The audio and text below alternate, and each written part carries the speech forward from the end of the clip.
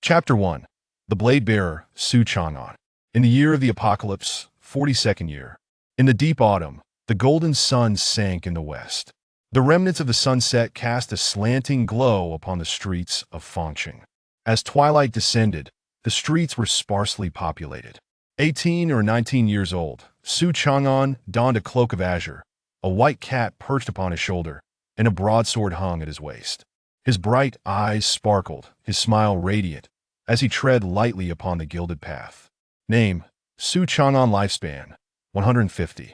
Level: 30. All attributes: 30. Experience points: 30,503,100. Gained experience points: 111. As long as he lived, he could accrue experience points. Once sufficient experience points were gathered, he would level up. Upon leveling up, all attributes would increase, and his strength would be enhanced. Su Chang'an was quite satisfied with this system. He sought not great wealth, nor wished to ascend to immortality, nor had he ever entertained thoughts of claiming an imperial throne. He merely hoped that the system would allow him to live long and safely. As he walked upon the ground strewn with golden leaves, Su Chang'an entered the county office of Fangcheng. Inside, Captain Zhao was tidying up his belongings, preparing to head home. "Hey, old Zhao, wait a moment."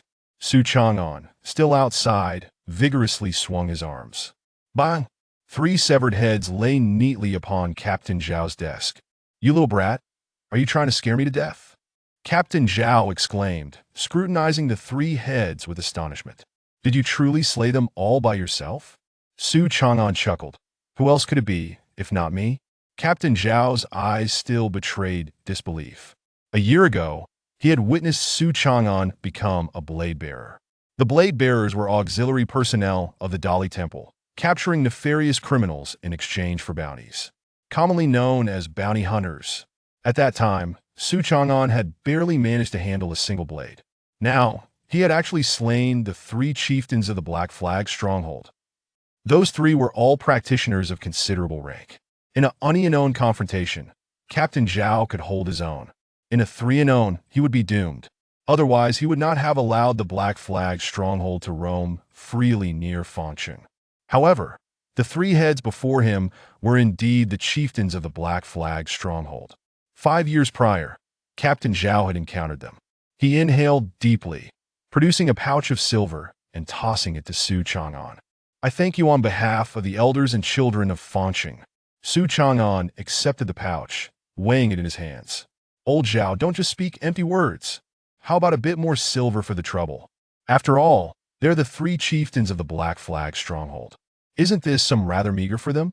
Moreover, I risked my life to bring back their heads." Captain Zhao retorted with annoyance. "You've been a blade bearer for over a year. You should know the rules.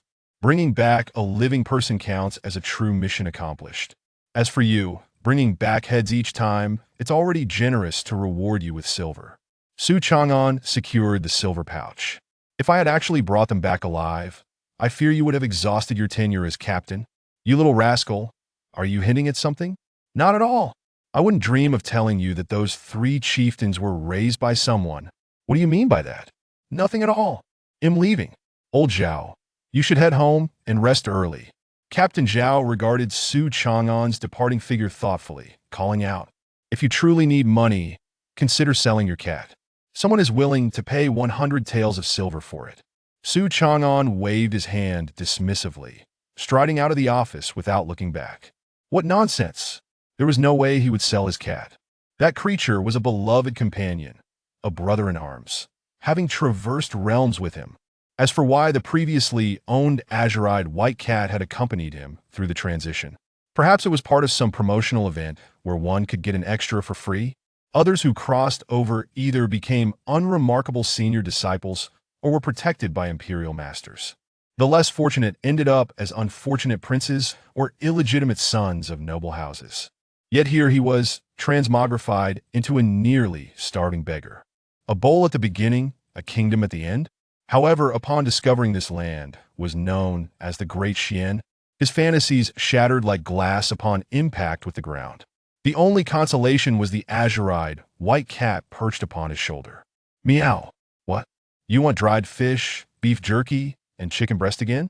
This is the Great Xian dynasty, not the prosperous age of yore where everything was abundant.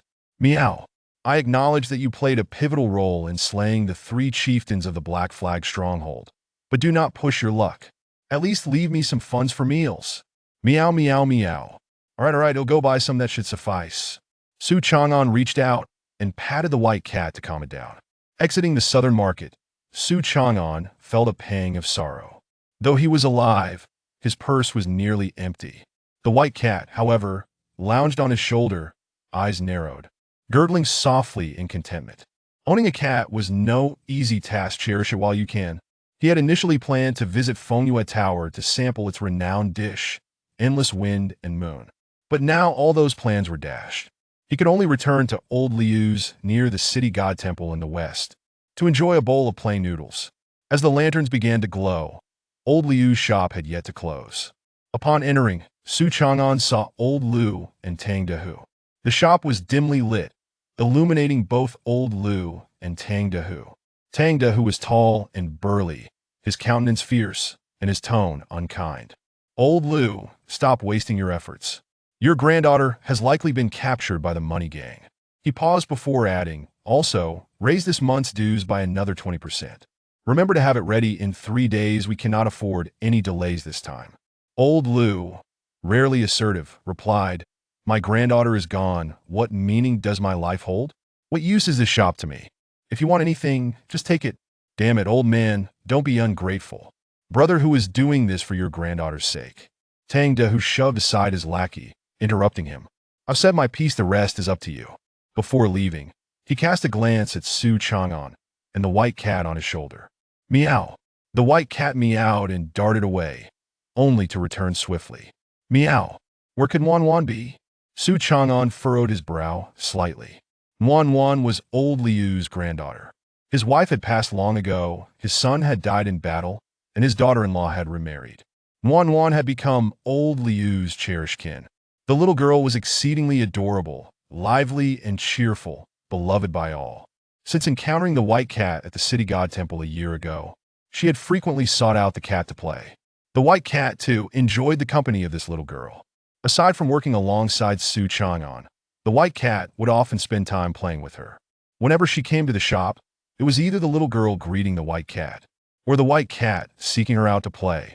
Just moments ago, the white cat had gone to find her, but had come back empty-pawed. Old Liu, what has happened in Wan Wan? Upon hearing Su Chang'an's words, Old Liu's eyes brightened.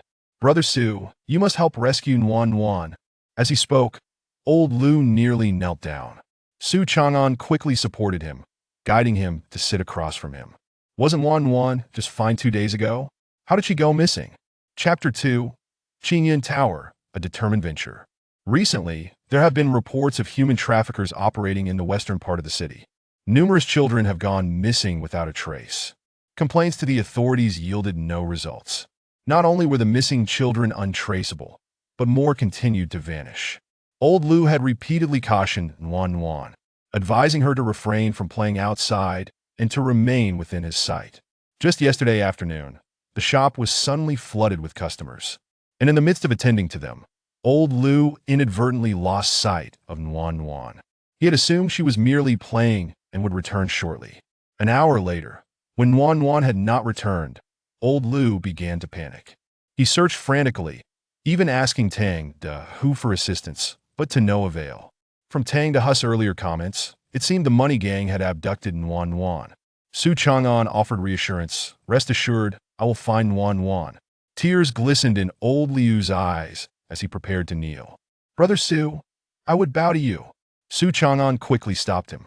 If you truly wish to thank me, just prepare a bowl of plain noodles. I haven't eaten anything since noon. Old Liu wiped his eyes and said, You'll go prepare the noodles right away.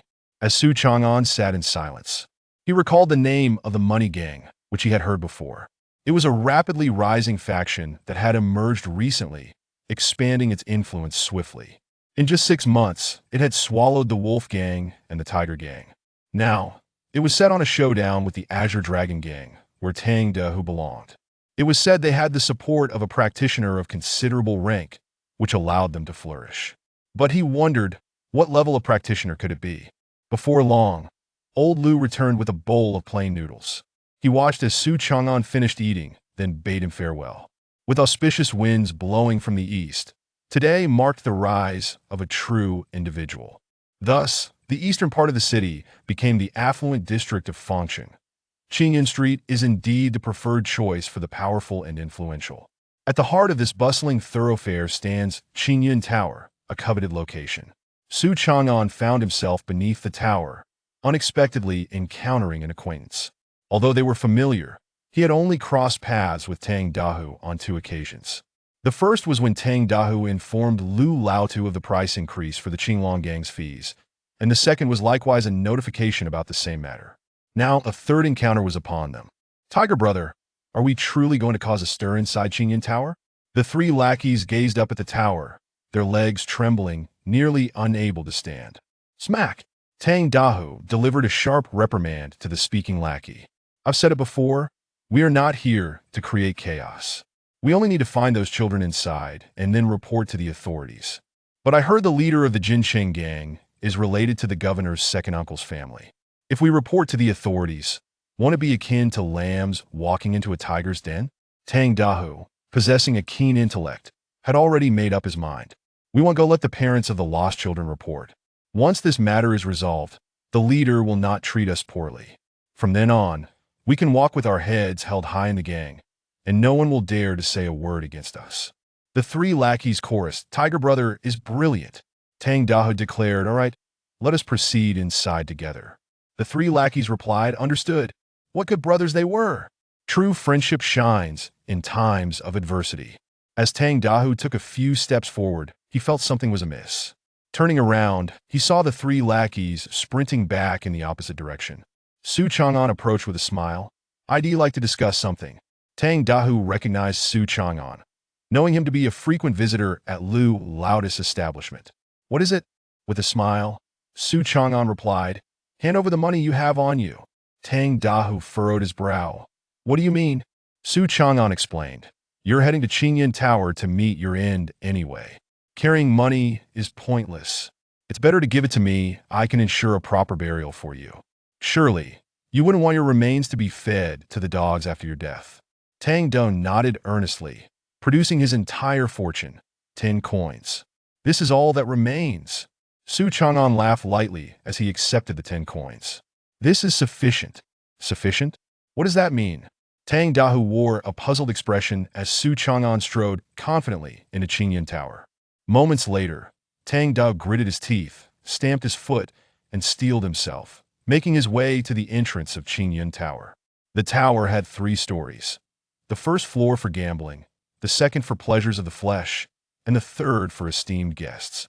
On the first floor, the sound of dice rolling filled the air as gamblers surrounded the tables, their eyes bloodshot, fixated on the tumbling dice, oblivious to the fact that they had already stepped into a pit of despair. On the second floor, legs long and statuesque, curvaceous forms, and enchanting smiles flitted among the throng of male patrons, who reveled in the hedonistic pleasures and the thrill of reckless spending. Qian Jinyuan stood on the 3rd floor, surveying the scene below with a satisfied grin etched upon his grotesque features. After all, this was the empire he had painstakingly built.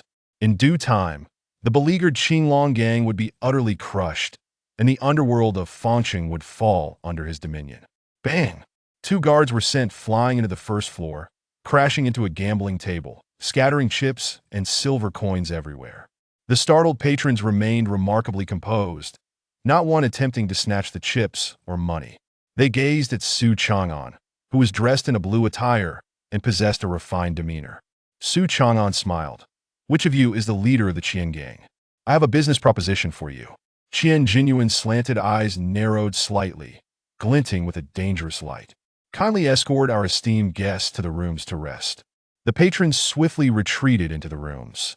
The timid secured the doors and windows tightly, while the bolder ones left a crack to peer outside. From the corners of the 1st and 2nd floors, numerous guards emerged. "Kill him." No questions were asked, no origins were inquired. The order was given to kill. The act of murder was not the goal, it was merely to establish authority. After all, it was the first time someone dared to cause trouble at Qingyan Tower.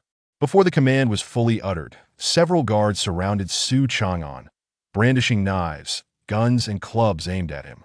All were seasoned fighters who had tasted the bitterness of life and death, each strike more vicious than the last.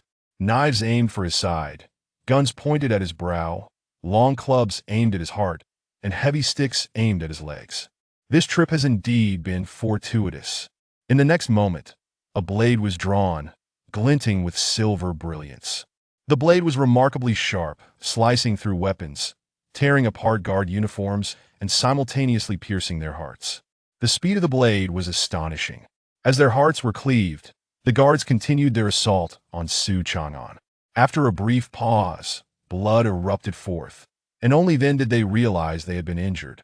Soon after, their consciousness spiraled into an unfathomable darkness. Once the decision to kill was made, one must also be prepared for the possibility of being killed. Su Chang'an stood resolute with his knife, ascending the stairs. With each step he took forward, the remaining guards retreated a step back. Su Chang'an reached the second floor, and they fell back as well. "Clear the way for your grandfather." The guards parted, revealing the squat figure of Guopeng. Despite his short stature, Guopeng was robust and muscular, wielding two heavy axes, each weighing over 100 pounds. He stepped forward, swinging one of the axes towards Su Chang'an in a powerful downward stroke. Chapter 3. Ascending the third floor, slaying 3. Guopeng had followed Qian Jinyuan for over a decade. Throughout those years, he had dispatched many foes, and few could withstand his renowned 3 strikes. Thus, he became one of the prized enforcers of the money gang. The blade of his axe cleaved through the air, a howling wind accompanying its might. Yet, it failed to strike Su Chang'an, with an inverted grip on his horizontal blade. Su Chang'an deftly sidestepped the formidable axe, gliding past the diminutive Guopeng, and continued his advance. Behind him, Guopeng opened his mouth, but no sound emerged. His throat severed. How could he utter a word? Blood gushed from his neck, staining the ground crimson, and with a resounding thud, Guopeng collapsed. "You managed to kill Guopeng. You possess some skill," remarked Bai Yu, who toyed with a dark iron fan. Standing at the staircase leading to the third floor, that he regarded Su Chang'an with a smile, saying, "If you can defeat me, you may meet Master Qian." Bai Yu was another elite enforcer of the money gang, akin to how Hao Nan was to the Hongxing faction. Thus, he was not only a formidable fighter, but also a master strategist, particularly adept in the use of poison. That as he spoke, he closed his dark iron fan and suddenly flicked it forward. 6 needle-like darts, laced with potent toxins, pierced the air at great speed, silently hurtling towards Su Chang'an. Simultaneously, Bai Yu lunged forward, wielding his fan. The fan unfurled, its edges as sharp as a blade, tearing through the air with a piercing sound. Following closely behind the poison needles as it aimed for Su Chang'an chuckled lightly, gripping the hilt of his blade and slashing forward. The gleaming blade flashed past, severing the 6 poison needles. Slicing through the dark iron fan and cleaving into Bai Yu to it was as if he were slicing through tofu, meeting no resistance whatsoever. How is this possible? Bai Yu, clad in the protective armor of the 9th rank, was taken aback as the blade's light split him in two. Su Chang'an did not spare a glance back and ascended the stairs once more. Qian Jinyuan observed the closed door across from him, then looked at Su Chang'an, who now stood before him at eye level. "Now, I acknowledge that you possess the qualifications to negotiate business with me." Su Chang'an wiped the blood from his horizontal blade, smiling. "Had you said so earlier, we could have avoided this conflict. That I, for one, detest violence." Qian Jinyuan grinned. "I too appreciate peaceful dealings. Pray tell, what grand transaction does this young brother wish to discuss?" Su Chang'an produced a blood-stained banknote. Smiling as he spoke, "I hope Master Qian can extend me a favor and allow me to take a child with me. Of course, I understand the rules. You may set the price." The banknotes were those of Guopeng and Bai Yu. Astonishingly, he had managed to relieve them of their possessions even as he dispatched them. The scars on Qian Jinyuan's face twitched violently. "Young brother, you jest. The Qingyan Tower is filled with men and women. But there are no children. Had there been, I would surely have remembered." Su Chang'an sighed, retracting the banknote. "Since Master Qian cannot recall, I shall assist you in remembering." Before he finished speaking, the blade's light flashed anew. Qian Jinyuan's pupils contracted slightly as he swung his ghost-headed blade in response. Bang! The clash of metal rang out abruptly. Qian Jinyuan staggered back several paces, a look of horror dawning upon him. The ghost-headed blade quivered in his grasp, nearly slipping from his grip. Years of honing had awakened his divine physique, marking him as a skilled warrior. His internal energy surged, far surpassing Guopeng's by several folds. Naturally, his strikes were swifter and heavier. Guopeng and Bai Yu were mere mortals. Despite their physical prowess, they had not unlocked the divine physique, and thus remained ordinary Su Chang'an, having slain the two, remained unruffled, confident in his own abilities. Yet that last strike had awakened him to the reality that his opponent was also a formidable practitioner, possibly even superior to himself, without granting him further time. Su Chang'an unleashed another strike. The blade's light, imbued with a chilling murderous intent, stirred a fierce gust of wind.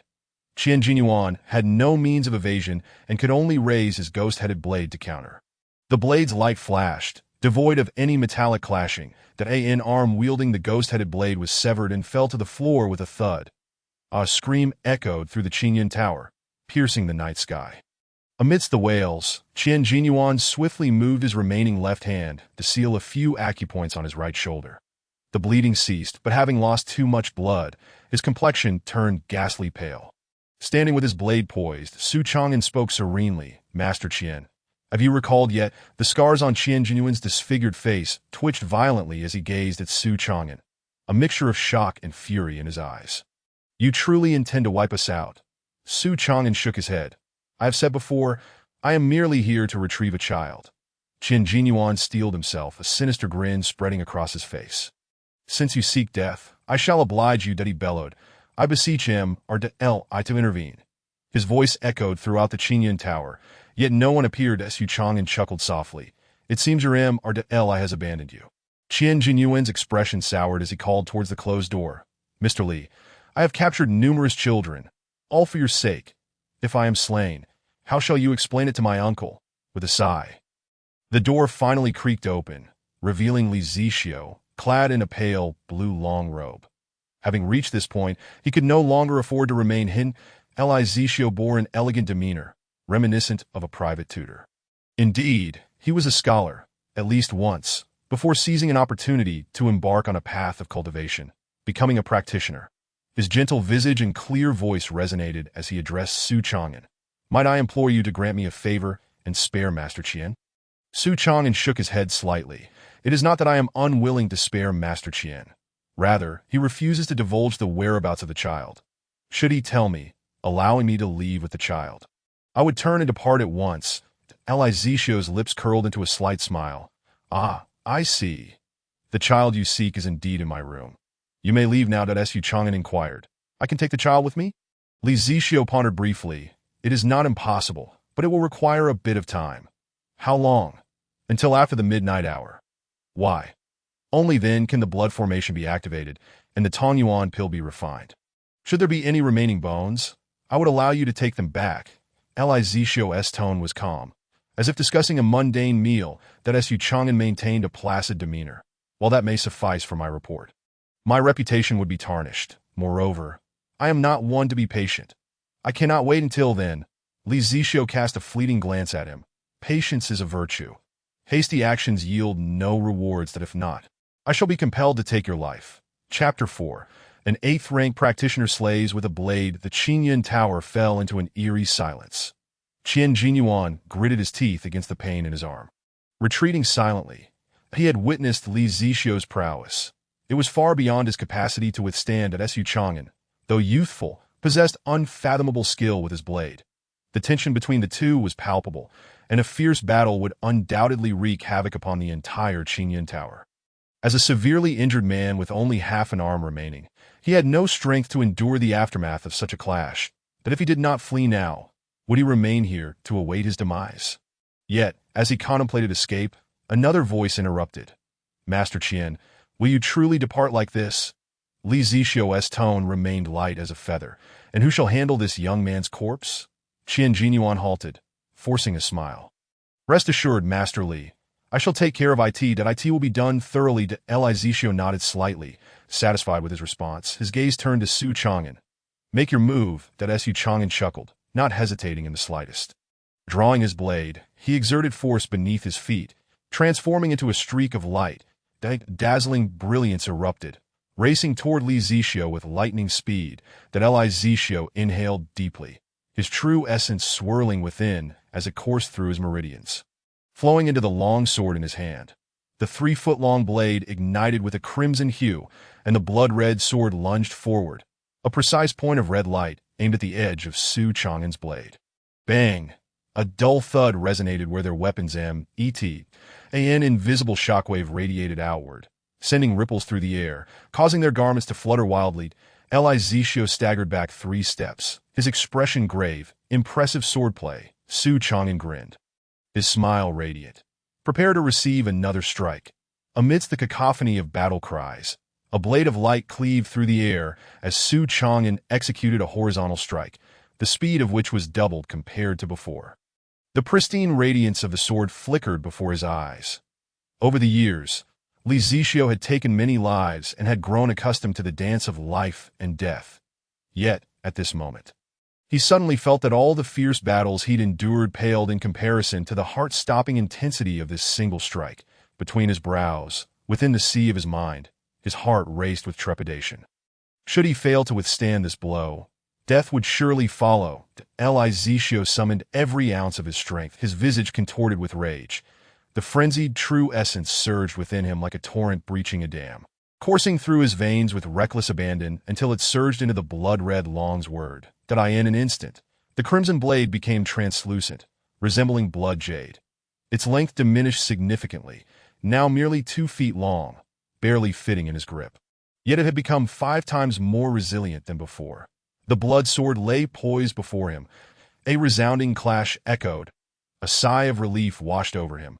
Yet what met his eyes was the blinding brilliance of the descending blade. No, this was impossible. That was an 8th-grade treasure sword forged from the blood of over 1,000 sacrifices. In the next heartbeat, his head tumbled to the ground, and in his fading consciousness, he glimpsed blood gushing from his neck. Soaring into the sky, Su Chang'an recoiled, evading the splatter of blood, and approached Qian Jinyuan. Brother, no, elder brother, I was wrong, but it was all forced upon me by Li Zixio. I had no choice. Qian Jinyuan knelt, making his final desperate pleas that I have wealth. There are 5,000 taels of silver notes and treasures in my room. Spare my life, and I shall give them all to you. Su Chang'an sighed once more. Had you possessed this awareness earlier, none of this would have transpired. With the blade drawn, there was no room for retreat. The sword rose and fell. Qian Jinyuan breathed his last. Meow, a white cat leaped from Li Zixio's chamber and onto Su Chang'an's shoulder. Su Chang'an extended his hand to stroke it twice, smiling as he praised. Wan is unharmed. Well done. He entered the Qingyan Tower, drawing the attention of the crowd. Seizing the opportunity, the white cat slipped into the throng, seeking Wan's whereabouts.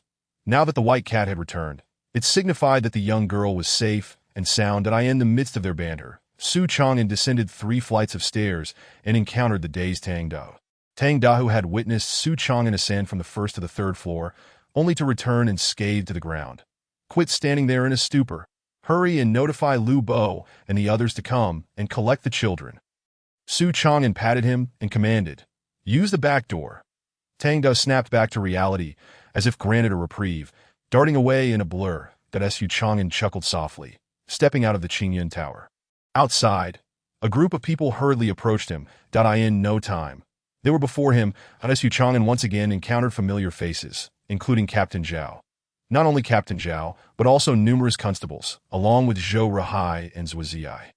Zhou Rahai, the magistrate of Fangcheng, wielded significant power over life and death in the region, emanating authority even without raising his voice. Zuoziyai, without an official title, was a close friend of Zhou Rahai. Short in stature, with an unappealing visage and small, squinting eyes that fixed intently on Su Chang'an. Old Zhao, you have arrived. I was just about to seek you out. Let me tell you, the owner of this Qingyan Tower is behind the abduction of children. Upon my discovery, they sought to silence me, and I had no choice but to resist. In a moment of misfortune, accidentally killed him. Su Chang'an greeted Captain Zhao with a smile, explaining the circumstances. Upon hearing this, Captain Zhao offered no immediate response, but introduced, this is Lord Zhou, and this is Su Chang'an clasped his sword and bowed respectfully. I have met Lord Zhou and Mr. Zhou. Zhou Rahai's lips curled slightly, his beard quivering as he smiled like a cunning old fox. That I have long admired the esteemed name of Su Xiaoga, but fate has kept us apart until today. Truly, you are a paragon of grace and talent, a blessing to the people of Fangcheng. However, given the magnitude of this incident, we must trouble Su Xiaoga to accompany us to the Qingyan Tower for a further investigation. With a slight twitch at the corners of his mouth, Su Chang'an responded courteously that he returned to the Qingyan Tower. Inside, the establishment remained ablaze with lights and bustling with voices, akin to a vibrant market. Shortly thereafter, a constable rushed down from the Qingyan Tower, conversing quietly with Zhou Rahai, Captain Zhao, and Zhou Ziyai for some time. Eventually, Zhou Rahai cleared his throat and approached Su Chang'an. There is one more matter requiring your cooperation. Su Xiaoga, do we need you to accompany us to the Yamen to record a statement detailing the events? Su Chang'an readily agreed. Captain Zhao cast him a meaningful glance and said, "Follow me." Just as they exited the Qingyan Tower, they halted in their tracks that a throng of people, dark as a swarm, obstructed the entrance to the Qingyan Tower, blocking their path. The faces of the crowd were etched with anxiety, eager to surge into the building, having heard that their children were inside. Yet they hesitated, daunted by the constables emerging from the tower with their weapons. Standing frozen in place, effectively sealing off the exit, Su Chang'an scanned the crowd and spotted Tang De hidden within, along with his 3 little brothers. Zhou Rahai had no choice but to step out from the Qingyan Tower. Surveying the masses, he then instructed the constables to bring the children down from the building, returning them one by one to their parents. Soon, the crowd dispersed. Zhou Rahai's expression was as dark as water as he, along with Zhou Ziyai, Captain Zhao, and the other constables, returned to the Yamen. That Su Chang'an and the White Cat followed suit into the Yamen. Chapter 5. Both I and the White Cat are passers-by Fangcheng. Within the Yamen, Bang, Xia Dayan slammed her palm on the table, her delicate brows furrowed, her almond-shaped eyes wide with fury, her bosom rising and falling with agitation, her beautiful face a portrait of wrath. This Zhou Rahai, fostering the enemy while indulging in the misdeeds of his kin, even consorting with disciples of the demonic sect. What on earth is he plotting? Qi Yuan calmly shook his head. Your Highness, perhaps you should consider a different perspective. At the very least, Zhou Rahai is still willing to support the crown prince. Upon hearing this, Xia Dayan paused, her gaze filled with confusion as she looked at her mentor. Qi Yuan, a middle-aged gentleman with an elegant demeanor, his long beard swaying slightly, spoke with incisive clarity that we are all too aware of the current plight of Dexian. Within the realm of Juzhou, there are few who heed the call of the court. Zhou Rahai has not been overly harsh on the common folk and is still willing to serve the crown prince. Xia Daoyan remained silent for a long moment before softly sighing. How lamentable it is that my esteemed Dexian Empire has fallen to such depths. As a member of the royal family, it is indeed a source of sorrow. The circumstances we find ourselves in today are due to the efforts of the late emperor and the current monarch. Had they not plotted against the Chao Qinglong, how could the sects of the realm dare to stir? How would the officials across the lands dare to harbor treasonous thoughts? How would the demons and monsters dare to act with such arrogance? With a multitude of thoughts swirling in her mind, Qi Yuan wore a smile. Your Highness's concern for the people is a blessing for the common folk. When the crown prince ascends the throne, there will be much more you can accomplish. Xia Daoyun remained noncommittal. She was well aware of the crown prince's temperament. Yet, regardless of the circumstances, he remained her own brother. Alas, as a woman, she had no choice in the matter. Meow. Xia Daoyun turned at the sound, spotting a cat with emerald green eyes and pure white fur, devoid of any blemish. The white cat seemed almost capable of speech, letting out a few calls before tilting its head. Beckoning her to follow, "Teacher, look at this cat." Qi Yuan also noticed the white cat, a flicker of intrigue in his eyes. That it truly appears to be an ordinary tabby. Xia Daoyun's mind sparked with an idea. Let us follow it and see where it leads us. I am curious to find out where it intends to take me. As she spoke, her figure shifted, and Xia Daoyun trailed the white cat. Moments later, they arrived atop the roof of the Yamen's back courtyard. From above, they beheld the Yamen's back garden, now in the depths of autumn, with flowers long withered. Only a few winter-sweet blooms persisted. In front of the winter-sweet, in a pavilion, sat an old man and a young one. Do you know that the Black Flag's stronghold is the fruit of my labor? I know. Do you know that Li Zixia was hired at great expense by me? I know. Do you know that Qian Jinyuan, the leader of the money gang, is my own nephew? I know. Since you are so well informed, are you not afraid of my vengeance? Afraid? Then why do you dare to act?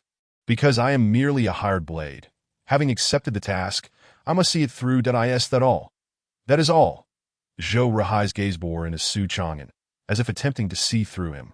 Finally, he spoke in a deep voice. Join my ranks, and I shall overlook the past. Su Chang'an remained composed, a slight curve forming at the corner of his mouth. I refuse. His voice was resolute, leaving no room for negotiation. Zhou Rahai seemed to have anticipated this, nodding slightly. In that case, you shall remain in this garden. Do not leave. Su Chang'an stood undaunted, gripping his sword. You should know that when a man is pushed to anger, blood will spill. Zhou Rahai, in a fit of rage, laughed. I am the Lord of Fangcheng, bearing the seal of the nation. Do you think you can harm me? Su Chang'an beamed brightly. Unless you try, who can know the outcome? The atmosphere within the pavilion abruptly froze, a chill beginning to pervade the AT that moment. The figure of Xia Daoyuan appeared at the garden gate, accompanied by Qi Yuan and Qin Annan. Qin Annan, a devoted guardian of Xia Daoyuan, was ever vigilant in ensuring her safety. The trio's appearance was entirely unanticipated. Zhou Rahai maintained his composure, though his eyes flickered slightly as he stood up awkwardly. A perfectly timed smile gracing his face. Since young Master Su is determined to depart, I shan't insist on your stay any longer. I can only wish you a safe journey and smooth sailing. With a grin revealing 2 rows of white teeth, Su Chang returned the sentiment. Your Excellency has bestowed upon me 2 words of blessing. I shall reciprocate with 2 of my own. 10 years of toil is no trivial matter. Do not scheme for fleeting dreams. Having spoken, Su Chang brandished his sword with a flourish and departed gracefully. Upon exiting the yamen, the white cat stealthily returned to his shoulder. Su Chang made his way westward. Arriving at Old Lu's shop around noon, where the number of patrons was rather sparse, upon seeing Su Chang and the white cat, both Old Lu and the little girl greeted them with warm smiles. Su Chang prevented Old Lu from expressing his gratitude and cheerfully stated, Let us adhere to tradition. A bowl of plain noodles, please. Old Lu nodded eagerly, rushing to prepare the noodles. The white cat leapt into the little girl's embrace, engaging in playful antics. Before long, the bowl of plain noodles was served, now with an added egg compared to previous occasions. Su Chang chuckled, finishing the dish entirely and leaving 10 coins at the bottom of the bowl. Nong Nong, we must now attend to our tasks. Be sure to take good care of your grandfather at home. Understood? The little girl nodded vigorously. I understand, uncle. Su Chang ruffled her hair, smiling as he added, Remember to call me brother from now on. With that, he departed with the white cat, just as he had on many farewells over the past year. Ordinary and unremarkable, devoid of sorrow or tears. After walking a distance, he encountered Tang Daho, who had been waiting anxiously, hesitating to approach. Su Chang glided past him like a gentle autumn breeze, reassuring him, Do not worry, stay focused and diligent. I have faith in you. The words reached Tang Daho, causing him to momentarily falter.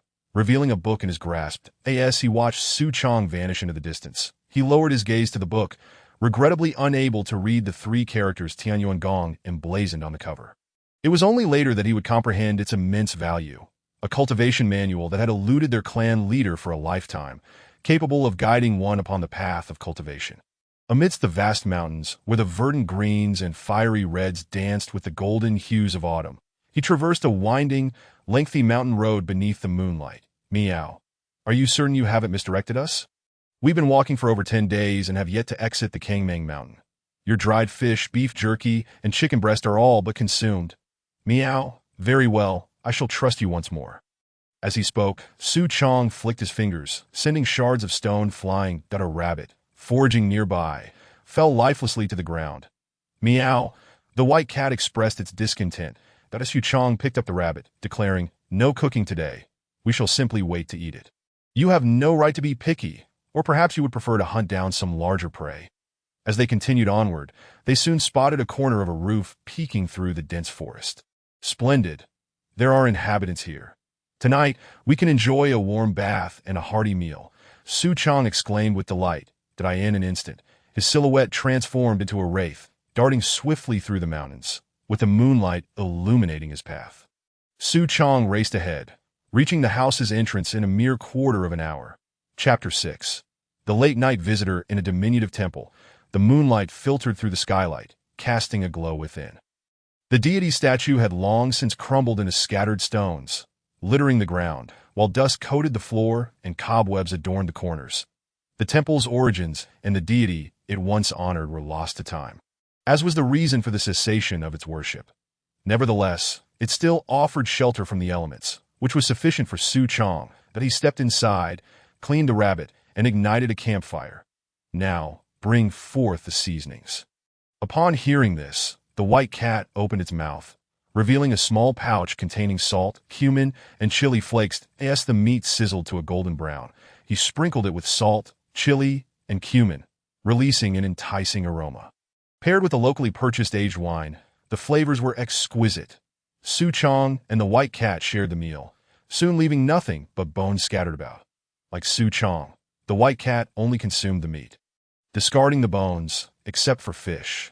After a brief call, the white cat found a clean spot to curl up and sleep at Su Chong. However, was not yet ready for slumber.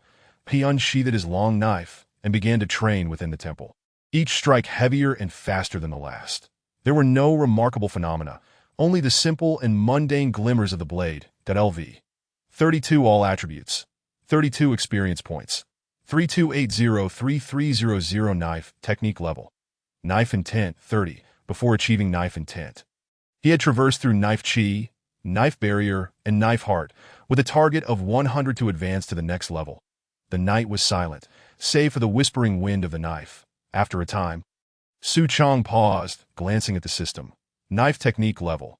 Knife intent 31. Wiping the sweat from his brow, he sheathed his sword and lay down to sleep, fully clothed. The late autumn night was frigid, and the chill in the mountains was even more pronounced. Yet, Su Chong felt no discomfort from the cold. Although he could not cultivate the arcane techniques of this world, the enhancement of all attributes had rendered him impervious to temperature. An hour later, he opened his eyes, not from natural awakening, but rather from being startled awake. Someone was sprinting towards him. The white cat leapt onto the roof to observe, then closed its eyes, curling up lazily. Su Chong listened intently for a moment, then closed his eyes once more, attempting to resume sleep. However, the sound of hurried footsteps soon shattered the tranquility of the night, as the moonlight was trampled into fragments. Suddenly alert, Su Chong sprang to his feet, as if just roused from a dream. "Who goes there?" The sudden voice startled the approaching figure, causing them to tremble and tighten their grip on the sword's hilt. Panic etched across their face to be by the light of the moon. Upon recognizing Su Chang's appearance, the figure relaxed slightly. They released their grip on the sword, apologizing, "I am sorry to disturb your rest. However, you must leave here quickly. I can offer you some compensation." As he spoke, he produced a silver ingot. The glimmer of silver caught Su Chang's eye, and with a self-deprecating smile, he thought, "It is of no use to me anyway. Better to give it to someone who can use it." But he regarded the disheveled youth before him, whose face was smeared with blood and whose clothing was in tatters. Without hesitation, he accepted the offered silver. "What if I choose to stay?" Su Chong queried. The youth scrutinized him, as well as the sword in his hand, then shook his head slightly, letting out a sigh. "I have intruded. Farewell." Even while being pursued and facing possible death, the youth's heart remained kind, unwilling to drag the innocent into his troubles. Even if they were merely strangers. Su Chong chuckled softly. "Since I have accepted your silver, I must see this through. A promise made by a sword-bearer must not be broken." Upon hearing the phrase sword-bearer, the youth's eyelids twitched several times, ultimately inhaling deeply to suppress the rising thoughts within. After all, Su Chong exhibited no trace of vital energy or the vigorous flow of blood, appearing merely as an audacious commoner. Indeed, many secret techniques existed to obscure one's essence, yet the individual before him seemed only a few years older. True strength might not be as formidable as it appeared. If possible, the youth's words trailed off, quickly shifting to urge Su Chong to depart. "Just go. If you delay, it will be too late." The arcane energy coursed through him, strands of the world's essence flowing into his body. As he sought to recover his true energy for the imminent battle, Su Chong regarded him with mild surprise. Yet, without any lingering wishes, he felt no need to push further. Lu Lixing, my dear junior brother. At the moment of life and death, your naivety and kindness continue to shine, leaving me in admiration. A soft, sinister voice echoed within the dilapidated temple, reaching both Su Chong and the youth's ears. Not only was the voice soft, but Du Shangfeng's demeanor was equally so. His complexion pale, eyes narrow and elongated, with thin lips that appeared cold and cruel. He stood at the temple's entrance, blocking Su Chang's path. His narrow gaze swept over Su Chong, landing squarely on Lu Lixing. Surely you do not believe that entrusting a treasure to a stranger and allowing them to carry it away would go unnoticed by me? A chilling smile curled upon Du Shangfeng's lips. Or do you genuinely trust that he would return the treasure to the sect? Lu Lixing sighed, recognizing that he had indeed implicated others. Brother Du, this matter is between us. It bears no relation to him. Whether you believe it or not, I assure you that I have not spoken a word to anyone, that I hope that after you have killed me, you will allow him to depart unscathed. That Du Shangfeng let out a light chuckle, his smile laced with mockery. That if it were you, would you let someone go? This remark was directed at Su Chang'an. Su Chang'an regarded him with keen interest. If that is the case, I am even more curious. What treasure is it that you are so intent on seizing? Du Shangfeng nodded in agreement. Indeed, one must face death with clarity and not be a fool.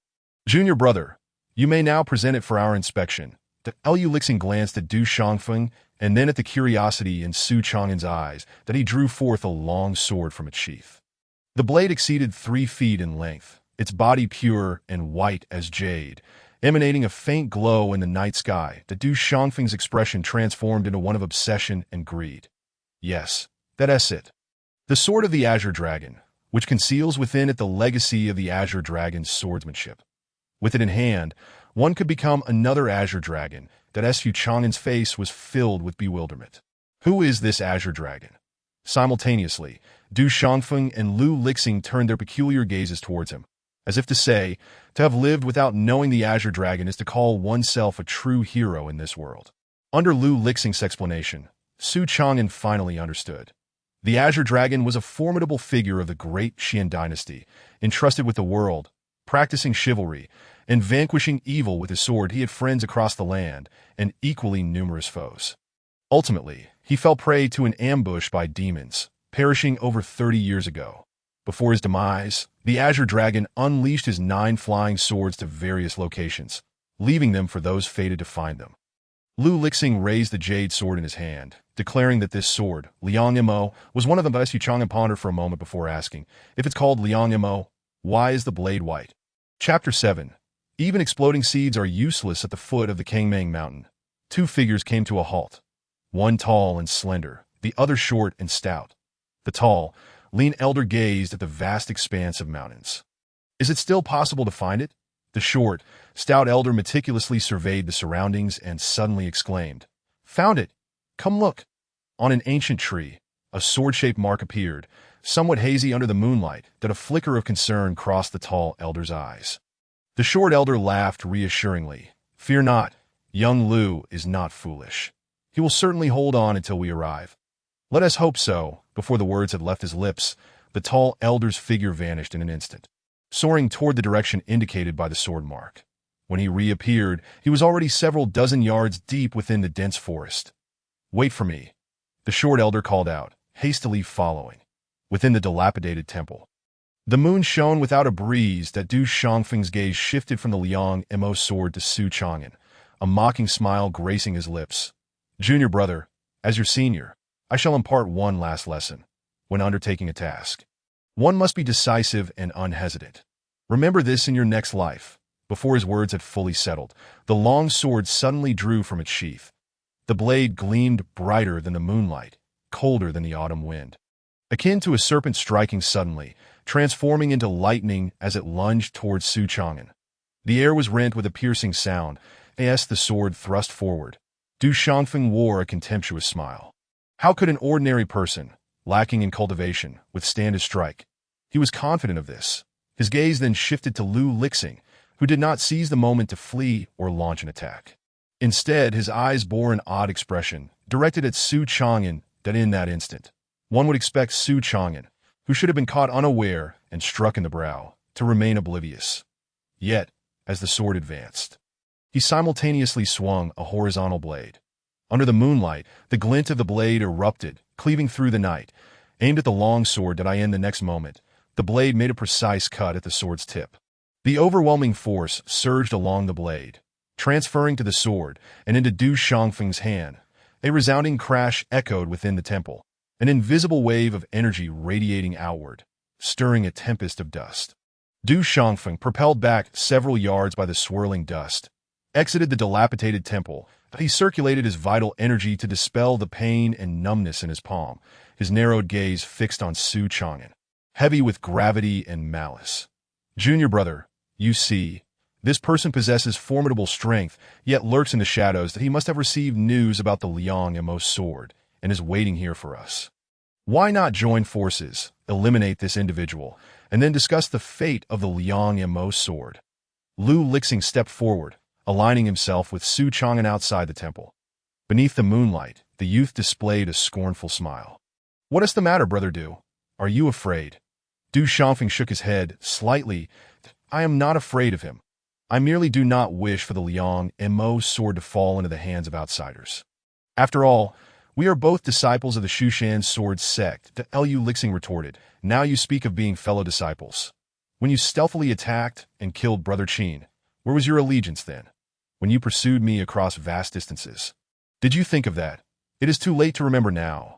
With that, he wielded the Liang Mo sword, glaring angrily at Du Shangfeng. But Su Chang'an suddenly inquired, what rank of strength does this senior brother possess? Lu Lixing was taken aback. Do you truly not practice cultivation? Su Chang'an smiled indifferently, nodding slightly, that he had heard Captain Zhao mention that only those who had entered the ranks were considered true cultivators.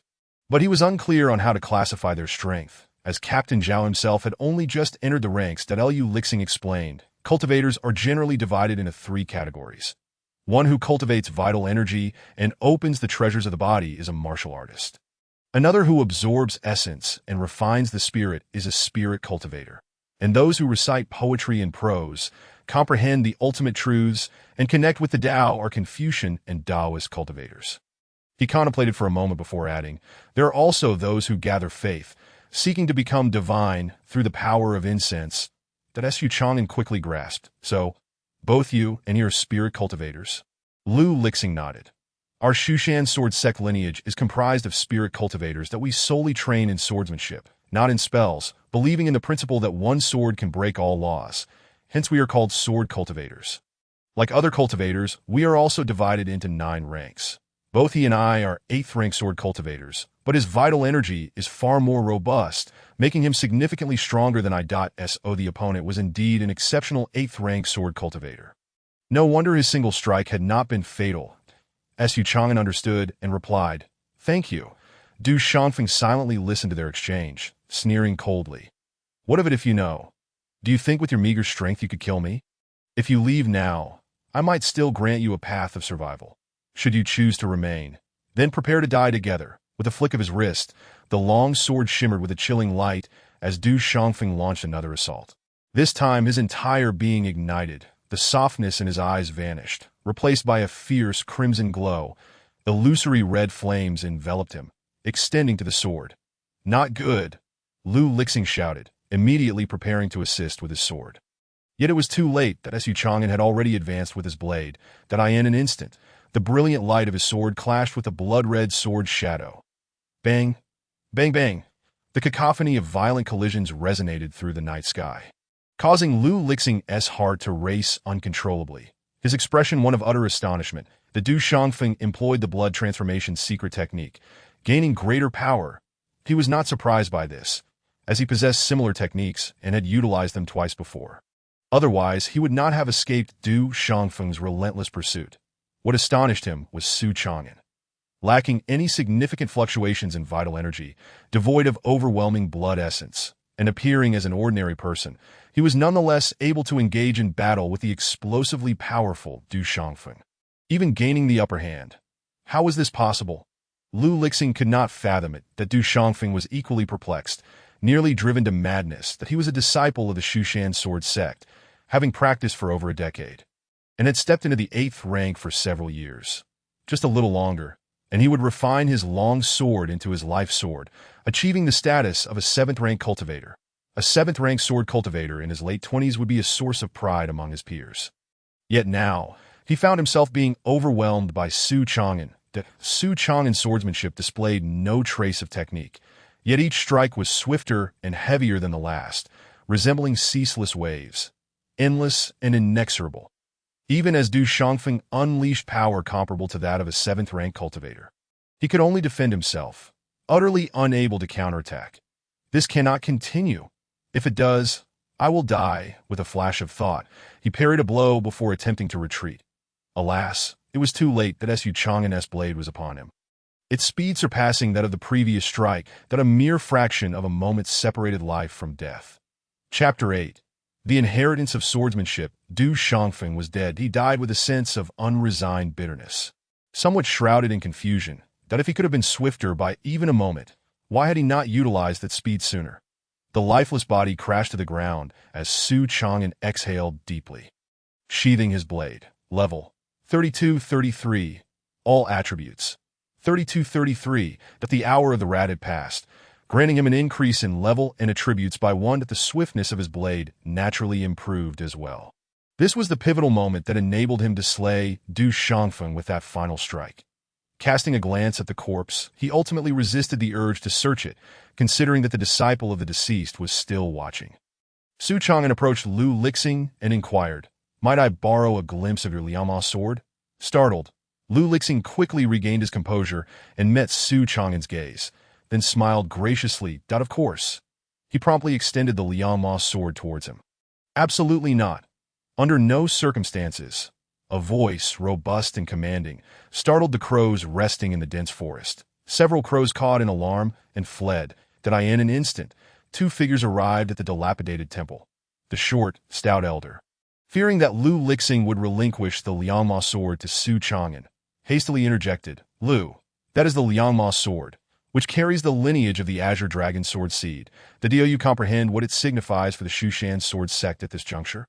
The tall, lean elder remained silent, but upon seeing Lu Lixing unharmed, the furrow in his brow relaxed, and a gentle expression graced his face. "Master, Uncle Chen," Lu Lixing exclaimed in surprise upon spotting the two. "What brings you here?" Xiao Nanxiu, tall and slender, explained, "Your Uncle Chen and I descended the mountain to attend to matters and heard of your situation. Upon seeing the distress signal you left behind, we followed your trail." The stout Chen Chaoxian appeared somewhat anxious and asked, "Lu, do you truly intend to hand the Liangma sword over to him?"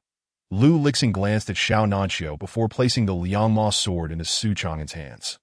"Uncle, even without the Liangma sword and the Azure Dragon's sword seed inheritance, as long as we unite our efforts, our Shushan sword sect can regain its former strength." Xiao Nanxiu nodded approvingly. Indeed, this is the spirit that a disciple of the Shushan sword sect should embody. Even though the Azure Dragon is a being of celestial wisdom, blessed with a divine legacy, we possess our own supreme techniques and swordsmanship.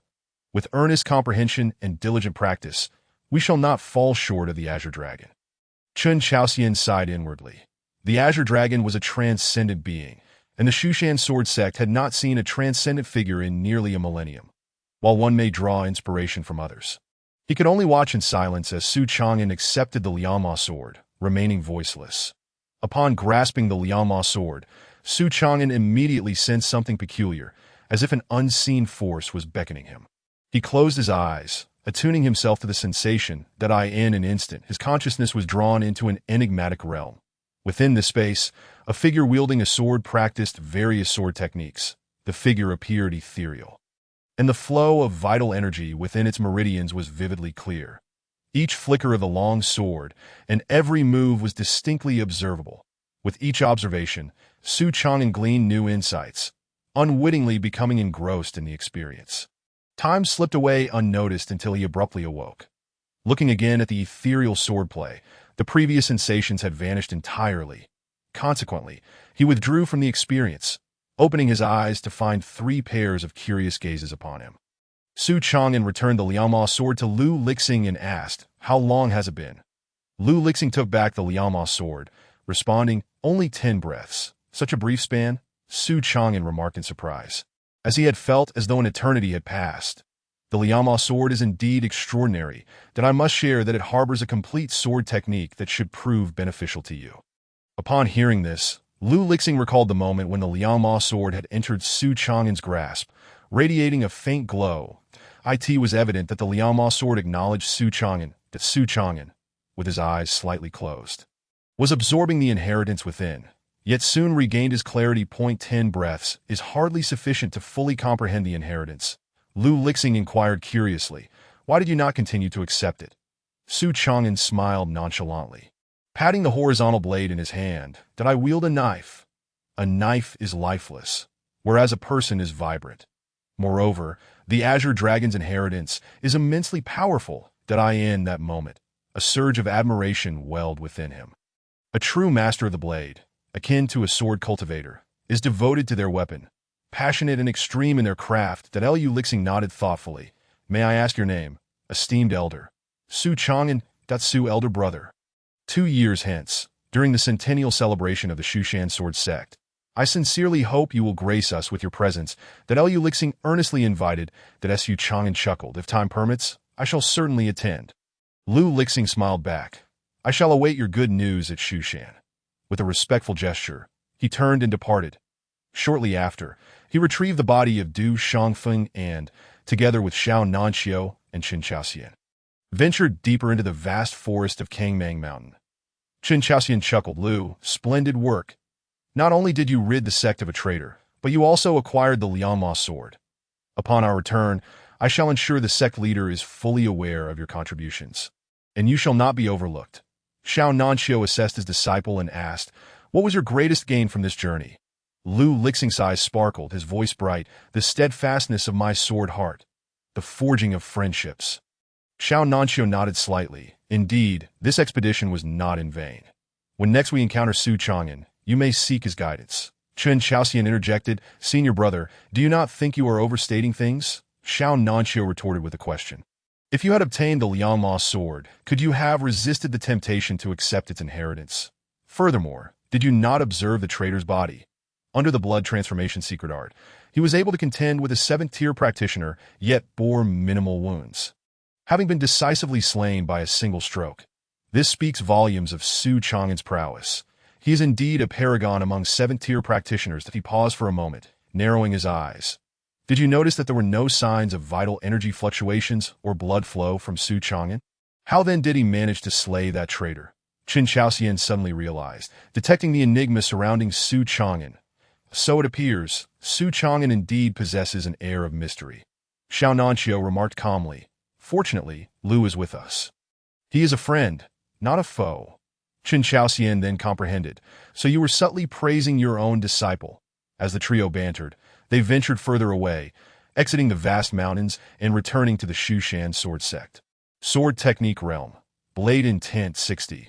Quite commendable.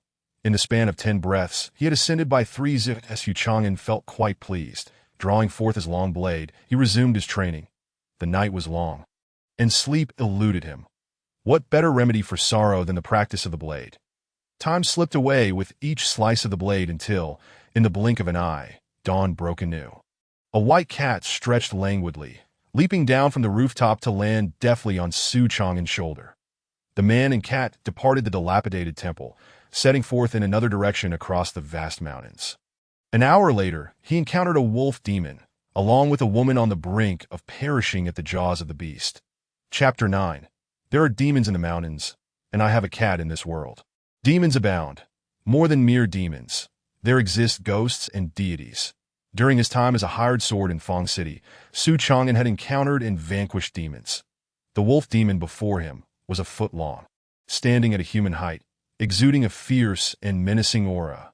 Thick with demonic energy, that it was clear that this creature would not be easily dealt with. Apologies, Su Chang'an began to utter.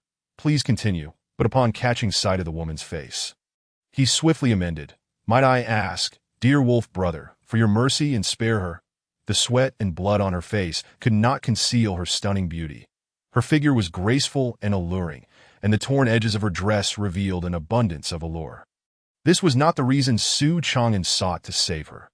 Though he had refrained from engaging with women since his arrival in this realm, his previous life of nightly revelry and indulgence had rendered him resistant to feminine charms. His motivation stemmed from recognizing that the woman had once aided him. Despite her silence, she had come to his defense. After all, had he been compelled to act in Fong City, he might not have emerged unscathed. Xia Daoyan recognized Su Chang'an and the White Cat, her eyes glimmering with hope. She had emerged from Fong City alongside her teacher Qi Yuan and the guardian Qin Anan, only to be ambushed. It was through the sacrifice of Qi Yuan and Qin Anan that she had managed to escape into Kangmang Mountain. What she did not anticipate was that the adversary had also prepared for her in Kangmang Mountain, a 7th-tier white-backed wolf demon. Kangmang Mountain was not particularly vast, stretching only several thousand miles. The demons within were not formidable, yet the 7th-tier white-backed wolf demon, equivalent to a 7th-tier practitioner, could easily reign supreme here and could very well slay the gravely injured Xia Daoyan. The white-backed wolf demon regarded Su Chang'an and spoke, "Get lost, or die." With that, it resumed its onslaught against Xia Daoyan. Should it succeed in slaying the woman before it, it would obtain 10 human blood essence pills, propelling it to 6th-tier demonhood. A 6th-tier demon could condense a demonic soul, elevating its power to new heights. Bang! A copper-headed, iron-tailed figure with a tofu waist.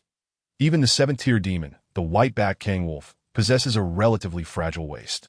The sudden assault caused it considerable pain, sending it flying several zhang away. Coming to a halt, it surveyed its surroundings. Su Chang'an stood protectively before Xia Daoyan, a radiant smile illuminating his face, revealing his pearly white teeth. "Brother Wolf, there's no need for such anger. Everything can be discussed, can't it?" The white-backed Kang Wolf's eyes glimmered with menace. This woman must perish. There was no room for negotiation. She had to die. Su Chang'an sighed deeply, drawing his long blade slowly from its sheath. "Then it seems we have no other choice." In a flash, he effortlessly crossed the distance of several zhang. The blade's glint shone brightly as it struck towards the Kang Wolf's waist. The beast leaped abruptly, evading the deadly arc of the blade, its claws lunging towards Su Chang'an. With a deft flick of his wrist, Su Chang'an parried the claws with his shimmering blade. Bang! Another resounding clash echoed, as both man and wolf stumbled back several zhang. Almost immediately, they lunged at each other once more. Blade light flickered, shadows of the sword danced, while claws swirled, obscuring the sky. Bang, bang, bang. The violent sounds of their confrontation relentlessly pounded against Xia Daoyan's eardrums. Just as she suspected, upon seeing the white cat, she had confirmed that Su Chang'an was indeed extraordinary. The cat's intelligence rivaled that of an ordinary human. Surely, one who possesses such a pet is no ordinary individual. Meow. The white cat approached Xia Daoyan, giving a soft call. "Do not worry, that person will handle it." Unfortunately, Xia Daoyan did not comprehend. She reached out, cradling the white cat in her embrace, gently stroking its fur. Warm, soft, fragrant, and smooth. This position was far more comfortable than resting on that person's shoulder. The white cat shifted slightly to find a cozy position, lying there with its emerald eyes fixed on the battlefield. After all, if its human were to truly falter, the feline master would have to intervene personally. Xia Daoyan's gaze also turned to the battlefield. After a moment of observation, she discerned the underlying truth. Though it appeared to be a contest of equals, it was not so. Xia Daoyan was a 7th-tier cultivator, on the verge of condensing her divine thought. Once her divine thought manifested, she would be a 6th-tier practitioner. The distinction between a mid-3rd-tier Yuan spirit cultivator and a lower 3rd-tier cultivator lay primarily in the realm of divine thought. With divine thought, one can manipulate objects and launch remote attacks, despite her physical injuries. Her perception remained sharp. She sensed a chilling essence emanating from the long blade in Su Chang'an's hand. The white-backed Kang Wolf felt this even more acutely. With every clash, it felt the razor-sharpness of the blade and the force behind it. Though it could endure the impact from the blade's edge, it was quite uncomfortable. Despite having recently ascended to the 7th tier, its demon soul had yet to fully solidify, yet its awareness was profound. After enduring numerous clashes, the power it could muster from its gathered vitality was reduced to merely 60 to 70%. After battling for 60 breaths, the white-backed Kang Wolf evaded the blade and retreated. Then, with a powerful push from its limbs, it fled deeper into the vast mountains. The remaining blood and essence were of little worth if it did not survive to retrieve them, that if it did not escape now, continuing the fight would lead to its demise, leaving it with nothing. The Kang Wolf's actions took Su Chang'an by surprise. Having just warmed up, why was it retreating? He sighed, a hint of regret in his gaze as he watched the fleeing beast. For the Kang Wolf's fate was already sealed. Indeed, without him, this human servant was inadequate. The white cat leapt gracefully, covering dozens of zhang in an instant, landing atop the white-backed Kang Wolf with lightning speed that in the next moment. Its soft, pudgy paw struck down upon the wolf's head. The still-quickening Kang Wolf executed an astonishing 810-degree spin in midair, crashing head-first into the ground, burying its head over 3 feet deep. Immediately afterward, the white cat returned to its cozy cat nest, letting out a gentle meow. Xia Daoyun watched in stunned amazement, her gaze alternating between the tumbling Kang Wolf and the adorably soft white cat. It was unfathomable that such a tiny creature possessed such immense power. All right, understood. The demon core is yours. No one will contest it. Su Chang'an replied lazily, approaching the corpse of the white-backed Kang Wolf.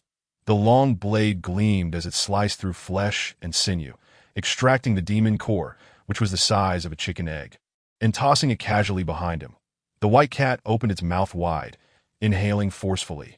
The demon core landed squarely in its mouth with precision, with a crunch akin to the sound of crushed candy. The demon core was chewed twice before being swallowed whole.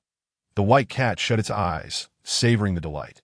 Xia Daoyun widened her beautiful eyes, watching intently as the white cat nestled upon her chest. Squinting in slumber, she observed Su Chang'an as he gathered the wolf's pelt, meat, and tail. You aren't in a state severe enough to require me to carry you down the mountain, are you? After Su Chang'an finished tidying up, he glanced at the dazed Xia Daoyun. Suddenly snapping back to reality, she quickly replied, No, I can walk by myself. Su Chang'an nodded, making his way down the vast mountain. However, he had not walked far when he turned back. Do you know the correct way down? Chapter 10. Starfall Divine Iron. The first snowfall of the year, in the 42nd year of Tianqi, arrived later than usual. The biting cold winds whisked away the last of the falling yellow leaves. In this season of swirling white snow, Su Chang'an, the white cat, and Xia Daoyun arrived at the old street of Yuan City. The old street was somewhat desolate, and the eager real estate agent was fervently promoting the properties. Take a look, you two. This is our peak residence, the charming villa, a 10-meter-long corridor upon entry, with a sliding locked door, the eco-friendly weathered exterior, every detail meticulously polished. The fishing-style ceiling design allows you to feel the essence of the era. The purely hollow doors and windows offer unobstructed access to the world outside, a complete set of finely crafted furniture, with a top-floor ventilation system that lets you gaze at the stars. Exploring the mysteries of the universe, enjoy the beautiful riverside view, relishing the essence of nobility. Shedding the mundane, transforming luxury into elegance. The agent, filled with enthusiasm, continued, Where else can you find such a courtyard?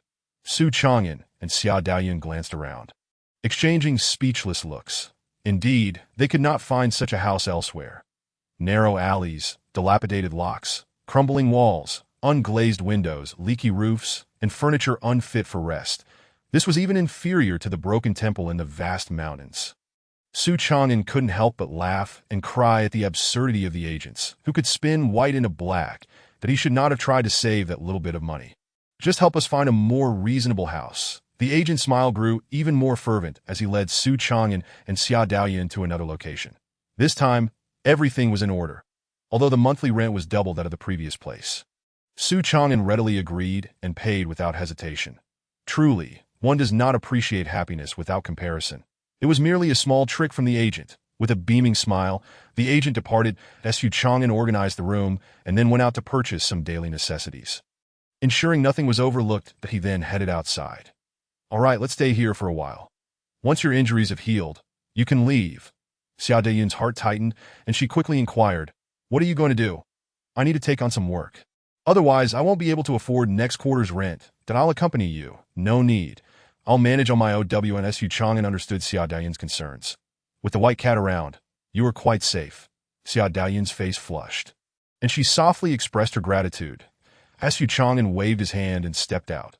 Xia Daoyun watched his figure fade into the wind and snow, suddenly realizing that in just a few short days, she had grown somewhat reliant on Su Chang'an. that if someone familiar with her in the divine capital were to see this, they would undoubtedly be astonished. Even she found it hard to believe upon reflection. It must be because I am injured and particularly in need of care. The wind and snow howled outside, a bitter chill pervading the air. Inside the blacksmith's forge, the fire blazed brightly, waves of heat rolling forth. Tai Wuyo worked shirtless, hammering away at the fiery blade blank. Under the relentless strikes of the hammer, the blade blank gradually took shape. Before long, the glowing red blade blank was plunged into a prepared basin of cold water. With a sizzle, a plume of white smoke rose into the air. Tai Wuyo pulled out the blade blank, inspected it briefly, and tossed it aside. Nearby, an array of swords, spears, and halberds lay piled high, carelessly discarded like refuse. Su Chang'an entered, braving the wind and snow. 50 for forging a sword, 100 for repairing one. Tai Wuyo did not lift his head, continuing to sift through the fine iron as Su Chang'an extended his hand. Warming himself by the fire, warmth flooding his body. I am not here to forge or repair swords. Tai Wuyo paused momentarily, picking up a piece of fine iron the size of a basin. Turning to look down at Su Chang'an.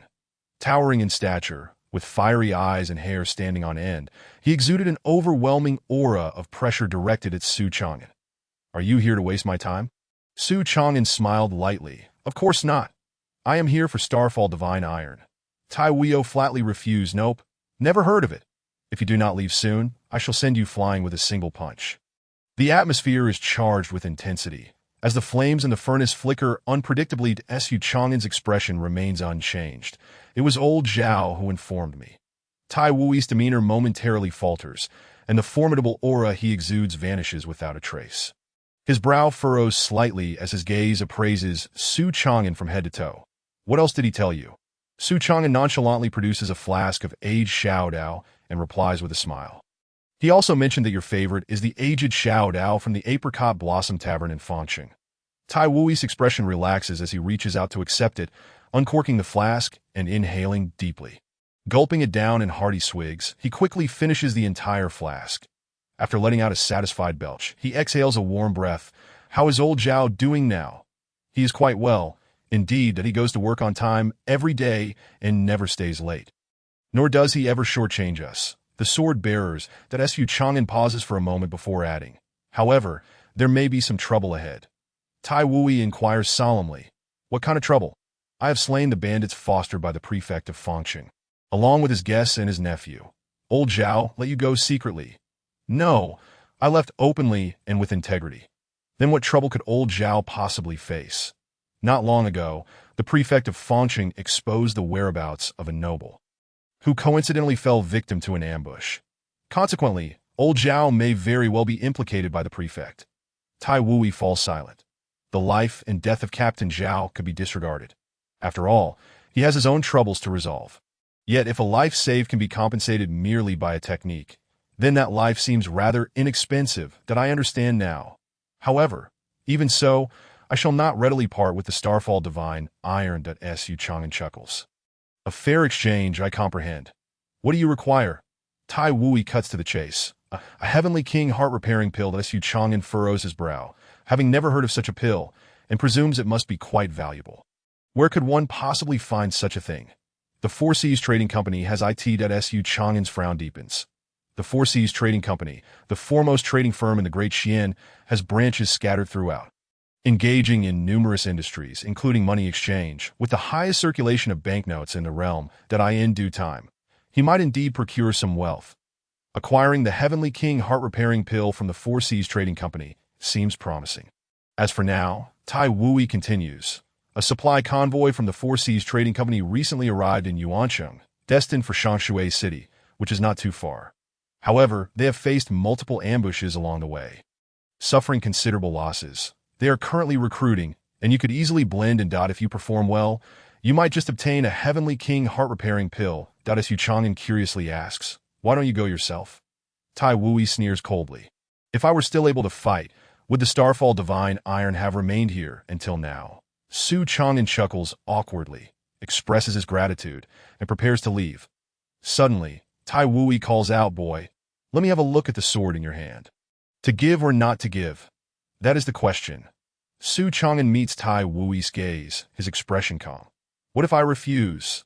Tai Wui's brow furrows momentarily before relaxing. The disciple of the illustrious sword furnace is denied the chance to examine another's blade. If word of this gets out, many would surely shake their heads in dismay that if you refuse, then you should hasten to depart. Su Chang'an chuckles lightly, tossing the sword over. Then take a look. It is not that he is unwilling. It is simply because Tai Wui catches the sword, gripping the blade with his left hand and the hilt with his right, scrutinizing it for a moment before nodding slightly. The scabbard is quite nice. He then exerts force simultaneously with both hands to draw the long sword for inspection. That on the first attempt, it does not budge. On the second attempt, it remains firmly in place, with veins bulging. He exerts all his strength, yet the sword still refuses to leave its sheath. Tai Wui's face is a mix of confusion and frustration. What is the matter with this sword? Su Chang'an smiles and replies. This sword has a spirit. Only one who earns its approval can draw it. Tai Wui, of course, does not believe this. The third-grade sword artifact from the sword furnace can also give rise to spirits. Yet none are so discerning. Surely, it must be that his injuries from years ago have not fully healed, and he cannot exert his full strength. Otherwise, even a mere sword spirit could be forcibly drawn out.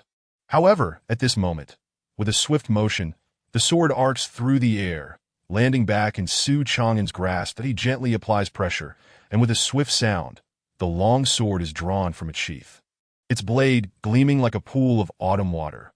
Behold! Tai Wui reaches out to take it but hesitates. Fearing the sword spirit's resistance and risking further embarrassment, he leans in closer, scrutinizing the blade intently. After a moment, a thought strikes him, and he flicks his finger against the blade, producing a crisp sound that resonates in the air. What a fine sword! Tai Wui exclaims, but with a hint of regret. He adds, alas, the blade bears slight flaws and requires meticulous repair. That as Su Chang'an sheathes the sword, bows slightly, thus, I have come to seek your assistance. That a flicker of regret crosses Tai Wui's eyes. Had I been at my peak, perhaps I could have restored it fully. Now, even with the Heavenly King heart-repairing pill, my strength is but a third of what it once was. It is truly a case of wanting to help but being powerless to do so. Su Chang'an smiles. There is no need for you to act personally. The Starfall Divine Iron will suffice. Tai Wui grins. Boy, you should retrieve the Heavenly King heart-repairing pill soon. The Starfall Divine Iron will be yours all the sooner. Understood. Su Chang'an lingers no longer, bidding farewell and pushing open the door, stepping into the swirling snow, vanishing from Tai Wui's view. Tai Wui watches him depart before resuming his forge work. The clang of metal resonates through the snowstorm, echoing into the distance. You have arrived? I have. You should not have come. Yet here I am. You are late. No, you arrived too early. The young man, sword in hand, regards Su Chang'an with admiration, a shared understanding in his gaze. Why have you come? Su Chang'an, with the sword at his side, gazes skyward and sighs. I initially refused, but their offer was simply too enticing. The youth's eyes brighten. Brother, I wholeheartedly resonate with your words. I am Zhao Feilong. May I inquire your esteemed name? Su Chang'an lowers his gaze to meet Zhao Feilong's, parting his lips slightly. Su Chang'an. Zhao Feilong's eyes shine brighter. What a splendid name. After this concludes, I insist on sharing a few drinks with Brother Su. Su Chang'an smiles faintly. Then I shall wish Brother Zhao success in being selected. Zhao Feilong declares proudly, if I cannot be selected, it can only mean one thing. That Su Chang'an, ever cooperative, inquires, what is that? The people of the Four Seas Trading Company are blind. Su Chang'an falls silent, as speaking ill of others in public is somewhat impolite. Number 2.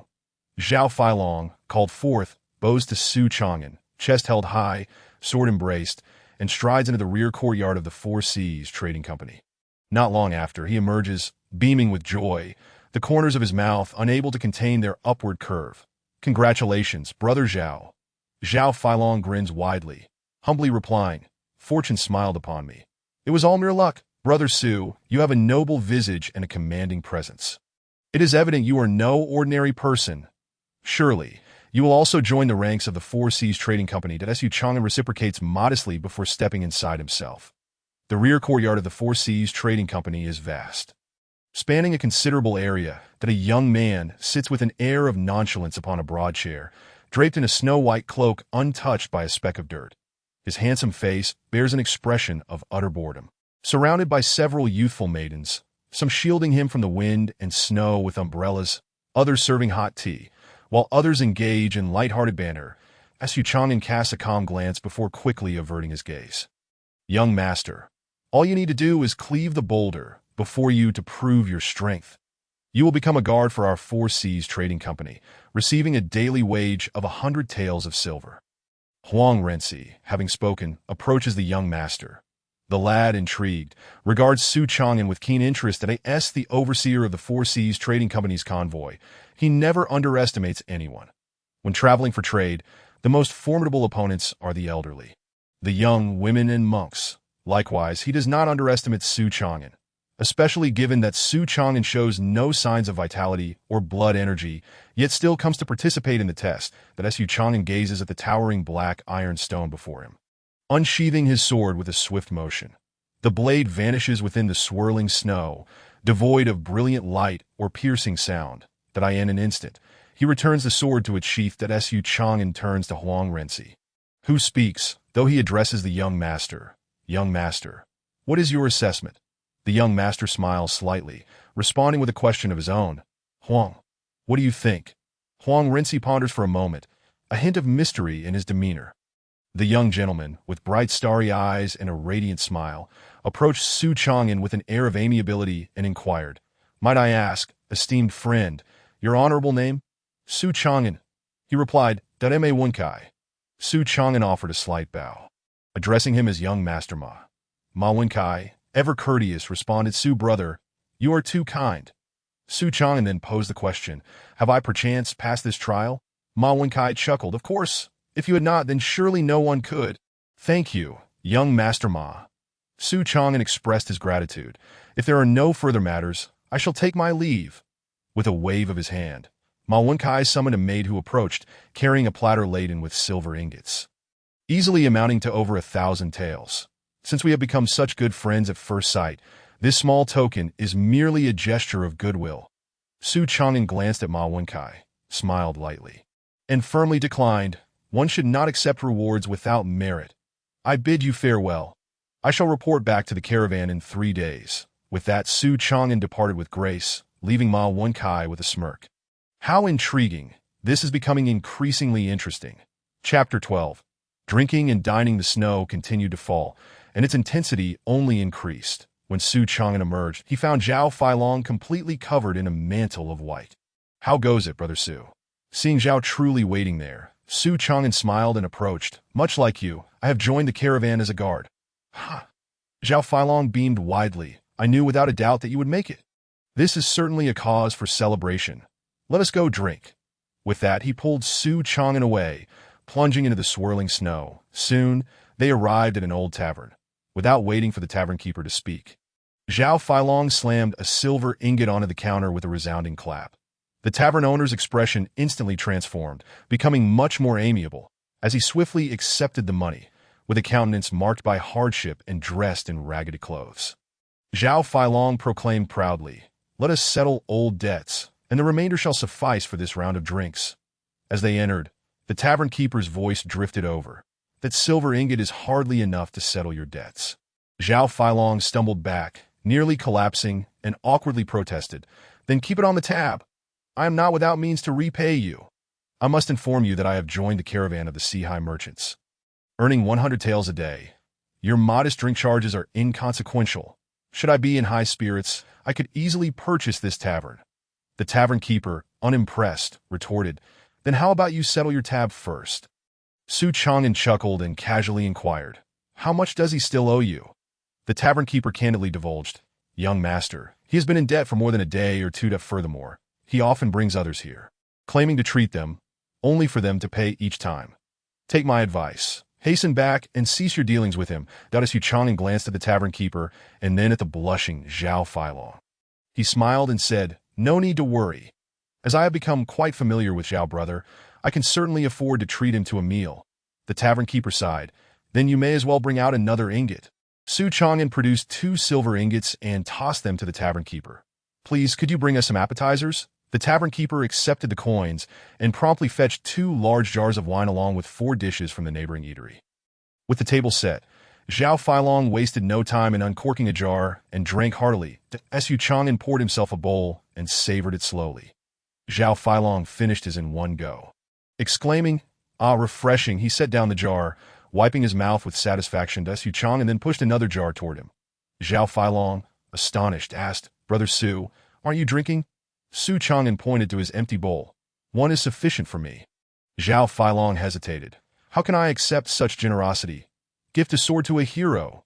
"Zhao, brother, your passion for wine warrants this offering. Drink up, for it would be a waste otherwise. Then I shall not hold back." Another round of hearty drinking ensued, and Zhao Feilong downed yet another Su Chang'an. Watching him, grinned. "Can you still manage more, Zhao, brother?" Zhao Feilong, still spirited, declared, "Of course. Bring me another jar." Su Chang'an nodded, producing 2 more silver ingots. "Barkeep, let us have a few more jars. Let Zhao, brother, indulge."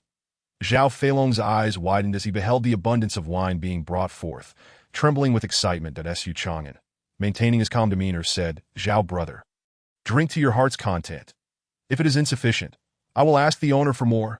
Zhao Feilong quickly replied, "That is more than enough." Su Chang'an smiled gently. "I have matters to attend to, so I shall take my leave. Please enjoy your drink." Zhao Feilong rose to see him off. The door, Su Chang'an produced another silver ingot and placed it on the counter. "Kindly bring a few more jars for Zhao, brother, to revel in." With that, he strode away, leaving behind a smiling tavern keeper and a somewhat dazed Zhao Feilong. "Come now, let us bring these drinks over. Here, I do not refund nor store drinks." The snow fell gently, blanketing the world in white. As Su Chang'an walked back, his steps crunching through the thick snow, that a quarter of an hour later, he arrived at his lodgings, glancing up to see the kitchen enveloped in curling smoke. His smile faded as he hurriedly dashed into the kitchen, only to find that the smoke was not the gentle waft of cooking, but rather the dense billow of something burnt. Regrettably, he was too late. Observing the soot-streaked xia daoyin and the charred remnants on the plate, Su Chang'an could only smile and say, "Go wash your hands. I'll take care of it." Xia daoyin set down the plate, her expression one of self-reproach. "That am I truly so useless? I cannot wash clothes nor cook." Su Chang'an refrained from comforting her, instead saying as he tidied up, "Do you genuinely wish to learn these tasks?" Xia daoyin nodded slightly. "I would like to give it a Su Chang'an suggested. "Then you might start with scrubbing pots and washing dishes." She agreed and began to work quietly alongside him in the kitchen. One chopping vegetables while the other washed pots, enveloped in a warm atmosphere. 15 minutes later, they had prepared soup and stir-fried dishes, complemented by steaming white buns. They sat down for dinner. The white cat leapt onto the table, demanding their attention. "I received a job today." "What kind of job?" "I have joined the Sihai merchants as a guard. They need to transport a shipment to Shanshui City, and they are short-handed, so they hired a few more people." "How long will you be gone?" "Typically, it takes about 7 to 8 days from Yuancheng to Shanshui City. Transporting goods will take a bit longer, likely around 10 days to half a month." Xia Daoyin's brows instinctively furrowed, but ultimately she said nothing. "Understood. Make sure to take the white cat with you when you leave." Su Chang'an declined. "Your safety is paramount. I have taken the medicinal pill, and in 3 to 5 days my strength will be restored. Moreover, no one here knows me. There should be no issues." Xia Daoyin set down her bowl and began to pet the white cat. "What about you, accompanying the Sihai merchants? You do not know what kind of demons or monsters you may encounter on the road. Bringing it along would ensure greater safety." Seeing her insistence, Su Chang'an chose not to press further. After they finished their meal and cleared the dishes, darkness had completely fallen. Like everyone else in Yuancheng, they extinguished their lamps and lay down to sleep. The difference was that Su Chang'an slept in the eastern woodshed while Xia Daoyin took the bed in the main room. The wind and snow gradually ceased, and the bright moon hung silently in the sky. The moonlight illuminated Xia Daoyin's face and her eyes, which sparkled like a starry river. After a long while, she let out a deep sigh. Chapter 13. The Robbery. Though late, arrives 3 days later. The ice and snow melted, and the sun shone with a brisk chill in the AI. Su Chang'an prepared ample provisions and issued a few reminders before stepping out of the house. As he turned the corner, an accidental glance back revealed Xia Daoyin, her complexion slightly pale, adding to her delicate allure. The coarse gray fabric of her clothing could not conceal her remarkable grace as her eyes followed him, reminiscent of a gentle wife bidding farewell to her husband. Such a burden, The favor of a beauty. Su Chang'an mused with a self-deprecating smile, refraining from looking back as he strode forward with the white cat in tow. The streets began to teem with people, the aromas of buns, soy milk, and fried dough wafting through the air. Su Chang'an purchased a fried dough stick, 2 eggs, and a cup of soy milk, leisurely enjoying his breakfast as he strolled through the bustling streets toward the back entrance of the Sihai merchants. "Brother Su, you have arrived." Zhao Feilong, with his keen eyes, greeted warmly from afar, his face alight with enthusiasm. In addition to the long sword he held, a new yellow gourd dangled from his side, evidently purchased not long ago. His black attire was equally fresh, and he appeared considerably more spirited. Su Chang'an stepped forward, embracing him with warmth while discreetly wiping his hands. His gaze fell upon the dozen or so horse-drawn carts laden with goods. "Still stationary, then aren't we departing yet?" Zhao Feilong, oblivious to the dirt accumulating on his back, glanced around and lowered his voice, saying, "We are still awaiting the arrival of the Iron Blood Escort Agency." Iron Blood Escort Agency? The finest escort agency in Yuancheng. They are also the most expensive, Su Chang'an remarked. "Are they formidable?" The old escort chief is a 6th-tier warrior. Suddenly, Su Chang'an comprehended that a 6th-tier warrior in a small city like Fangcheng or Yuancheng could easily dominate the landscape. However, should they overstep their bounds, the great Xian dynasty would take action against them, possibly through the Divine Demon Guards or the Blade Bearers. The Divine Demon Guards, trained by the imperial family, had regrettably disbanded after the death of Emperor Qinglong, each faction pursuing its own agenda. Yet, their strength remained formidable that a 6th-tier warrior or cultivator would be no match for them. The Blade Bearers, many of whom hailed from various sects, were equally capable of handling a 6th-tier warrior or cultivator. Su Chang'an inquired, "Will the old escort chief personally oversee the escort?" Zhao Feilong nodded slightly. "It is highly likely. After all, this is for the Sihai Merchant Group, and they can certainly afford it." Su Chang'an was about to ask further. He caught sight of the grand flag of the Iron Blood Escort Agency billowing in the wind as it approached, accompanied by a cluster of escort members surrounding an elderly man who appeared to be in his 50s or 60s. The man had jet black hair, though his beard was interspersed with white, and he stood tall, his countenance exuding authority that a man and a woman flanked him on either side. Zhao Renzi hastened a few steps to greet him, exclaiming, "Old Escort Chief Tong, your personal attendance is greatly appreciated." Tong Guanquan clasped his hands together. "Zhao, you are too kind. This is merely part of my duties." After glancing at the ready carts, he continued, "I have a rule that I trust you are quite aware of." Zhao Renzi chuckled. "Of course.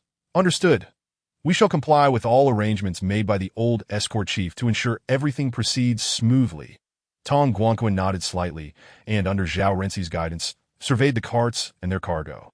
As he approached Su Chang'an, his white eyebrows furrowed momentarily, yet he remained silent. Soon, the caravan commenced its journey, slowly making its way beyond the city limits of Yuancheng. Ahead of the procession, Tong Yali could no longer contain her curiosity and asked, "Father, that man is clearly an ordinary person. Why allow him to remain in the caravan? What if something goes awry?" Tong Guanquan glanced at his tall, fair-skinned, and strikingly beautiful daughter. "What have I always taught you? One should not judge solely by appearances. How do you know that young man lacks genuine ability? Moreover, even if he does, he was recruited by Master Zhao, so we need not concern ourselves that he paused before continuing. In our line of work, 3 parts rely on skill, while 7 parts depend on connections that a broad network fosters goodwill, allowing for fewer complications during our undertakings." Tong Yali pouted. "Got it, father." The honest-looking Chung remained silent for a moment before speaking. "Master, the Sihai Merchant Group has offered such a substantial sum for your involvement. This escort may not be so straightforward." Tong Guanquan nodded slightly, informed the brothers to remain vigilant. "Keep an eye out for any signs of trouble." Chen Cheng promptly relayed the message. Zhao Renzi recounted the movements of the Iron Blood Escort Agency to Ma Wentai within the carriage, and Wentai waved dismissively. "Everything is your responsibility. Do not disturb me while I enjoy the music." Inside the spacious carriage, apart from Ma Wentai, there were 2 maidservants, one playing a melody while the other danced gracefully, and Ma Wentai lowered the curtain, continuing to indulge in his leisurely pursuits that as Zhao Renzi departed. He glanced at the sturdy oxen pulling the carriage and then at the others, ultimately resting his gaze on Su Chang'an. More specifically, on the white cat perched on Su Chang'an's shoulder. The feline lazily regarded him before shutting its eyes and returning to slumber. Zhao Renzi averted his gaze and rode alongside the caravan. That "Su brother, where did you acquire such a cat? It is truly remarkable. If sold, it would fetch a handsome price." Zhao Feilong, seated in the same cart as Su Chang'an, chimed in. "Let me tell you, if we were in the divine capital, this cat would be worth at least that much." Zhao Feilong extended 3 fingers. That Su Chang'an glanced at him. "Only 3,000 taels? Not for sale." Zhao Feilong laughed heartily. "You truly know nothing about the wealthy in the divine capital." Su Chang'an was taken aback. 30,000 taels. Zhao Feilong nodded. "This cat has an excellent appearance and is quite intelligent. While it may not compare to demon cats or fox spirits, it is still exceedingly rare, particularly among the noble ladies in the divine capital." "Meow." The white cat mewed. Su Chang'an translated. "It asks if what you said is true. How could someone like you, who owes money for drinking, have been to the divine capital?" Zhao Feilong regarded him with a bewildered expression. "It only meowed once. Are you certain it asked so many questions? If you doubt it, you can ask it yourself." Zhao Feilong turned to the white cat and inquired, "Is that truly what you meant?" The cat shot him a sidelong glance, refusing to answer such a foolish question. Instead, it leapt to the other shoulder, distancing itself from Zhao Feilong. Zhao Feilong, unable to comprehend the feline language, nonetheless discerned the disdain reflected in the white cat's gaze. Goodness, this cat is indeed something extraordinary. With Zhao Feilong's company, Su Chang'an's journey was far from solitary. Before long, the caravan had exited Yuanqing and ventured into the vast wilderness. The distant mountains loomed closer, and the road was muddy and winding. The caravan progressed slowly, yet steadily, at the forefront. Tong Guanquin's expression grew more serious, and he now wielded a goose-wing knife in his hand. In the wilderness, various unforeseen events could arise, especially with such a heavily laden caravan. Yet, the following 3 days passed without incident. It was not until the 4th day that bandits finally appeared. Though delayed, they had arrived. Robbery, robbery. Chapter 14. The bandits of monsters. The bandits did not stutter. Their speech was merely halting.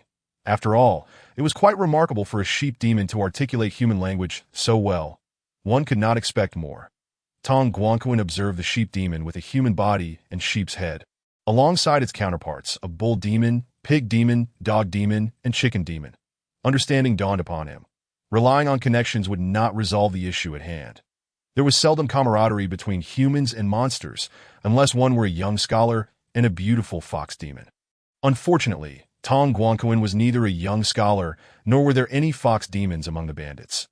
Thus, a surge of formidable energy erupted from his core, and an overwhelming aura emanated from him. Tong Guanquin bellowed, "You beasts, do you know who we are to dare attempt a robbery?" The bull demon stepped forward, interposing itself before the halting sheep demon. Its eyes flared with anger as it retorted, "Who cares who you are? Be sensible and hand over your valuables, or this blade will not spare you."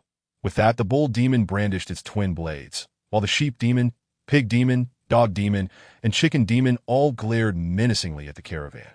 Tong Guanquin whispered to Zhao Renzi, who had stepped closer, "Master Zhao, protect the caravan.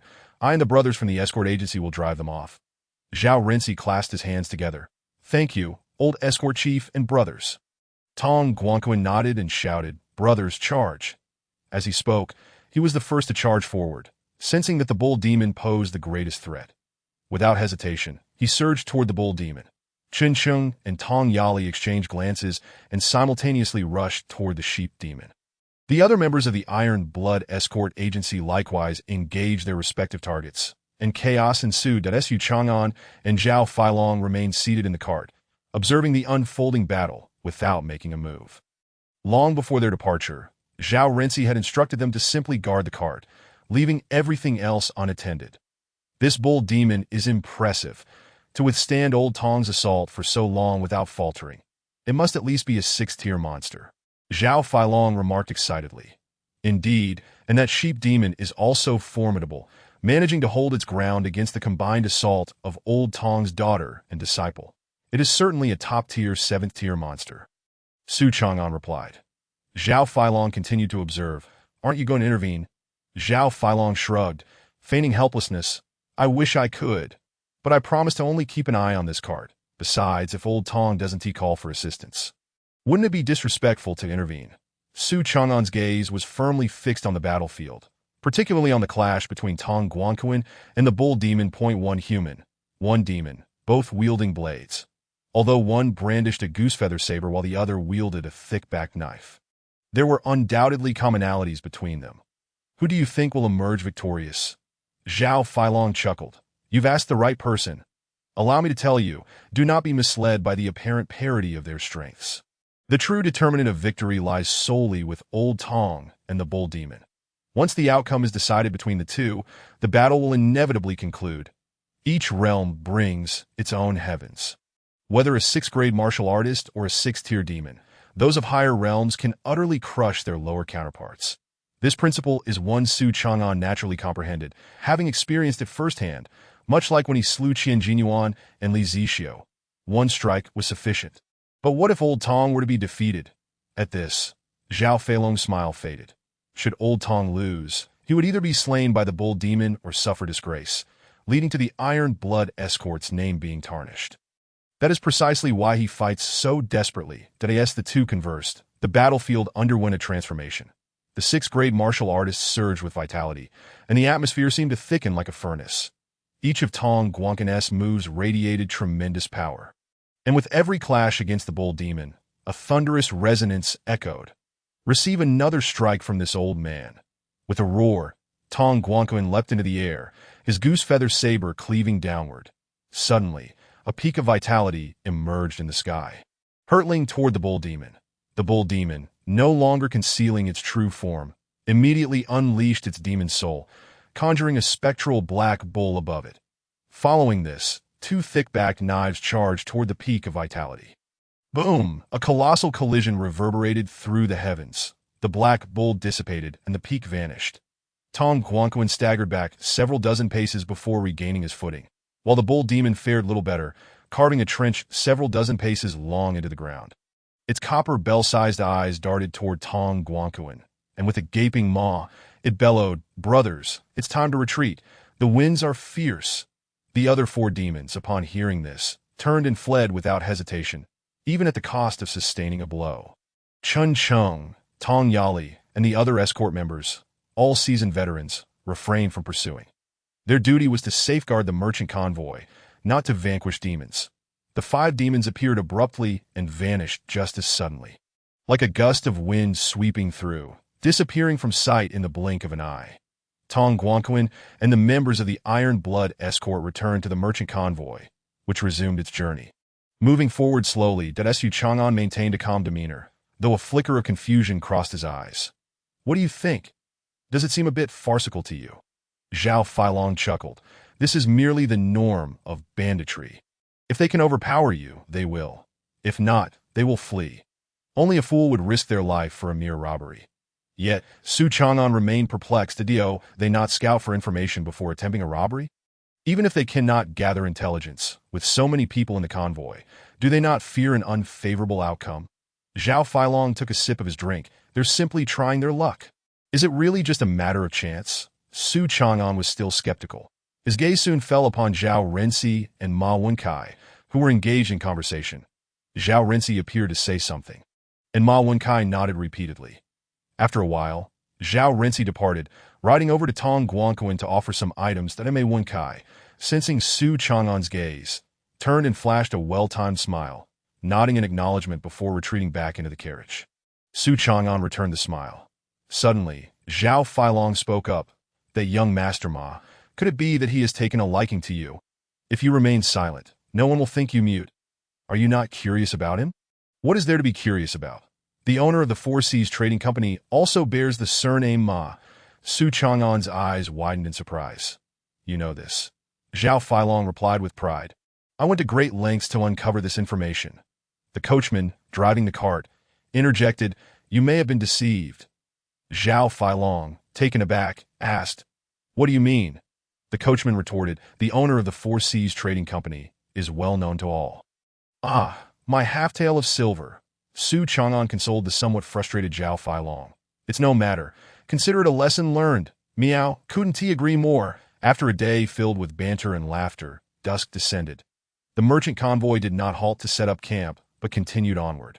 The mountains rose higher, and soon they arrived at the base of a temple. Under the night sky, the sign of golden light temple shone brightly. Chapter 15.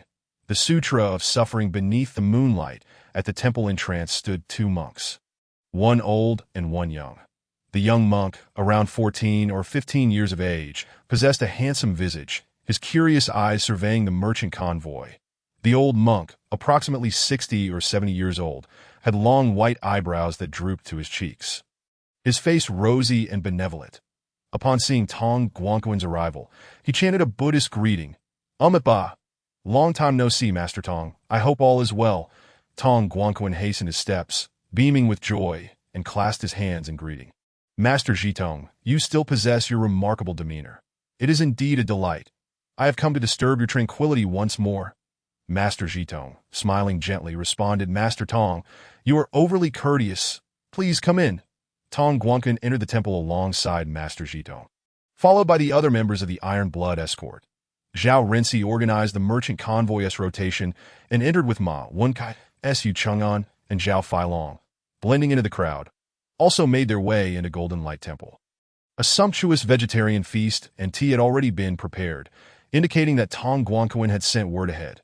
After dining, Su Chang'an, guided by the monks, proceeded to a guest room. Accompanying him were Zhao Feilong, along with 3 other recruited martial artists and a cultivator. All were solitary practitioners who had experienced the life of sleeping under the sky and using the earth as a bed. So no one harbored ill feelings toward one another. Brother Su, the night is still young. Shall we take a stroll to aid digestion? Zhao Feilong winked, playfully nudging Su Chang'an with his shoulder, but Su Chang'an instantly understood and agreed. The two exited the guest room, walking beneath the moonlight in the temple grounds. Golden Light Temple was not small. It took them a quarter of an hour to reach the Grand Hall. Inside the Grand Hall, Ma Wenkai was kneeling in prayer before the Buddha, who sat serenely upon a lotus throne, eyes gently closed, unwilling to witness the suffering of the world, yet unresponsive to the pleas of mortals. After completing his prayers, Ma Wenkai emerged and greeted the two with a smile. What a lovely evening to wander the Golden Light Temple. Zhao Feilong's eyes lit up with enthusiasm. Young Master Ma, would you like to join us? After some contemplation, Ma Wenkai surprisingly agreed, sure.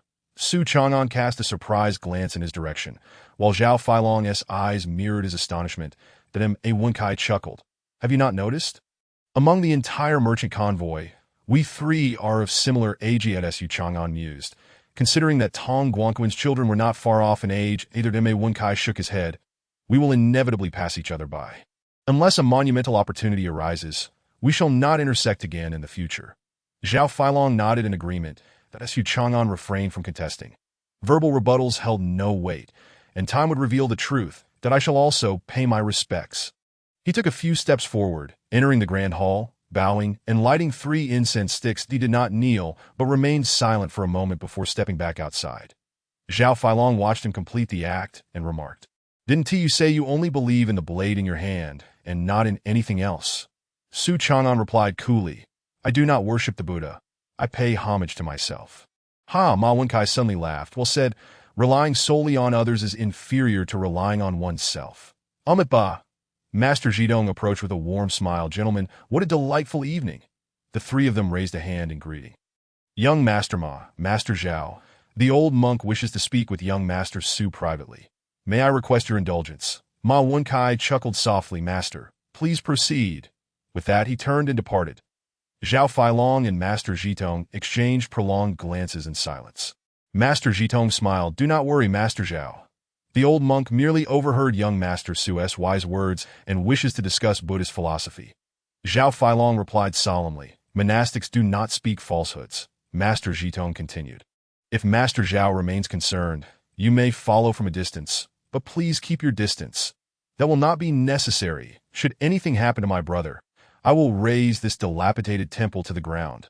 Su Chang'an lightly coughed. Brother Zhao, rest assured, Master harbors no ill intentions. Zhao Feilong patted his shoulder before leaving. What is it that you wish to discuss with me? Su Chang'an fixed his gaze on Master Jitong. I am but an ordinary person. Jitong did not respond. Instead, he guided him through the temples under the moonlight, amidst an enveloping silence. pierced only by soft murmurs. Every brick and tile of this temple was laid by the old monk's own hands, and each grain of rice was cultivated by him. Every demon was also transformed under his guidance. Zhidong spoke with a calm demeanor, recounting everything within the Golden Light Temple that Su Chang'an was taken aback. Does the master imply that there are demons in the temple? Yes, and not just one. Why have I not seen them? They have all taken on human forms, disguising themselves as monks within the temple. Even the little monk?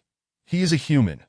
After a long pause, Su Chang'an inquired, "Why does the master do this?" Zhitong sighed, "Naturally to help them eliminate their sins. Therefore, the master built this Golden Light Temple to confine them. No, they are free to come and go as they please. Why do they not leave? Because of the painful sutra." As Zhidong spoke, he produced a scripture and handed it to Su Chang'an. Upon seeing the title Painful Sutra on the cover, he did not reach for it but instead asked, "What does the master mean by this?" Zhitong replied candidly, "This is what I wish to present to you, benefactor.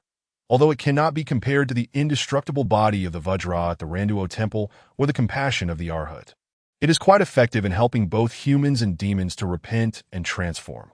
Noticing the confusion in Su Chang'an's eyes, Zhitong led him to the entrance of a meditation room. Soon, anguished cries echoed from within. After 30 breaths, the cries resonated through the night sky. "Master, Master, I beg you, I know my wrongs. I shall never dare to offend again." Yet, Zhitong remained unmoved, standing silently until another 30 breaths had passed before he entered the room. Bathed in moonlight, Su Chang'an discerned the figures within the meditation room. Remarkably, they were the cow demon, sheep demon, pig demon, dog demon, and chicken demon who had attempted to rob them earlier. Zhitong stood before them. Dignified and solemn, "The Do acknowledge your faults." The 5 demons fell to their knees, repeatedly bowing their heads, acknowledging their wrongs. Zhitong nodded slightly, flicking his fingers at a surge of energy accurately struck the pressure points of the 5 demons.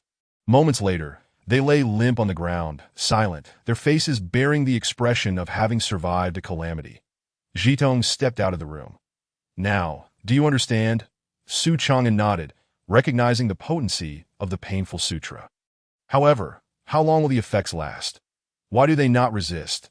Zhitong explained, "The effects can only last for 1 day. Without my unique methods, if they cannot locate the source of their pain, it will persist until they can bear it no longer. They could also seek the assistance of a 3rd-grade expert to help eliminate their hidden troubles. That 3rd-grade experts are exceedingly rare. Why would they assist 7th-grade cultivators or demons?" Su Chang'an marveled, "Master, your methods are remarkable." Zhidong shook his head and sighed. "Alas, this old monk does not have much time left. I am nearing death." Chapter 16. A rebellion of demons. Su Chang'an was momentarily taken aback. The master's presence radiated vitality, his blood and energy abundant, and his physique robust, indicative of a person blessed with longevity. Zhitong did not refute this, reciting a Buddhist chant, and said, "If it were not for the rebellious disciples, this old monk would indeed live as you say. However, due to their treachery, they have been lacing my meals with poison daily. Over time, the effects have become irreparable. Thus, upon hearing your words, this idea emerged.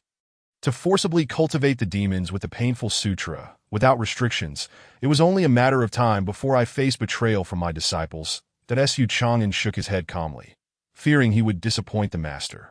"I am but an ordinary person, with no intention of becoming a monk, nor do I wish to confine myself to one place.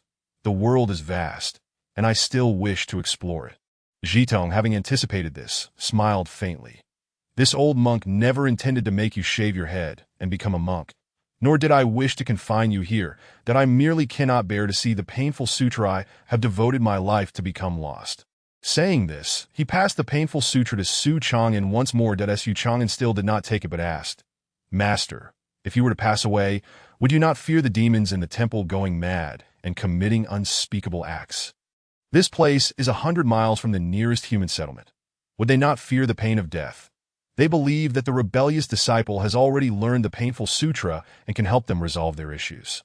Why then pass it to me? Zhao brother and young Master Ma would be more suitable, would they not? Young Master Zhao has his own legacy, and young Master Ma lacks the temperament." Zhidong spoke freely and without reservation, patiently answering every question, that I in the stillness of the night. His voice resonated clearly that Su Chang'an gazed at the painful sutra, lost in thought. After a long while, he ceased to dwell on it, breaking into a smile. I fear I may disappoint the master. I lack the aptitude for cultivation. Several dozen days ago, I was fortunate enough to witness the Liangma sword, wherein I saw the azure dragon dancing with the sword.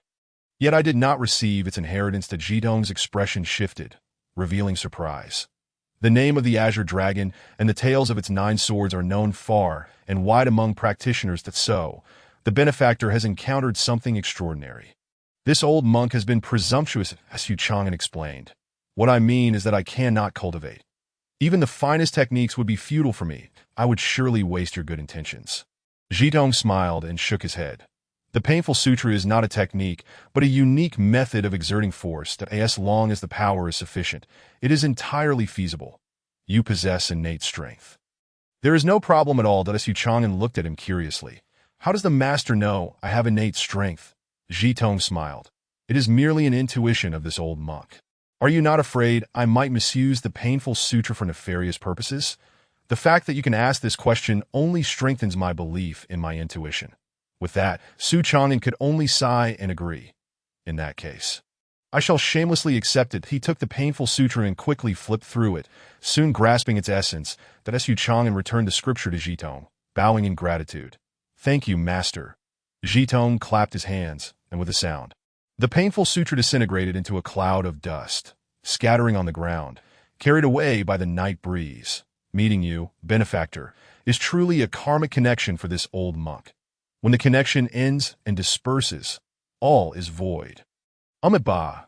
Jidong recited the Buddhist chant, donned in his yellow monk's robes, and turned to leave. That Su Chang'an also turned to depart, yet he did not return to sleep. Instead, he sought a secluded spot to begin practicing his swordplay. How could he sleep peacefully with such turmoil? Better to practice. Master, why must you do this? Jidong had walked several dozen paces when he encountered Tong Guanquan. Tong Guanquan's eyes were filled with sorrow. Since you know everything, why not intervene? Why let them run amok? Jidong clasped his hands together, reciting a Buddhist chant, and smiled. Each person has their own karmic ties. You need not be fixated on this. The TOC you won last time. This old monk has no regrets. Tong Guanquan asked. I have known the master for decades, and I know that your actions must have deeper significance. Yet the painful sutra is the fruit of your labor. Why bestow it upon an ordinary person? Jidong did not answer directly but said, You will understand in due time. Tong Guanquan, well aware of Jidong's disposition, did not press further. Thus he wished the master a successful completion of his merits and a transcending to bliss. The next day, at dawn, after breakfast, the merchant caravan set out once more. Everyone bid farewell to Jidong, who retained his benevolent demeanor and calm expression. When parting from Su Chang'an, there was not a trace of abnormality. As if they were unacquainted, did Su Chang'an bid farewell and rejoined Zhao Feilong in the carriage. Moving slowly with the caravan as the mountains rose higher. The caravan's pace slowed. At by midday, the Golden Light Temple was still visible amidst the dense woods on the mountainside. Bathed in sunlight with its red walls and black tiles, it appeared serene. Zhao Feilong, lacking conversation, asked, What did that old monk do to you last night, Chang'an? Su Chang'an chuckled.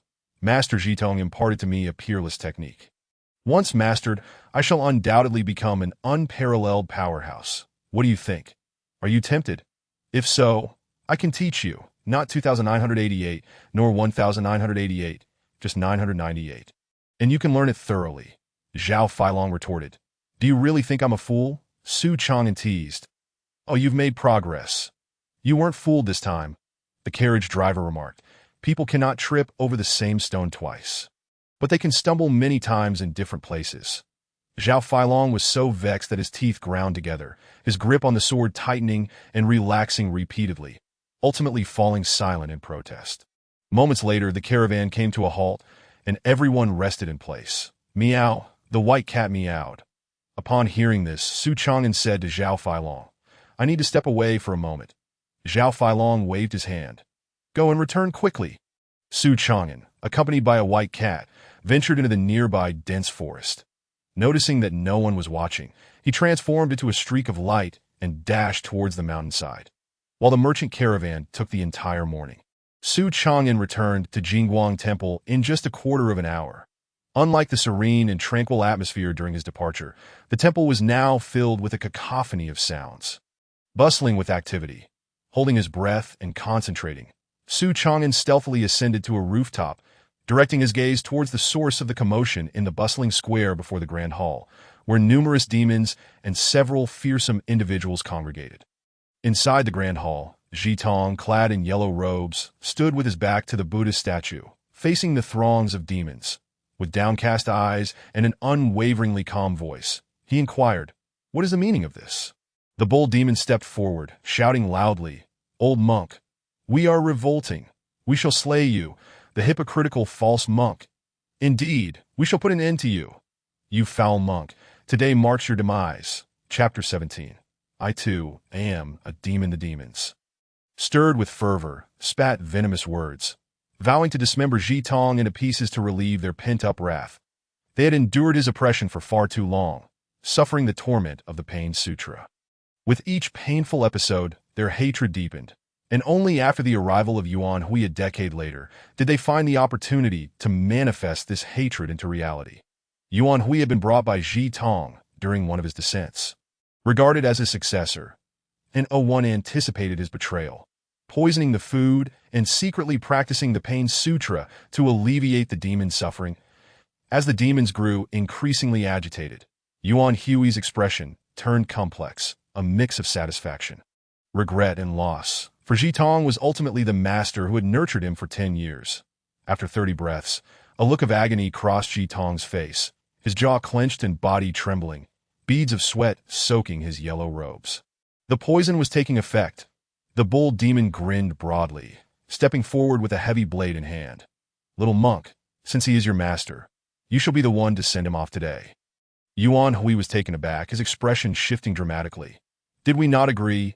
The bull demon maintained his grin, now with a glint of malice in his eyes, "that I have changed my mind. Is that not permissible? To conspire with a tiger only to be devoured by it." Yuan Hui's face fell as he realized he was caught in a predicament. Accepting the weighty blade, he approached Jitong.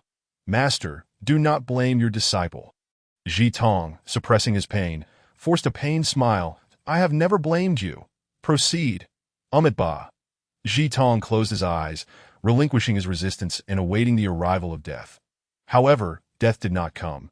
Instead, he heard a sharp sound, the blade striking the ground. Opening his eyes, he beheld Su Chang'an and the white cat. With a smile, Su Chang'an said, "Master, forgive me. I cannot simply watch them take your life." Jitong sighed, a bitter smile appearing on his face. In the end, it is still the benefactor who wades through this murky water. The blade was poised at Yuan Hui's throat as Su Chang'an grasped the hilt, a serene smile gracing his lips. "If I were unaware, it would be one thing. Since I know, I cannot turn a blind eye. Otherwise, my conscience would be troubled." Without waiting for Jitong's response, he turned to Yuan Hui and asked, "Where is the antidote?" Though fear was evident on Yuan Hui's face, he retorted defiantly, "There is no antidote." Su Chang'an replied softly, "I see. Then you may as well descend into hell." The blade shifted, ready to slice through Yuan Hui's throat. But Jitong interjected, shouting, "Do not." Su Chang'an paused, puzzled. Why not? He intended to poison the master. After a moment of silence, Jitong explained, "His poison is ineffective. The pain stems from his own use of the Pain Sutra." Su Chang'an was taken aback, as was Yuan Hui. Disbelief etched across his face. The demons were momentarily stunned, to be cruel to others yet merciless to oneself. Truly a wolf in sheep's clothing. All eyes turned to Jitong, whose face contorted in pain, yet his words flowed with calmness. "I too am deeply sinful, harboring resentment, and thus I must face my punishment." That Su Chang'an sighed, "Master, why must you endure this?" As he spoke, he reached out to relieve Jitong of the effects of the Pain Sutra. Jitong retreated a few steps, evading the gesture. "I appreciate your kind intentions, but this is my due. There is not enough time today to relieve it." Su Chang'an frowned slightly, "that if you do not relieve it, they will not let go of such a golden opportunity." The pain had penetrated to the marrow, and Jitong could say no more. The bull demon, observing the situation, exclaimed, "Brothers, do you wish to live as cowards, dying in this decrepit temple? Or shall we slay the old monk and venture forth to enjoy life?" even if just for a brief time. His words ignited a fervor among the demons, who roared with excitement, yet none dared to take action. Not a bunch of cowards. I would rather die in pain than linger in this temple for another day. The bull demon seized the heavy blade from the ground, now wielding too, his demeanor fierce and unyielding. Kid, if you walk away now, I might let you off easy. Otherwise, you shall meet your end beneath my blade.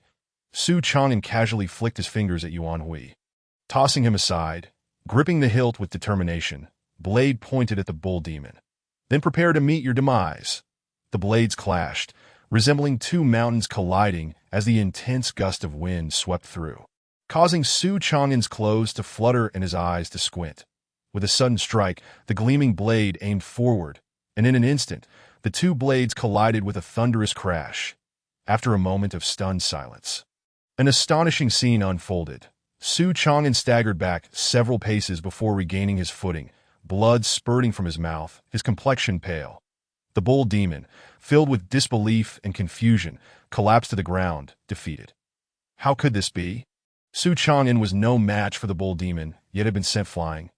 Yet, how could the bull demon now lie dead? Without offering an explanation, Su Chang'an wiped the blood from his lips, gazing calmly at the gathered demons. Who else wishes to meet their end? The demons, taken aback by this bizarre scene, fell into a stunned silence, none daring to utter a sound. Time passed slowly, and after a long while, Jitong exhaled deeply, as if a drowning man had just resurfaced, drenched and gasping for breath. After a single breath, he regained composure. Bah, thank you, benefactor. Su Chang'an returned a courteous bow. Jitong turned to face the demons. In truth, the old monk is just like you, burdened with sins. Like you, I have had a master to guide me, which has brought me to this day. Therefore, I hope that everyone can sincerely recite the scriptures and repent, striving to dispel the resentment in your hearts and become good demons once more. The sheep demon glanced at the bull demon's corpse, gritting its teeth, stepping forward. You, as a monk, surely do not understand our hardships. Jitong did not deny this but began to transform. Soon, the old monk in yellow robes morphed into an ancient ape, its eyes sweeping over the demons as it uttered a Buddhist chant. The benevolent old monk had transformed into a fearsome beast, leaving the demons utterly speechless, while Su Chang'an expressed astonishment. Yuan Hui's eyes suddenly filled with hatred. Yet in the next moment, pain crossed his face as the ancient ape reverted to Jitong, extending a hand that caused Yuan Hui to faint. The story between Jitong and Yuan Hui was theirs alone, and Su Chang'an refrained from probing further. It was not his concern. However, he did have a new idea regarding the gathered demons. Chapter 18. A promise from you. The shadows danced beneath the trees, sunlight casting dappled patterns as Su Chang'an sprinted through the light and shadow, resembling a fleeting beam of light. Meow. The white cat sat firmly on his shoulder, its fur ruffled by the wind. As Su Chang'an continued his pace, he chuckled lightly. Whether human or demon, it is only through experiencing the uncertainty of life that one comes to appreciate the ordinary. As the saying goes, it is better to open a path than to block one. Allowing Master Jitong to take them out for a stroll would help them realize just how precious the tranquil life in Jingguang Temple truly is. Meow. Master Jitong is a remarkable figure, his strength unparalleled. There is no need for concern. Meow? Well, slaying that bull demon is your achievement. Once we reach Shushui City, I shall treat you to a grand feast.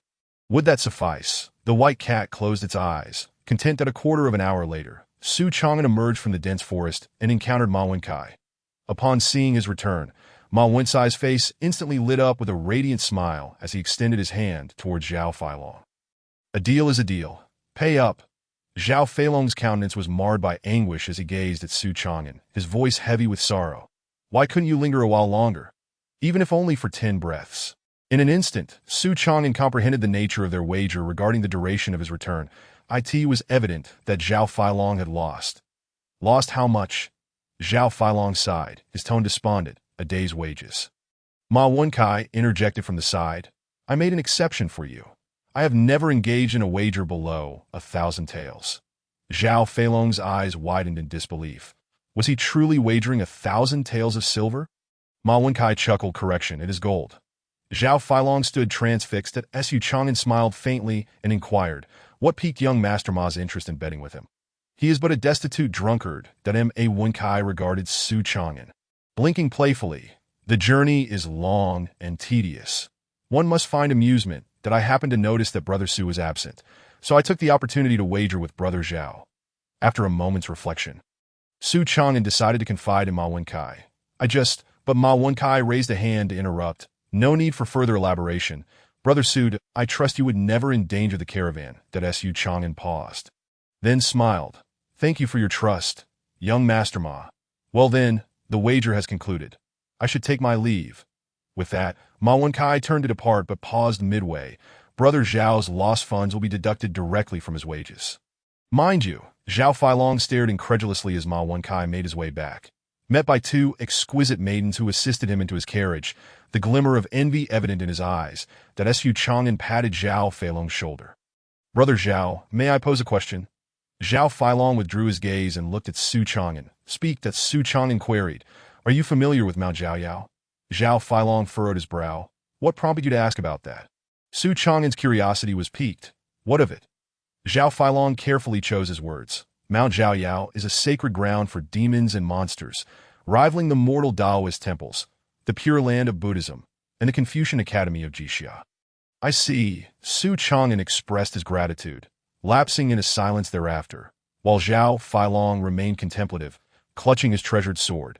His gaze distant. 5 days passed peacefully as the caravan resumed its journey, emerging from the mountains and onto the main road.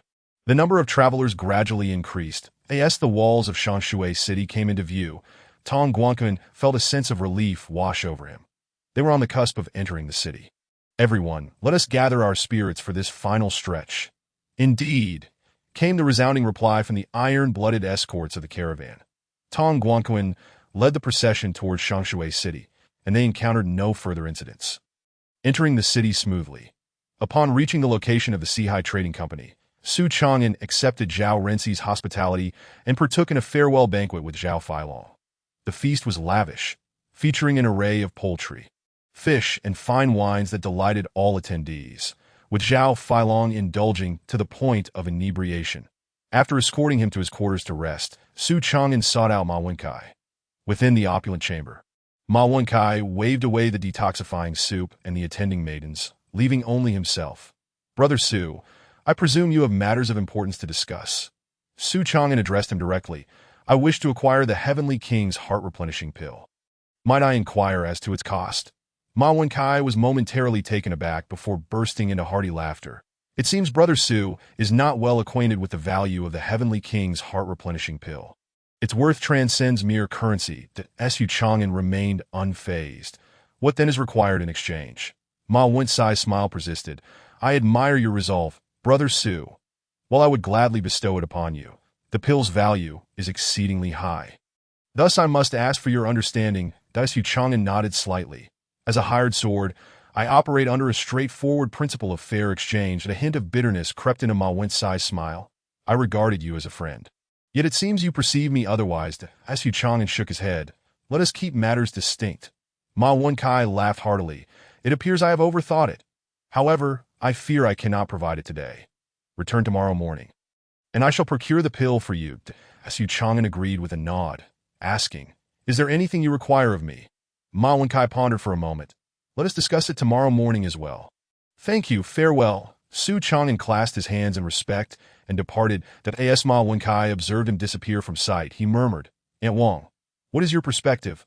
A woman clad in black emerged from the shadows, her silhouette illuminated by the candlelight, revealing a striking figure with an icy demeanor. A flicker of uncertainty crossed her gaze as she did not answer Ma Wenkai's query, but instead remarked, Just now, I felt as though I were being watched. Ma Wenkai's pupils constricted in shock. How could that be?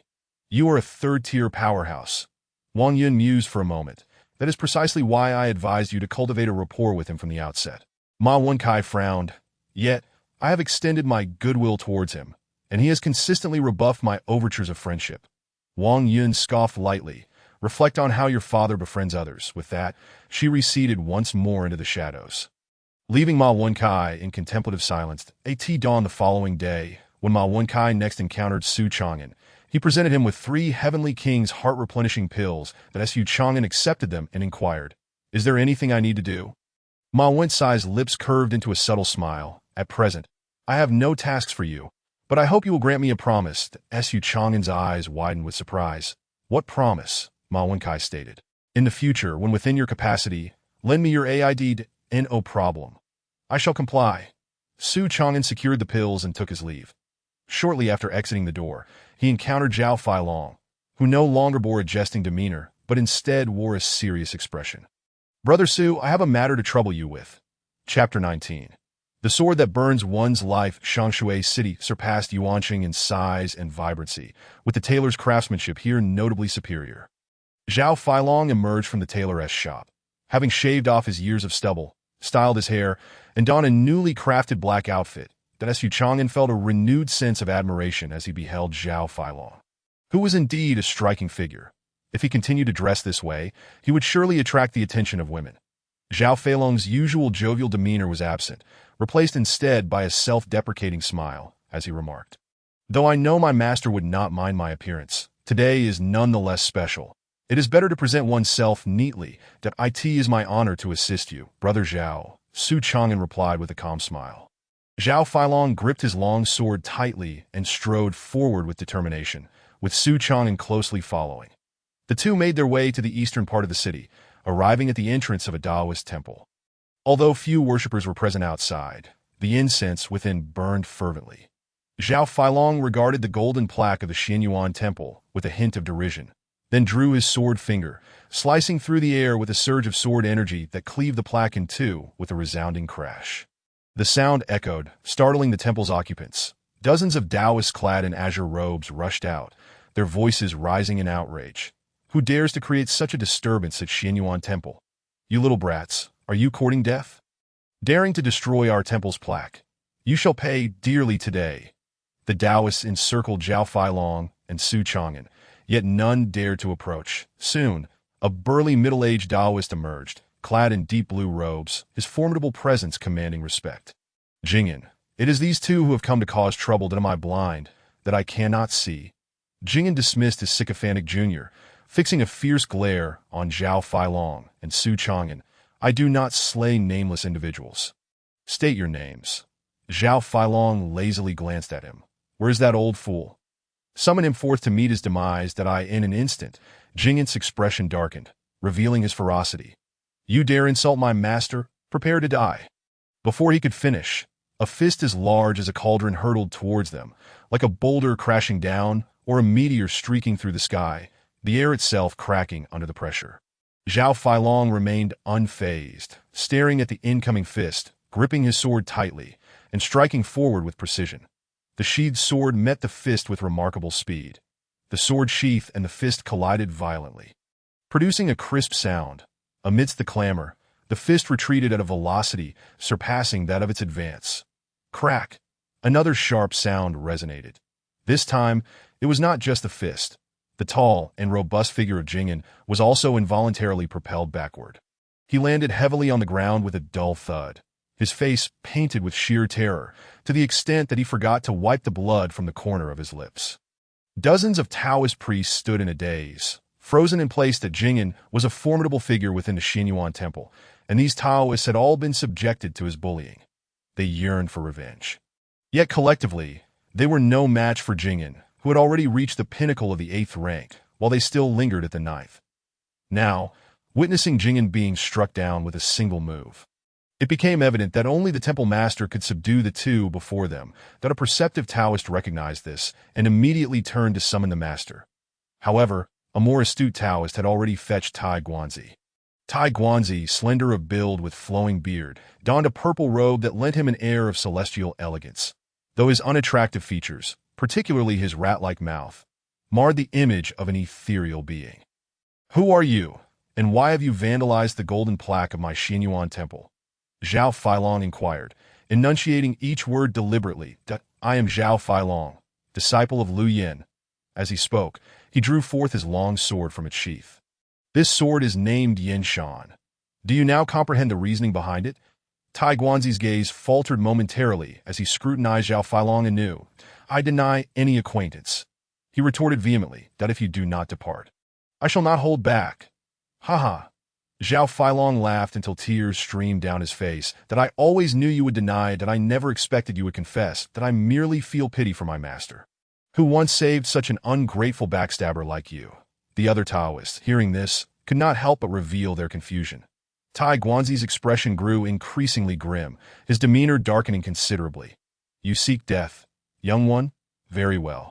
I shall oblige. Before his words faded, he launched an assault that in the blink of an eye, a purple light surged across several zhang, and Tai Guanzi's figure abruptly appeared behind Zhao Feilong, fists raised to strike at his back. The speed and force of the punch were astonishing. Boom! The sound of the fist reverberated through the air only after it struck the ground, creating a substantial crater and sending stones flying. Zhao Feilong had already distanced himself several zhang away. Had I known you favored ambushes, I would have been more vigilant. A voice cut through the dust and a gleam of sword light emerged from the haze. Soft yet razor-sharp, piercing the air as it surged toward Tai Guanzi. Attempting to evade, Tai Guanzi realized that the energy he had expended in his previous punch required a moment to recuperate. At that instant, the sword light was upon him, leaving him no option for escape. Resigned, he braced himself to absorb the blow. The vigor of his 4 divine stores erupted, coursing into his arms, which appeared to don crimson armor. A manifestation of the blood vigor only a 6th-rank martial artist could wield, comparable to a protective artifact of a 6th-rank cultivator. His arms crossed defensively over his chest, forming a double-layered shield. Surely this would suffice. Tai Guanzi felt a surge of confidence, already preparing for a counterattack. The next moment, the sword light collided with the blood vigor. Clang! The sound of metal clashing rang out as the sword pierced through the protective barrier, tearing through flesh and bone. Shredding the purple robe and the flesh over his chest, it struck the heart, which throbbed violently a few times before ceasing its beat. The energy within Tai Guanzi began to dissipate. His face bore a lingering look of astonishment, yet as his strength ebbed, he toppled backward. Thud! Tai Guanzi fell to the ground, lifeless. Zhao Feilong withdrew his long sword, shaking off the blood before sheathing it once more. However, his complexion was deathly pale, devoid of any trace of color, as though the very act of striking had drained him of his vital essence. That Su Chang'an stepped forward, supporting him as they made their way out of the Xianyuan temple. My master is dead. Kill them. Avenge my master. A furious shout echoed, rousing the Taoists present, who swiftly encircled Su Chang'an and Zhao Feilong once more. Chapter 20. The Return of the Dragon to Yuan City. Jing'an stepped forward, approaching Su Chang'an, blood still staining the corner of his mouth. With a fierce glare, he locked eyes on both Su Chang'an and Zhao Feilong. You have slain my master, and you still wish to leave alive? Su Chang'an cast a calm glance at him and the surrounding Taoists. Supporting Zhao Feilong with his left hand, he gripped the hilt of his sword with his right. That if you seek death, then come forth. The gazes of the Taoists fell once more upon Jing'an. They were merely nominal disciples. Jing'an was the true apprentice of Tai Guanzi, and the future of the Xianyuan temple would naturally rest in Jing'an's hands, provided he could command their respect, which required eliminating Zhao Feilong, who was barely clinging to life. With blood surging through his veins, Jing'an unleashed a powerful aura, his fists imbued with a formidable force. Surrender the murderer of my master, and I may spare your life. Su Chang'an replied calmly. In that case, you shall join your master in death.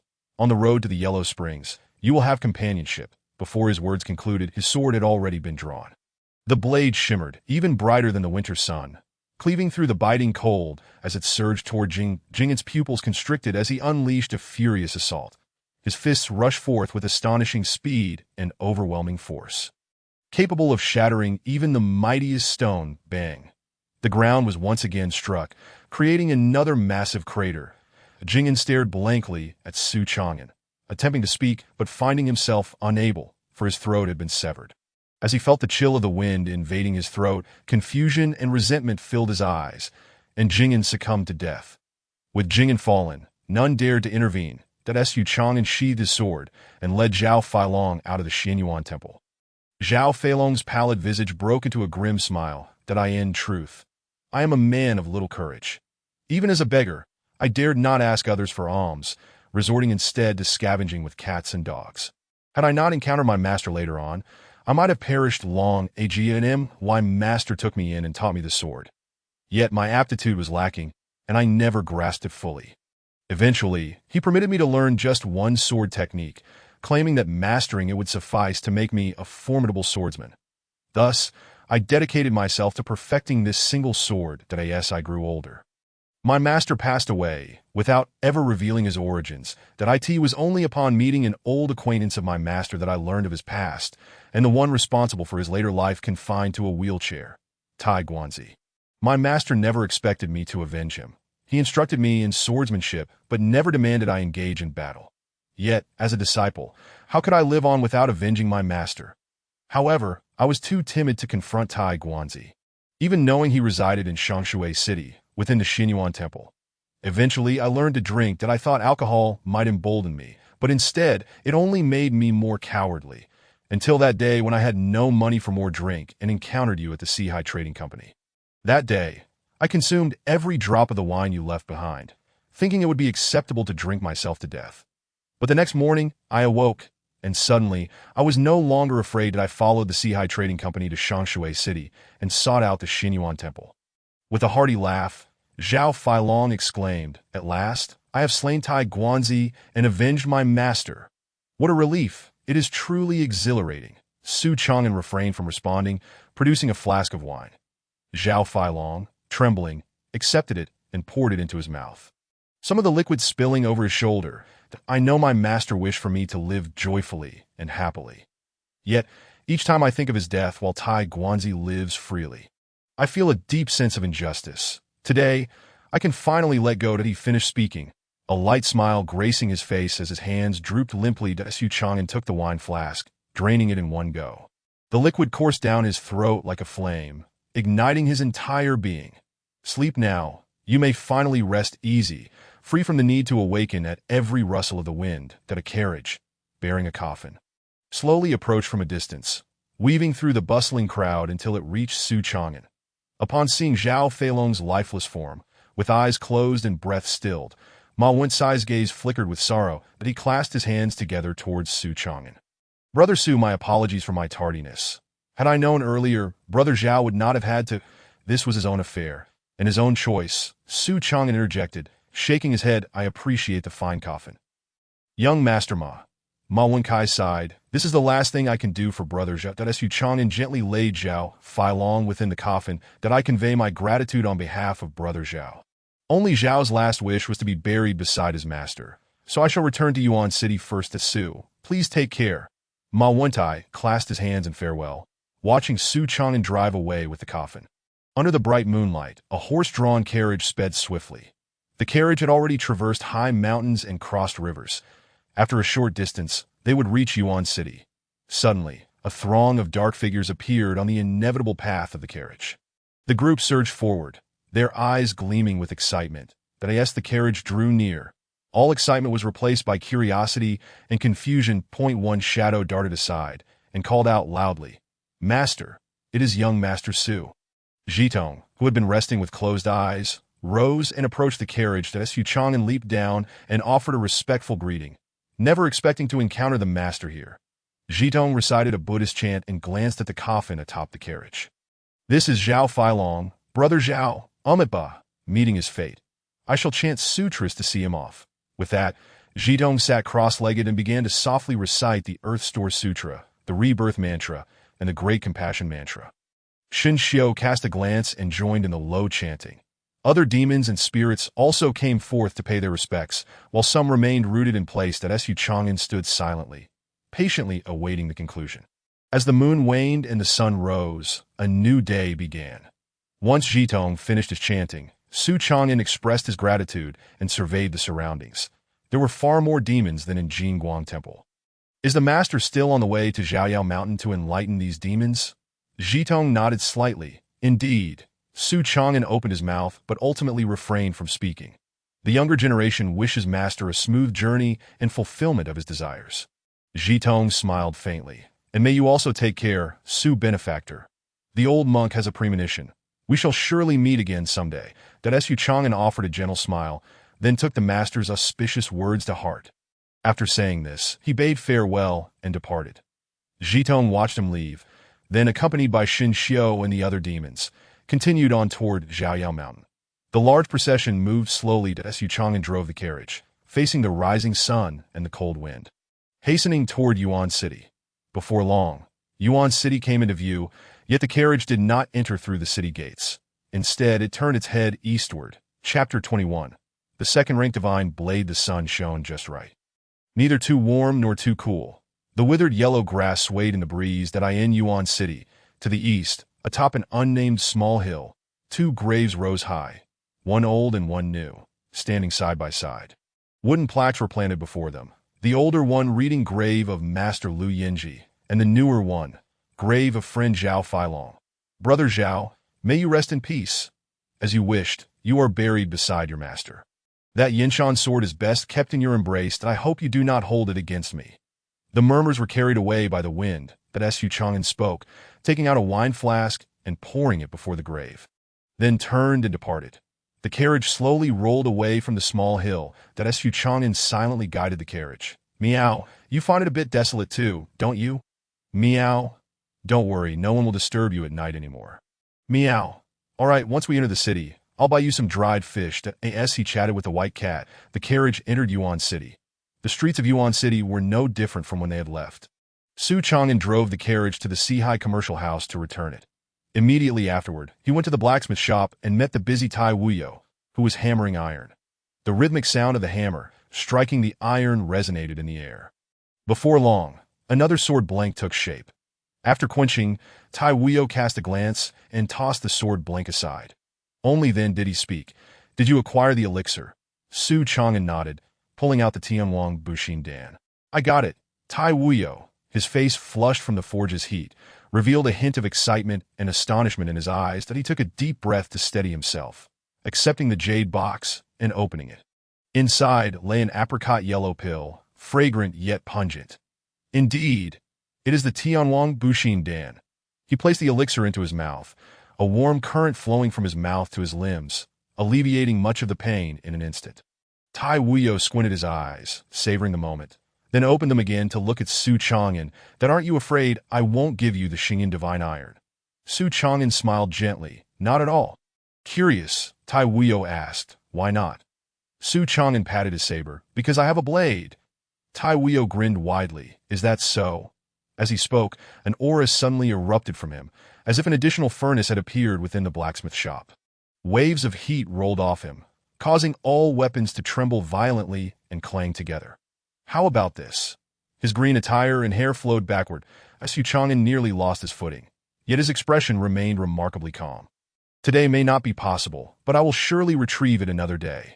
Tai Wuyo's force diminished, dissipating in an instant, returning to the ordinary appearance of a blacksmith. The curiosity in his eyes deepened. Who exactly are you? Su Chang'an exhaled slowly, responding calmly, a knife-bearer.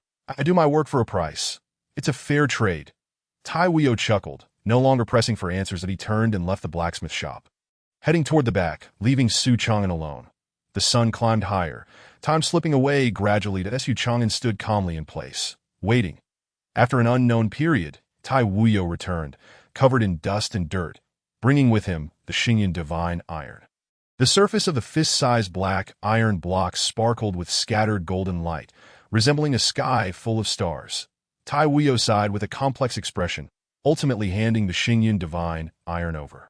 Now, it is yours. Su Chang'an accepted it without hesitation, examining it closely. Tai Wuyo inquired, do you know how to use it? Su Chang'an honestly replied, I do not. Then how do you plan to use it? Su Chang'an was momentarily at a loss for words, but eventually sighed. To repair the blade you mentioned.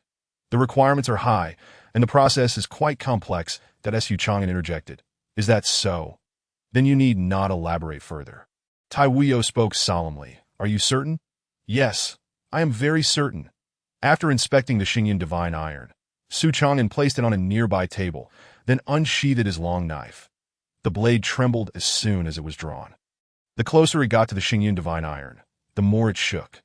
When it touched the Xingyan Divine Iron, the blade suddenly became still. At that moment, the Xingyan Divine Iron seemed to melt, gradually integrating into the blade. The once snow-white blade turned pitch black, with glimmers of gold adding a touch of mystery. Before long, the Xingyan divine iron vanished without a trace, leaving only a small residue as proof of its existence.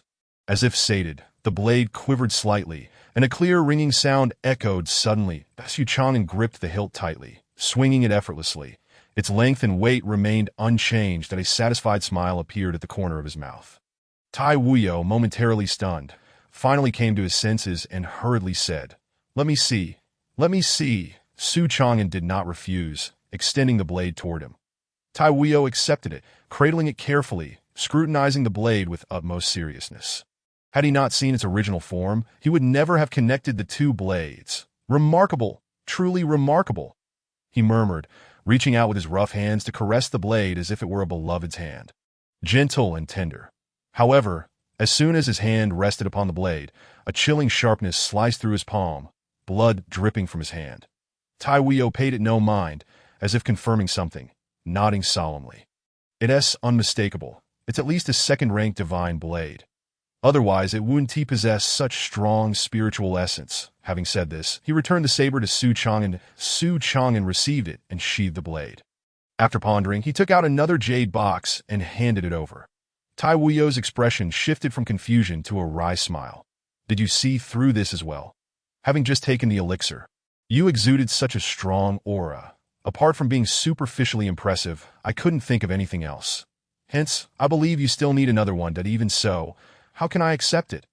If the elder thinks so, consider it my invitation to cover the expenses for taking care of Captain Zhao in Fong City." Tai Wui ultimately decided to take a step back and care for Captain Zhao, a notion he had contemplated for quite some time. However, he equally required the Tianwang Bushin Dan with this elixir. His strength could be restored to at least 70 or 80%. That I also possess a piece of extraordinary stone, collected many years ago.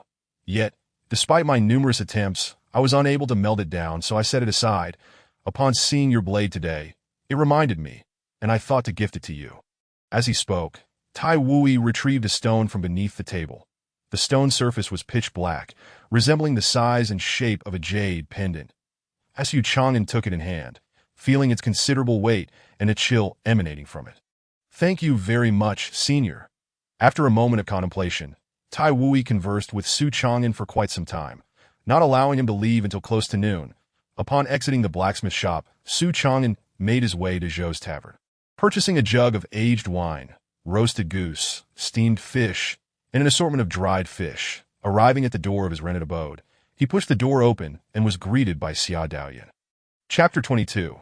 The sudden breakthrough to the 6th rank. Xia Daoyan reclined on a rattan chair, basking in the warm and gentle winter sunlight, her eyes closed and utterly still, except for the initial few days of snowfall. She had spent the majority of the following days lounging in that chair. She had attempted to wash clothes, cook, clean, and manage other household chores, but ultimately abandoned them. It was not that she lacked the desire to do so. Rather, she simply could not manage it well. After nearly 20 years of being served, suddenly learning to care for herself proved to be quite the challenge. Moreover, she would eventually return to being cared for. So why bother to learn? It seemed far better to enjoy the remaining time in peace. Thus, she resigned herself and lay back, though not entirely, for the true essence within her continued to circulate and grow. Her injuries had mostly healed, yet she had received no word from her teacher or personal guards, leaving her hesitant to return. How could she possibly contact her teacher and guards, as she pondered? The door creaked open, and Xia Daoyan opened her eyes to behold the returning Su Chang'an. Her beautiful almond-shaped eyes filled with delight, that a smile illuminated her charming face as she rose, resembling a drifting white cloud that floated to the door, and then to Su Chang'an. "You've returned," gazing at the elegantly dressed Xia Daoyan, her face aglow with joy. Su Chang'an felt a wave of relief wash over him, the corners of his lips involuntarily curving into a radiant smile. "I have returned. Today, let us feast." As he spoke, he showcased the wine and meat he had brought. "Meow." The white cat let out a soft meow, leaping into Xia Daoyan's embrace, settling into the soft and warm space, rubbing against her affectionately, finding a comfortable position to lay down and refusing to budge. Initially startled, Xia Daoyan soon smiled, reaching out to pet the white cat, which responded with a contented purr. "Good." The trio, Two humans and a cat entered the room. The table was laid out with aged wine, roasted goose, fennel beans, and vegetables. After washing the dishes in their hands, they began their meal. As the wine touched her lips, a hint of intoxication danced in Xia Dayun's eyes, and a rosy hue graced her cheeks, making her even more enchanting. Su Chang'an couldn't help but steal glances at her. Their lunch concluded swiftly, and after Su Chang'an tidied up the dishes and cleaned, he found Xia Dayun already reclining in the rattan chair, cradling the cat, soaking in the sunlight. With this pleasant intoxication, "Come, tell me about the happenings of these past few days." Su Chang'an dried his hands and lay down, slowly recounting his experiences. Time flowed gently amidst their murmured conversations. As the sun set, the tale reached its conclusion. Xia Dayun's eyes glistened with unshed tears, as if she had wept. Zhao Feilong, such a tragic fate. After finally avenging himself and unburdening his heart, he vanishes just like that. Su Chang'an offered words of comfort. That was his choice. He sought virtue and attained it. We should bless him, Xia Dayun continued. Master Zhitong is indeed a remarkable person. No, a remarkable being. Su Chang'an nodded in agreement, acknowledging that Master Zhitong was indeed a being of extraordinary caliber. Xia Dayun sighed, lamenting, and Su Chang'an understood her sentiment. Shaking his head slightly, "It is precisely because it is difficult that persistence becomes even more precious." Xia Dayun paused, a gentle smile gracing her lips, her eyes curving like the crescent moon in the sky. "Young Master Ma is quite the character." Su Chang'an chuckled. "He likely just lacks experience in friendships." "Friends?" Xia Dayun glanced at the youth beside her. Beneath the starry night, Su Chang'an's bright eyes were lost in the vastness of the cosmos. "What do you think lies beyond the night sky?" "It is the 9 heavens gale. And further still, there are the 9 heavens divine thunder. And beyond that, it is said that divine beings reside there. Is it merely a tale?" "Indeed." Su Chang'an fell into silence. Here, in this world, there were too many differences from the one he once knew. Lost in thought for a moment, he stood up and walked to the center of the courtyard, drawing his long knife to practice. The blade was no longer the same, yet the techniques remained the foundational 13 forms, unchanged in the slightest. Su Chang'an practiced tirelessly, oblivious to fatigue, in an endless cycle. Xia Dayun observed for a moment before closing her eyes, channeling her internal energy to absorb the true essence. She had a premonition that tonight, or by morning, she would surely break through to the 6th rank, allowing her to condense her primordial spirit. Once the spirit emerged, she would be able to manipulate objects, no longer merely an ordinary princess to be discarded at will. With this thought, the speed of her true essence's flow quickened.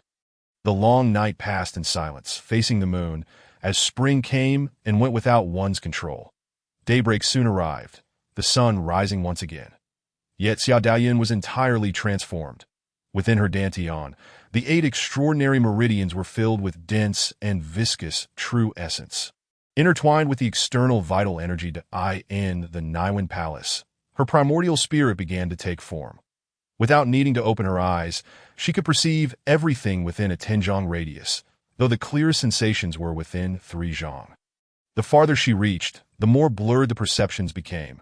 After a considerable time, her curiosity piqued. The awareness of her primordial spirit fell upon Su Chang'an, who was currently reclining on the rattan chair with closed eyes. In the next moment, he opened his eyes, gazing at Xia Dayun, who had also closed hers. "Have you broken through to the 6th rank?" Xia Dayun's primordial spirit returned, her almond-shaped eyes shining with joy. "Indeed," Su Chang'an grinned widely. "This is wonderful news, worthy of celebration. Shall we go out for a feast in honor?" "Absolutely. I'll tidy up." Xia Dayun rose, smiling as she returned to her room. Su Chang'an stood tall, stretching his limbs. Name: Su Chang'an. Lifespan: 190 level. 38 all attributes. 38 experience points. 38,503,900 blade technique realm. Blade intent: 81 experience gained. 1 in a short while, he would reach level 40, equivalent to a 6th rank practitioner. However, compared to the practitioners of this world, the enhancement of all attributes was far more comprehensive. Would he then be able to command flying knives? He waited in the courtyard. After nearly half an hour, when Xia Dayun reappeared, she was transformed anew. A green hairpin secured her dark, lustrous locks, and she wore a pale purple robe that accentuated her graceful figure.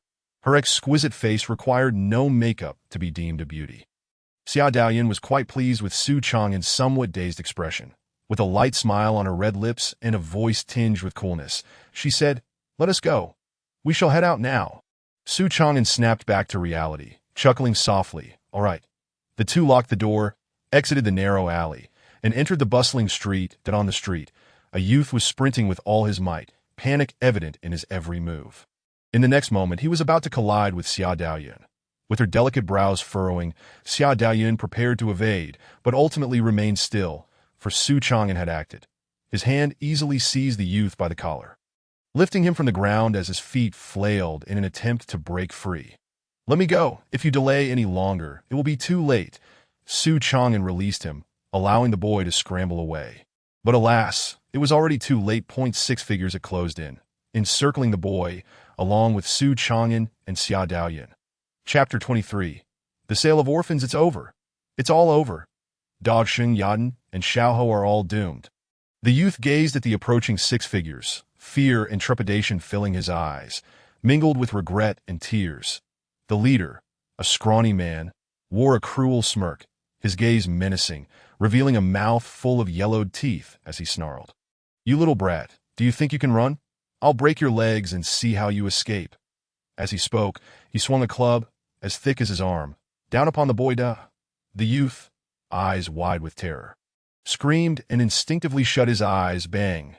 The wooden stick struck firmly against the palm, producing a muffled thud. The youth felt no pain as he opened his eyes to see a hand shielding him from the descending stick. The hand was fair, with slender fingers, and the arm was adorned with pale, red sleeves. It was Xia Daoyun who intervened. Initially harboring no fondness for the boy whose mood was marred, she nevertheless extended her hand when the stick was swung. The slight figure of the man momentarily froze, surprised that someone dared to obstruct him. He exerted a bit of force, attempting to withdraw the stick, yet it seemed as though it had taken root. No matter how hard he tried, it would not budge. His gaze towards Xia Daoyun shifted subtly. "This matter is unrelated to you two friends, that I advise you to refrain from meddling. Otherwise, you may find it difficult to reside in this Yuan city." His expression was fierce, his tone laced with menace. Xia Daoyun's brows deepened with a frigid countenance, a chill rising in her eyes, colder than the winter-esque breath. That's so? Based solely on your words. I am compelled to intervene." Before her voice had faded, she exerted a slight pressure with her palm, causing the stout stick to crumble into dust. The slight man stood in shock, as did the other 5. While the youth too was momentarily stunned, only to quickly react by kneeling on the ground, repeatedly bowing his head. "Fairy sister, I implore you, save Dogsheng, Yadan, and Xiaohou. I, Heiwa, shall repay you by toiling like an ox," he pleaded fervently. Xia Daoyun ignored him, her attention fixed on the slight man and the others wielding sticks. Su Chang'an crouched down, offering a comforting smile. "Rise. If you continue to bow, the fairy sister may choose not to rescue your companions." Heiwa lifted his head, inquiring, "Is that true?" Su Chang'an nodded with a smile. "Absolutely." Heiwa hastily stood up, wiping his face, streaked with dust and tears. Su Chang'an ruffled his disheveled hair. "However, you must first tell us what transpired, so we can assist your friends." With a worried expression, Heiwa replied, "But if I finish speaking, they will be sold." Su Chang'an replied nonchalantly, "Then let us walk and talk." Upon hearing this, Xia Daoyun ceased her politeness. A flash of light erupted from her wrist, severing the meridians of the slight man and his 5 companions before they could react. The light then transformed into a bracelet, encircling her wrist. "Ah!" The shrieks rang out abruptly as the 6 could no longer support themselves, collapsing onto the street, writhing in agony, akin to the children they had once brutalized. "All right, let us depart." Su Mingqing watched the children playing in the courtyard, stroking his grizzled beard, a kind smile illuminating his wrinkled face. Contemplating the arrival of a group that night, the once vibrant children before him morphed into various resources in his mind, his smile growing ever more benevolent. He was the director of the benevolent orphanage, ostensibly dedicated to caring for orphans, and had even received commendation from the Yuan city governor. Yet, none would suspect that he, Su Mingqing, would be involved in the trafficking of children. However, a slip-up occurred when a child overheard something he shouldn't have. That child managed to sneak out through a dog hole in the orphanage, intending to expose him to the authorities. Fortunately, it was discovered early, and he dispatched someone to pursue.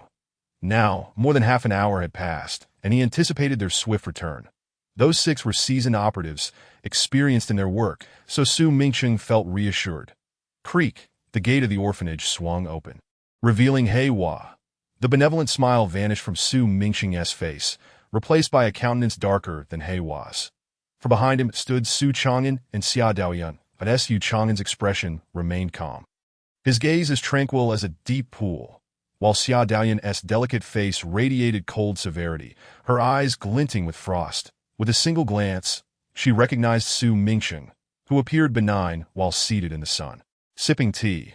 Just as He Hua had described, that Su Mingcheng set down his tea, standing up with narrowed eyes that glinted with a certain shrewdness. "Children, we have guests. Go play elsewhere." The children obediently dispersed as Su Mingcheng continued.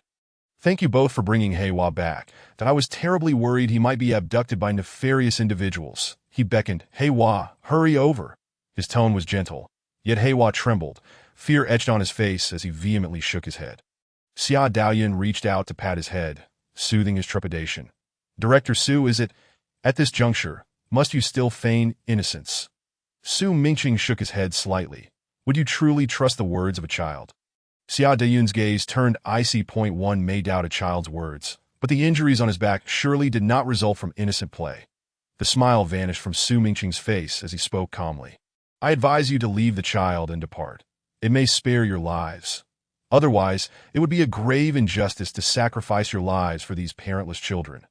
The chill in Xia Daoyun's eyes dissipated as she intertwined her vital energy with the ambient essence, flowing into the sword bracelet at her wrist.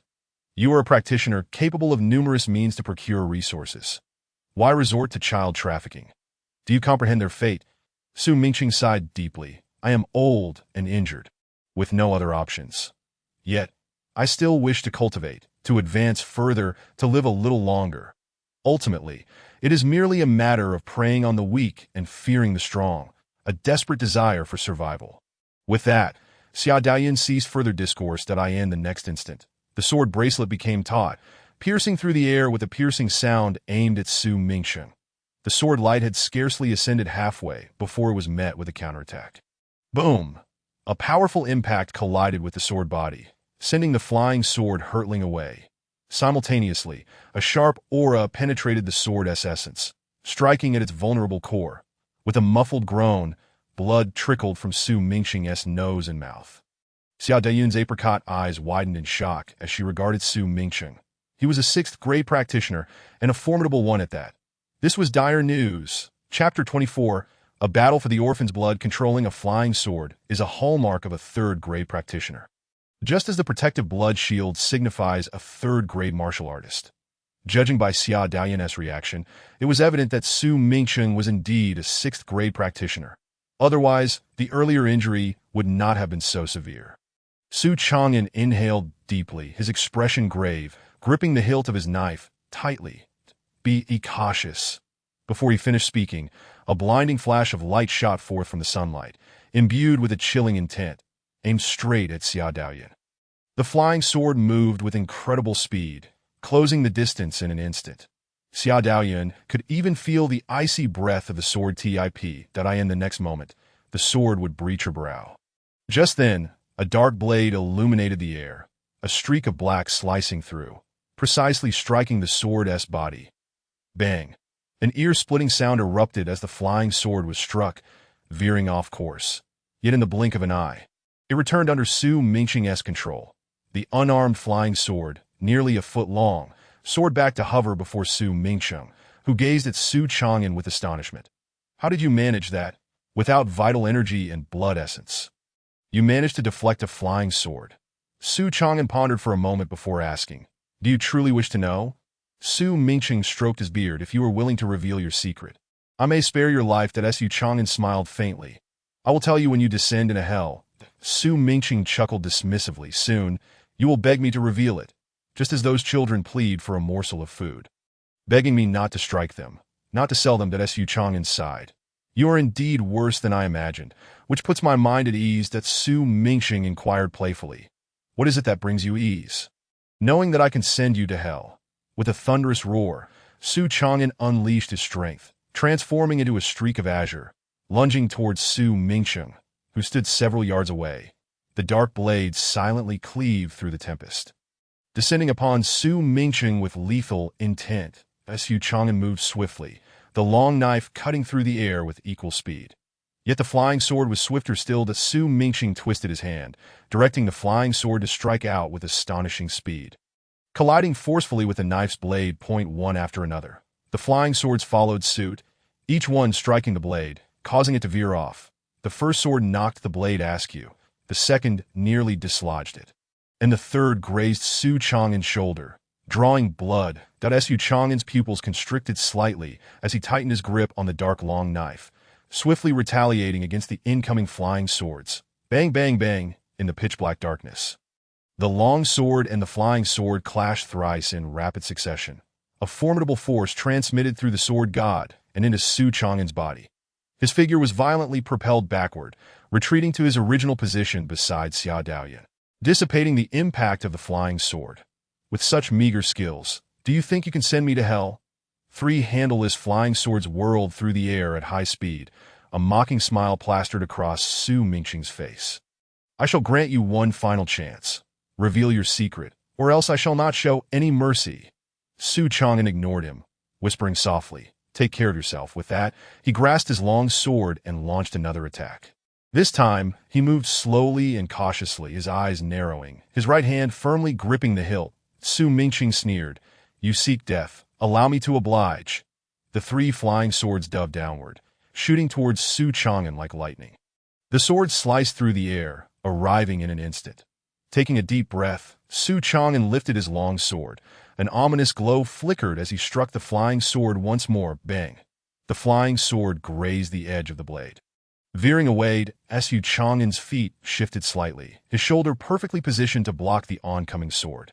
The flying sword pierced directly into his left shoulder, embedding itself within the scapula. A violent pain surged through him, coursing across his body in an instant. Prepared for such an eventuality, Su Chang'an exerted pressure on his shoulder, trapping the flying sword with flesh and blood. Just then, a second sword collided with his long sword. Su Chang'an employed the same tactic, using his right shoulder to hold the flying sword in place. The third flying sword traced an arc in the air, bypassing the long sword and flying towards Su Mingsheng. As it returned to Su Mingsheng's front, his expression darkened, and no matter how he urged the spirit within the flying sword, it remained as if locked in place, unable to move. Now, he had but one flying sword at his disposal. While his opponent wielded two, he had never underestimated Xia Daoyan. Even though she had been grievously wounded by a single sword strike, she was still a genuine sixth-tier cultivator. In that moment, he made a decision. The spirit instantly returned, infusing into the remaining flying sword before him. The spirit stirred, as true essence mingled with the energies of heaven and earth, flooding into the flying sword. The sword trembled rapidly, its blade gleaming brighter. The flying sword transformed into a streak of flowing light, racing towards Su Chang'an at nearly 50% greater speed than before. Su Chang'an barely had time to react before the sword was upon him. At a critical moment, another flying sword darted in from the side, colliding with Su Mingsheng's sword. Bang! A deafening sound erupted as Xia Daoyan's sword was sent flying back, crashing to the ground. As Su Mingsheng's sword was only momentarily hindered before it continued its trajectory towards Su Chang'an's heart. That was sufficient. Su Chang'an had already positioned his long sword across his chest, intercepting the thrust aimed at his heart. Bang! Another thunderous noise rang out. Amidst the sound, Su Chang'an thrust his left hand forward, seizing the flying sword with a fierce grip. The sword writhed violently, attempting to escape. His palm was cut open, blood dripping incessantly, mingling with the wounds on his shoulders and staining his azure robe. After a tense standoff lasting several breaths, the struggle ceased. Su Chang'an remained vigilant, gripping the sword's body tightly, his eyes fixed intently on Su Mingsheng. The latter's eyes widened in astonishment as he retreated without hesitation. All three flying swords were under Su Chang'an's control. At that moment, he resembled a tiger stripped of its claws, that if he did not flee, he would meet his demise. Regardless, he was a sixth-tier cultivator. Should he choose to escape, there was still a chance for survival. Yet, as he contemplated his escape, Xia Daoyan was resolute in denying him any opportunity. Channeling the last vestiges of her spirit, the handleless flying sword skimmed along the ground, swiftly catching up to him, breaking through his protective true essence and severing the meridians in his foot. Thud.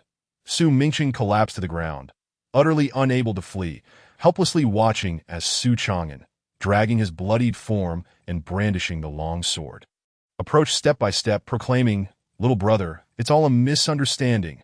I possess a secret, a monumental secret. Spare my life, and I shall reveal it to you." Su Chang'an gazed down at him and shook his head.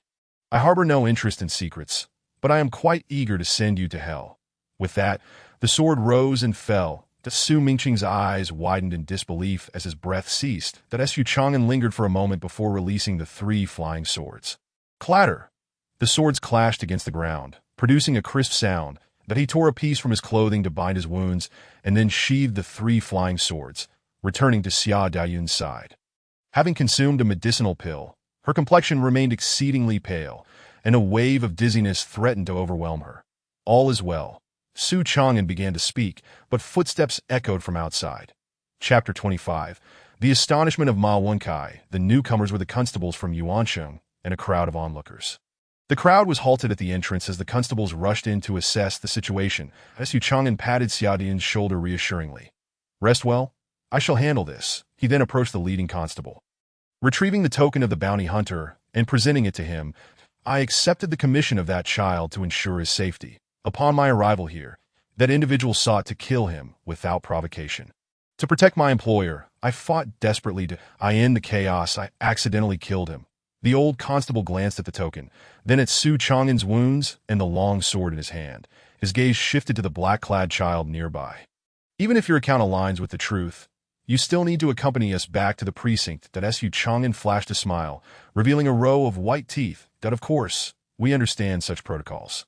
However, my friend is gravely injured. I kindly request that you first escort her to the Sihai Trading Company. I assure you of my full cooperation." The old constable narrowed his eyes, noticing the fingers that were continuously caressing the sword sheath, and recalled the reputation of the Sihai Trading Company. The words he had intended to say were abruptly swallowed. "Very well, no problem. You shall come with us. Who should we contact at the Sihai Trading Company for your friend?"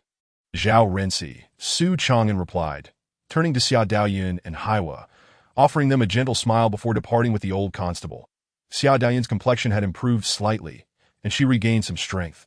Taking a deep breath, she bent down to face Haiwa, her voice cold yet gentle.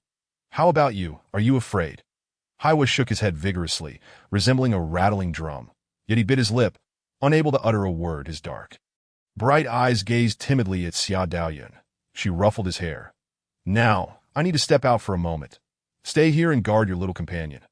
"Can you do that?" Haiwa nodded earnestly. Xia Daoyun patted his shoulder. "Go ahead." As a young constable attempted to rise and stop Haiwa, he was halted by an older colleague. Xia Daoyun watched Haiwa dash into the courtyard and stand guard at the entrance. Without casting another glance at anyone else, she strode directly outside.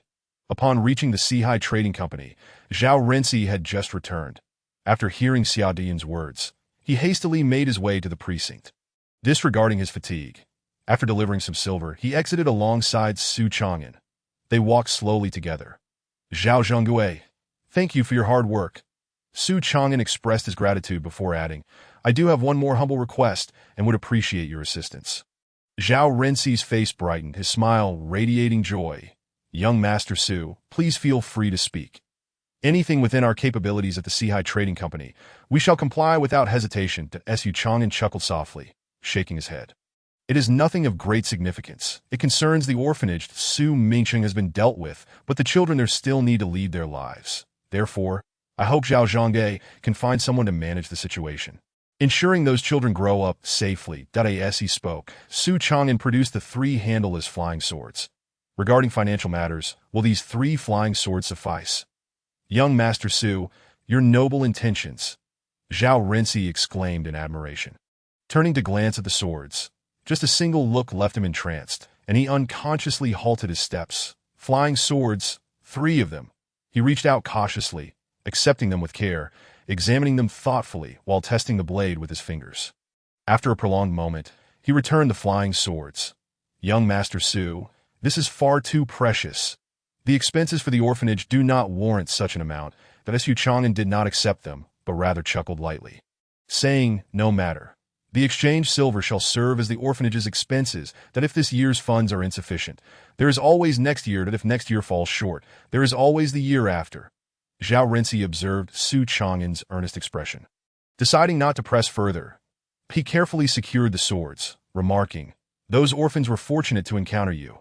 "Young master," as the two conversed, they swiftly returned to the orphanage, accompanied by the sweet candy figurines, along with baked cakes, peanuts, roasted chicken, and other delights that in an instant, the orphanage was transformed, echoing with the joyous laughter of children, reminiscent of a festive New Year celebration. That be why the time Zhao Renzi returned to the Sihai Trading Company. Darkness had enveloped the sky. After a brief wash, he bent down under the dim light, fervently penning a letter. Once he completed the correspondence, he meticulously stored away 3 flying swords and then summoned someone to deliver them to Shangshui City overnight. 3 days later, Ma Wenkai received the letter and the flying swords, his face betraying his astonishment. "Aunt Wang, is this truly possible? Could Brother Su be so formidable as to slay a 6th-grade cultivator?" Wang Yun appeared silently, picking up one of the flying swords and inspecting it for a moment.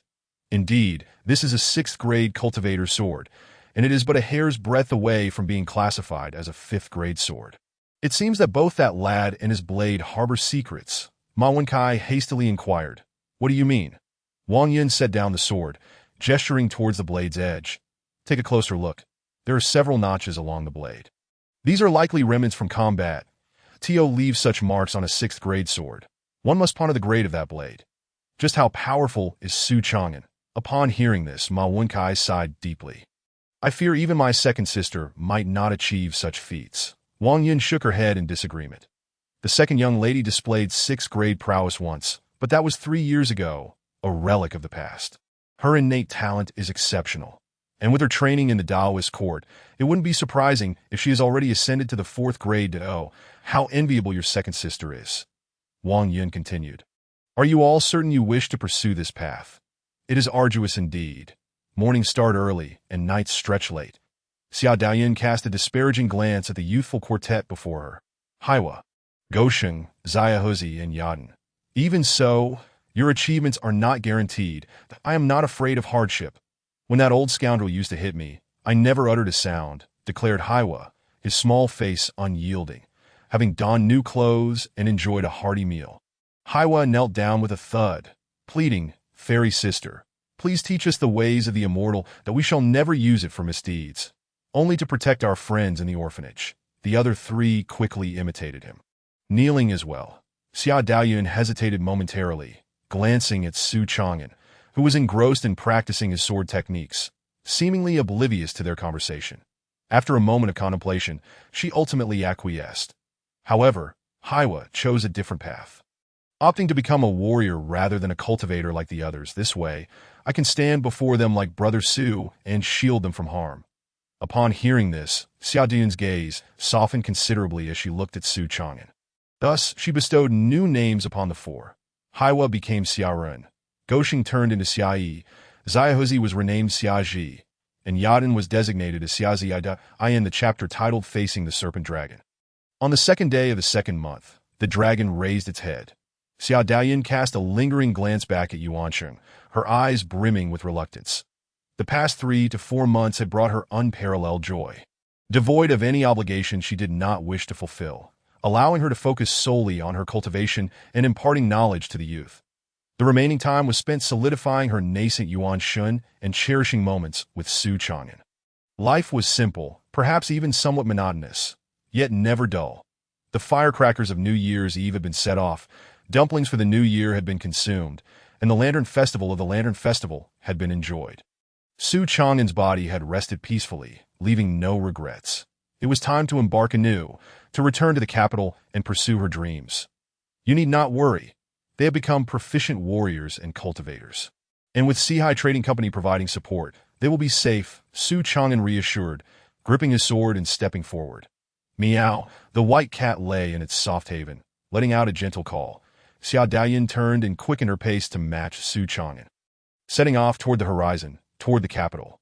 Yangjiao Village, like countless others within the Dashuan realm, was a village of moderate size, home to over 100 families, encompassing 500 to 600 souls that as dusk settled.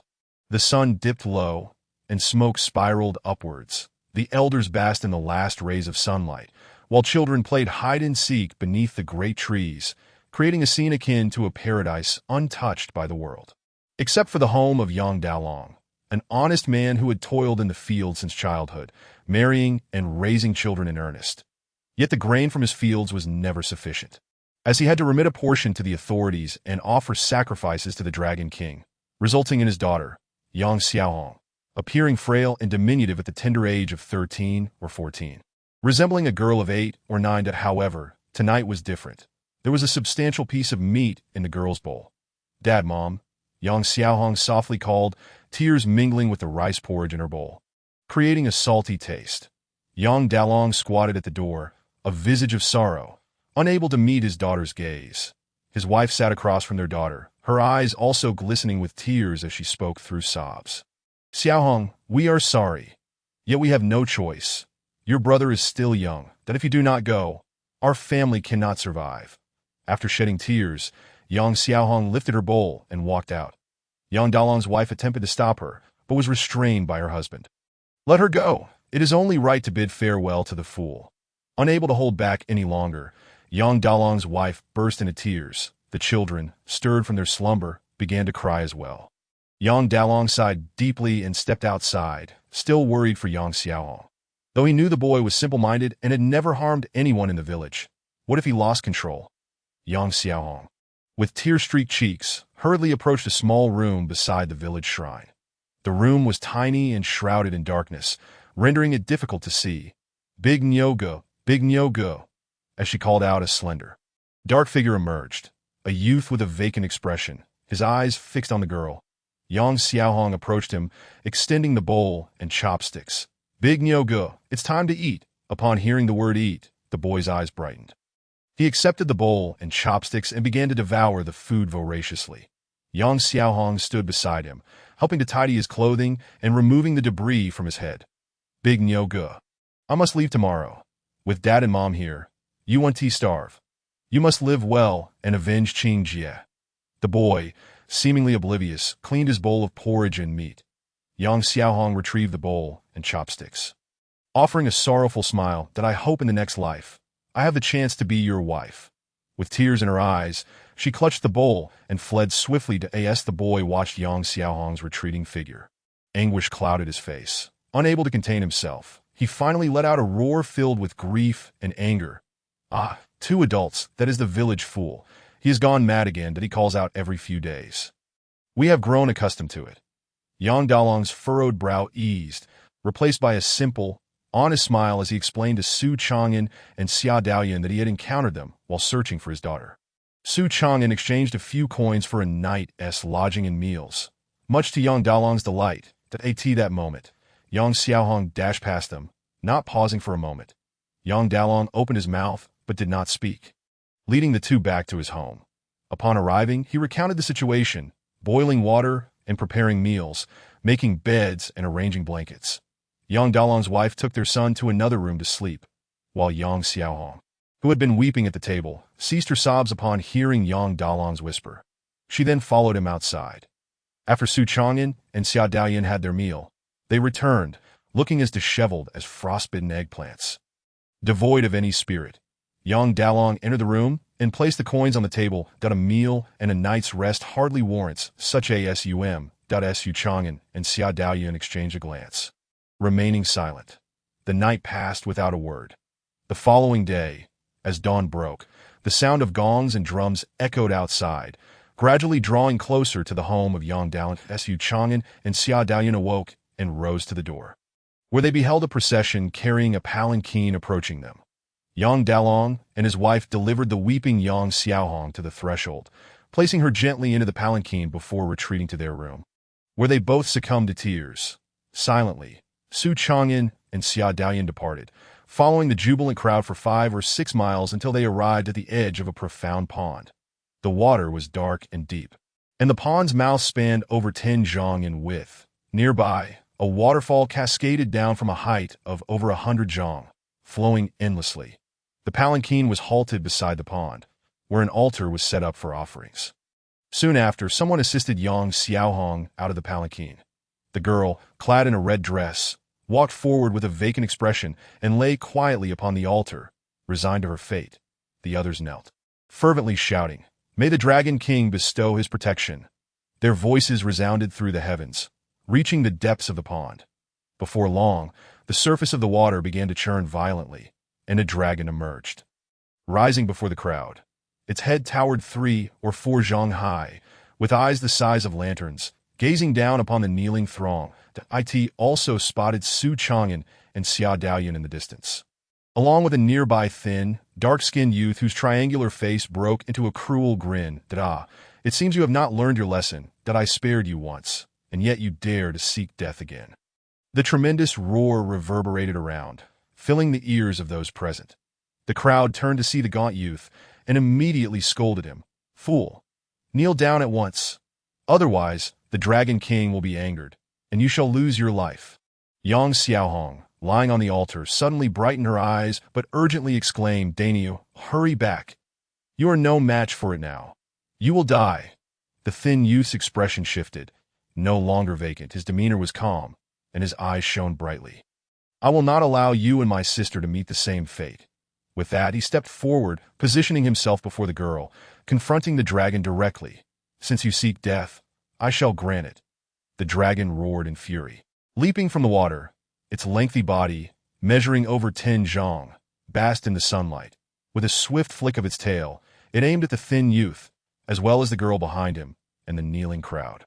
The force of its movement stirred a tempest, sending the waters along the shore retreating into the depths. Yet the thin youth did not flee. Rather, he stepped forward, swinging his fist towards the incoming dragon's tail. In comparison to the dragon's tail, he appeared minuscule. His fist seemed even more insignificant. Boom! His fist collided with the tail, producing an earth-shattering sound. An invisible shockwave erupted, sending waves soaring over a foot high. Splashing onto the ground and drenching the astonished onlookers. Fearful, they scrambled to their feet and fled, regretting not having been born with 2 extra legs. The crowd dispersed rapidly, yet the girl stood her ground behind the youth. "You two, hurry! Don't be a hindrance here." She cast a lingering glance at him before retreating. The thin youth remained steadfast, his gaze fixed on the dragon. The dragon, flicking its tail, similarly focused its triangular eyes on the boy. A glimmer of confusion flashing in its depths. "Kid, who taught you this?" The thin youth smiled faintly, revealing a set of yellowed teeth. "What's wrong? Are you afraid?" The dragon, enraged, laughed derisively, looking down at the youth. "Do you think I fear an ant like you? Even with immense fortune, you are no match for me. I simply do not wish to provoke those behind you." The youth wore a cold smirk. In the end, aren't you afraid?" The dragon thrashed its body, creating waves 3 feet high. "That if I kill you, even if those behind you find out, what can they do once I return to the depths of the ocean?" After a brief silence, the youth spoke. "A passing master taught me the Black Heaven Demon technique. He claimed it to be a demonic skill that could be mastered in a mere 10 years, enough to surpass you that I had no choice but to cultivate it." And soon after, the master departed. The dragon, hailing from the depths of the ocean, was well versed in the ways of the world, yet had never heard of such a technique. "But that cannot be. You have only practiced for 6 or 7 years. Yet you can withstand my strike. The prowess of the Black Heaven Demon technique is indeed formidable, that if I could acquire it and train for several years, returning to the depths would not be impossible." In an instant, greed flickered in its eyes. Suddenly, the dragon launched an attack, sending 3-foot waves crashing towards the shore and the youth.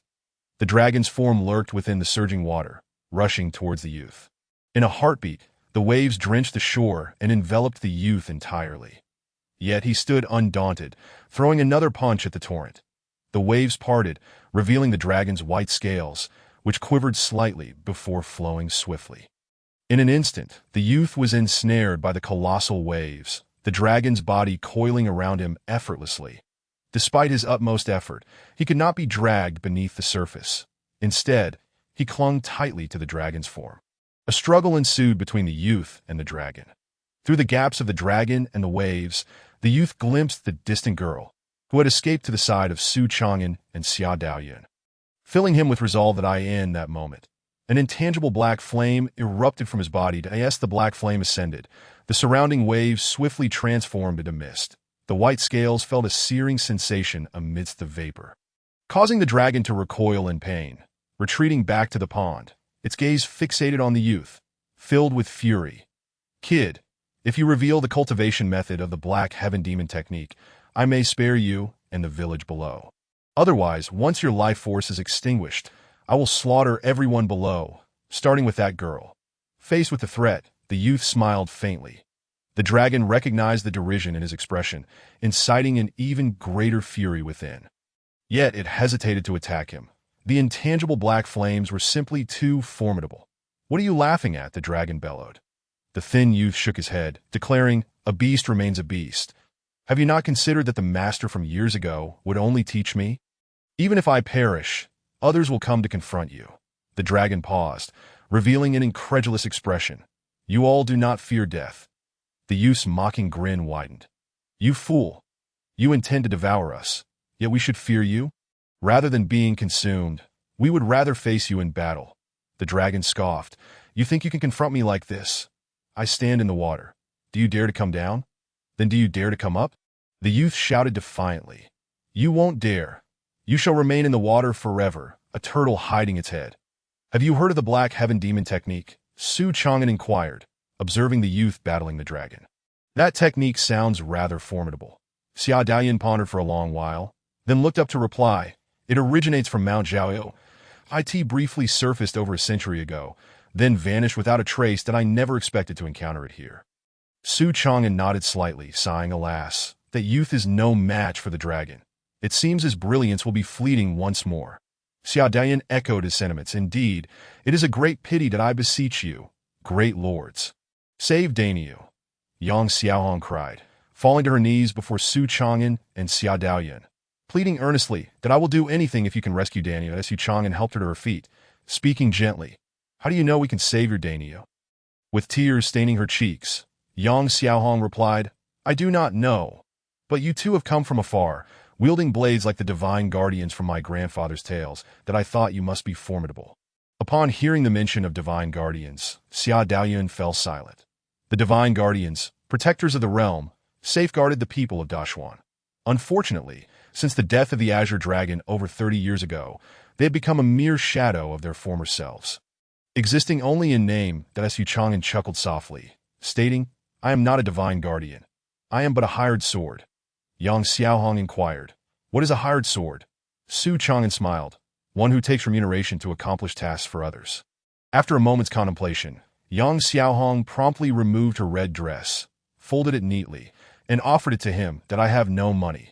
This is all I possess." The emaciated figure lay exposed beneath the sun, shivering in the biting wind. That Su Chang'an gently caressed her head, drawing forth a slender red thread from her hair. "This thread will suffice," he declared. With that, he assisted the young girl in donning her garments once more, binding the delicate red thread around her fair wrist. Xia Daoyun glanced at the red thread adorning her wrist, then turned her gaze towards Su Chang'an. "This is a gift for you. I hope you do not find it lacking." Su Chang'an offered a slight smile before turning to join the black-haired youth and the dragon. Chapter 28. A blade to slay the dragon. Approaching the gaunt youth, Su Chang'an peered into the depths of the pool where the dragon resided, softly saying, "You have performed admirably. You may rest now." The thin youth stubbornly shook his head. "No, it is not dead yet, that I cannot take a break." With a sigh, Su Chang'an spoke gently, "Leave it to me. If you do not cease your efforts, your life will truly be in jeopardy. Do you not wish to be with that young lady? Or do you prefer to watch her weep for you? Surely, you would not deceive me?" "Ha! I have received compensation from the young lady," he replied. After a prolonged silence, the youth halted his efforts, extinguishing the flames. His once jet-black hair had turned an ashen gray. Su Chang'an patted his shoulder, guiding him back to where Xia Daoyun stood. As the youth steadied himself, he caught sight of the girl and broke into a grin, promptly fainting. Xia Daoyun reached out to steady him, retrieving a pill to place in his mouth before setting him gently on the ground. "He is fine. He is merely exhausted. Let him rest, and he shall awaken revitalized." The girl fought back tears, nodding as she crouched down, her eyes fixed unwaveringly on the young man, her hands tenderly caressing his face and the gray strands of his hair. Xia Daoyin cast a gentle glance at him before turning her attention back to Su Chang'an, who was calmly observing the white dragon. Will you vow to cease your disturbances and return to the depths of the dragon abyss? Or shall you accept my blade and leave your fate to the heavens? Clad in azure, wielding a broadsword, he appeared strikingly handsome and statuesque, yet lacking any distinguishing features. The white dragon, with its large eyes, regarded him for a moment before speaking. What occurs here is of no concern to you. I advise you to depart. Otherwise, you will jeopardize the great matters of the dragon abyss. Even at the ends of the earth, you cannot escape. Su Chang'an chuckled lightly at the dragon's imposing demeanor. You speak of the dragon abyss before a battle has even begun. Truly a cowardly reptile. Fury etched across the dragon's triangular face, its gaze fixated on the distant Xia Daoyin, sensing an overwhelming threat emanating from her. In contrast, Su Chang'an did not evoke any sense of danger. With a sigh, he reassured, "Do not worry. She will not interfere. This is a fair duel between you and me that if you truly possess the ability to slay me and retreat into the depths, she cannot hinder you." Seeing Xia Daoyin remain still and silent, the dragon felt a wave of relief wash over it. "Very well, then let us engage in a fair battle." Before the words had fully escaped its lips, the white dragon soared into the air, conjuring towering waves that crashed violently against the shore. Concealed behind the tumultuous waters, the dragon cast a furtive glance at Xia Daoyin, its energy surging, the once white scales transforming into a pale crimson. In an instant, a malevolent aura filled the air, casting an ominous shadow over Su Chang'an. Yet he remained unperturbed, his gaze steady and unfaltering. Gripping the hilt of his sword, he drew it forth with a subtle force. With another surge of power, a streak of darkness cleaved through the air, not merely a short blade, but an extension that stretched over 30 feet, that in a heartbeat. The blade collided with the monstrous waves, slicing through them as effortlessly as cutting through tofu, severing the towering deluge in two. The figure of the white dragon was unveiled. The blade pressed on, striking the dragon itself, with a ferocious roar. Its expression contorted in rage, the dragon's vitality ignited, its pale scales rapidly deepening to a dark crimson. The dragon resembled a boiled shrimp, transformed into a red dragon. The next moment, the crimson dragon collided with the blade. Yet no sound emerged. The blade flickered past, and before the dragon could fully comprehend, a tremendous crash resonated from behind. The blade cleaved through the waterfall, striking the mountain wall behind it. The cascade momentarily halted, then surged forth with debris. How is this possible? I am a dignified 7th-tier dragon. How can I not achieve this? The opponent is merely immortal. How can he possess such strength? Unless he is a 2nd-tier or higher expert, completely suppressing his aura. But if he is indeed such a powerful being, why would he need to? Before it could finish the thought, the dragon's head tumbled down, its lengthy body plummeting into the water. Simultaneously, an imperceptible aura infiltrated Su Chang'an's being, that he sensed it but did not perceive anything amiss, allowing the water to drench him entirely. Name: Su Chang'an. Lifespan: 240 level, 48 all attributes, 48 experience points, 4850-4900 swordsmanship realm, blade intent, 99, experience gained, 1. With a long sigh, Su Chang'an plunged into the water. The dragon's body was a treasure trove. Its flesh was a great supplement for warriors. Its scales could be fashioned into armor, and its demon core could be used to concoct elixirs. Thankfully, he was adept in swimming. Otherwise, he would have had to rely on Xia Daoyin to retrieve it, which would have been rather undignified. The dragon was not excessively heavy. Treading water, he gripped the dragon's head with one hand and its body with the other. Swiftly returning to the shore, Xia Daoyin approached with the girl and the still slumbering youth. The girl's eyes were filled with astonishment. The Dragon King, worshipped by our village for over a decade, has been slain just like that.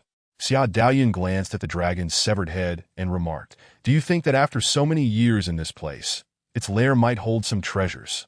Meow. The white cat in her arms chimed in agreement. Su Chang'an nodded. "That makes sense. I shall go and take a look." With that, he dove back into the depths. The water gradually calmed.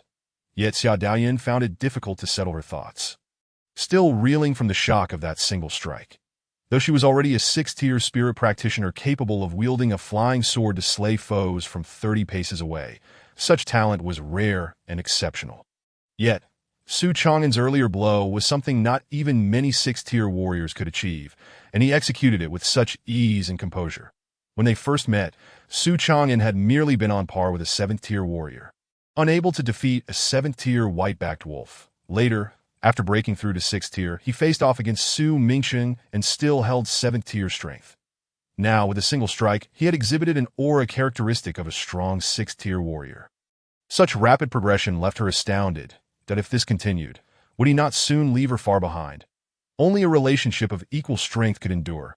Otherwise, would she not?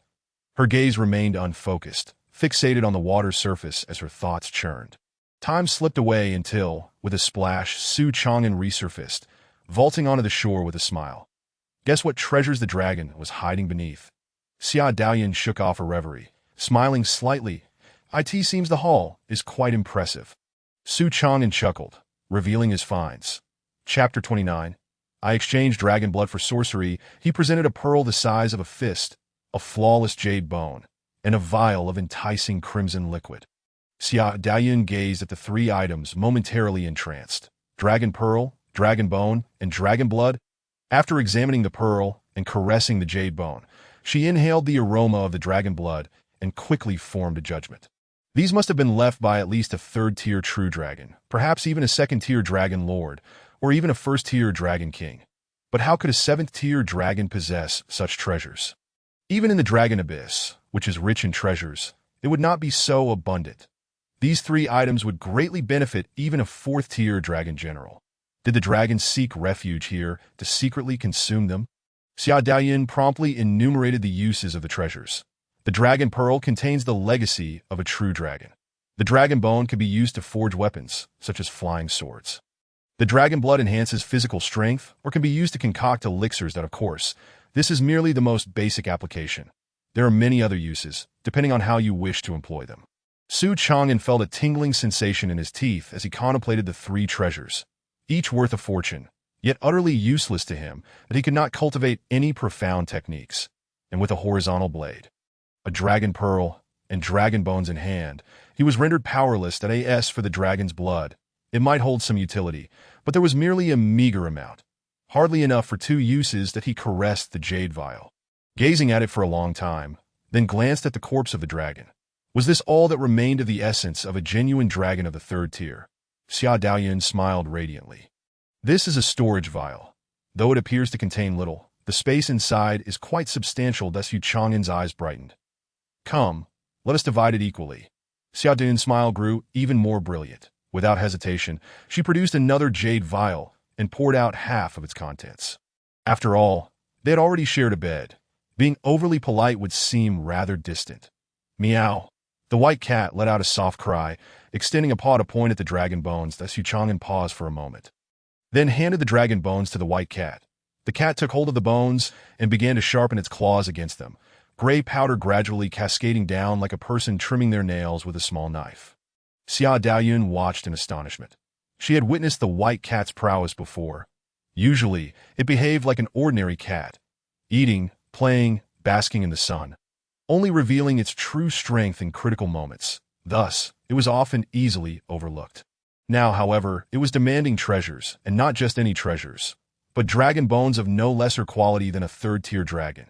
An extravagant use indeed. Su Chang'an glanced at the white cat and remarked, those dragon bones could be exchanged for a great many fish treats. Even if you were to grind them into powder, it would still suffice. Meow, the white cat responded, acknowledging its understanding. Indeed, the gray powder that had fallen was now nowhere to be seen, as it had been collected by the cat.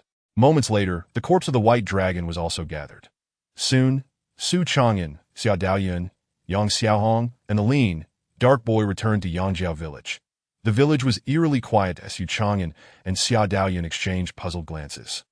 Was there another demon wreaking havoc? However, the houses appeared intact and undamaged.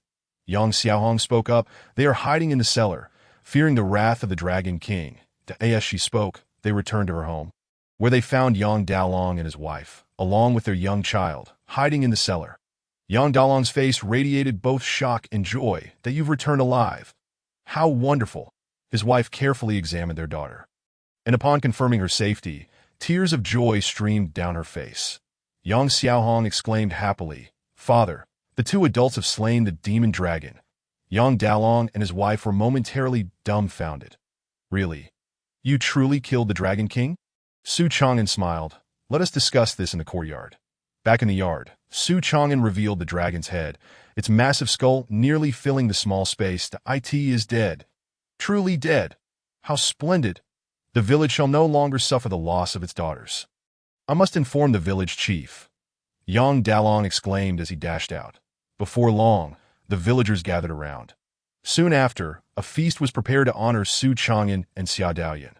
The villagers living off the land had ample ingredients from Yangjiao Mountain, including various game. Mushrooms became the dish of choice for entertaining guests, as they were easy to gather and preserve. After the feast, all the villagers lay down to rest, while Su Chang'an and Xia Daoyan chose to seek out the lean, dark boy, who had awoken and joined in the meal, consuming more than anyone else. This time, no one called him a fool or a madman. They began to address him by his name, Yang Dainyu. The three gathered beneath the great tree in the ancestral hall. The afternoon sun, mingling with a gentle breeze, felt quite pleasant. "You seek me to inquire about the Black Heaven Demon technique, do you not?" Having washed himself clean and donned tidy clothes, Yang Dainyu appeared somewhat mature, not at all like a mere boy of 16 or 17, especially with his head of gray-white hair. "You have saved my life and the lives of the entire village. I can share the scriptures of the Black Heaven Demon technique with you." With that, he began to recite the incantation from memory. After finishing, he added, "I merely memorized it. I do not comprehend its meaning. I was able to cultivate it because the master guided me during my training." That Su Chang'an pondered this in silence. "But why, then, do you behave so foolishly?" Yang Dainyu remained silent for a moment before explaining. "This technique dulls the mind.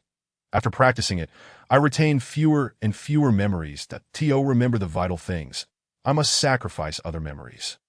Xia Daoyan nodded slightly, acknowledging the truth in his words. Indeed, while the Black Heaven Demon technique was formidable, it was ultimately a method for cultivating the body.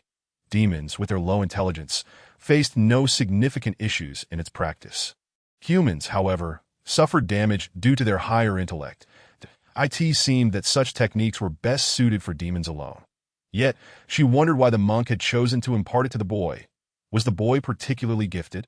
Thinking along these lines, Xia Daoyan regarded Yang Dainyu with a generous gaze that Su Chang'an, however, did not dwell on such matters. That he merely felt that certain aspects of the Black Heaven Demon technique could be of use, such as the illusory flames produced by sacrificing one's life force. This could serve as a plausible explanation for his own formidable power, without blood and true essence, yet possessing great strength. This was indeed a perilous endeavor. Should a more powerful being come to investigate his secrets, it would spell trouble. Even the white cat could not fend off all dangers. However, if there existed an illusory flame born of life force, it would provide a more reasonable justification. The life you save has already been compensated. The teachings of the Black Heaven Demon technique are invaluable to me, and consider it a trade between us." As he spoke, he produced the jade vial, pouring out some dragon's blood and taking out portions of the white dragon's flesh, carefully packaging them to hand over to the boy. "This is your rightful share. Do not hesitate to accept." Chapter 30. The horse bandits come to offer their congratulations as the sun rose. Beneath the great tree in Yangjiao village stood a man and a woman. The man was slight of build, and the woman was similarly petite. Compared to the previous day, Yang Xiaohong's face bore a hint of color, and she was still dressed in her red dress. "Brother Dainyu, will you leave in the future?" Yang Xiaohong's voice trembled with uncertainty and anxiety as she gazed at Yang Dainyu, her expression no longer as resolute as before. Yang Dainyu withdrew his distant gaze, breaking into a sincere smile as he reached out to stroke her dry, yellowing hair. "Even if I were to venture to the divine capital, I would surely bring you along." Yang Xiaohong's eyes squinted with happiness, for she understood that he was including her parents and younger brother in this promise. Yang Dainyu then pulled her into an embrace, as though he were holding the entire world. "The roots lie here. If I were to leave for the divine capital, would I still be able to survive here?" The weather in March was splendid. No wind, Gentle rain, the spring rain as precious as oil. The light drizzle fell softly. Swallows flew at an angle. The green mountains stood tall, and the air was fresh. Su Chang'an and Xiaodian walked slowly under an umbrella, neither riding horses nor taking a carriage, allowing the muddy ground to soak their shoes and clothes. You now wield your hands like an ordinary warrior. However, you can only maintain it for a limited time. At most, you can unleash 3 strikes, which is rather scant. Xiaodian's voice, cool yet gentle, floated through the curtain of rain. Reaching Su Chang'an's ears, Su Chang'an responded, 3 strikes are sufficient. If I cannot slay with 3 strikes, then I may very well be the one to be slain. Xiaodian furrowed her delicate brows, casting a silent glance filled with reproach. She could not help but acknowledge that Su Chang'an was indeed a prodigy. His strength was growing at a visible pace, and he had even grasped the concept of momentum. Intent signifies a preliminary comprehension of the great principles, while momentum indicates a foundational mastery of those principles, applicable in real combat. That a sword cultivator, unmatched in offense, would dare to confront foes of higher ranks if they had comprehended the sword's momentum. Similarly, if a warrior understood martial momentum, the potency of their moves would be significantly amplified. Xiaodian had discovered this during her sparring session with Su Chang'an the day before. Only through battle could one truly appreciate the might of the horizontal blade. Moreover, the momentum Su Chang'an had grasped was entirely different from that of other cultivators. While others could augment their own abilities with momentum, Su Chang'an's manifestation entirely resided within the blade itself. Thus, when the horizontal blade attacked, its power would be vastly magnified. Xiaodian had already comprehended intent, but she still had a long way to go before grasping momentum. The higher realms and the legendary domain felt far too distant to contemplate for now. If you were to be slain, how would I return to the divine capital? Su Chang'an reached out to smooth the furrowed brow of the young girl. Chuckling lightly, do not frown so often. It does not look good and can make you age prematurely. It's all because of you that I'm upset. Ah, yes, it's my fault. After a bout of laughter and camaraderie, the two continued on their way, soon catching sight of Maqiao village. While Maqiao village bore a resemblance to Yangjiao village, it possessed its own unique charm. Nestled at the foot of the mountains, Maqiao village was graced with an additional stream and did not require the veneration of the Dragon King, in comparison to Yangjiao village. Life in Maqiao village was decidedly more blissful. Today, happiness reached its zenith. As 2 couples were tying the knot, an event of unparalleled significance for the village. Consequently, the air was filled with the jubilant sounds of drums and the crackle of firecrackers. After a short distance, Su Chang'an and Xiaodian could hear the festive sounds, witness the vibrant atmosphere, and inhale the pungent aromas wafting through the air. Su Chang'an exclaimed with delight. It seems we are in for a splendid feast today. Meow, the white cat sheltered beneath the umbrella wholeheartedly agreed. While dried fish were delectable, they could not be the sole fare. The trio made their way to Maqiao village, arriving at a grand wedding celebration where they beheld both youthful and beautiful brides, as well as charmingly mature women. The grooms varied from fair-skinned young men to robust and brawny figures. Fortune favored them, as the spring rain had subsided, and the sun once again graced the sky with its radiant light. The wedding scene was awash with an atmosphere of festivity. Presenting 100 won as a gift, Su Chang'an and Xiaodian were welcomed as esteemed guests at the table. 100 won was hardly sufficient for a cup of tea in the capital. Yet here they were treated to an abundance of chicken, duck, fish, and meat, alongside the exquisite flavors of elm seeds and locust flowers. The elm seeds were gathered from the trees in the village, and the locust flowers, too, were freshly picked. Encased in a light layer of flour and sprinkled with a touch of salt, they were steamed to perfection, releasing a subtle fragrance. Having never sampled such delicacies, Xiaodian was thoroughly satisfied, while Su Chang'an, who had not indulged in them for quite some time, also found immense pleasure in the flavors that he proclaimed the highest praise. Indeed, the taste of elm seeds and locust flowers is remarkable. During their meal, the 2 couples of newlyweds approached to toast them. Upon seeing the two, the grooms exchanged glances, silently raising their glasses in a jovial gesture before departing. Amidst the merriment, an unexpected commotion erupted as someone burst in, bellowing, "The horse bandits have arrived!" The voice rang loudly and clearly, reaching every ear. Upon hearing this, the villagers sprang to their feet, hastily retreating to their homes. Little did they expect that a simple banquet and meal would be interrupted by a robbery. Su Chang'an and Xia Daoyun were taken aback, momentarily speechless. However, they were soon surprised to see the villagers re-emerge shortly after, armed with axes, kitchen knives, and cudgels, gathering excitedly at the village entrance, eagerly awaiting the bandits' arrival. At the forefront stood the two grooms, the robust man wielding a long saber, while the fair-skinned youth held a paintbrush. Behind them, 8 sturdy men stood ready with their weapons. The sound of galloping hooves echoed from afar as several horses quickly approached. The bandits halted within 3 zhang, and the one-eyed leader of the horse bandits dropped the reins, striding forward with 2 of his brothers towards the village. Even from afar, a smile was already plastered on his face as he boisterously called out, "Brother Wei, how could you be so unkind? Such a grand occasion as a wedding, and you did not inform your brothers." As he drew nearer, he clasped his hands in greeting to the burly groom and produced 2 bags of silver coins, exclaiming, "I have come uninvited today to offer my congratulations. I hope Brother Wei will not take offense." The burly groom, holding his saber aloft, returned the gesture with a hearty voice, "Brother Chow, you are too modest. If you do not mind the village's simplicity and the murky wine, why not come in for a cup of celebratory wine?" Chao Quan glanced at Wei Changwen and Lu Shuwen, then surveyed the 8 men behind them and the villagers gathered around. "Excellent. I was just lamenting the lack of an opportunity to enjoy a drink with Brother Wei. Today, I shall not hold back." He turned to the group of bandits and bellowed, "You lot wait here for me." The bandits responded in unison, their voices booming. Satisfied, Chao Quan nodded, grasped the 2 bags of silver, and swaggered into the village with his 2 brothers. As the afternoon wore on, the wedding banquet concluded, and the villagers returned to their homes to tend to their affairs. In the room remained only Wei Changwen, Lu Shuwen, and Chao Quan. "Chao, brother, you are quite bold. Are you not afraid of coming back empty-handed?" Chao Quan replied, "Since it was Brother Wei who invited me, I would risk my life for a drink." Wei Changwen chuckled heartily, raising his cup. "Chao, brother, your courage is admirable."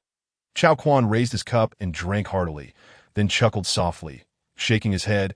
"It is not that my brothers are particularly brave, but merely that I am riding on the coattails of others."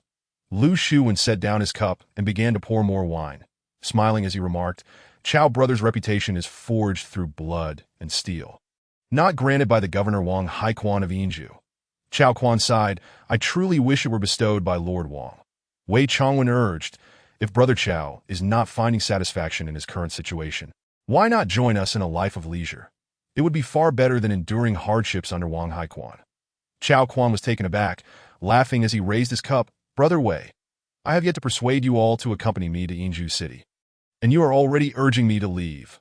Wei Changwen clinked cups with him, finishing his drink and wiping the remnants from his beard. "Brother, as a 6th-rank warrior, you are unmatched in Yinzhu with your spear. Such talent should not be wasted on being a bandit." Lu Shuwen chimed in, "I share Brother Wei's sentiments. Wang Haiquan is narrow-minded and nepotistic. He will likely meet a grim fate. That it would be wise for you, Chao brother, to extricate yourself sooner rather than later." Chao Quan sighed deeply. "Am I not aware of this?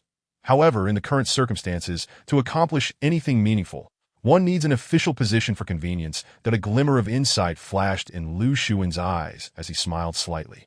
"Chao brother already has a plan in mind. We have overstepped."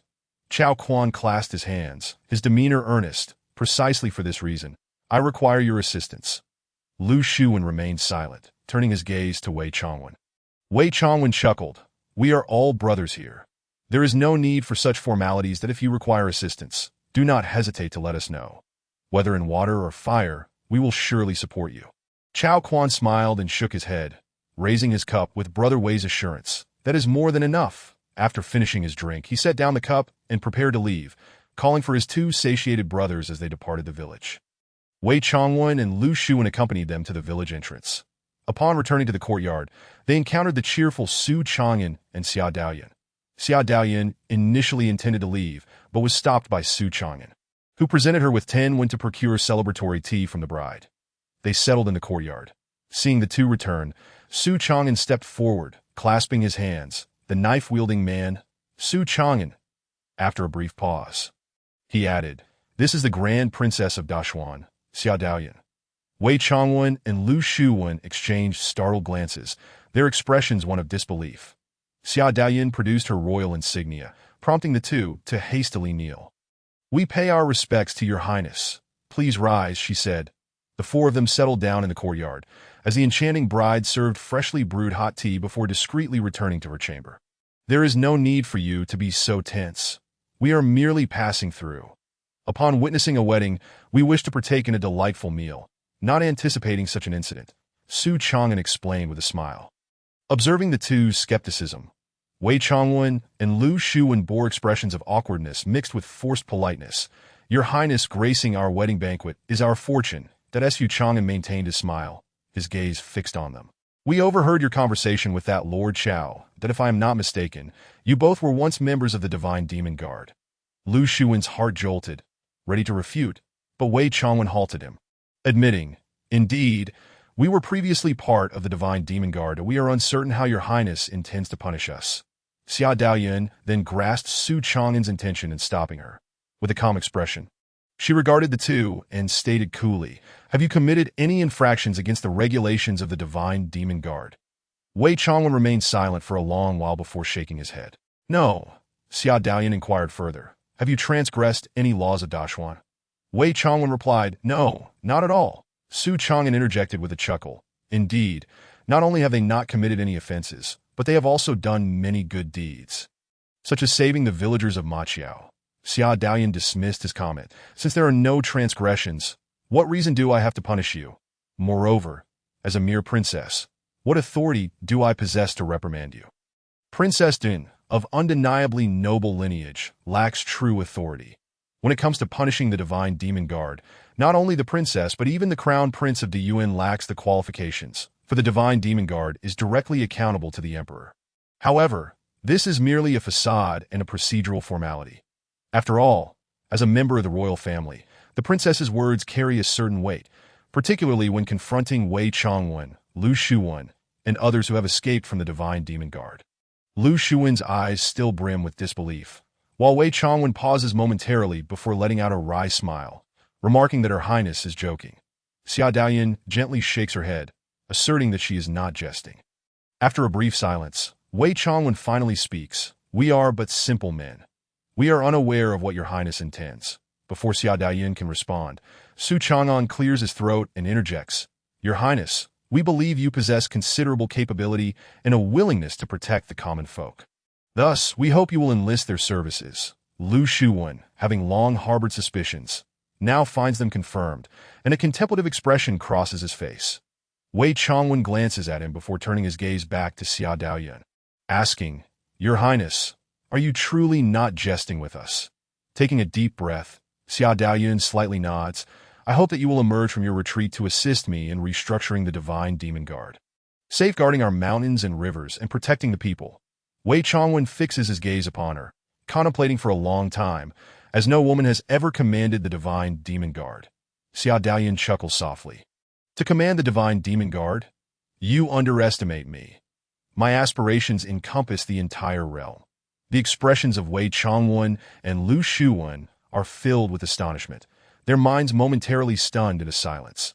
The prospect of a woman claiming the throne is unprecedented, and Xia Daoyun's ambition is nothing short of shocking.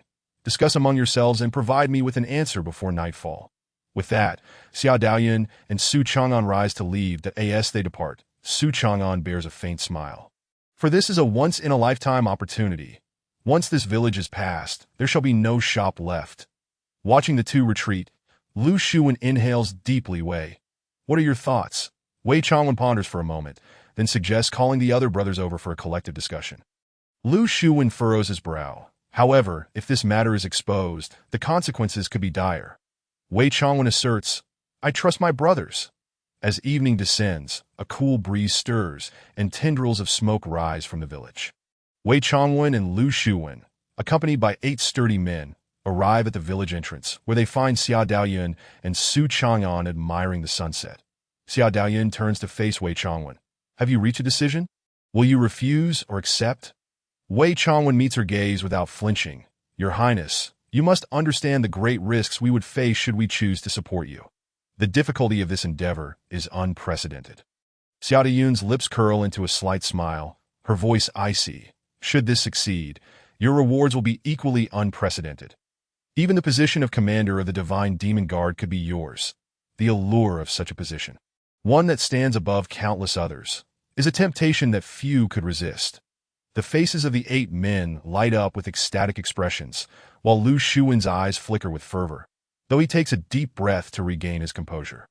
Mere empty promises do not equate to easily attainable rewards.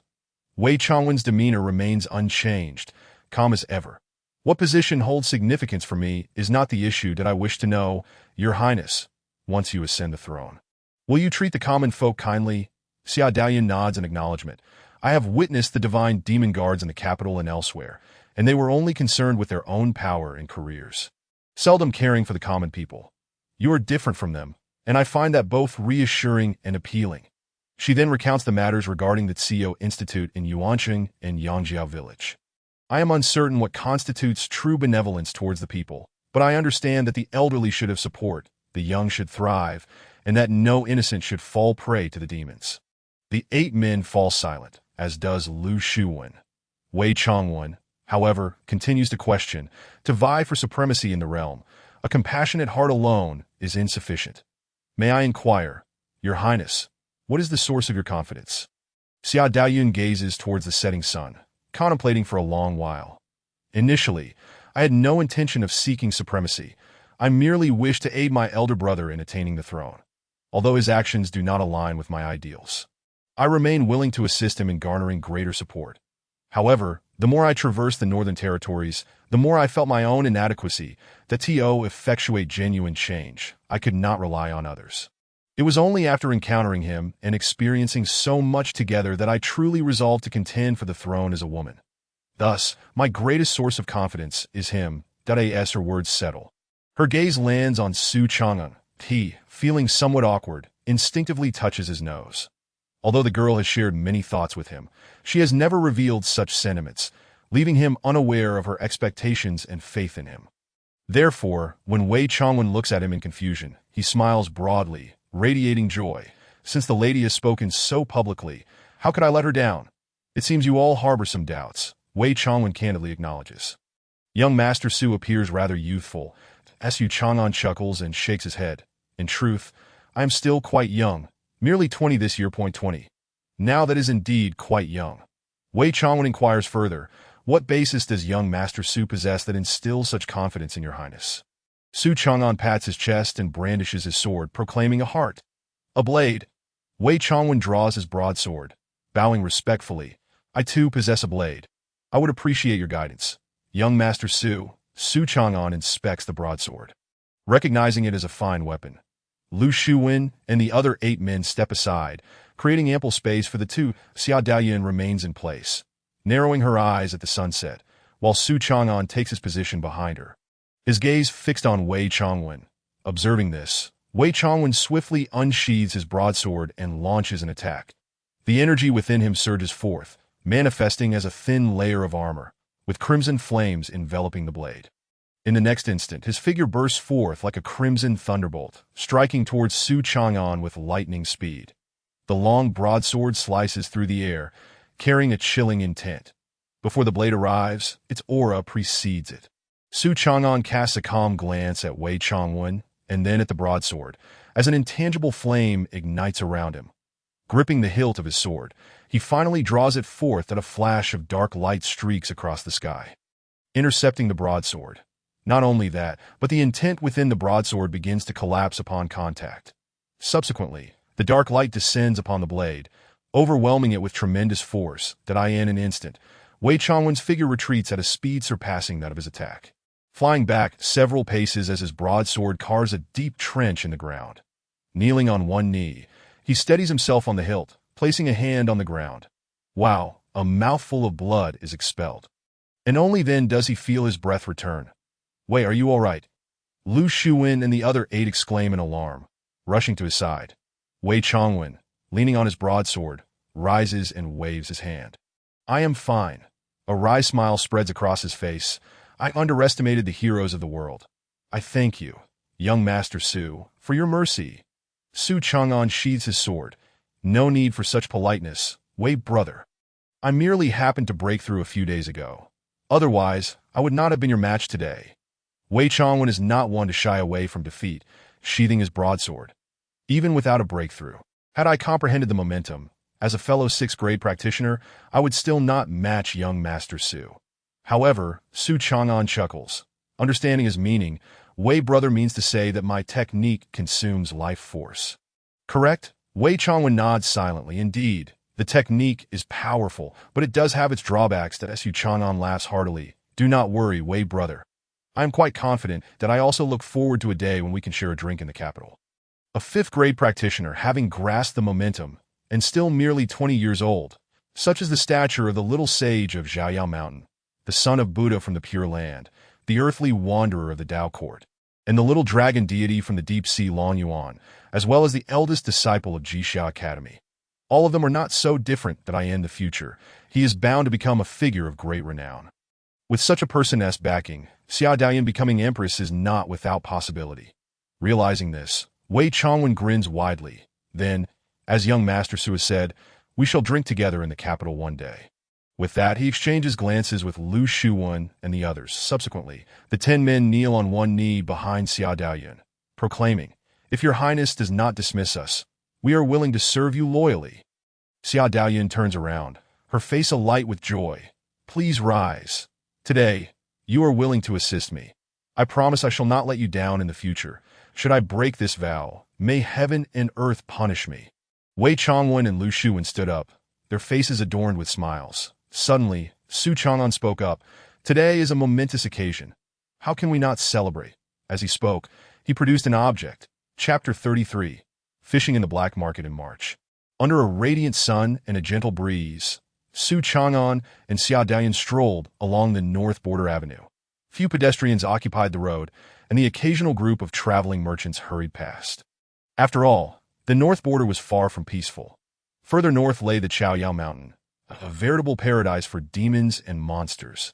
Fortunately, the North Border boasted the Great Wall, alongside generals and 300,000 soldiers. Yet, even so, demons managed to infiltrate stealthily, rendering the region far less tranquil compared to the bustling giant. Su Chang'an glanced at the contemplative Xia Daoyan and inquired, "What troubles you? Are you still worried about Wei Changwen and the others?" "I understand the principle of trusting those I employ, yet what else could I be concerned about?" She replied that I fear I do not possess enough treasures, she admitted. Not everyone seeks to win others over solely through treasures. Su Chang'an countered gently. Xia Daoyan nodded in agreement, but remarked, "Yet this method is the most direct and expedient." Su Chang'an shook his head slightly. In truth, that is not the case. Wei Changwen and his companions merely encountered a fortuitous circumstance. What truly wins their allegiance is your heart. Xia Daoyan looked at him in perplexity. "What do you mean?" Su Chang'an smiled. "It is because your heart is vast and generous." Upon seeing the glimmer in his eyes, Xia Daoyan realized his words were not mere flattery. With a hint of annoyance, she said, "I am discussing serious matters." "I assure you, I am addressing serious matters as well. You merely think too simplistically." He replied earnestly, "The Tio speak of it, the lineage of the dragon pearl and dragon blood. Your willingness to allow Wei Changwen and the others to utilize them reveals a boldness not possessed by ordinary individuals. The dragon pearl and dragon blood are treasures beyond compare for third-tier martial artists and cultivators, significantly increasing the likelihood of attracting them. Wei Changwen and his companions are merely iron plate demon guardians. Their highest prowess being that of a 6th-tier martial artist. No, after utilizing dragon blood to break through, he is now a 5th-tier martial artist, which still renders him incapable of making a significant impact. The disparity between 5th-tier and 3rd-tier is akin to the difference between heaven and earth. Xia Daoyan replied, "At that time, I did not think so much. Upon witnessing your presentation of the dragon pearl, I believed that using it in conjunction with dragon blood would yield better results." That Su Chang'an regarded her with a smile tinged with affection. "Perhaps you are unaware, but this is precisely your charm." Xia Daoyan smiled lightly. "Is that so? Have I captivated you, Master Su?" With a chuckle, Su Chang'an answered, "Last night, Master Su was utterly enchanted." Xia Daoyan shot him a glare and attempted to strike him, only to have her delicate hand caught by Su Chang'an. Her slender fingers, smooth yet slightly cool, made it difficult for her to escape. "However, you have presented them with quite the conundrum." As her fingers continued to glide against his palm, a ticklish sensation arose within her. Struggling free, she remarked nonchalantly, "They cannot simply eat without working, can they?" Besides, they cannot even handle a mere Chao Quan. How can they aspire to be the leaders of the Demon Guardians? Su Chang'an withdrew his hand and asked, "Are you truly prepared to have him take the position of the Demon Guardian leader?" Xia Daoyin adjusted her wind-tousled hair. The opportunity has been given to him. Whether he can seize it depends on his own capabilities. After exchanging a few more casual words, they soon arrived at Yingzhou City, one of the larger cities in the north border. Yingzhou City attracted numerous martial artists and cultivators. Their presence created demand and a market. Naturally, the Four Seas Trading Company existed, and so did the black market. After all, not all martial artists and cultivators wished to be constrained. Many preferred the feeling of freedom, even at the cost of foregoing entry into the path of humanity. Jixiao Academy, Lana Temple, and Wudi City. Of course, this was their own narrative, who would publicly declare their failure to pass sect examinations. Thus, the black market became necessary. Even individuals from large sects or the court had unspeakable items they wished to exchange for cultivation resources. As the largest city within 1,000 miles, Yingzhou City's black market was naturally the most extensive. Su Chang'an revealed a hint of wealth, which attracted the attention of local factions. Soon, he acquired news of the black market. Accompanied by Xia Daoyin, he swiftly made his way to the southern part of the city, where they purchased 2 masks and successfully entered the underground market. The black market earned its name due to its clandestine nature. Yet it was not devoid of illumination.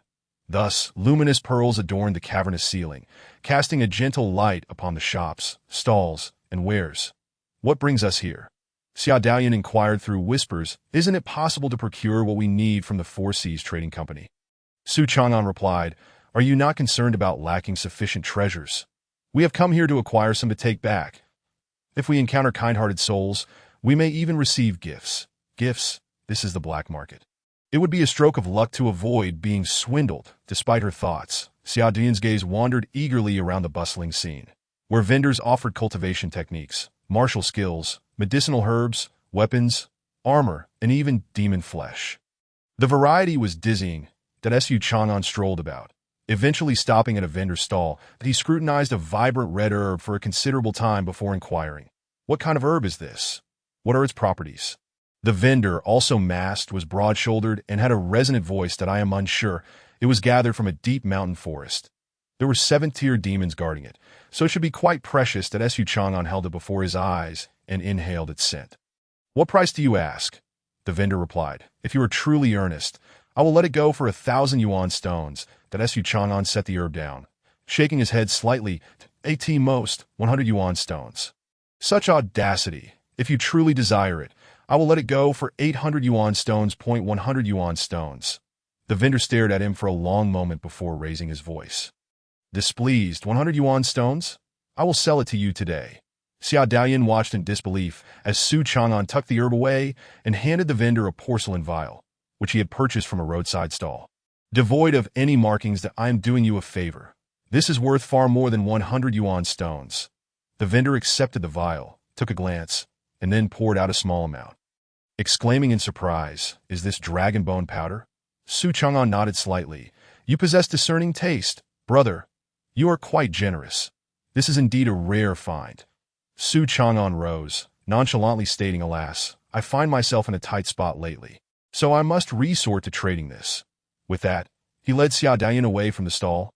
They wandered through the black market, acquiring numerous valuable items, such as the green hairpin adorning Xia Daoyin's head. Freshly purchased and donned.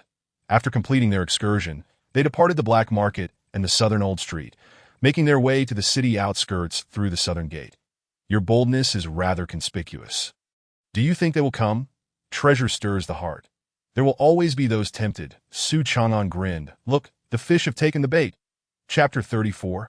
I advise you to be kind. Su Chang'an and Xia Daoyin walked for quite some time until they reached a gorge flanked by steep cliffs. Where they halted, it was not by choice. Their path was obstructed. "Step aside. Hand over the dragon bone powder and any other treasures you possess that we brothers might consider sparing your lives." The speaker, broad-shouldered and deep-voiced, wore a mask adorned with flowers, a familiar face from previous transactions in the black market. The others were also vaguely recognizable. Su Chang'an chuckled lightly. "And what if I refuse to comply?" "If you refuse?" The tall leader hefted a large blade, proclaiming loudly, "Then do not blame us for being merciless." With a wry smile, Su Chang'an locked eyes with him. Brothers, are you certain they are not sisters? Sisters, the others turned to the tall man in confusion. Although he possessed the physique and voice of a man, how did he become a sister in the leader's words? The tall man narrowed his eyes slightly, but declared, I advise you to surrender the treasures willingly. Otherwise, do not blame my brothers for their ruthless nature. Su Chang'an's smile remained unfaltering. I advise you to be kind. If a conflict ensues, you will regret it. With a disdainful snort, the tall man retorted. Refusing a toast only invites a penalty drink. Brothers, charge. Whoever seizes the prize claims it. As he spoke, he was the first to charge forward, albeit slowly, allowing those behind to easily overtake him. What followed was a vivid spectacle of robbery before their very eyes. A broadsword and a flying sword darted through the crowd, and soon, bodies lay strewn about, cries of alarm filling the air. One by one, Su Chang'an approached, initiating his own form of plunder. Surrender your treasures, and perhaps we will spare your lives. Otherwise, do not blame me for my ruthless disposition. The same words evoke entirely different sentiments. Some individuals, refusing to grit their teeth, are unwilling to relinquish their treasures. Su Chang'an, however, is unperturbed, refraining from taking lethal action. Consequently, more individuals hesitate to part with their possessions. Su Chang'an gazes at them and chuckles. Indeed, Master Zhitong possesses foresight. Some people simply do not shed tears until they have collided with the southern wall. They must experience the joy of the pain manual. It must be said, the effectiveness of the pain manual is remarkable. In less than a quarter of an hour, some cannot endure it any longer and begin to plead. I will give it, I implore you, accept the divine abilities. Su Chang'an disregards them and strides before the towering in comparison. Am I not significantly kinder? The burly man, perceptive as he is, has already surrendered his treasure. Observing the writhing individuals on the ground, he feels an immense relief. Indeed, I shall also be kind in the future. Su Chang'an pats his shoulder and smiles. That's the spirit. If everyone were a tad kinder, the world would transform into a more beautiful place. With that, he turns to leave. The burly man breathes a sigh of relief, considering it a fortunate loss that Su Chang'an unravels the pain manual and departs with the treasure. Accompanied by Xia Daoyan, the crowd watches them fade into the distance. They turn to the towering man who had orchestrated the robbery. Yet his figure is nowhere to be found, while the crowd's attention is fixed on Su Chang'an. He has discreetly made his escape. In an instant, doubts begin to arise among the spectators. Was the burly man merely playing a role, while they unwittingly participated? Otherwise, how could it be so coincidental to encounter two experts? With the pain subsiding, someone murmurs, It seems we won't be able to visit the Drunken Flower Pavilion tonight. No, we must find a way to retrieve our funds. That was the capital I saved to marry a wife. Envious glances are cast in their direction. Su Chang'an and Xia Daoyan return to Silver Prefecture City, supported by the treasure graciously bestowed by kind-hearted individuals. The two find comfort in their stay at an inn for 2 nights, washing away the dust of travel and indulging in dozens of culinary delights before resuming their journey. South of Silver Prefecture City, the mountains continue to stretch endlessly. The two, along with the cat, traverse the rugged terrain once more. As a princess of the great Xian, Xia Daoyan, accustomed to a life of luxury, does not perceive the journey as arduous. Rather, she feels a peculiar sensation, although Su Chang'an informs her that it is to evade pursuers. She senses there is more to it to better understand the plight of the people, to become a benevolent emperor in the future. It must be more than that, she had once inquired. But Su Chang'an did not provide a direct answer, encouraging her to comprehend it on her own, grasping it would greatly benefit her. Failing to do so merely indicates a lack of insight. Days pass as they meander along the path, and over 10 days have elapsed. Name: Su Chang'an lifespan, 270 LV, 54 all attributes, 54 experience points, 5430-5500 swordsmanship realm, sword force 12, experience gained 1. Listening to the distant wails carried by the wind, Su Chang'an muses that they will have a meal today as well. Xia Daoyan hears it too, her delicate brows knitting together. You aren't seriously thinking. Su Chang'an chuckles. Perhaps it is a joyful morning. The two step out of the mountains and into Baiyun Town. Baiyun Town is modest, with over 1,000 households and several thousand inhabitants, a small fraction of whom belong to the Wang family. The Wang family is not numerous, comprising only a handful, yet they are attended by numerous maids, servants, and guards. The Wang family relocated here over a century ago. At the time, their courtyard was not as expansive as it is now, and their numbers were far fewer. Having been passed down through 4 generations, the Wang family has only had a single heir each time. Today, this lone descendant of the Wang family has suddenly met their demise. Lord Wang, with his silver hair and beard, remains robust, gazing at his grandson lying in the coffin. His countenance darkened. He has exhausted every means to summon renowned physicians, yet his teenage grandson's pulse has ultimately faded. Devoid of breath, the young boy lies in the coffin as if in slumber. All the doctors have rendered the same verdict. He is dead. Yet, Lord Wang refuses to accept it, forbidding his family from proceeding with the burial. Lord Wang's son, a frail middle-aged man with a pallid complexion and reddened eyes, speaks with a weak voice. "Father, Binner is gone, that I implore you, allow him to rest in peace." Lord Wang suppresses his simmering anger and replies sternly, "I have told you, Binner has merely been poisoned. He is in a state of false death, and as long as we can summon a miraculous doctor, he will come back to life. To bury him now would truly be to kill him." Wang Heng has endured this refrain for 7 days.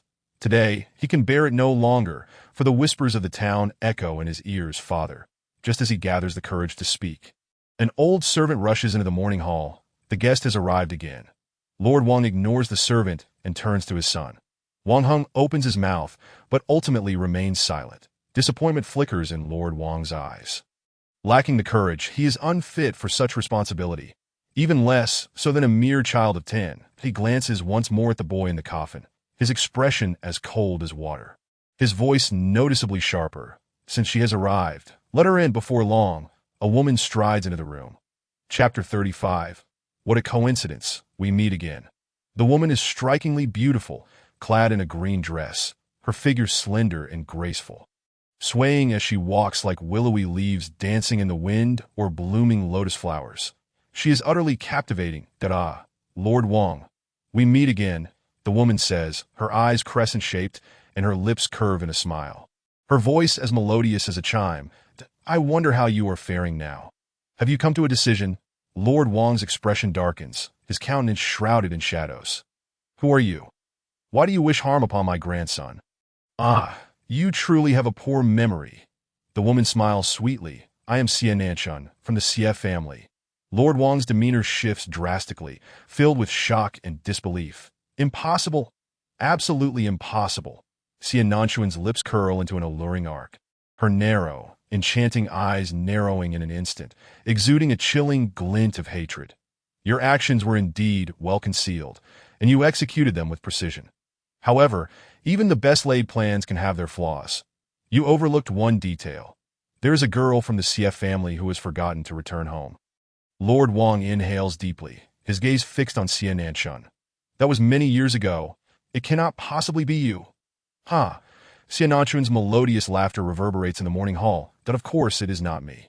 But hatred can be passed down, just as this hatred can be inherited by your grandson." Lord Wang coldly retorts, "Are you not afraid of death?" Xia Nanchun sighs. "Of course I fear death. I fear it immensely. I have only lived for a few decades and have yet to witness enough of the world. Moreover, you have lived for such a long time. Surely you wish to live a few more years. I, too, have no desire to die." Lord Wang speaks in a low voice. "If you fear death, then hand over the antidote. I can spare your life." Xia Nanchun responds, "You still retain your former grandeur, but alas, while I fear death, I fear even more living a life worse than death." At this point, she pauses, revealing a hint of a smile. "Or perhaps, would you care to gamble? To see whether I will hand over the antidote?" Lord Wang's expression turns frostier, his eyes glinting with cold light as he fixates on Xia Nanchun, blood and qi beginning to circulate slowly within him. He has aged, lacking the decisiveness of his youth. And besides, it is his grandson's life at stake that he is unwilling to take the risk. Should he lose, the Wang family's lineage would truly come to an end. "What must you have for the antidote?" Xia Nanchun's eyes crinkle into a smile. "I have already provided my terms and have waited for you for 7 days. Today is the final day. If you do not agree, I shall turn and leave." Without any compulsion, Wang Heng, having listened for a long while, finally comprehends the situation. The enemy has come knocking, ensnaring his son in a trap and presenting conditions. After a pause, he sees that Lord Wang remains silent and speaks up. Father, regardless of the conditions, please acquiesce. Little Ben is your own grandson. He is still young and should not perish like this. Xian Nanchun smirks. It seems the old man still cares for his son. Unlike some, who show no concern whatsoever, willing to kill an entire family for their own future. Yet for their grandson, they are reluctant to give up even a single life to a single life. Wang Heng catches the implication and quickly inquires. What are your terms? Xian Nanchun replies, quite simple. One life for another. You shall exchange Lord Wang's life for your grandson's. What say you? Is this not a fair transaction?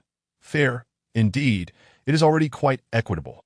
At the very least, Wang Heng held this belief, for his father had once slain an entire family. His eyes, ablaze with fury, were cast upon his father, yet he found himself at a loss for words. Surely, he could not plead for his father's demise in exchange for his son's life. To do so would render his own existence meaningless. However, a father knows his child better than anyone else. Wang Leoi glanced at his son and grasped his thoughts immediately. If I were to perish, she might save Ben. I would not mind sacrificing my life in the least. Yet who can assure me that she would indeed revive Ben-Er after my death? Unless she is willing to first present the antidote to restore him to life. Xian Nanchun's lips curled into a cold smile. Do you presume that everyone is like your Wang Liang? Engaging solely in schemes and deceitful ploys, Wang Heng could not help but defend his father. How have we engaged in schemes or extortion? Xian Nanchun surveyed the entire morning hall and remarked coolly. Do you think such an expansive estate came into existence without a trace? I have heard that your family's land was merely 20 acres upon your arrival, and now it exceeds 500. Were these all acquired through honest means? Did you extend help to those who were impoverished and struggling? Why must they be compelled to sell their land for coin? Wang Heng was rendered speechless. He had once entertained this notion, but was dissuaded by his father. Suddenly, Wang Liang stepped forward, taking several strides closer. There is no need to dwell on those superfluous matters. You have come here solely to exact your revenge and take my life. Have you not? Now, I grant you this opportunity, that if you are prepared, then strike. Xian Nanchun's beautiful visage radiated excitement. Wang Liang was the last of her enemies. By eliminating him, she could fulfill her mission and attain her freedom. Her true essence surged forth as the energies of heaven and earth converged at the next moment. A thunderous roar erupted. Countless bolts of lightning danced in the void, striking at Wang Liang. The lightning resembled a swarm of serpents in chaotic motion, wielding formidable power. The blue bricks were shattered into powder, cascading through the air, while the ground beneath them could not withstand the onslaught, yielding to countless deep craters. Wang Liang's figure flickered amidst the lightning. Yet he ultimately could not evade the full brunt of the attack. His blood-red armor lay in tatters, and his gray robe was marred by several charred holes. Beneath those gaping wounds, his skin bore the same scorched hue, and blood trickled from the corner of his lips, staining the ground below. Nevertheless, he successfully broke through the storm of thunder and approached Xian Nanchun, his expression twisted in ferocity as he unleashed a punch. This blow was one that Xian Nanchun could not evade in time. Since evasion was futile, she resolved to confront it head-on, her eyes glinting with a fierce determination as she summoned her magic once more. A bolt of lightning erupted from her palm, striking Wang Liang's chest. With a thunderous crash, Wang Liang endured the blow, his figure hurtling backward as he spewed forth another mouthful of blood. It was only after retreating several paces that he managed to regain his footing, his gaze locked on his Xian Nanchun. Simultaneously, she was propelled backward, crashing through the gates of the Wang estate and landing within the courtyard. Blood spilling from her mouth, staining her green gown and the blue bricks beneath her, a sight reminiscent of blooming plum blossoms, strikingly vivid. Struggling to channel her true essence, she endeavored to rise once more. Ready to engage Wang Liang in battle again. I did not expect to encounter you again. This time, you have dispensed with the guise of a man. Have you? Chapter 36. I come as a witness. Wang Han had been by Wang Liang's side for decades and was well acquainted with many of his affairs. From the moment Xian Nanchun arrived at their door, he sensed that trouble was brewing, for he had never witnessed such a grim countenance upon Wang Liang's face, although the specifics of the situation remained shrouded in mystery. The lifeless body of the young master lay before them. Did I end the past 7 days? He had summoned numerous individuals and consulted many renowned physicians. Yet the young master exhibited no signs of improvement. Just moments ago, Xianan had visited again, that he had ushered her in without a word and sent her away in silence. The master treated him like a brother, while the young master regarded him as a mentor. The young master was astute and considerate, often bringing him joy. Yet now, he felt utterly powerless. Wang Han, burdened by his emotions, peered outside, hoping for the return of a skilled physician to save the young master. At that moment, Su Chang'an and Xia Daoyuan arrived.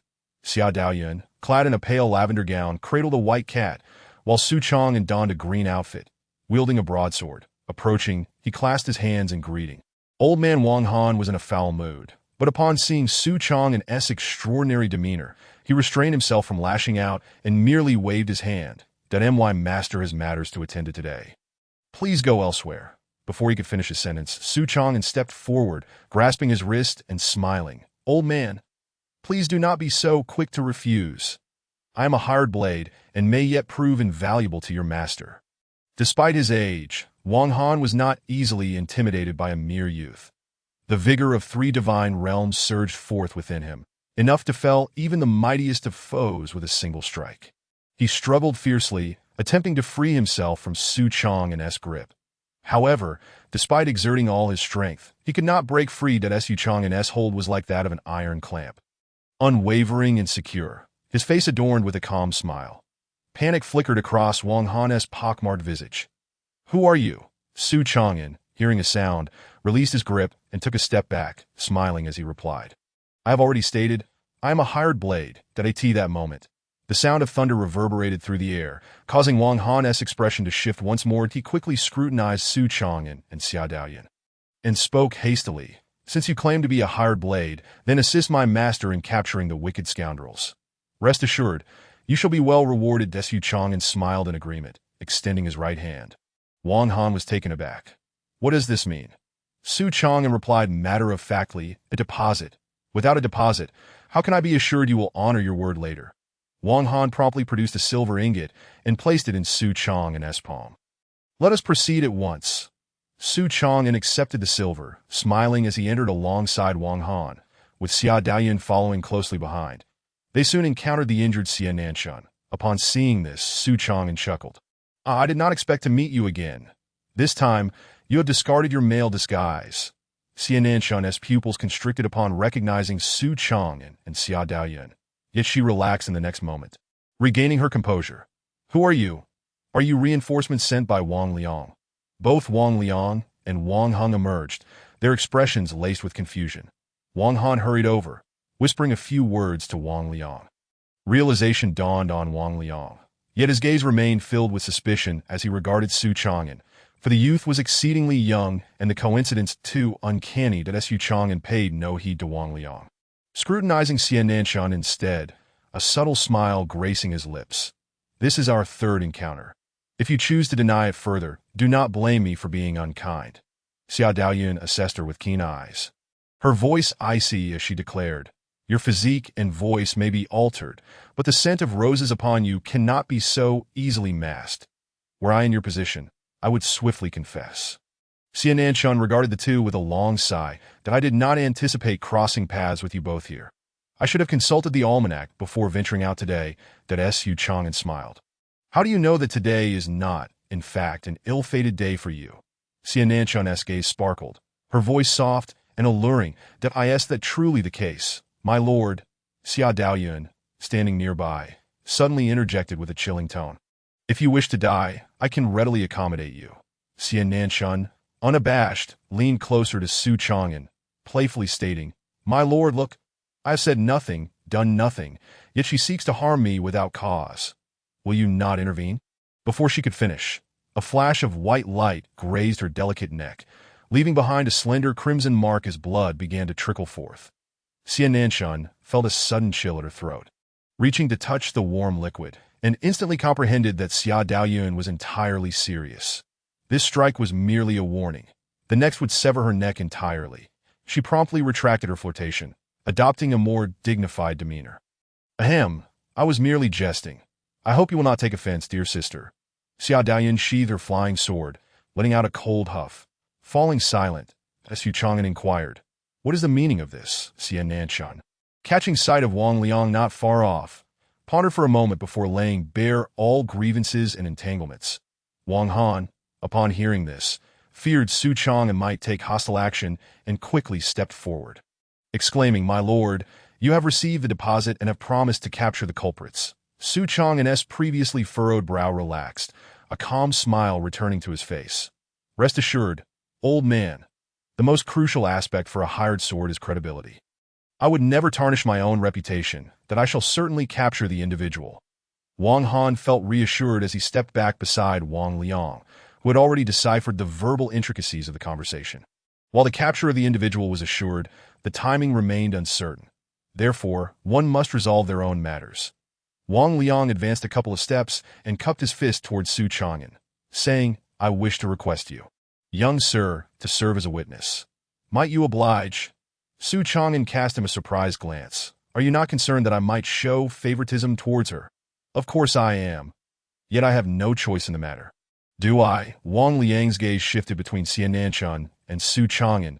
"I only hope you can fulfill this role as a witness, as for the remuneration after the fact. I assure you, you shall not be treated unfairly." Su Chang'an inquired, "What kind of witness do you require me to be?" Wang Liang replied, "She once promised me that she would exchange my life for the life of my grandson." Su Chang'an turned to Xia Nanshan. "Is this true?" Xia Nanshan nodded affirmatively. "Indeed, it is so." Su Chang'an proclaimed, "Very well. I accept. Thank you, young sir." Wang Liang returned a courteous gesture and then addressed Xia Nanshan. "Let us proceed." Xia Nanshan stepped forward. "Indeed. Let us continue." In that moment, their energy surged once more, and the impending battle loomed ominously. Chapter 37. The most poisonous woman's heart. Vital energy surged from within, reforming armor to shield vital areas. However, compared to before, the armor appeared considerably thinner, and its hue dimmed in the previous battle. Wang Liang had withstood lightning, sustaining significant injuries in this ensuing conflict. He could only muster about 60 to 70% of his strength.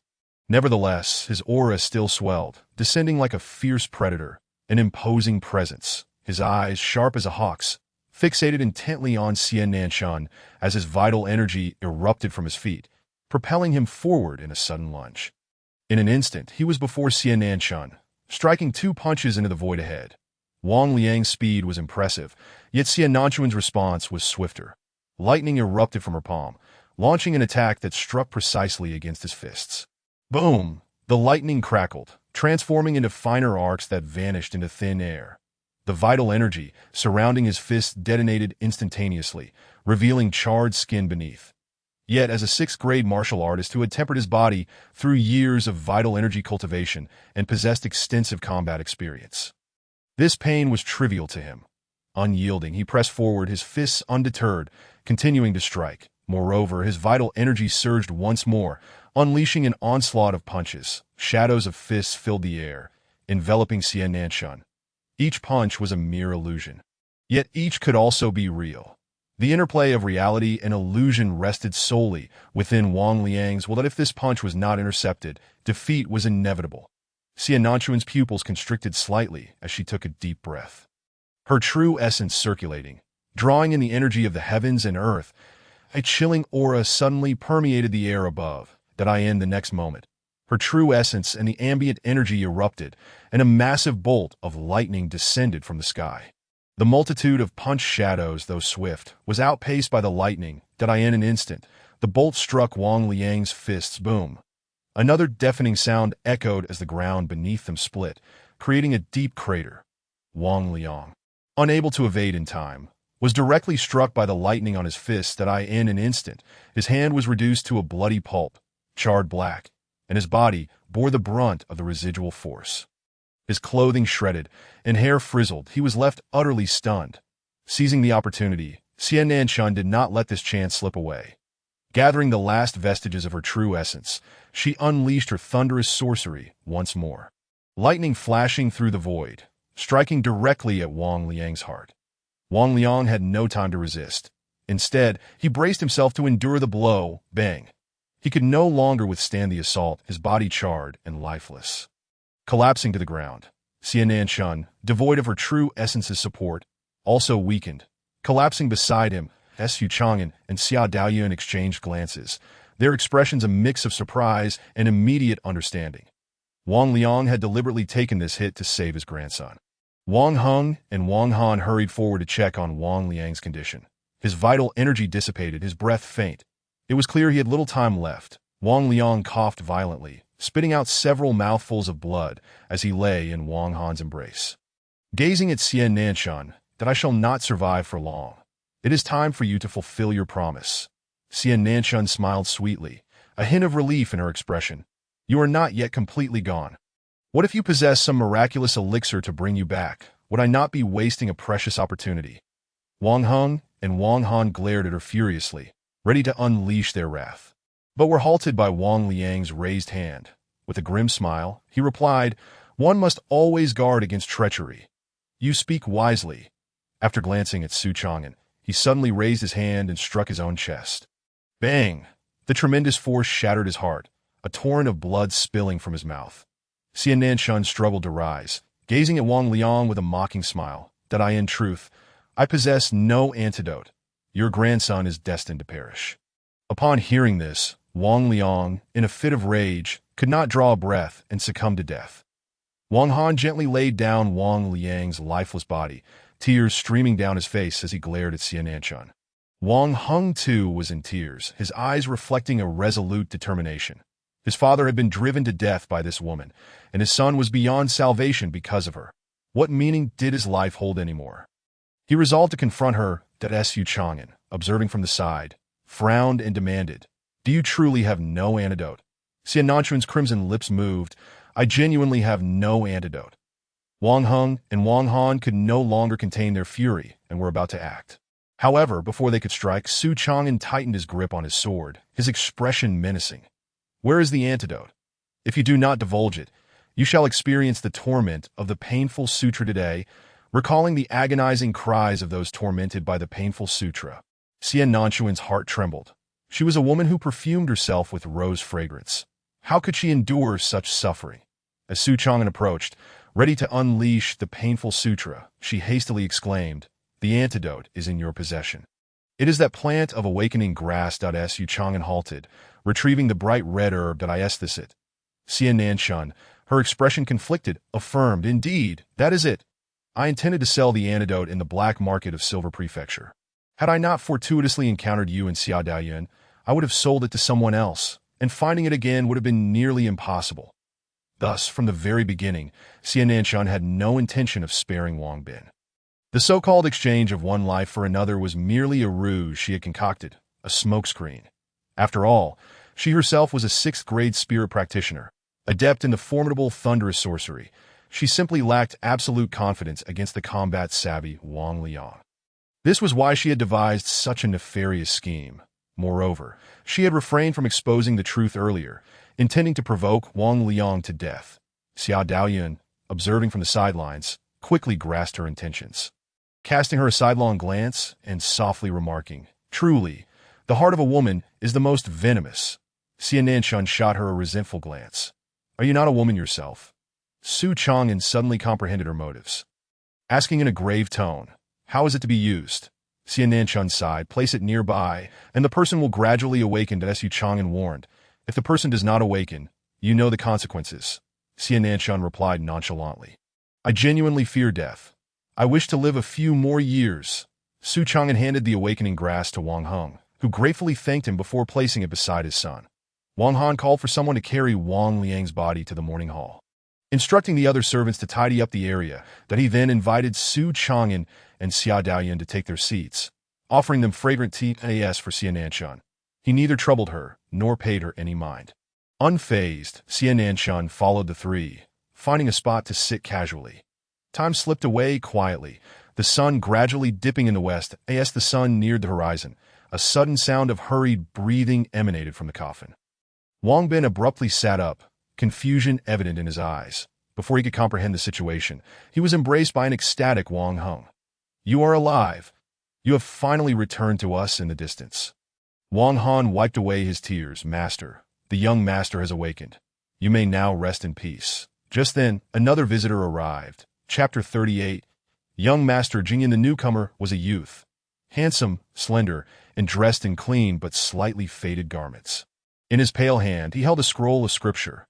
Guided by the servants, he entered the morning hall and beheld Wang Bin lying in the coffin. The youth shook his head and remarked, "I told you, good people do not live long. Calamities endure for 1,000 years. You are not so easily perished." Wang Bin freed himself from his father's embrace. Turning to the youth, "Jingyan, what brings you here?" Jingyan replied nonchalantly, "They all say you have died. I came to pay my respects." Wang Bin, seated within the confines of the coffin, surveyed his surroundings with a hint of astonishment before vaulting out. "Why is it that only you have come?" he inquired. Jingyan shrugged. "Truth be told, I did not wish to come either." Curiosity piqued, Wang Bin asked, "Why is that?" Jingyan lifted the scroll in his hand. "It would squander my time for reading." Wang Bin approached him, delivering a playful punch while chiding, "You bookworm." A smile graced Jingyan's delicate features. "Since you are well, I shall take my leave." Wang Bin's smile dimmed. "Since you are here, you might as well stay for the night." Jingyan glanced at him, conceding, "Very well." With that, he departed, escorted by the servants. Wang Bin watched him fade into the distance. Tears cascaded down his cheeks. For he had already beheld the lifeless form of his grandfather, Wang Liang. Kneeling before his father, he wept, "Father, what has transpired?" The body of Wang Liang lay silently upon the cool mat, while Wang Hung knelt before it, softly recounting the sequence of events. It was only then that Wang Bin comprehended the deception he had fallen victim to. He turned his gaze towards Xian Nanshan, filled with animosity. Unfazed, she smiled at him. "You cannot blame me. It was your own volition back then." Wang Bin glared at her for a prolonged moment before diverting his gaze, and no one else was to be blamed. He could only fault his own foolishness for believing her words. Testing the affections of friends and family through feigned death, which ultimately led to his grandfather's demise. Wang Bin prostrated on the ground, his forehead striking the earth repeatedly. "Grandfather, I am so sorry. It was I who brought you harm." The anguished cries of the youth reverberated throughout the morning hall. Su Chang'an and Xia Daoyan rose to depart, following Wang Han to a well-prepared guest room. Next door resided the studious youth, Jing Yuan, engrossed in his reading by the flickering lamp. Jing Yuan maintained an upright posture, his eyes intently fixed upon the scroll. Observing this, Su Chang'an inquired curiously about Jing Yun's background. Wang Han then recounted Jing Yun's story in its entirety. Like the Wang family, the Jing family had moved to Baiyun Town from afar, albeit earlier. Unlike the Wang family, the Jing family was steeped in literature, having established a private school to educate the town's children. Jing Yun's life had initially been one of happiness and tranquility, but 10 years prior, his mother had passed away, and 3 years ago, his father had followed suit. Many believed that the Jing family school would close its doors, as they too had only one heir. However, defying the expectations of the townsfolk, Jing Yuan, upon managing his father's affairs, took it upon himself to become the school's teacher. Initially perceived as merely a bookish youth, he surprised all with his profound knowledge, rivaling that of his father, and his calligraphy was equally commendable. Thus, the townspeople recognized this young teacher of merely 13 or 14 years, except for Wang Bin. Wang Bin, of similar age and a childhood friend, ceased attending the school once Jing Yuan became the instructor.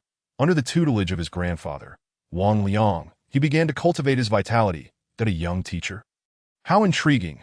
Su Chang'an chuckled lightly as he and Xia Daoyun returned to their room. The chamber was immaculately arranged, adorned with fine food and wine. After partaking of the meal, the servants cleared the table.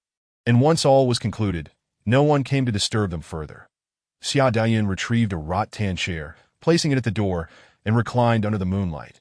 The wrought-tan chair was the same one from Yuancheng, and the moon shone as brightly as it had then. The white cat remained unchanged, still accustomed to lounging in its soft, snowy bed. Su Chang'an cast a glance at her, and the cat, drawing his sword to practice. The only difference was the flying swords that danced in the night sky. Beneath the resplendent moonlight, some practiced their broadswords, others their flying swords, while some read silently, and others observed from the window. Xian Nanshan had not left. Instead, she remained in the adjacent room. Though Wang Liang had perished because of her, Su Chang'an refrained from speaking, and neither Wang Hung nor Wang Han sought to harm or expel her. They merely ignored her presence, treating her as if she were non-existent. Likewise, Xian Nanshun did not wish to leave, but was too intimidated to do so. Whether it was broadswords or flying swords, she was ill-equipped to contend with them, especially as her injuries had yet to heal. The Wang residence was vast, with ample guest rooms, so her absence would hardly be noticed. She found a room for herself, consumed a pill, and began to recuperate. Time passed, and suddenly she coughed violently, expelling a mouthful of blood in that instant. Her internal energy flowed freely once more. The rest was left to time and the medicine. Rising from her bed, she pushed open the window, only to be greeted by the gleam of blades and the flicker of swords, alongside the rustle of scrolls. A bunch of lunatics. Xian Nanshun cursed inwardly before returning to her bed. Once again, she sat cross-legged, gradually circulating her energy to nourish her body. When dawn broke, she opened her eyes to the sunlight streaming through the window, warming her skin. Standing up, she opened the door and stepped outside. The practicing Su Chang'an, the sword-wielding Xia Daoyuan, and the reading young teacher had all vanished as if they had never been there, leaving the courtyard in silence. Upon exiting the guest quarters and entering the main hall of the Wang residence, she encountered the three once more. Not just the three, but Wang Heng and Wang Han were also present. They were all gathered around a steaming breakfast. Upon seeing her, Su Chang'an asked in confusion, "You haven't left?" Xian Nanshun's expression faltered for a moment before she replied, filled with melancholy, "If the young master does not speak, how could I dare to leave?" While speaking, she disregarded the three pairs of furious eyes directed at her. Finding an empty seat to settle down, taking 2 tea eggs and a fried dough stick, savoring them with delight. Having gone without sustenance since the previous night, she was utterly famished. Su Chang'an remarked indifferently, "You are free to leave now." Xian Nanshun, with remnants of white bean juice on her alluring red lips, paused mid-bite of the fried dough stick, as if choking, causing it to fly from her mouth amidst her coughing. "I can truly leave." Su Chang'an nodded, affirming, "You may go." In the next moment, Xian Nanshun rose and walked out, while Wang Bin glared at her, filled with resentment. Wang Heng sighed, patting his shoulder. Jing Yun continued to eat his breakfast in silence. Su Chang'an turned to the three and inquired, "What have you decided?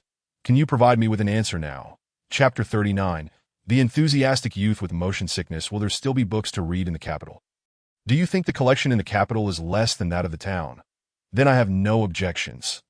Jing Yun returned his gaze to Su Chang'an, resuming his reading while eating breakfast. He had already perused the family's collection thrice and borrowed and read the books of the other townsfolk.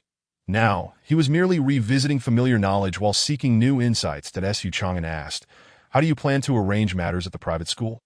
Jing Yun sipped his tea, replying with ease, "With Chenbo around, teaching those children will be no issue." It seemed he had prepared in advance, so there was no need for Su Chang'an to worry. Su Chang'an then looked at Wang Bin, asking, "And you? What are your thoughts?" Wang Bin glanced at his father, Wang Heng. With grandfather Wang Liang deceased and mother long gone, if he were to leave, the vast Wang family would be left with only his father. Wang Heng discerned his thoughts and reassured him, "You are still young. If you miss this opportunity, so be it, since there is now a chance. Go out and explore a bit, lest you regret it later." Compared to 8 days prior, Wang Bin had matured significantly and recognized the rarity of this opportunity. Gathering his resolve, he asked, "If I go to the capital, will I certainly be stronger than that woman?" Su Chang'an remained non-committal, stating that it depended on his own fortune. Wang Bin pondered for a moment before ultimately agreeing, "I will accompany you." He added, "However, I need 3 days first to see my grandfather laid to rest." Su Chang'an nodded. "That is only proper." After exchanging those words, he and Xia Daoyan departed. As they walked through Baiyun town, Xia Daoyan inquired with some confusion, "Why do you wish to bring them along?" The 2 youths were still quite young, and one of them could not cultivate, which would slow their pace significantly on the journey to the capital. Su Chang'an smiled serenely. "Do you not find Jing Yun rather intriguing?" Xia Daoyan contemplated. "He is a bookworm, but his obsession with reading may not necessarily be a good thing." Su Chang'an replied, "But do you not think he is well suited for the Jixiao Academy?" The Jixiao Academy is a revered sanctuary for scholars, housing an abundance of tomes within its walls.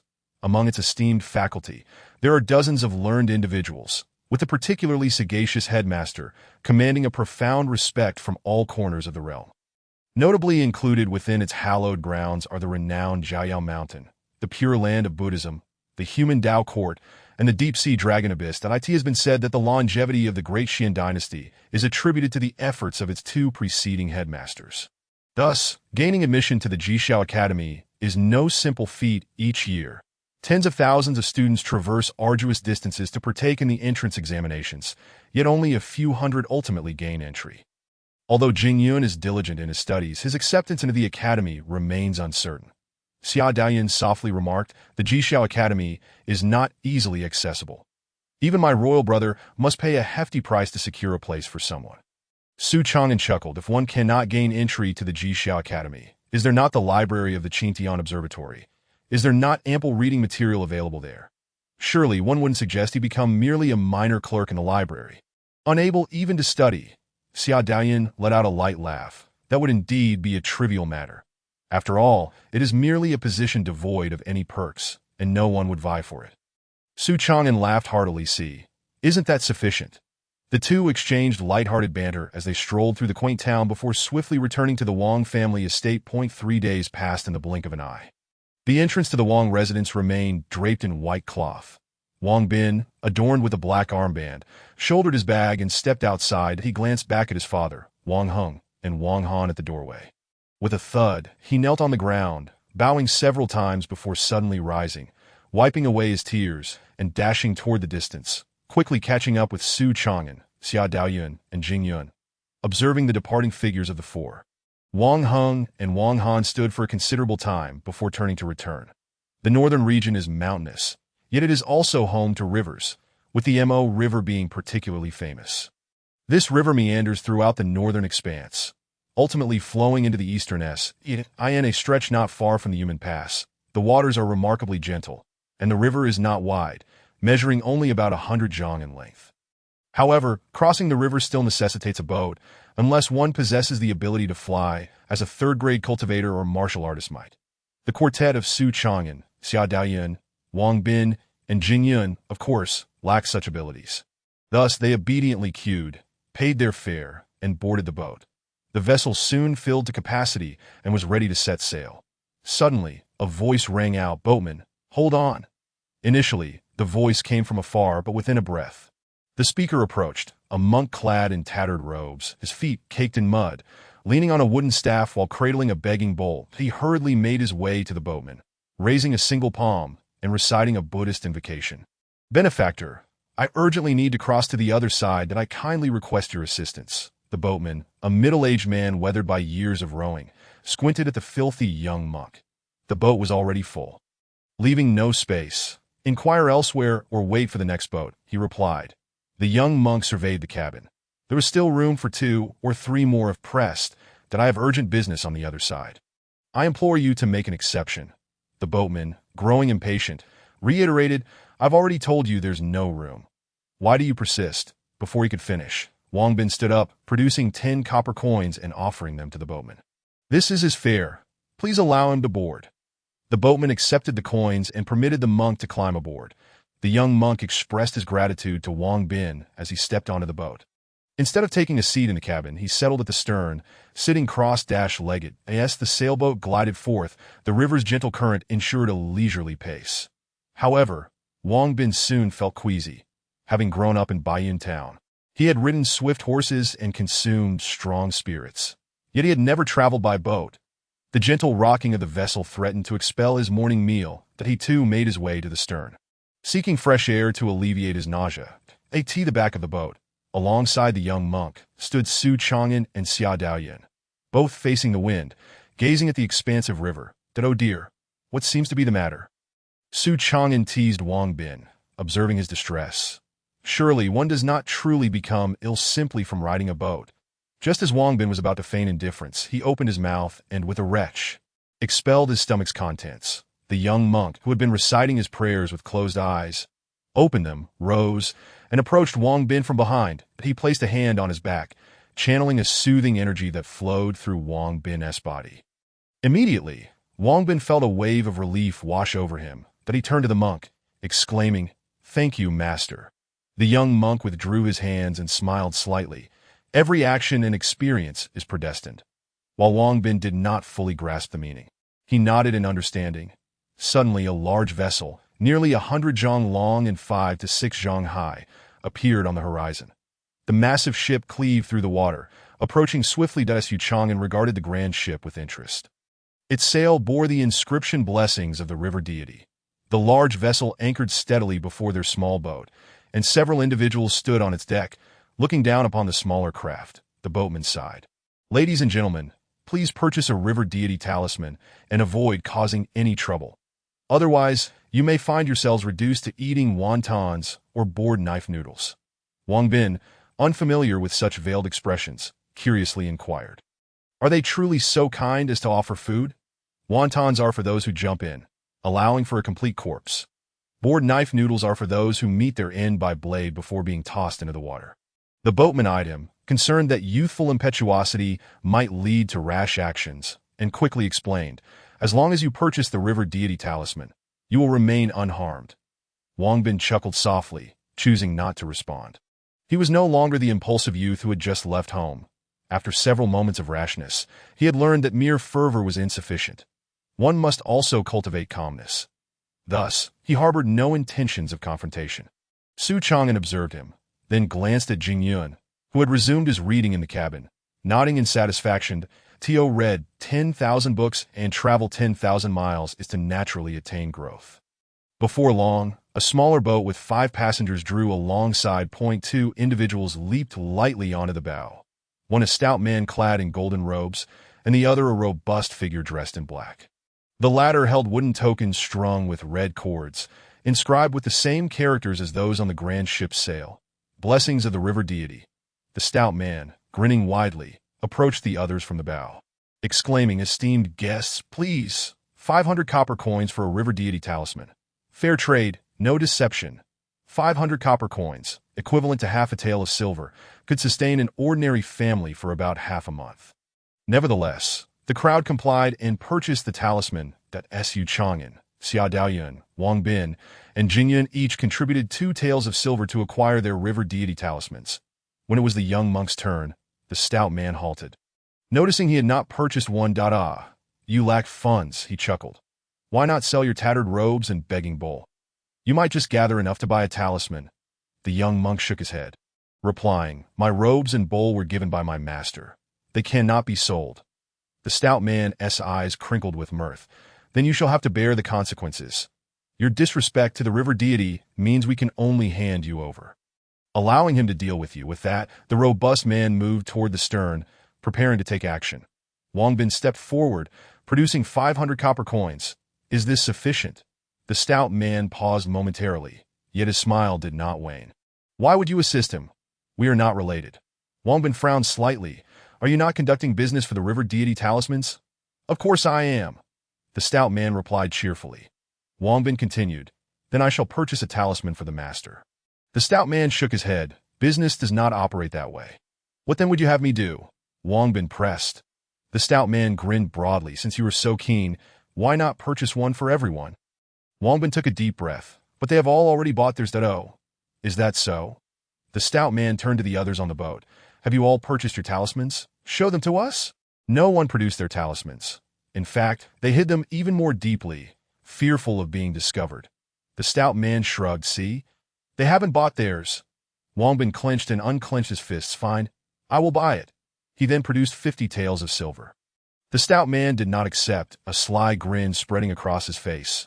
"Not enough. The price has gone up. 1 tael of silver per talisman." "Bah." The young monk bowed slightly. "Benefactor, this is excessive," the stout man scoffed. "Excessive, you say? What of it?" The young monk smiled faintly. "You shall find yourself in hell." Before the words had fully left his lips, he struck with his palm, landing a blow to the stout man's chest.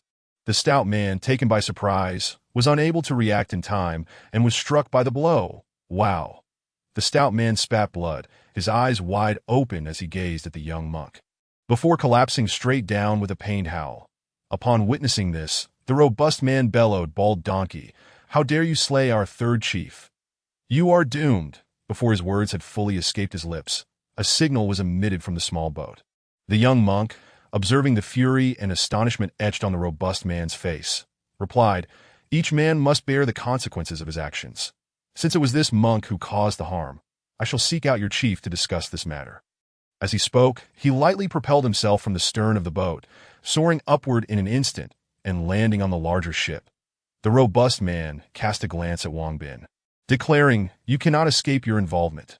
With a sigh, Su Chang'an lamented, "We merely wish to cross the river and have already paid the fare. Why must you hasten towards your demise?" With that, he drew his blade from its sheath, the gleam of the sword flashing as he executed 2 swift strikes. The stout man who lay on the boat ceased his howling, and the robust man standing at the bow also collapsed. Silenced. The 3 men aboard the nearby small boat similarly fell into silence. Sheathing his sword, Su Chang'an grasped Wang Bin and Jing Yun, forcefully pushing off from the small boat. With a resounding crash, the small vessel shattered into splinters, leaving the boat's owner and passengers in a state of shock that Su Chang'an, with the 2 in tow, darted to the larger ship like a bolt from a crossbow, while Xia Daoyun, balancing a white cat, swiftly followed suit. Upon leaping aboard, Su Chang'an beheld the young monk engaged in battle on the deck. The young monk's adversary was a middle-aged man, his face adorned with a scruffy beard and a scar on his left cheek. He wielded a massive sword which spun continuously like a wheel. The clang of metal rang out as the sword struck the young monk's body, eliciting the sound of iron meeting iron, that a faint golden light enveloped the young monk, shielding his vital areas. Yet it was evident that he was not a match for his opponent. With each strike, the golden aura diminished further. With another resounding clash, the young monk was sent flying backward by the giant sword, shattering various items on the deck. "The chief is mighty." The crew aboard the ship erupted in cheers. Amidst the cheers, the young monk wiped the blood from his mouth. Su Chang'an stepped forward to his side, inquiring, "How are you faring?" The young monk shook his head, asserting, "I am fine. I can continue fighting."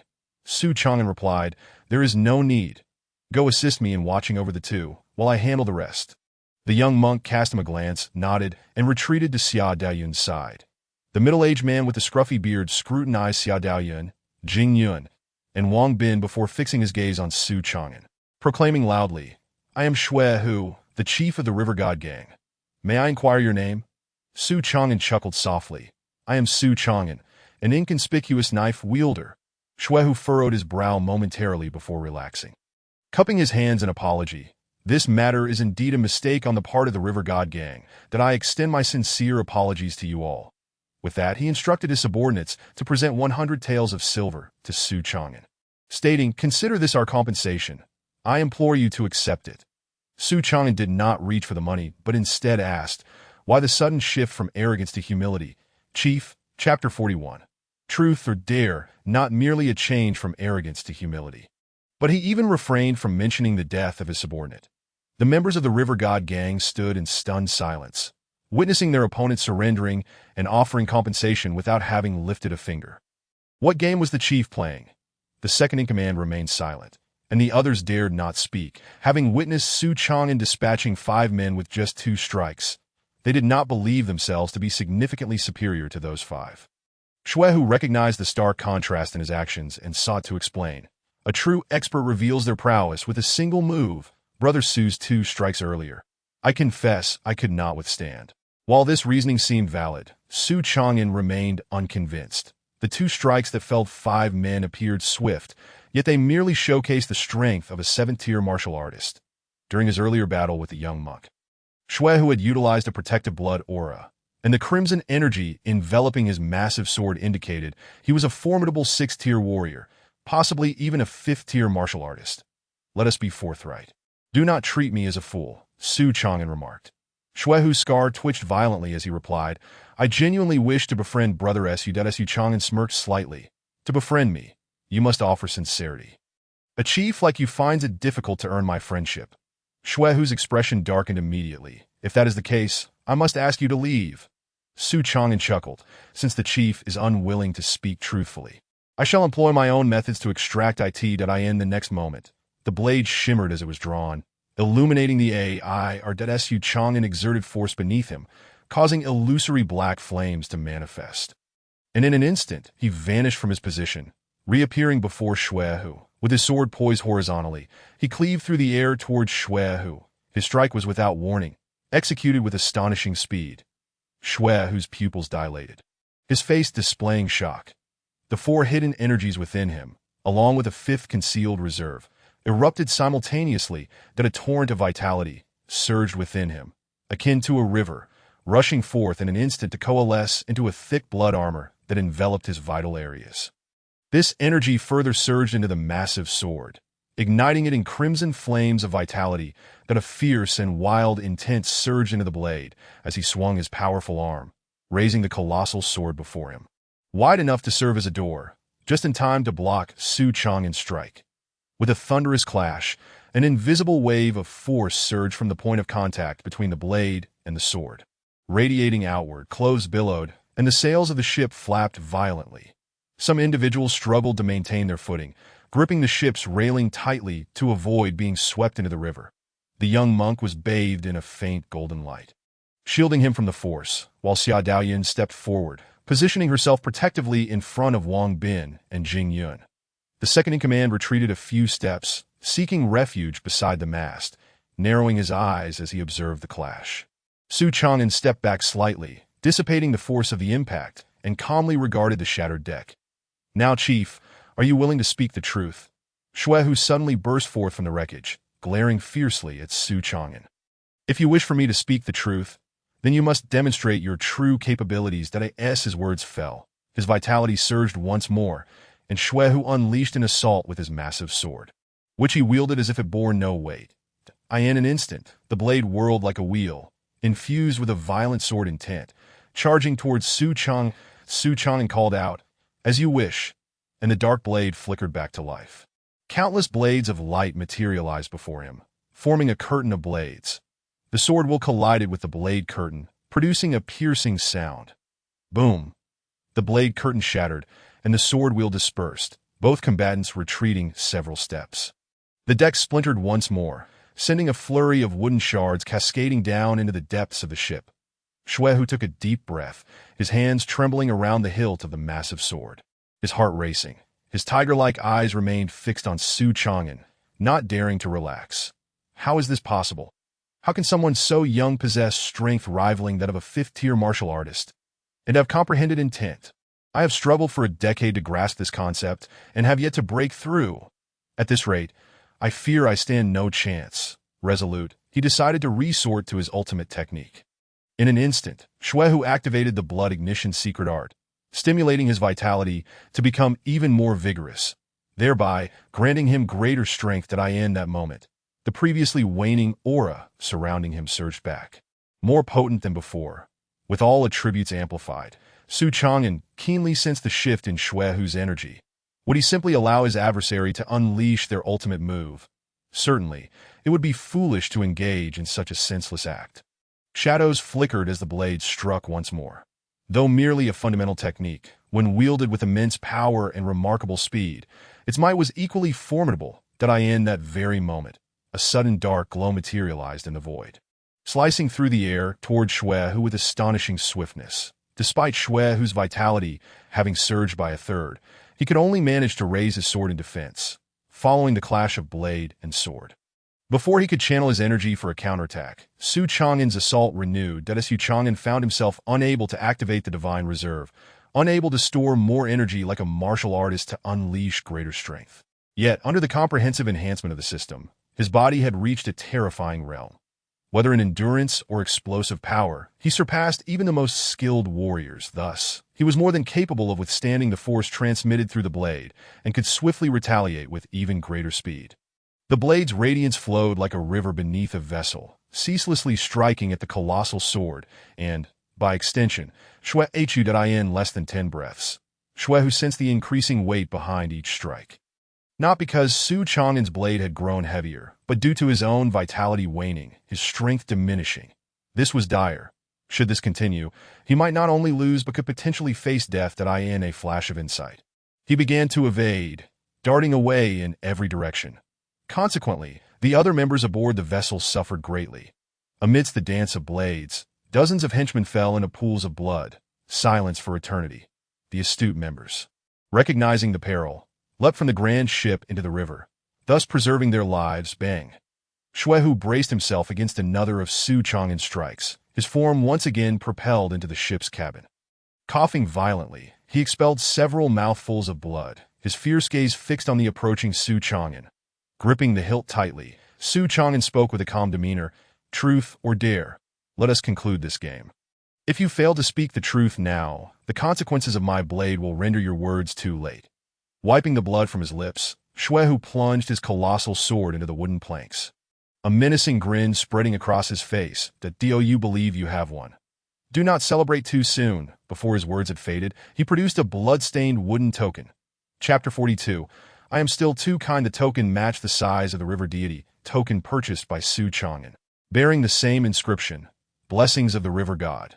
The only distinguishing feature was the exquisite and ornate runes adorning its reverse side, glowing with a golden radiance, having absorbed the essence of numerous lives.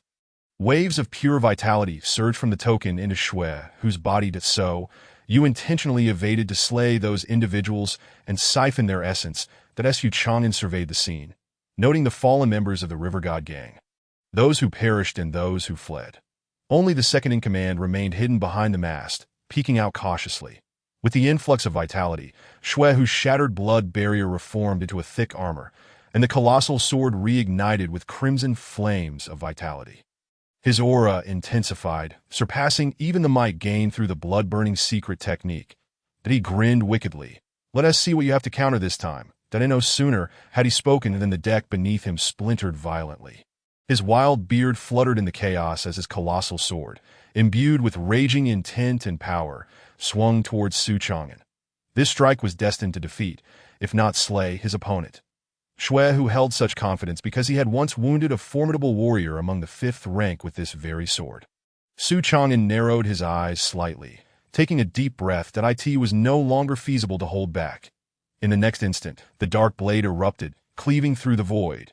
The air was rent asunder, yet no sound emerged until it met the colossal sword. Boom! A thunderous roar erupted, accompanied by the sharp, piercing sound of air being torn apart. In the midst of this cacophony, Xuehu was sent tumbling backward, akin to a rolling gourd, crashing through layers of wooden planks before landing in the hold.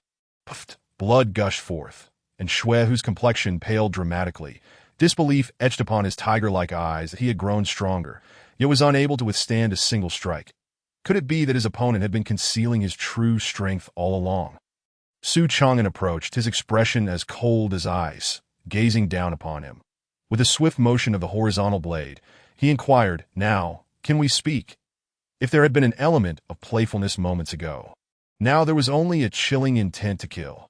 Sensing the bone-chilling malice, Xuehu understood that should he fail to speak the truth, death would be imminent before he could utter a word. An unforeseen event transpired. A flying sword silently emerged from the debris of the hold, accelerating to an astonishing speed within a mere heartbeat, darting towards Su Chang'an's back. Bang! Su Chang'an barely managed to raise his blade in defense, absorbing the impact and being thrust forward. Before him, Xuehu rose, wielding his colossal sword, striking at Su Chang'an. With a simultaneous assault from both fronts, Su Chang'an maintained his composure. His right hand gripped the hilt, deflecting the flying sword, while his left hand seized the scabbard, colliding it against the massive sword. Bang! With a muffled thud, Xuehu was once again sent flying, crashing against the ship's keel. Simultaneously, Su Chang'an exerted force through his right wrist, sending the flying sword hurtling away. That he pivoted, taking a step forward, and delivered a powerful strike. With a resounding clang, the blade flashed, directly striking the retreating flying sword, which plummeted to the hold, bouncing twice before falling silent. Hiding behind the mast, the second-in-command, with a gaunt visage, spat forth a mouthful of blood, his vitality instantly waning as he collapsed onto the deck. After severing the flying sword, Su Chang'an took another step, arriving beside Xuehu, and struck again. Xuehu, initially planning to seize this moment to escape, was compelled to halt and raise his sword in defense. Bang! The force was overwhelming, sending Xuehu flying once more, shattering layer upon layer of wooden planks until he landed on the hold's deck. That Su Chang'an approached, crouching down. Xuehu quickly exclaimed, "I will speak! I will speak!" Su Chang'an shook his head, but I no longer wished to hear it.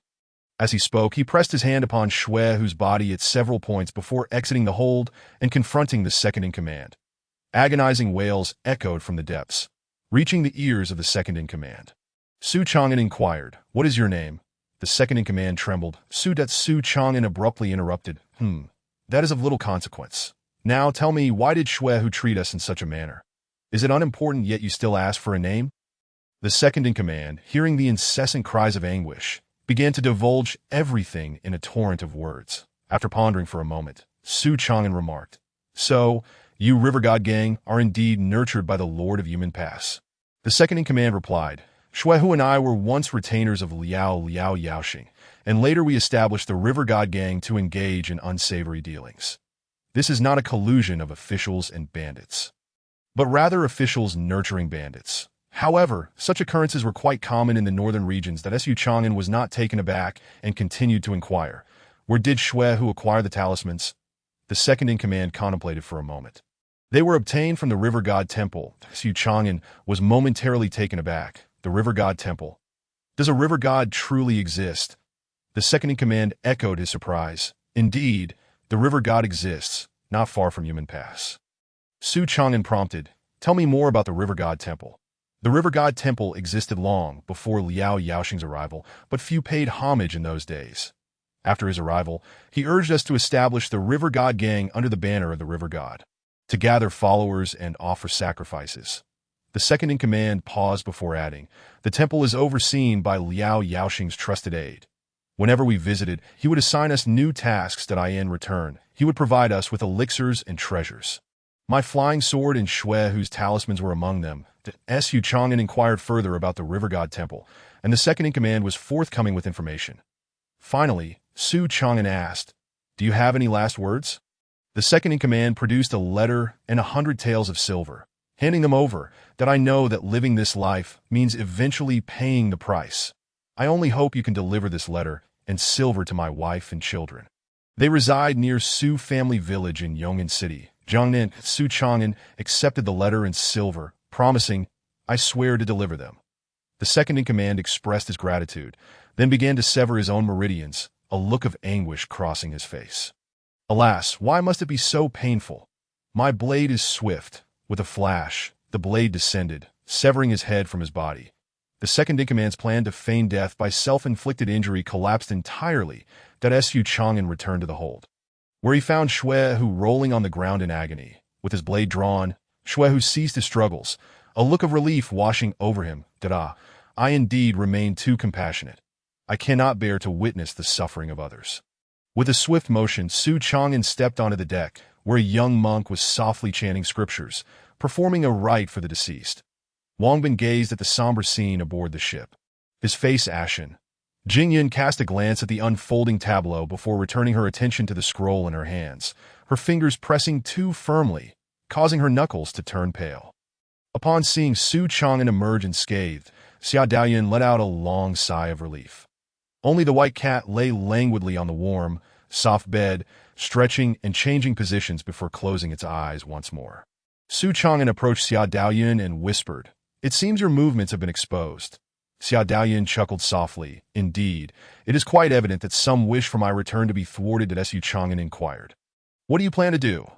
Xia Daoyun turned her gaze towards the wide river, stating, "We shall first cross this river." The ship was in a state of disrepair, and the passengers had either perished or fled. As for the small boat they had arrived in, it had long since vanished. How would they navigate this river? Chapter 43. Zhang Liang's Stratagem. A wall-climbing ladder. Life's trials are ceaseless, yet we persevere each night. Without large ships or small boats, only planks remained. For Su Chang'an and Xia Daoyun, the 100-jung-wide river posed no insurmountable challenge. Provided they had a few footholds, crossing would be effortless, even with Wang Bin and Jingyun in tow. The young monk shared their resolve. Crossing the river on a single reed was a renowned skill of the Lana Temple. Though he had not reached such heights, he was capable of tossing planks while fording the river. Before long, the five of them reached the opposite bank. "Little monk Puxian, I thank you for your life-saving grace," Puxian said, joining his palms in gratitude. Su Chang'an returned the gesture. "Master, you are too kind," expecting Puxian to depart after the pleasantries. He was taken aback when Puxian extended his alms bowl towards him, saying, "Meeting is a matter of destiny. I implore you to bestow a small offering."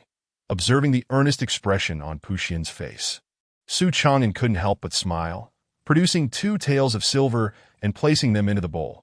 Puxian expressed his thanks and slowly departed, leaving Wang Bin in stunned silence that he had never encountered such audacious monks.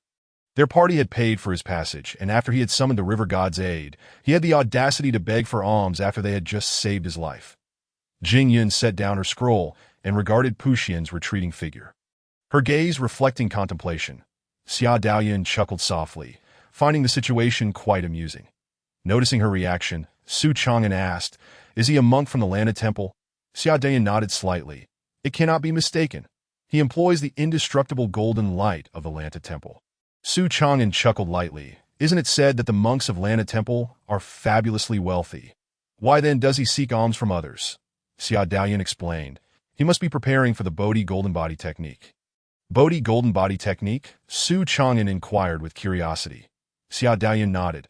"It is the advanced technique following the indestructible golden light, capable of reaching unparalleled realms. The power of the Bodhi Golden Body Technique is immense. Once mastered, its defensive capabilities are formidable.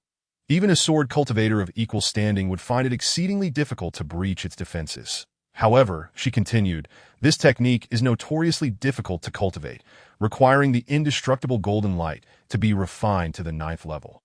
Only with this foundation, combined with the power of incense offerings, can success be achieved."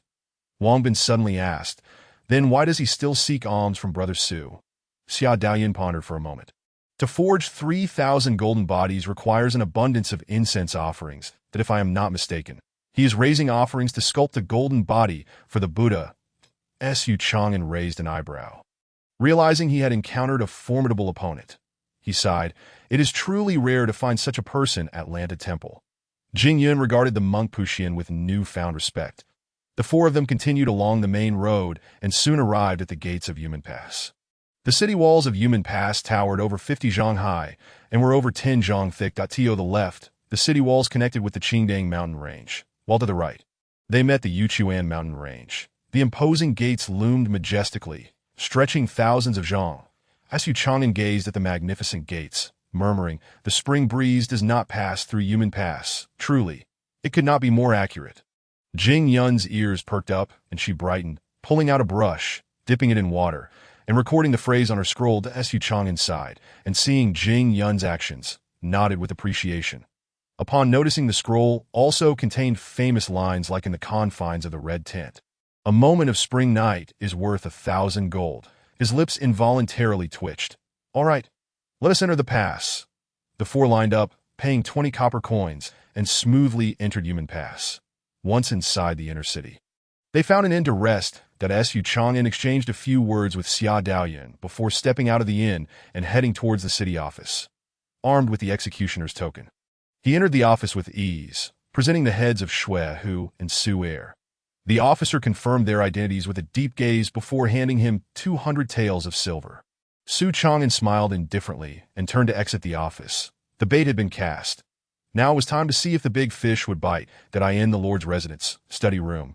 Red candles flickered, illuminating the room as brightly as day. Liao Yaoxing sat at the table, deep in thought, his fingers tapping lightly on the surface, producing a crisp sound. After a long while, he emerged from his reverie and looked at the middle-aged scholar standing opposite him. "Mr. Tao, do you believe this is a trap, or do they genuinely remain unaware?" Tao Yinji stroked his long beard and smiled confidently, his thin face revealing a sense of assurance. "Brother Liao, this matter transcends mere traps. It is a provocation. Su Chang'an and the little princess must have learned of our affairs from Shui Hu. Knowing this, they killed Shui Hu and his companion, then went to the office to claim the bounty. What else could this be but a provocation?" Liao Yaoxing lifted his round face and inquired, "Mr. Tao, what do you suggest we do?" Tao Yinji replied, "Their ability to eliminate Shui Hu and his companion indicates they possess strength surpassing his.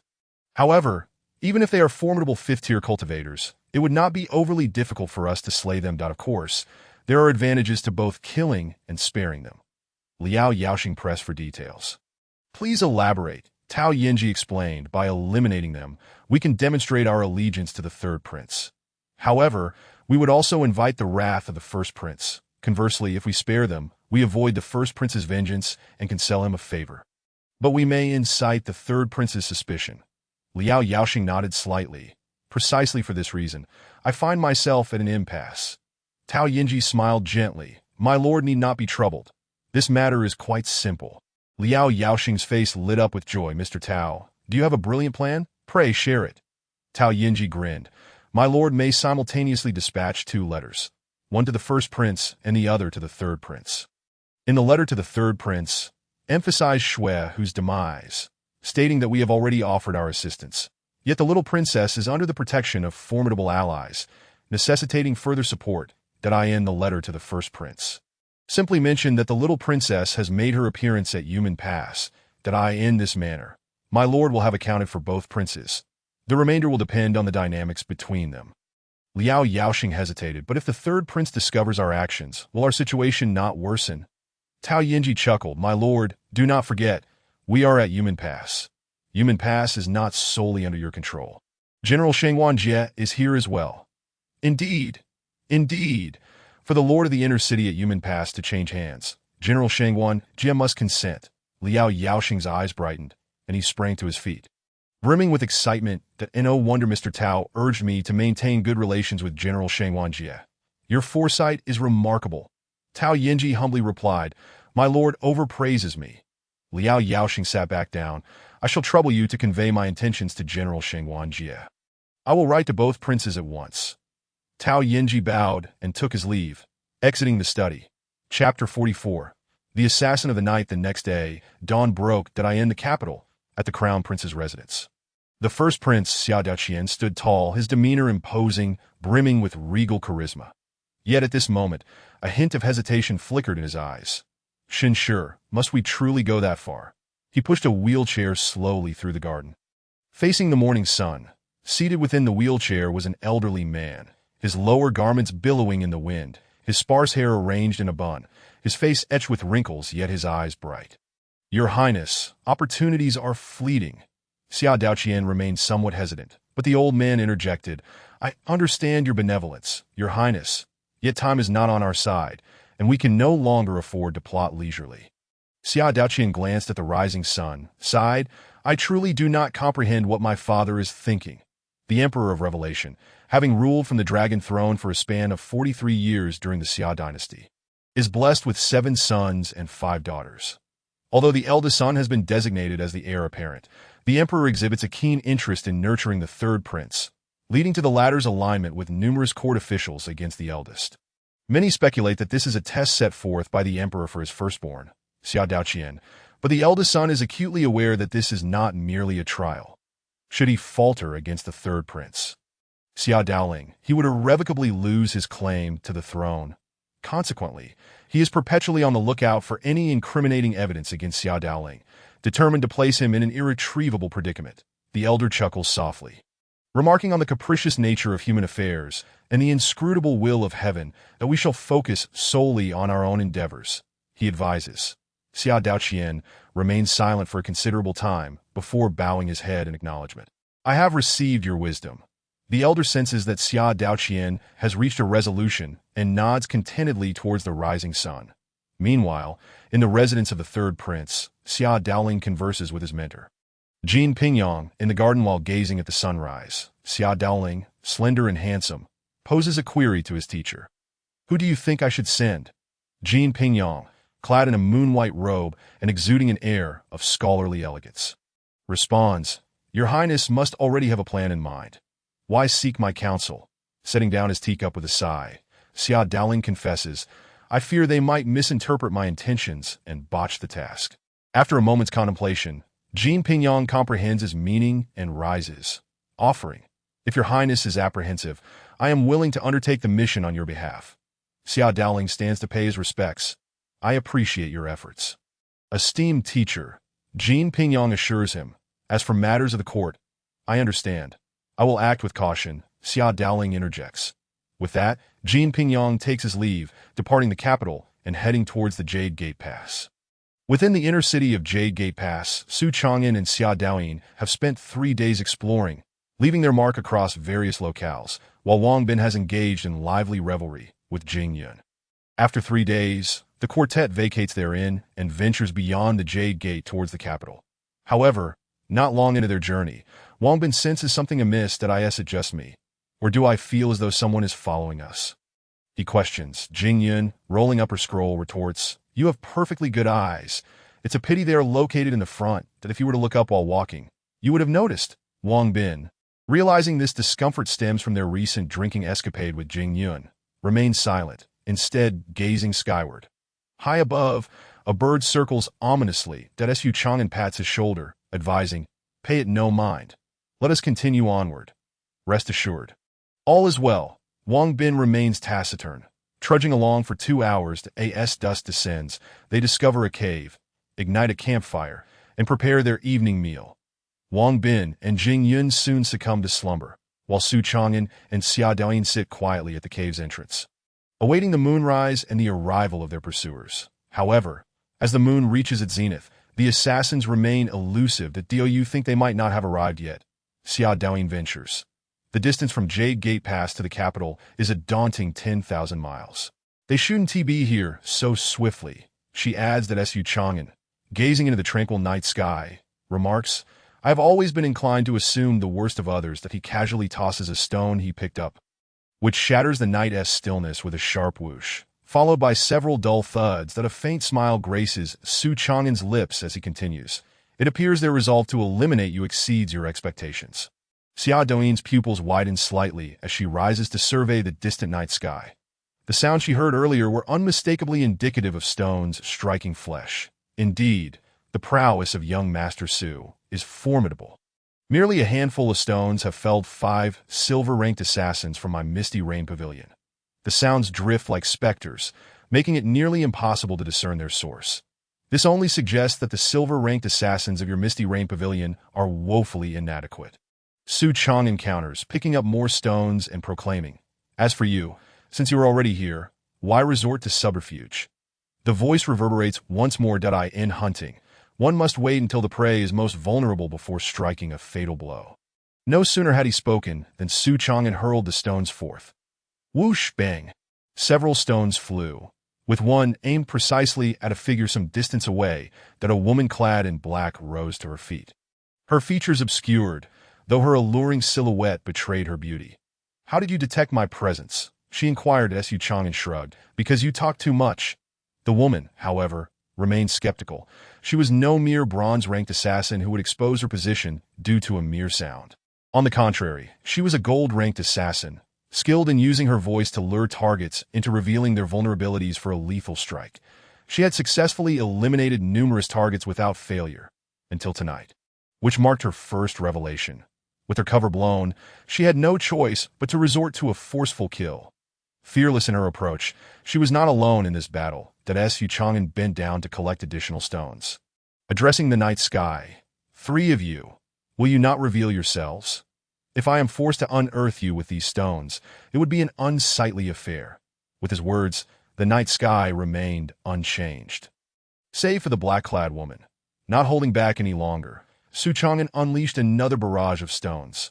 Bang, bang, bang. 3 dull thuds echoed as 3 figures emerged. One was tall and stout, wielding a broadsword.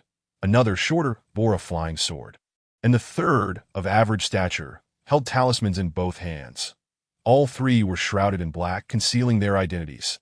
Yet Xia Daoyin recognized one among them, for the distinctive weapon of the broadsword was unmistakable. She had crossed paths with its wielder on several occasions. Despite her foreknowledge, an overwhelming sorrow surged within her, manifesting on her face. Lu Qing, you were sent by my elder brother, were you not?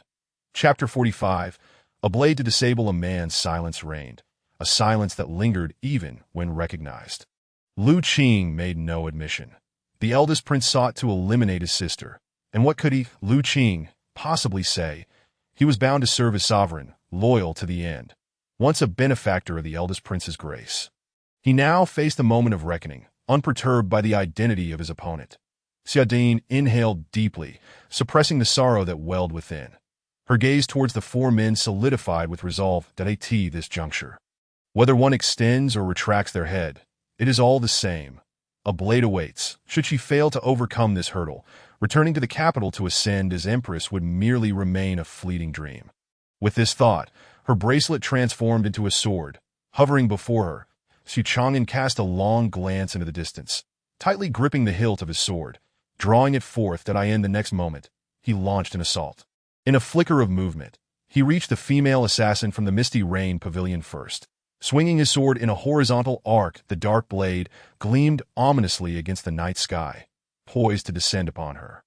This strike represented the culmination of Su Chang'an's strength. 57 points of all attributes and 15 points of sword momentum were all concentrated into this one blow, for he understood that his prowess had likely been assessed by the adversary. Their deployment of 4 individuals signified their capability to eliminate both him and Xiaoda at this moment. If he did not exert every ounce of his strength, he might lose even the chance to fight back. As the blade approached, the female assassin felt the chilling aura emanating from its edge. Her narrow eyes squinted slightly, and the accumulated true essence erupted forth. Thunderous bolts appeared before her, intercepting the deadly blade aimed at her. Another bolt shot towards Su Chang'an. The void illuminated as if it were daylight, only to plunge back into darkness in the next breath. The thunderous strikes accurately collided with the sword, while another struck Su Chang'an directly. The speed of the lightning was staggering. He had no time to evade, nor did he wish to. The thunder crashing against the blade extinguished the phantom flames that enveloped it, akin to rain extinguishing a fire. Su Chang'an's garments were shredded, revealing scorched skin beneath. Yet the sword continued its relentless descent. Without hesitation, Su Chang'an pursued. The female assassin, seemingly prepared, anticipated that the 3 bolts of lightning would not deter him. After unleashing the thunder, her true essence surged beneath her feet, propelling her swiftly backward. Yet it was too late that a formidable mental force surged forth like a deluge, crashing against her spiritual core. The spiritual core, the seat of a cultivator's essence, remained fragile before achieving the 3rd tier of mastery. Upon sensing this overwhelming mental force, the female assassin's mind raced with confusion. How can he possess such mental prowess? Isn't he merely a martial artist? Is it not the case that the martial will of a warrior can only be wielded upon oneself? Before the doubts could settle, an assault of divine consciousness descended with a thunderous roar. The night in palace resounded as if an earthquake had struck, quaking incessantly. After all, this was her domain. Despite the formidable might of the attack, it could not breach the sanctity of the night in palace. Yet, it nonetheless induced a momentary daze in her mind, and that was sufficient. The blade of her sword, imbued with a chilling aura, cleaved through the darkness, tearing through the garb of the female assassin and slicing into her flesh, inflicting a gaping wound over a foot long and more than 5 inches deep upon her abdomen. Had she not regained her senses at the critical moment and shifted her body slightly, that strike might have severed her heart in twain.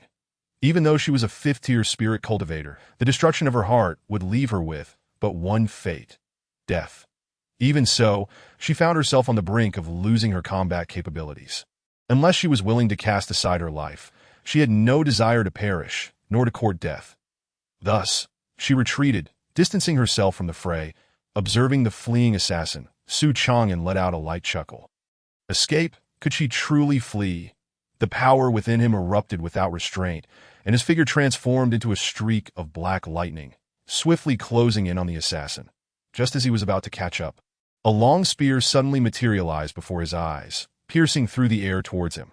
The black shaft was ablaze with blue flames, its tip glimmering with an eerie azure brilliance. The Su Chang'an had no choice but to swing his sword to intercept the incoming spear.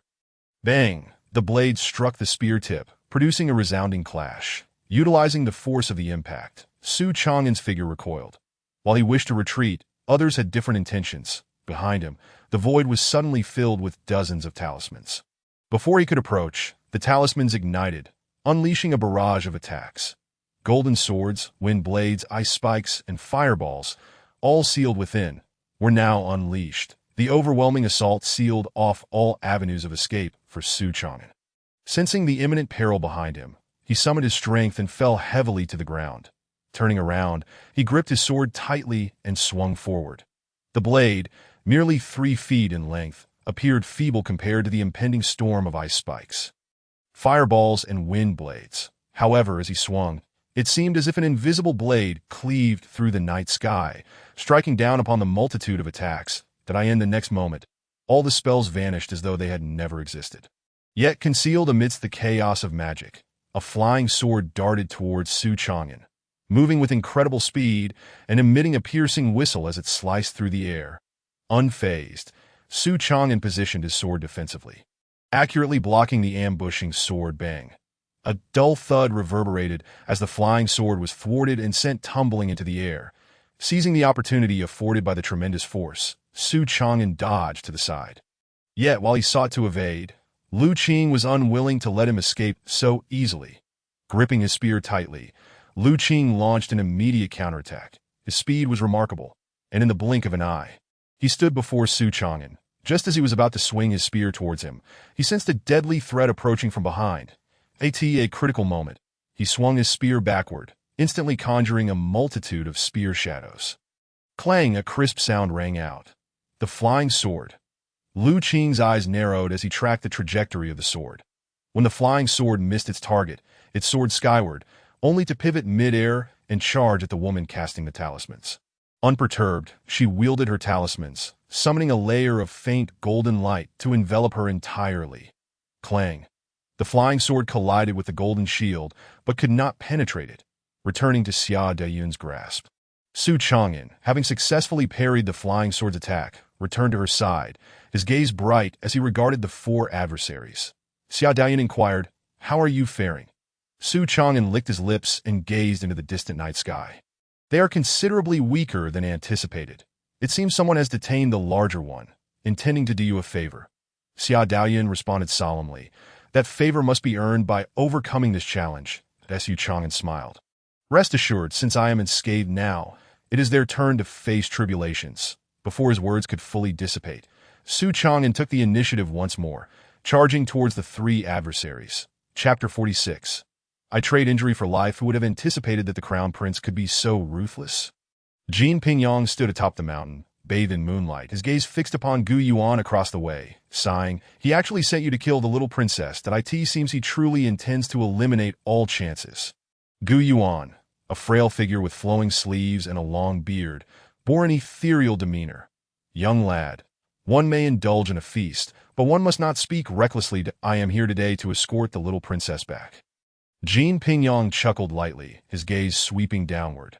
Though the distance was considerable, he could still sense the battle below within the realm of spiritual perception. "Then why do you not descend to assist the little princess? She is currently surrounded and in peril." Gu Yuan cast a faint glance. "Isn't this to prevent you from intervening?" Jin Pingyang's lips curled into a smile. "Fear not, I am not one to engage in such bullying tactics. Otherwise, I would certainly be summoned by the dean for a discussion." A glint of brilliance flickered in Gu Yuan's eyes. "You mean to say the dean supports your actions?" "Of course not," Jin Pingyang replied. "Students emerging from the academy, like those from your Dao court, are always accountable for their own actions. The academy never intervenes. However, do not forget that the little princess has been a student at the academy for 3 years. In a sense, I am her senior brother. If I were to act against her, how do you think the dean would perceive it? As long as it is not at the dean's behest." It suffices that Ji Yuan felt slightly reassured but remained silent. Yet Jin Pingyang was not inclined to let him off so easily. The crown prince even sent Lu Qing to assassinate her. Does he not realize that the little princess knows Lu Qing? Gu Yuan's face contorted. Precisely because she knows him is why he sent him. Jin Pingyang pondered for a moment, then sighed. So the crown prince is even more ruthless than people believe. That a cold smile crept upon Gu Yuan's face. 50 steps laughing at 100 steps.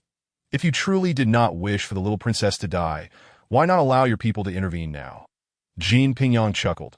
Enhancing a situation is not as valuable as offering help in times of need. Just as Gu Yuan was about to retort, he suddenly sensed a shift in the battlefield below, his expression darkening. Jin Pingyang also displayed an unexpected expression, sighing. It seems that offering help in times of need is not so easy after all.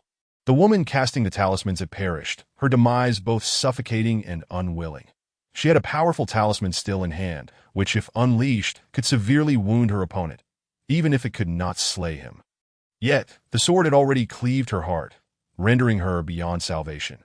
Even the god of medicine could do nothing. Of course, Su Chang'an had also paid a hefty price. His left arm was nearly rendered useless. with a gaping hole the size of a bowl in his left shoulder, an injury inflicted by Lu Qing's spear during the previous conflict. Once more, Su Chang'an had taken the initiative, breaking through the fray. This time, his target was the woman who had been casting the talismans. Not only was she weaker, but her myriad of techniques made her difficult to counter. With his sword in hand, Su Chang'an charged towards her. Lu Qing would not allow such an advance unchallenged, his mighty spear swirling into action. This time, Su Chang'an chose not to engage in a prolonged struggle, allowing Lu Qing's spear to pierce his shoulder. In Lu Qing's moment of hesitation, Su Chang'an seized the spear shaft with his left hand, propelling himself toward Lu Qing. Lu Qing immediately attempted to withdraw his spear, but Su Chang'an clung tightly to it. As a fifth-tier martial artist, Lu Qing's strength was not solely derived from his spear. However, seeing Su Chang'an pressing toward him, he was compelled to retreat, for Su Chang'an wielded a blade, a remarkably sharp sword. As he retreated, the woman began to invoke her talismans once more. Dozens of talismans ignited, releasing a deluge of spells. Su Chang'an's eyes turned icy as he summoned his strength, wrenching the spear free and hurling it towards Lu Qing. Lu Qing, not daring to take this lightly, summoned his blood vitality to absorb the impact and catch the spear. Blood cascaded from his shoulder, staining his green attire and the ground below. Su Chang'an seemed oblivious to the pain. Letting out a roar as he charged towards the woman, in an instant, he closed the distance of several dozen feet. The woman, observing the incoming blade, remained unperturbed as she invoked her talismans. Golden Light Talisman. A faint golden glow, layered in 5 distinct layers, enveloped her entire being. She was a 5th-grade Yuan Shin practitioner, seasoned in the art of combat, and equally adept as a 5th-grade warrior. She had engaged in battle before, and the 5 layers of golden light were sufficient to withstand their onslaught. All she needed was to unleash another formidable talisman, and victory would be hers. She had already drawn forth the pale yellow talisman, preparing to channel her true essence to activate it. However, the blade's radiance descended upon her. The knife light shattered the 5 layers of golden glow, striking her directly. The dark garb was immediately torn apart. Her body and heart cleaved asunder. With a sense of frustration and unwillingness, the woman met her demise. The diminutive man let out a pained wail upon witnessing her death. That it was not that he did not wish to join forces to eliminate Su Chang'an, but rather his flying sword was entangled by Xia Daoyun's own. Though Xia Daoyun's sword moved slowly and her strength was only at the 6th grade, it was enough to delay his sword for a moment. After all, Su Chang'an had only taken a breath from initiating his attack to slaying the woman. Die. All of you, perish. The small man became frenzied, his true essence surging violently, causing his flying sword to accelerate in speed and power. In an instant, Xia Daoyun found herself unable to defend, her sword knocked back in a chaotic flight, blood spilling from the corner of her mouth. Su Chang'an inhaled deeply, glancing at the distant dark-clad female assassin. I know it's you. Shall we join forces to eliminate them? The assassin had managed to tend to her wounds, but her injuries were too grave for her to rejoin the fray. Hearing Su Chang'an's words now, she fell silent. Lu Qing's heart jolted with alarm, his gaze toward the dark-clad assassin, now tinged with caution. That moment, Su Chang'an's figure abruptly shifted, appearing beside the small man, his blade swinging down upon him. Not so fast. Lu Qing bellowed, his figure flashing forward, the long spear sweeping toward Su Chang'an's body. Su Chang'an paid no heed to the long spear, his blade still descending. Ha ha ha, then let us die together. The small man's manic laughter echoed through the night sky. After knocking Xia Daoyun's sword away, his own flew towards Su Chang'an. He did not evade. Instead, he sought to exchange his life for Su Chang'an's. In the dance of life and death, there was simply no room for retreat. Su Chang'an's horizontal blade flashed, the small man's head rolling upon the ground. Simultaneously, the flying sword pierced through his chest, leaving a transparent hole. Lu Qing's long spear followed suit, striking heavily against Su Chang'an's back. Bang! With a muffled thud, Su Chang'an was sent flying several dozen feet before crashing to the ground, blood oozing from his wounds and quickly staining the earth beneath him. Lying in a pool of his own blood, Su Chang'an found himself unable to rise. Lu Qing approached, gripping his spear. Su Chang'an smiled faintly, asking, "What time is it now?" Chapter 47. Both sides suffer heavy losses. What time? What does that mean? Lu Qing remained silent, letting his actions speak for him as he raised his Bawang spear and thrust it fiercely towards Su Chang'an. A glimmer of cold light surged forth, followed by the spear launching like a dragon. Did I end this strike? Lu Qing held nothing back. Despite Su Chang'an appearing gravely injured, blood streaming from his body and his complexion pale, he still clutched the hilt of his blade. Even when hunting a rabbit, one must exert their full strength, and at this moment, Su Chang'an was anything but a fragile rabbit. Lu Qing would not make the mistake of underestimating him. It seems I have not deceived you. Su Chang'an sighed, his form leaping into action as he swung his horizontal blade, unleashing a streak of dark light. The dark light tore through the void, colliding against the spearhead, boom, with a tremendous sound. Su Chang'an was propelled backward. Lu Qing staggered back 2 steps, disbelief etched across his face, gripping his Bawang spear tightly. For Su Chang'an's wounds had healed. The previously transparent holes were now completely absent, as if they had never existed. Yet the 2 corpses on the ground bore witness to the reality of his injuries. What on earth is happening? Moments later, Lu Qing turned to look at Xia Daoyan, asking in a low voice, "Did you consume that Shengsheng Zhao Huadan? Shengsheng Zhao Huadan? What kind of elixir is that?" Su Chang'an, relying on his system to enhance his level and attributes, had merely refreshed his condition to heal his injuries. Name: Su Chang'an. Lifespan: 290 level. 58 all attributes. 58 experience points. 58105900 Blade Technique Realm. Blade Momentum: 15. Experience earned: 1. 1. Despite his lack of knowledge, Su Chang'an nodded. "You are correct. Without the Shengsheng Zhao Huadan, how could my wounds have healed so swiftly?" Lu Qing, however, shook his head. "No, you had no time to consume a pill." Su Chang'an moved his body, smiling as he spoke. "Since I was aware of your impending assassination, would I not be prudent enough to keep the elixir in my mouth?" "Ah, I see. That explains everything." Lu Qing, enlightened, tore away his dark attire, revealing a robust figure adorned with a fierce visage, broad shoulders, a strong frame, and unruly hair standing upright like steel needles. "Since your injuries have healed, there is no need for me to hold back. Let us engage in a fair battle."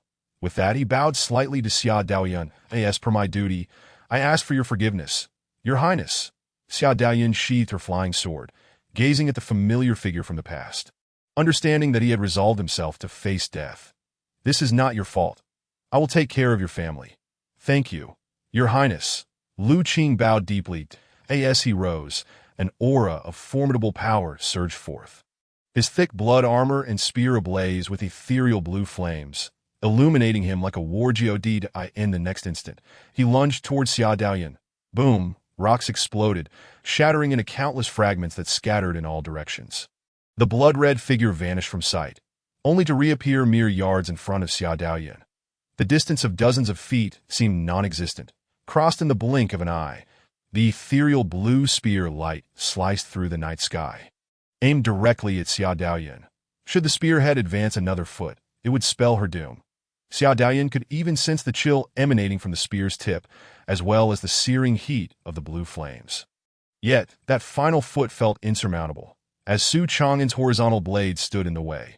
The deep black blade light cleaved through the void, clashing against the spear. Once more, a dull thud resonated as the spear was deflected aside by the overwhelming force.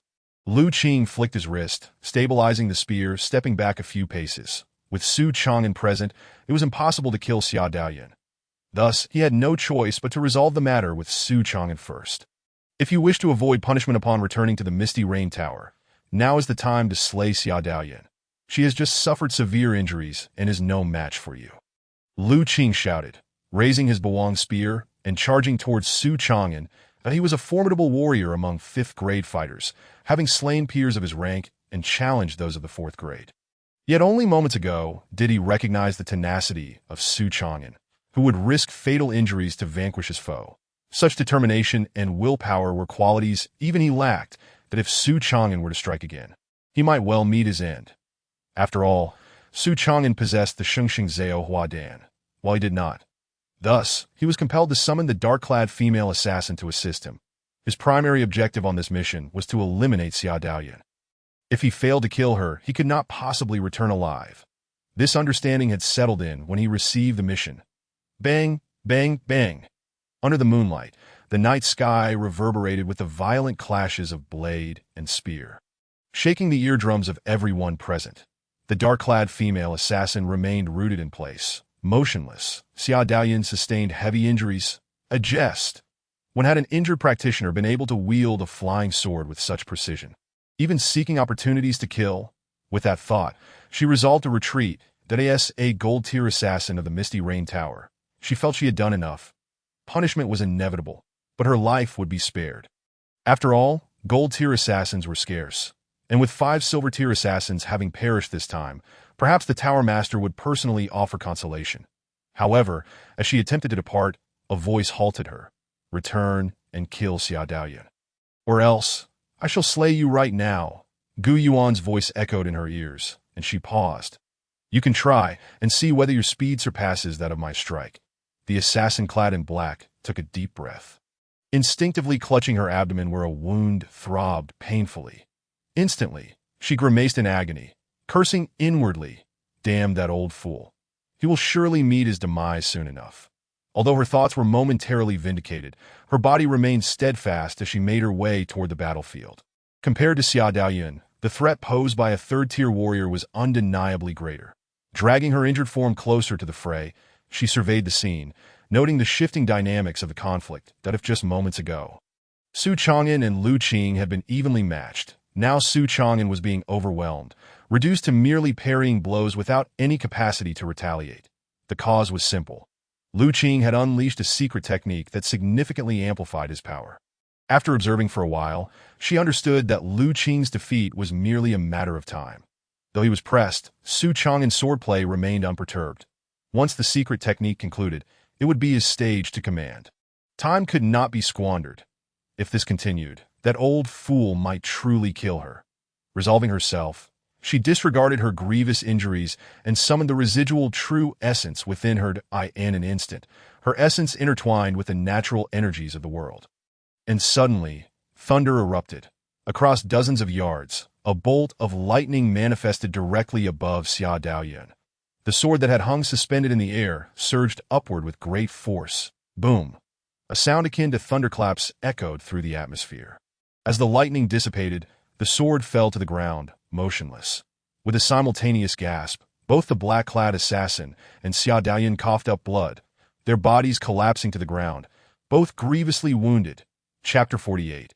Unveiling the hidden cards, Su Chang'an and Xia Daoyan's breathing stabilized and felt a wave of relief wash over him. Instantly, he unleashed a flurry of strikes with his long blade, sending a torrent of slashes toward Lu Qing.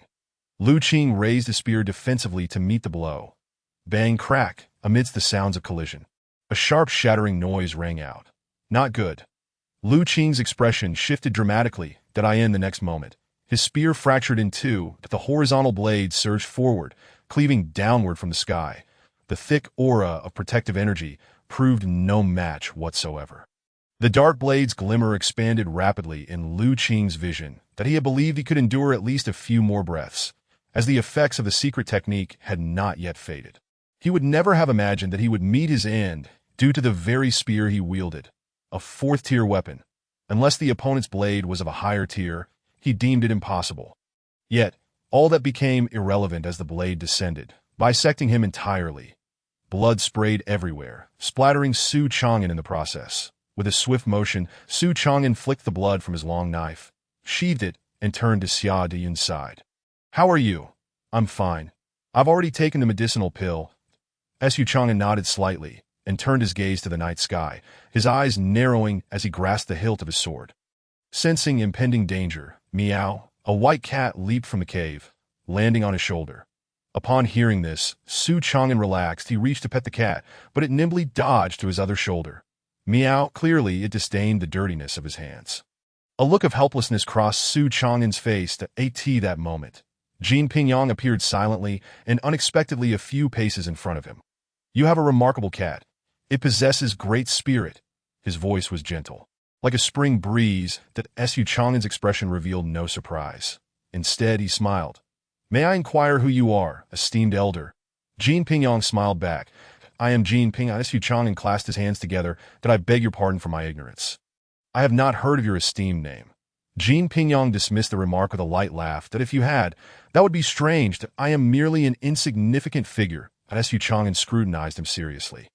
A third-tier warrior, yet you claim to be insignificant. Does that not imply we are even less than insignificant?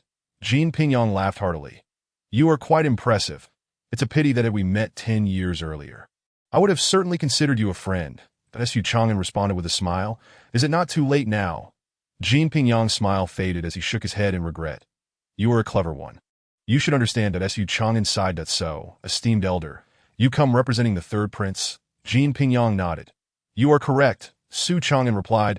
I fear I may disappoint you. Jean Pingyong fell silent for a moment. You are truly a talent. It is somewhat regrettable that you stand by the little princess, Su Chang'an retorted.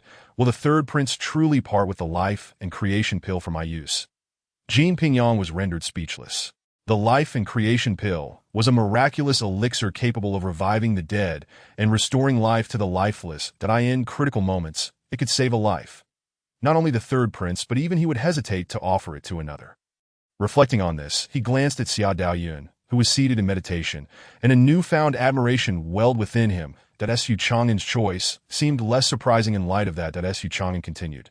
Might I inquire if there is any other matter? Esteemed elder, Jean Pingyong surveyed the 3 corpses on the ground and said, I hope the little princess will accompany me back to the divine capital. Su Chang'an did not respond, but looked towards Xia Daoyun. She stood up and approached him. Esteemed Jean, you must understand that I cannot return with you unless I am dead. Jean Pingyong did not grow angry at her refusal. His tone remained calm.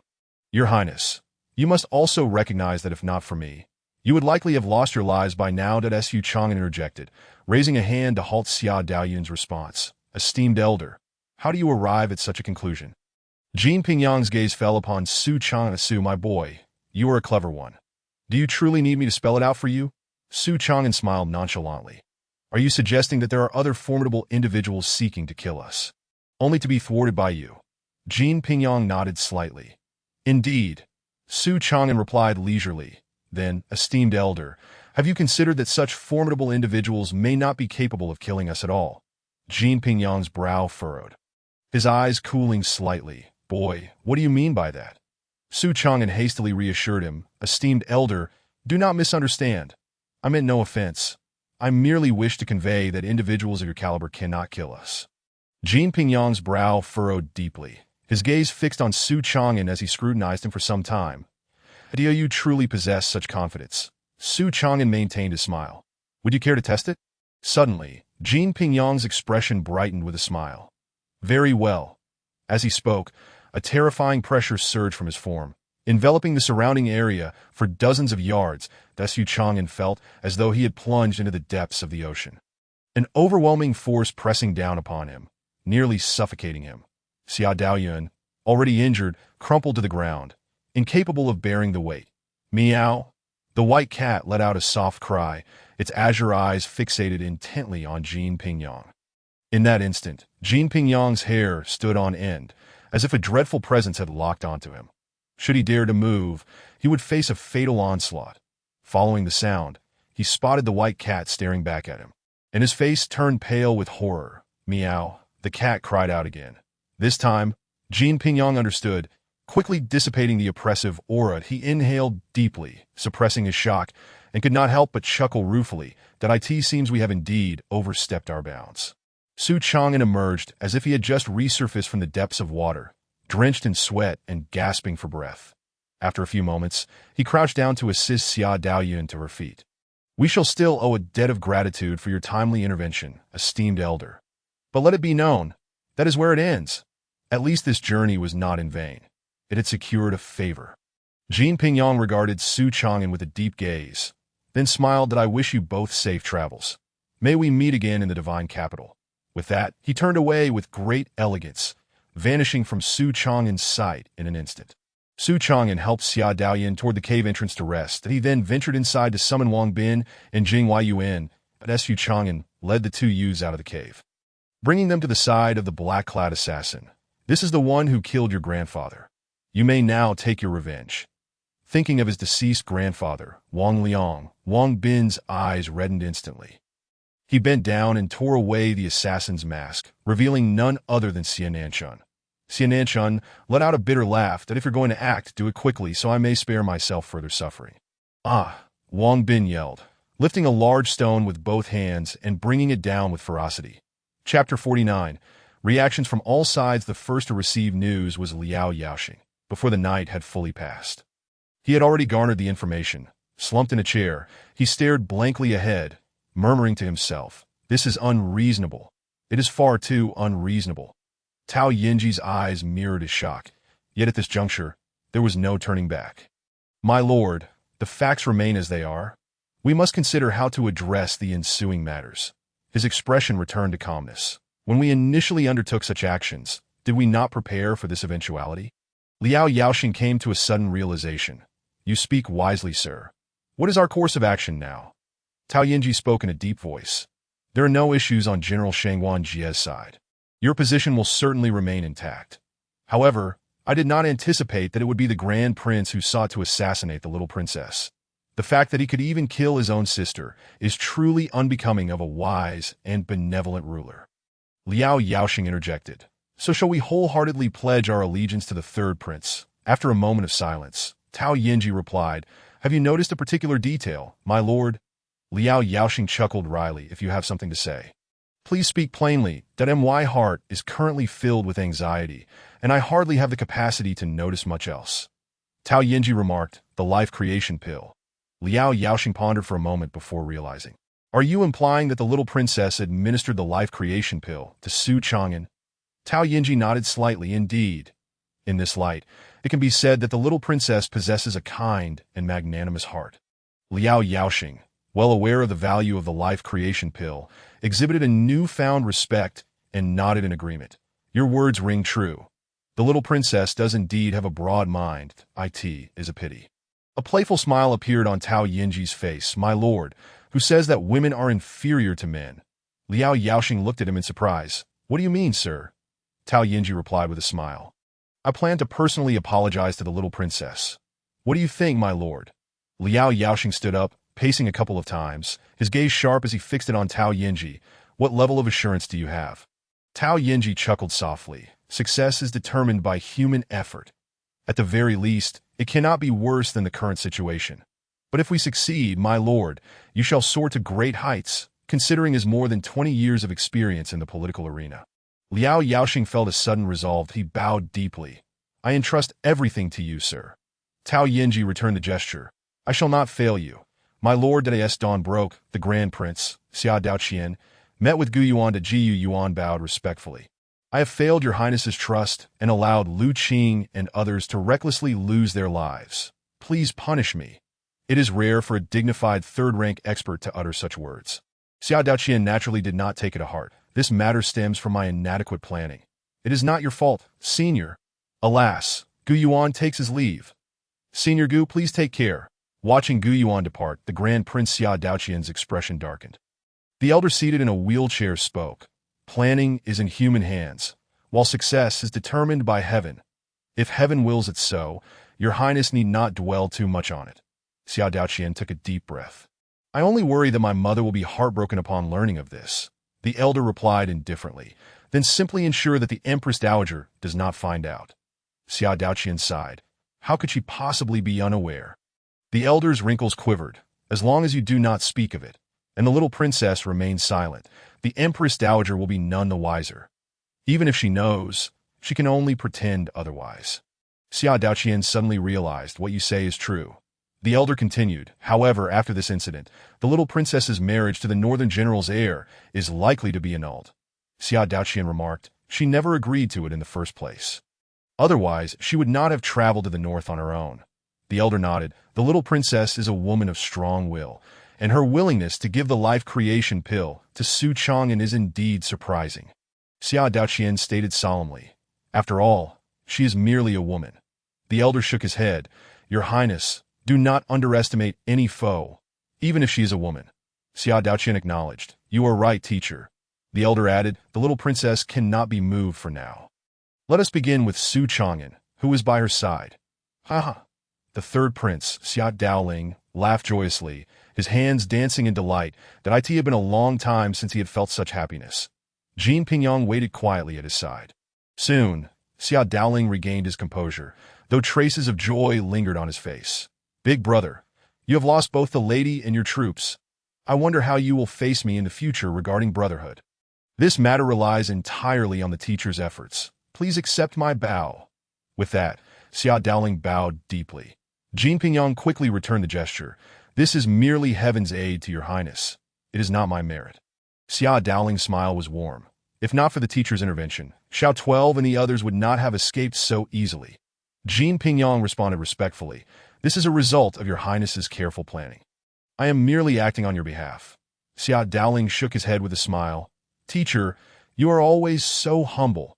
Jin Pingyang sighed. It is not so. Rather, this journey did not bring back the little princess. And there is nothing commendable about it. Xia Dowling disagreed. As long as Xiao 12 lives, we have already won. Moreover, she now owes us a favor, which is sufficient. Jin Pingyang remained silent for a moment. Your Highness speaks the truth, Xia Dowling continued. I find myself increasingly curious about Su Chang'an. Once he arrives here, I hope you can introduce him to me. Jin Pingyang considered for a moment, then nodded in agreement. You do not regret letting that woman go? Not at all. What if you cannot defeat her in the future? Impossible. I will certainly kill her openly and with honor. I mean if. There are no ifs. Jing Yun glanced at Wang Bin, who was training his qi and blood, and chose not to engage with him further. Returning to his reading, Su Chang'an cheerfully glanced at the two young men before moving to the side of Xia Daoyan. How do you feel now? Xia Daoyan took the bowl, savoring a few sips of hot soup. Much better. However, I still require some time to recover. Then let us stay here a few more days. The journey from here to the capital is still quite long. Having already traveled for 3 months, what is another day or two? Xia Daoyan set down the bowl, but I wish to return sooner. Su Chang'an raised an eyebrow. That does not seem like you. Xia Daoyan gazed at the blue sky and white clouds under the sunlight, along with the green trees and grass. I refuse to relinquish this world to those I disdain. I remember you once said that Su Chang'an nodded. I understand now. Let us pack our things and set off. Once they had gathered their belongings and left the cave, stepping onto the official road, someone rushed up from behind, halting their steps. Chapter 50. I bring wind and rain into the capital. Tao Yinji dismounted and approached Xia Daoyan. Tao Yinji from the academy. I greet the princess. Upon hearing the words academy, Xia Daoyan felt a sense of unease and respectfully returned the greeting. Xia Daoyan, I greet Senior Tao. Since they had both been students of the academy, it was only natural to address him as senior. Moreover, this was precisely what Tao Yinji had intended. With a smile, Tao Yinji produced a storage bracelet. Your Highness, this is a gift from Governor Liao of Human Past that he specifically instructed me that if you have any requests, we can discuss them. The silver bracelet shimmered brightly in the sunlight, particularly dazzling. Xia Daoyan believed that the bracelet surely concealed treasures of considerable value, yet she did not reach out to take it. Her gaze fixed on Tao Yinji. Mr. Tao, what is the meaning of this? No longer addressing him as senior but rather Mr., signified a growing distance. Tao Yinji understood this, but having already spoken, could not retract his words. Maintaining his smile, he candidly stated, both Governor Liao and I hold you in high regard, which is why we have come to pledge our allegiance to you. Xia Daoyan felt her ambitions exposed. Her pupils slightly constricting, revealing a touch of nervousness. What do you mean by this, Mr. Tao? I am merely a woman. What is there to warrant allegiance? It seemed that clarity was necessary. Tao Yinji shook his head with a smile. Might I inquire, Your Highness, why did you choose not to reveal your identity on your journey back from the north, instead opting to return to the capital incognito with Brother Su? Surely the assassination attempt last night must have solidified your resolve. After staring at him for a long time, Xia Daoyan finally replied, even if I have the heart, without support, I will ultimately find it difficult to accomplish great things. With you and Governor Liao aligning with me now, are you not afraid of future endeavors being in vain? Tao Yinji's expression grew serious. Success is seized through meticulous effort. Wealth and honor are found in peril. Xia Daoyan's face brightened, and she revealed a captivating smile as she accepted the silver bracelet. In that case, I shall not stand on ceremony with you, Mr. Tao. Seeing her accept it, Tao Yinji felt a sense of relief wash over him, his smile returning. Your Highness should act thus. He then glanced at Su Chang'an. Wang Bin, and Jing Yun, if your highness does not mind, you may ride our lesser horses back to the capital. This way, you will reach the emperor and empress dowager sooner and ease their worries. Xia Daoyun, eager to return, naturally did not refuse. The four mounted the horses belonging to Tao Yinji and his retinue, expressing their gratitude before setting off. Tao Yinji watched their departing figures, murmuring, "I hope your highness will not disappoint me."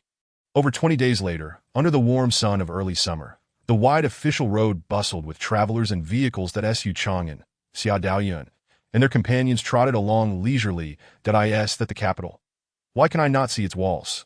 Wang Bin's gaze traversed the heads of the pedestrians, reaching further into the distance, where he beheld a series of diminutive houses piled upon one another, seemingly without end. Contrary to his expectations, the imposing city walls he had envisioned did not materialize. Xia Daoyun followed his line of sight, surveying the familiar cityscape. Originally, the divine capital had its fortifications. However, the founding emperor had decreed their dismantling, proclaiming that true walls do not lie in earthen structures, but in the hearts of the people. If the citizens of the realm sincerely supported their ruler, the divine capital could endure for eternity without walls. Conversely, if loyalty faltered, no matter how high or thick the walls, they would offer no protection. Upon hearing this, Wang Bin's face flushed crimson, invigorated by the emperor's inspiring words. Jing Yun, in agreement, nodded slightly. Su Chang'an offered a gentle smile, remaining non-committal. Having once been a capitalist, he was naturally skeptical. He believed that one should not merely heed what a person professes, but rather observe their actions. If the emperor truly believed in such ideals, why then construct so many watchtowers? Before long, Su Chang'an sensed the presence of acquaintances and sighed. I had thought they wouldn't come. Xia Daoyun also perceived their arrival and replied softly. They are, after all, my teachers and personal guards. Su Chang'an, understanding the implications, refrained from further commentary, knowing that to continue would be to sow discord. As they advanced, the throng of people grew denser, necessitating the four to dismount and lead their horses. However, it wasn't long before Qi Yuan and Qin Anan approached them. The two bowed respectfully as they came closer, greeting, "Your Highness." Xia Daoyun regarded them with an impassive glance and commanded, "Let us proceed." With that, she continued to lead her horse, walking at a leisurely pace, while the opulent carriage nearby was utterly disregarded. Exchanging glances, Qi Yuan and Qin Anan shared a wry smile, resigned to follow suit. After half an hour's walk, they finally entered the inner city of the divine capital, where many of the court's nobility and ministers resided. The streets remained wide, though the number of pedestrians had significantly dwindled. With not a single roadside stall in sight, as all commerce took place within shops to maintain the city's decorum. After another half hour, they reached the imperial city. Having come of age, Xia Daoyun possessed her own residence within the palace. Upon entering the princess's estate, attendants arrived to greet and attend to them, that we shall wash up and rest for a moment. So I kindly ask both teachers and Uncle Nan to wait briefly, she said. For the first time during their journey, Xia Daoyun spoke, "I must apologize for any inconvenience, albeit temporarily." Qi Yuan and Qin Anan, naturally, dared not voice any objections and settled in the parlor to await her return. Once Xia Daoyun and the others had departed, Qin Anan plopped down onto a chair, unable to suppress a sigh. "Old Qi, what do you make of this? It's clearly he began, but Qi Yuan interrupted with a light cough. "Old Qin, let us refrain from speaking of matters that should remain unsaid. The princess has her own plans." Qin Anan's face reddened, exclaiming, "But isn't this exceedingly stifling for us? We are caught between two worlds." A glint of sharpness flickered in Qi Yuan's eyes. "Our discomfort pales in comparison to the princess's potential suffering on her journey back." Qin Anan's expression shifted dramatically. "Are you implying that the princess?" Qi Yuan nodded gravely. "I fear someone may exploit her safety." Qin Anan seethed. "Do they dare?" "I, Qin, will not let this go unchallenged." As Xia Daoyun's personal guard, should anything happen to her, he would bear the burden of blame.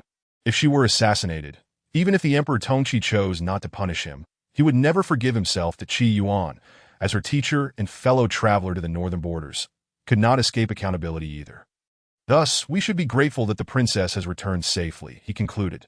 Qin Anan nodded in silence, refraining from further comment as time passed steadily. Half an hour later, Su Chang'an appeared, beaming with a smile. He clasped his hands in greeting. "Esteemed seniors, It is a pleasure to meet you once more. Qi Yuan and Qin Anan recognized him as the young man they had encountered previously in Fangcheng. Under the jurisdiction of Zhou Rahai, Qi Yuan rose, smiling as he returned the greeting. Master Su, what a fortunate encounter. Qin Anan stood and directly inquired, Master Su, how is it that you returned alongside Her Highness? Chapter 51. Do you doubt? Shall we test our skills? Su Chang'an took a seat, chuckling as he responded, I am merely a hired sword, initially tasked with apprehending a notorious criminal. However, the princess's generous offerings were simply too enticing. Qi Yuan remained silent, a hint of skepticism glimmering in his eyes, clearly unconvinced by Su Chang'an's words. Qin Anan regarded the jovial young man and bowed, stating, regardless of the truth of your claims, I, Qin, must express my gratitude for the princess's safe return. Su Chang'an replied courteously, there is no need for such formality. The princess has even bestowed upon me a life-transforming pill. The life-transforming pill. Qin Anan's eyes widened in astonishment. Qi Yuan also appeared taken aback, his countenance reflecting shock. This was a potent elixir effective for third-rank warriors. And furthermore, the princess possessed only a single one. Her willingness to grant it to Su Chang'an spoke volumes. Exchanging glances, Qi Yuan and Qin Anan bowed deeply, exclaiming, Master Su, your efforts are commendable. Without further elaboration, they grasped the harsh reality of the princess's perilous situation and the ferocity of the battle she had faced. It was evident that their own entanglements had led them to lose track of Xia Daoyun's whereabouts, forcing them to return to the divine capital in a desperate bid for aid. However, they had not anticipated that upon their return, they would find themselves unable to venture out again. Unaware of their experiences, Su Chang'an could still perceive the genuine concern they held for Xia Daoyun. You need not fret. I am compensated for my services. This is simply my duty, he reassured them. As Qi Yuan and Qin Anan settled down, their gazes towards Su Chang'an softened, revealing a newfound camaraderie. Qin Anan, candid as ever, asked, Brother Su, could you elaborate on the situation? I would like to be better informed. Su Chang'an smiled, of course. I would be delighted. He then recounted the events of their journey, imparting his observations with finesse and judicious detail. He described in vivid detail their encounters with a white-backed Songlong on the desolate mountain, as well as the attempted assassination at night, while he summarized the incidents involving Yang Dainyu, Wei Changwen, Xia Nanshan, Wang Bin, and Jing Yun more succinctly. Naturally, he refrained from mentioning the intimate details of sharing meals, lodging, and sleep with the princess. Qi Yuan and Qin Anan listened intently, falling into a profound silence. As third-rank warriors, they had undoubtedly experienced countless life and death struggles, but their silence stemmed not from the ferocity of combat, but rather from the ruthless nature of the crown prince, particularly for Qi Yuan, who had once harbored a favorable opinion of the crown prince. That sentiment had now evaporated, replaced by disappointment and indignation. Qin Anan's fury ignited, and he slammed his hand forcefully onto the table, barely restraining his strength as it left a deep imprint. How despicable! Truly intolerable, he exclaimed. Uncle Nan, teacher, you need not be so agitated. Xia Daoyun entered, adorned in a regal purple gown, exuding an air of nobility. Perhaps this is the fate of royal women. Much like when I was once promised to the heir of the northern borders general, she mused. Su Chang'an, taken aback, regarded her with surprise. Indeed, compared to her previous modest attire, she now possesses an entirely different allure. It is evident that a beautiful woman is but a living mannequin. Qi Yuan and Qin Anan rose to pay their respects as Xia Daoyun took her seat at the head of the table. You two are my closest confidants, so I shall speak candidly, she began. Turning her gaze to Qi Yuan, she continued, I would like to trouble you. Teacher. Qi Yuan instantly understood her intent and declared in a resonant voice, Silence shall reign in this chamber. As his command resonated, an invisible force enveloped the parlor, effectively muffling any sound from within. Observing Su Chang'an's curious expression, Qi Yuan elaborated, This is a technique of our Confucian school, akin to the Taoist formation that isolates sound. Su Chang'an marveled, truly remarkable. Qi Yuan smiled but refrained from further comment. With a warm gaze, Xia Daoyun addressed Qi Yuan and Qin Anan. Teacher, Uncle Nan, I intend to engage in the struggle for power. What kind of struggle was left unspoken? Yet both Qi Yuan and Qin Anan understood the implication, their bodies trembling in response. Qin Anan grinned, I, Qin, wholeheartedly support your highness in both civil and martial prowess. You surpass them all.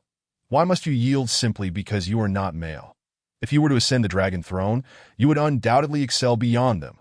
However, Qi Yuan furrowed his brow, remaining silent. Xiao Daoyun met his gaze directly, asking, Teacher, do you harbor any concerns? Qi Yuan, holding her gaze, replied, Your Highness possesses wisdom and benevolence, which indeed surpasses them. But such qualities alone are insufficient for claiming the imperial throne.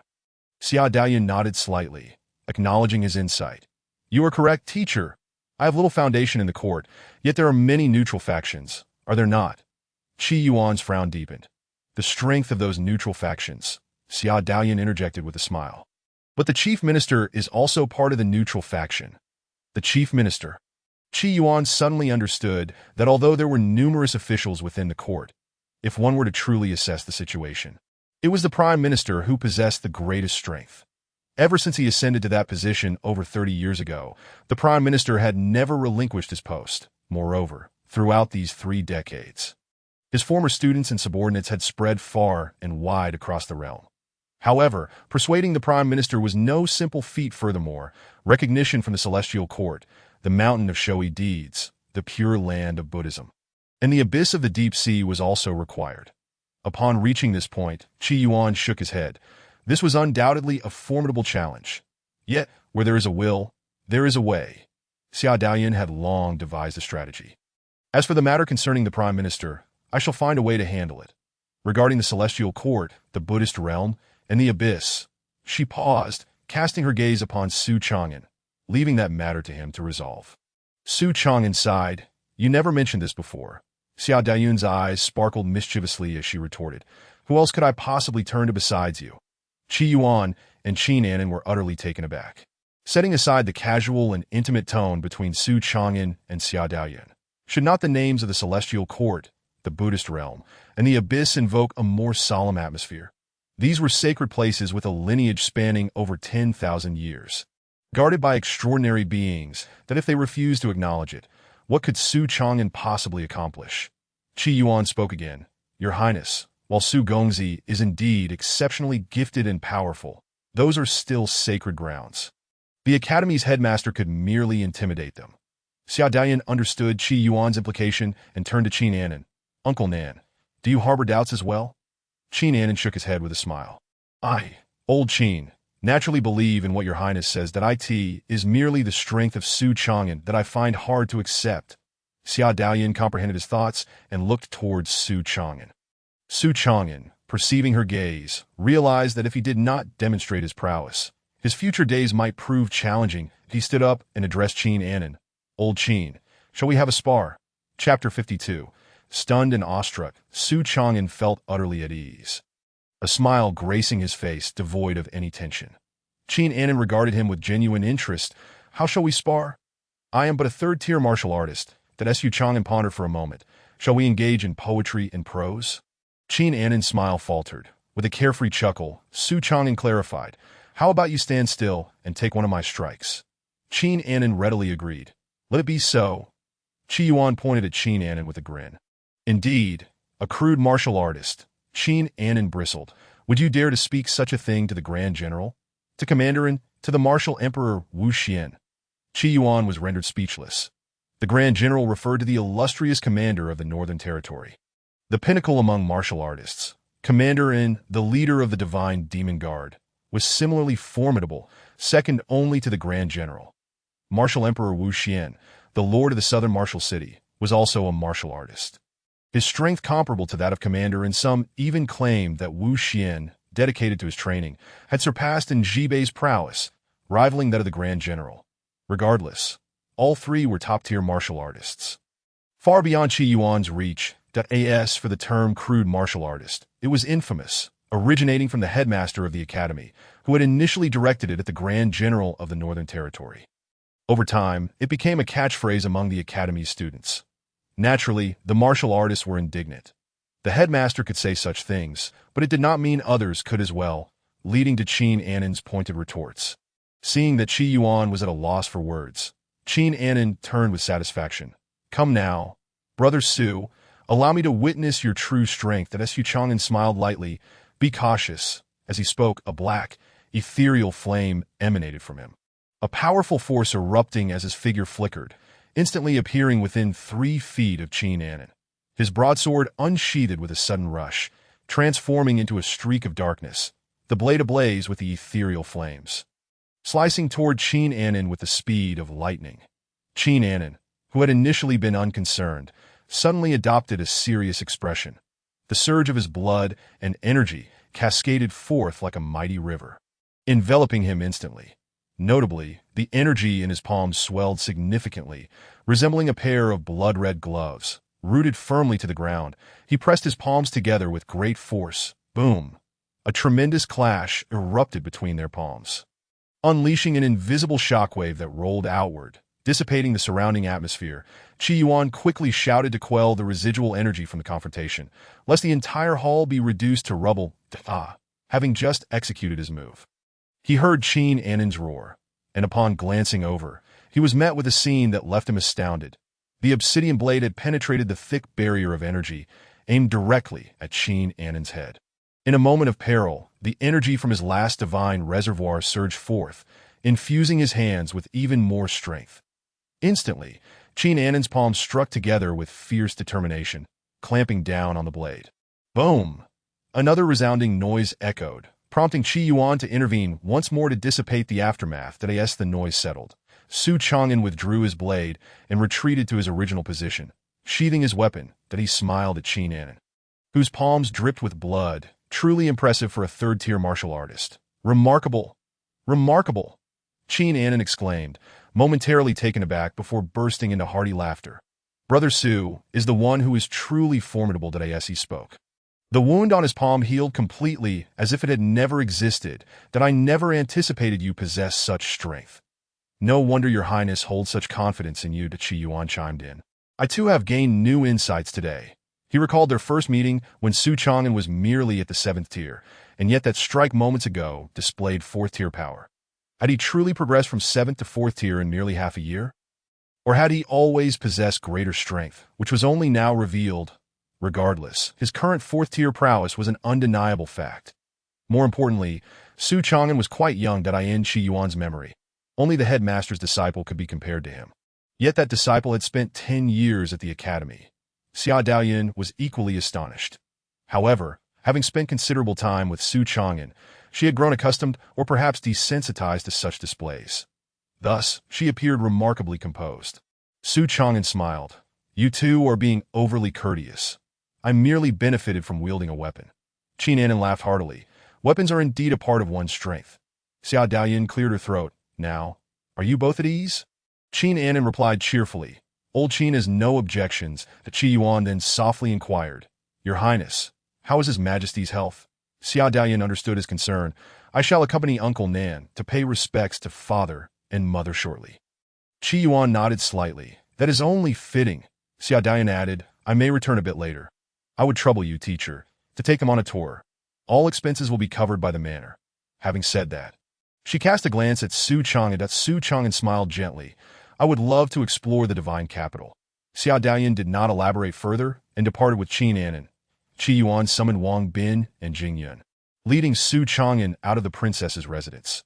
The Drunken Immortal Tower was the largest establishment in the inner city, as well as the tallest. Indeed, in the divine capital, aside from the imperial city and the 108 watchtowers, no building surpassed it in height. Thus, it held the highest renown among the inns of the divine capital. As evening fell, the four arrived at the Drunken Immortal Tower, coinciding with its bustling peak hours. However, as the teacher of a princess and a third-tier powerhouse, Qi Yuan bypassed any waiting and ascended directly to the 5th floor.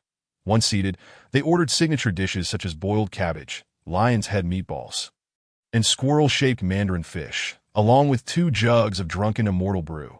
Basking in the cool breeze of early summer, Su Chang'an leaned against the window, gazing outward. As night descended, countless lights illuminated the city. Observing this, Qi Yuan chuckled and inquired, Brother Su, what are your thoughts? Su Chang'an smiled softly. Indeed, it is far superior to dining in the open air. The Qi Yuan pressed further. Have you noticed anything else? Anything else? Su Chang'an paused, activating the formidable perception granted by his 60-point attribute endowment, that I in no time.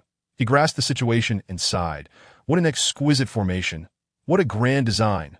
Within his perception, the drunken immortal tower was filled with one formation after another, which together formed a new grand array.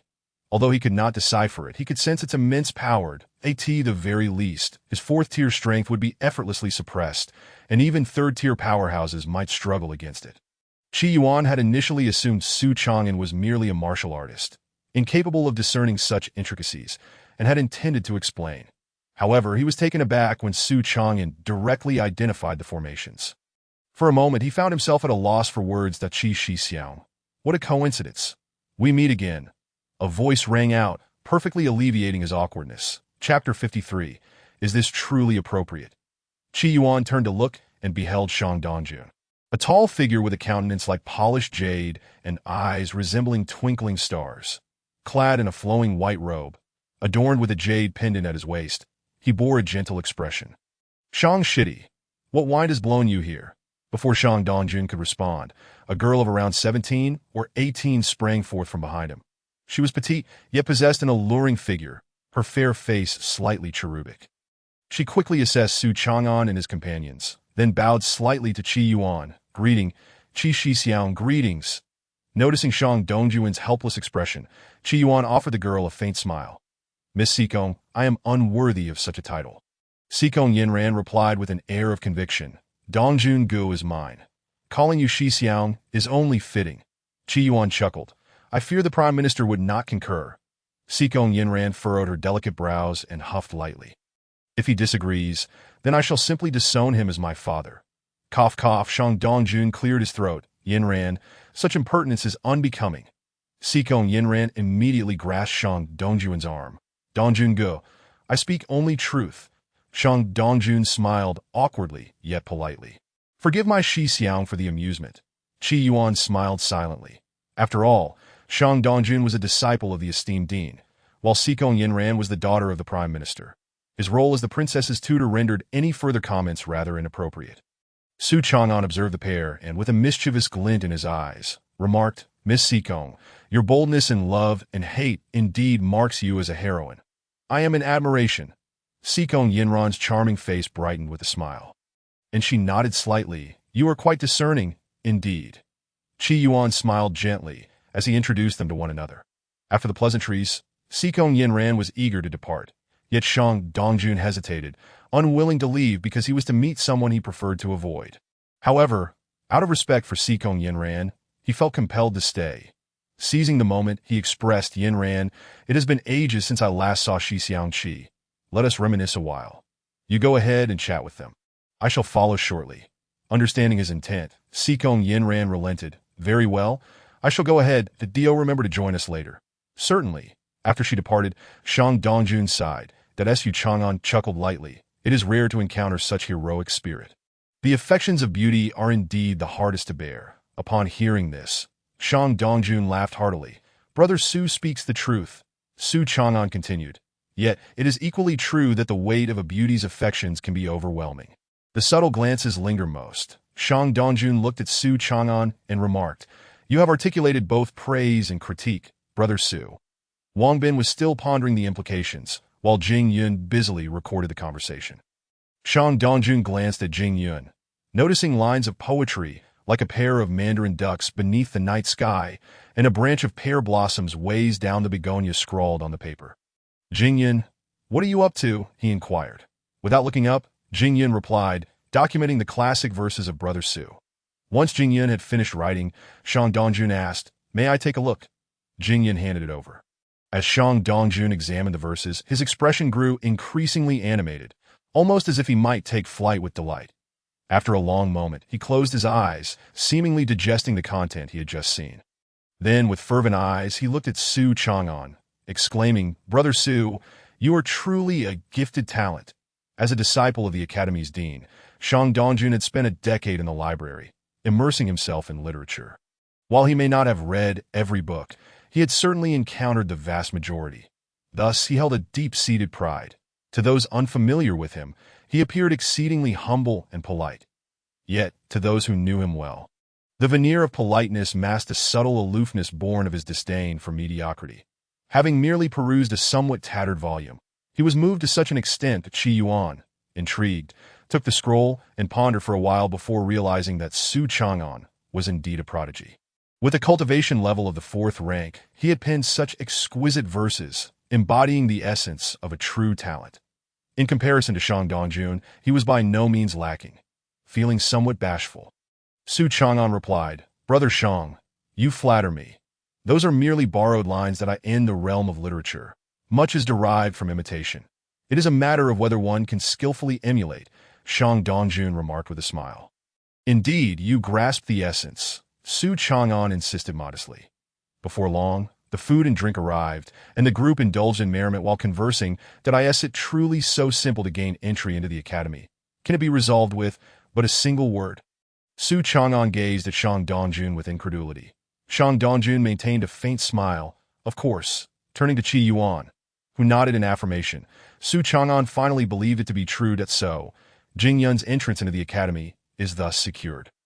"Of course, but he must also pay the price," came the reply, which entails composing poetry to satisfy Shang Dongjun. Pondering this, Su Chang'an fetched a brush and scroll, swiftly inscribing 2 lines. Shang Dongjun glanced once, and his eyes were instantly captivated. That Qi Yuan also took a look, offering nothing but admiration. Jing Yun, upon reading the 2 lines, felt a surge of pride, for it was his scroll. "Brother Chang'an, you truly understand me." Shang Dongjun laughed heartily. "With these 2 lines, your entry to the academy is assured." Su Chang'an smiled modestly. "Then I thank you, Brother Dongjun."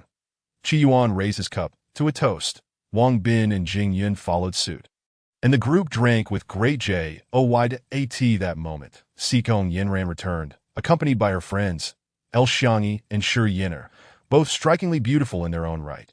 They possessed both form and grace, with El Xiangyi being slightly taller and exuding an air of cool elegance, while Shi Yin'er was more voluptuous, with a figure that was even more enticing. Additionally, Zhu Hua had arrived, looking refined and cultured, though a hint of envy flickered in his eyes as he regarded Qi Yuan, Su Chang'an, and the others before swiftly concealing it. Sikong Yinran, observing Shang Dongjun reveling with Su Chang'an and the others, instinctively furrowed her brow. She had just urged Shang Dongjun to join them, yet here he was, still drinking merrily. His reluctance to move had left her the target of Shi Yin'er's teasing for some time. Witnessing his current demeanor, her annoyance was palpable, yet her understanding of Qi Yuan's status kept her from acting rashly. "Dongjun, go. My friends have come specifically to invite you. Shall we be on our way?" Shang Dongjun rose with a smile and bowed to the other 3. "Yinran, since you are all here, why not sit down and dine together?" Sikong Yinran frowned slightly, preparing to speak, but was interrupted by Shi Yin'er, who said, "Young Master Shang, we have come to invite you to a banquet. Did is it appropriate for you to linger here?" Chapter 54. Completely denied opportunity. Shi Yin'er's words were prompted by her knowledge of Shang Dongjun's agreement to facilitate Su Chang'an's entry into the inner academy. This was precisely why she had insisted that Sikong Yinran invite him to gain entry into the inner academy. Aside from the annual entrance examination, there were 2 additional pathways. The first was through special examinations, where one had to excel in the 5 subjects of poetry, literature, etiquette, horsemanship, and archery, with only 3 spots available each year. This would also consume the opportunity for the regular entrance examination, meaning only one could be pursued each year. The second route involved recommendations from the academy's teachers, which, while still requiring examinations, were significantly less challenging. However, each teacher could only recommend 1 student per year. Shang Dongjun, being both a disciple of the academy's dean and a teacher himself, had the privilege to recommend. Hearing that he intended to use his recommendation for Su Chang'an made Shi Yin'er anxious. What of Zhu Hua then? He was the man she had set her sights on. Despite his limited talent, his greatest aspiration was to enter the inner academy. How could she not want to fulfill that for him? After hearing this, Shang Dongjun frowned slightly, but quickly composed himself. "I may have been remiss.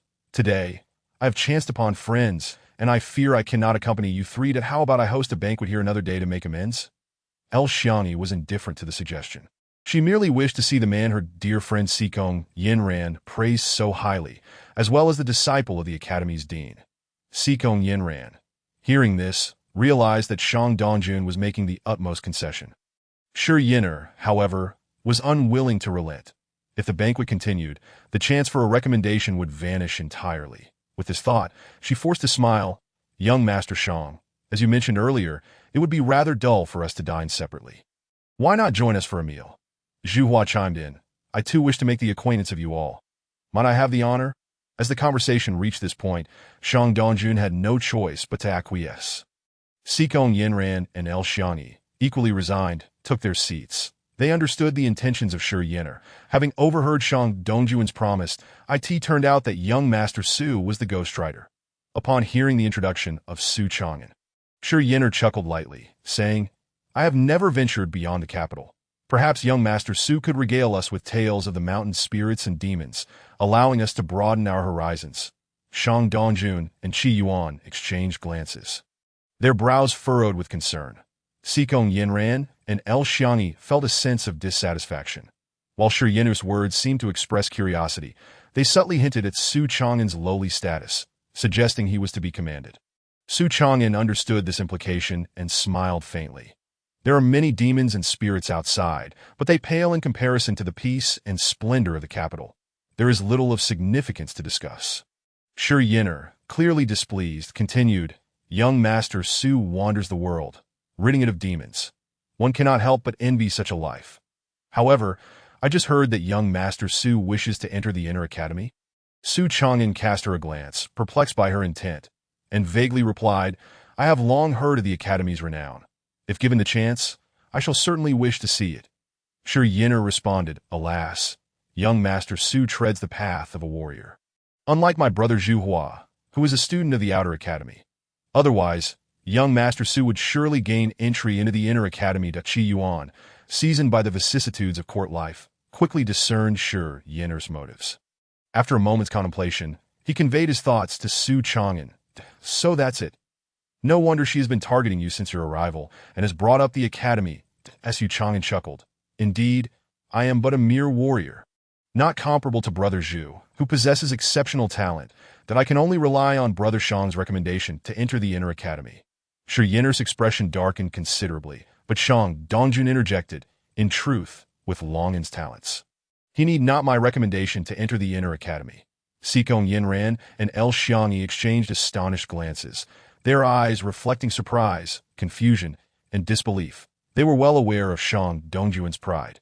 For him to praise Su Chang'an so openly was indeed a rarity. This was certainly out of the ordinary. It deprived him of the opportunity to maintain his own facade. Su Chang'an winked at Shang Dongjun. Brother Dongjun, you jest. I am merely a warrior, uneducated in the arts of poetry and literature. Shang Dongjun paused, shaking his head slightly. Brother Chang'an's talents are undeniable. I am merely speaking the truth. Qi Yuan also chimed in. Su, there is no need for such modesty. Shi Yin'er glanced at Su Chang'an, her eyes betraying a flicker of doubt. Was he truly so talented? Zhu Hua's expression mirrored her disbelief. Could Su Chang'an's abilities genuinely warrant such esteem from Shang Dongjun? El Xiangyi's curiosity deepened. As a fellow student of the academy, particularly skilled in poetry, she had noted Su's earlier poetic lines that had greatly pleased Shang. Might I request to see those verses? Before Su Chang'an could respond, Shang Dongjun readily agreed, of course, after a brief moment of thought.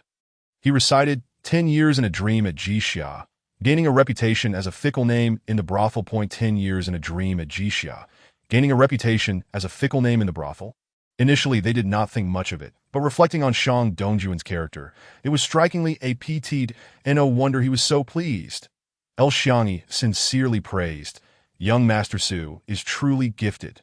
Sikong Yinran, evidently understanding the underlying implications, could not suppress a cold snort of discontent. Shi Yin'er glanced at Zhu Hua, who shook his head slightly, realizing the futility of further attempts. Though discontent lingered in her heart, she could do nothing about it. Zhu Hua, however, inclined his body towards Su Chang'an and remarked, Su, you are indeed well-rounded in both martial and literary skills. I am impressed. A flicker of disappointment crossed Su Chang'an's eyes that I in this day and age. Even antagonists had grown astute. He smiled faintly. I appreciate the kind words. The atmosphere of the banquet grew notably more amiable. After a short while, Shi Yin'er and Zhu Hua took their leave. El Xiangyi wished to engage in further poetic exchanges with Su Chang'an and Shang Dongjun, but recognized that the moment was not opportune. So she too departed. After escorting the trio from the Zue Xian Tower, Sikong Yinran returned to her seat, casting a fierce glare at Su Chang'an, who was conversing amiably with Shang Dongjun. Unfazed, Su Chang'an smiled and said, "Miss Sikong, do not look at me like that I am fond of women and have no intention of vying for Brother Dongjun's affection." Sikong Yinran haughtily snorted, "Even if you wish to compete, could you truly succeed?" Su Chang'an laughed heartily. "Miss Sikong speaks true. However, I do not intend to compete. I am certain there will be other women who will vie for Brother Dongjun's attention." Sikong Yinran's brows furrowed. Slamming her palm on the table, rising suddenly, "Who dares? Let them come, and I shall send them away." Observing Shang Dongjun's expression of helplessness, Su Chang'an chuckled, shaking his head. "This merely addresses the symptoms, not the root of the issue." Then, with a mysterious smile, he proposed, "How about I teach you a surefire method to win Brother Dongjun's heart?" Sikong Yinran's eyes lit up. "Do you truly possess such a method?" Su Chang'an replied with confidence. "Of course, pray tell. Are you certain you wish to discuss this in front of Brother Dongjun?" Chapter 55. The aspiring Dean Sikong Yinran departed in high spirits, even patting Su Chang'an on the shoulder as if to say, "Stick with me, and you shall not be treated poorly." However, the look she cast as she left Shang Dongjun feeling uneasy that he turned to Su Chang'an upon his return, asking, "What did you discuss with her?" Su Chang'an settled back into his seat. "Would you like to know?" Shang Dongjun nodded. "I have never seen Yinran so compliant with anyone. Even the Prime Minister would find it difficult to achieve such compliance." Su Chang'an smiled slightly, pointing to the two young men beside him. "Bring them into the academy, and I will tell you." Shang Dongjun regarded the two boys. Their earlier performance had not escaped his notice. Jingyun was a suitable candidate, whereas Wang Bin's opportunities lay outside the academy. Jingyun remained calm, lacking the anticipated joy, while Wang Bin showed little disappointment. He preferred the path of a warrior over that of a scholar. Su Chang'an made no further demands, stating plainly, "I just taught Miss Yinran two techniques. One is coercive negotiation, and the other is to feign a desire to capture." Shang Dongjun was momentarily taken aback. "What do you mean?" Su Chang'an chuckled. "I promised Miss Yinran I would keep it a secret. Just revealing the names of those two techniques is already a favor granted due to our good rapport. Even if you promise to introduce me to the dean of the academy, I still will not divulge the details." Shang Dongjun chuckled softly, realizing that all this time, Su Chang'an had merely wished to meet the dean. Given Su's remarkable talent and agreeable temperament, he was not averse to this. "Compose a couplet, and I shall present it to the dean. Should he be pleased, he will surely agree to meet you." Su Chang'an contemplated for a moment before leisurely reciting. With a frown, "I face the scorn of 1,000 fingers. Humbly, I bow as a willing ox for the young Dachi Yuan," standing to the side. Stroke his beard with a smile. Shang Dongjun repeated the lines to himself several times, his body trembling lightly, before sighing, "Chang'an, you are indeed quick-witted. Poetry may be a minor art, yet it reveals a person's talent. Many can compose verses, but to write with such relevance is a true challenge. Even Shang Dongjun himself could not accomplish it." After some light-hearted banter, they departed the Zue Xian Tower.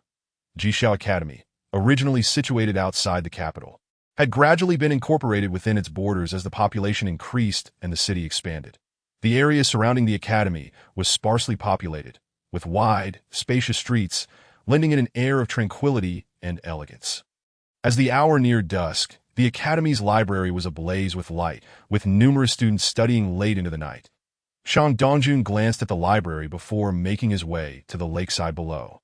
Beneath the verdant willows lining the embankment, a small boat bobbed gently on the water, but he stepped onto the boat, uttering, "The boat glides forth from the willow's shade." The boat sliced through the water, heading toward the center of the lake, which held nothing but the reflection of the bright moon above. However, as the boat reached the lake's center, it suddenly vanished, as if it had entered another realm entirely. A newly admitted male student, hiding in the shadows by the lakeshore, witnessed the scene and could not help but rub his eyes vigorously, seeing only the placid lake's surface and the moon's reflection. He muttered softly, "Am I seeing things?" His senior, who was embracing him, glanced at the lake and chuckled. "What is the matter? Are you scared?" The young man straightened his posture. "Of course I am. It feels like encountering a ghost." The senior gently caressed his cheek, saying, "I like men like you, who are so contradictory." The young man began to grow bold. Sister, what is really going on? The senior's breathing quickened. There lies a secret realm, and the entrance is at the center of the lake. The young man leaned forward, suddenly pausing, and whispered, Is it similar to this, a realm that can elevate one to the heavens? The senior's eyes sparkled enticingly as she replied, That secret realm is even more powerful. It is the residence of the esteemed dean. The young man was momentarily taken aback, then smiled and remarked, In my opinion, it is still my sister's secret realm that is more formidable. Having said that, the time for exploring and developing the secret realm arrived. The small boat entered the realm and, after a brief passage, reached the shore. Disembarking, Shang Dongjun ventured into a bamboo grove. Beneath the bamboo, there stood a modest hut constructed of bamboo. Inside the hut, a frail old man was gazing into a basin. His hair and beard were completely white, yet his posture showed no signs of stooping. This was none other than Ning Yuan, the esteemed head of the Jixia Academy. Upon hearing Shang Dongjun's footsteps, Ning Yuan did not lift his head and simply said, Shouldn't you be at Hongxiu Zhaozhao right now? What brings you here? Hongxiu Zhaozhao was the largest brothel in the capital, and Shang Dongjun was a frequent visitor there. Unperturbed, Shang Dongjun leaned over to glance into the basin and said, Teacher, are you peeking at Master Song again? Ning Yuan responded with a light rap on the head. What do you mean by peeking? I am merely concerned for her safety, that don't you understand? She spends her days either battling the dragon ancestor in the East Sea or dueling with others on Mount Shu, and even seeking out that brainless insect in the southern wilderness to fight. It is perilous. Had it not been for the sight of the misty bathing tub moments ago, Shang Dongjun might have believed it. Teacher, Master Song is already a transcendent powerhouse, overseeing the martial emperor city. You need not worry, Ning Yuan snorted coldly. Is being a transcendent powerhouse so impressive?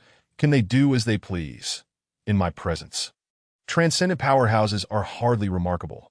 Shang Dongjun smiled and replied, However, there is hardly anything in the world that can harm them. Ning Yuan sneered, Nothing in the world? What about in the heavens? After a moment of silence, Shang Dongjun asked, Isn't it said that those in the heavens find it difficult to descend? Ning Yuan looked up, as if his gaze pierced through the night sky, resting upon the heavens. The sage has been ascending for 500 years. Yet the heavens remain indifferent to the mortal realm. Alone, the sage is somewhat weak that I am preparing to assist him. Shang Dongjun was suddenly taken aback. Teacher, are you also planning to ascend?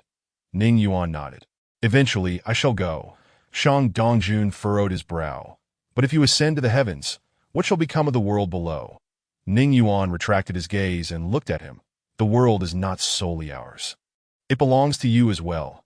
Ultimately, it is your world. Shang Dongjun bowed deeply. The student is apprehensive. Ning Yuan chuckled. I have not said you must bear it alone. Why are you afraid? Before Shang Dongjun could breathe a sigh of relief, Ning Yuan added, However, in the end, it will still fall upon you to bear it. That it would not hurt to prepare yourself mentally. Shang Dongjun demurred. My current strength is likely insufficient. Ning Yuan replied, In due time, it will be sufficient. Shang Dongjun understood his teacher's meaning. That would be the final gift from his teacher to him, that a weighty feeling settled in his heart. Ning Yuan patted his shoulder. I believe you can withstand it. By the way, what brought you to me so suddenly today? Is there something urgent? Only then did Shang Dongjun remember the purpose of his visit, that I encountered an interesting person today. He wrote 2 lines of poetry for you. Oh, what poetry! With furrowed brows, he boldly faces 1,000 accusations, and humbly bows to be a nurturing ox for the young. Ning Yuan recited it twice, laughing heartily. Not bad. Not bad.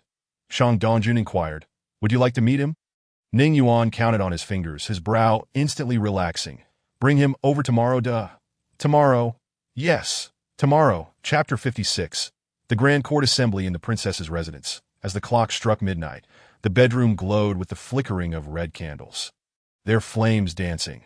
After a considerable time, a passionate phoenix cry resonated. Xia Dayan lay on Su Chang'an's broad chest, her eyes closed as she savored the lingering echoes of their intimacy. What is it? Have you encountered something disheartening? Su Chang'an embraced her soft, graceful figure, his fingertips gliding gently over her smooth, fair skin. After 6 months of familiarity, he had come to understand her well. Otherwise, she would not have sought him out at such a late hour. Xiao Daoyun was equally aware of Su Chang'an's nature.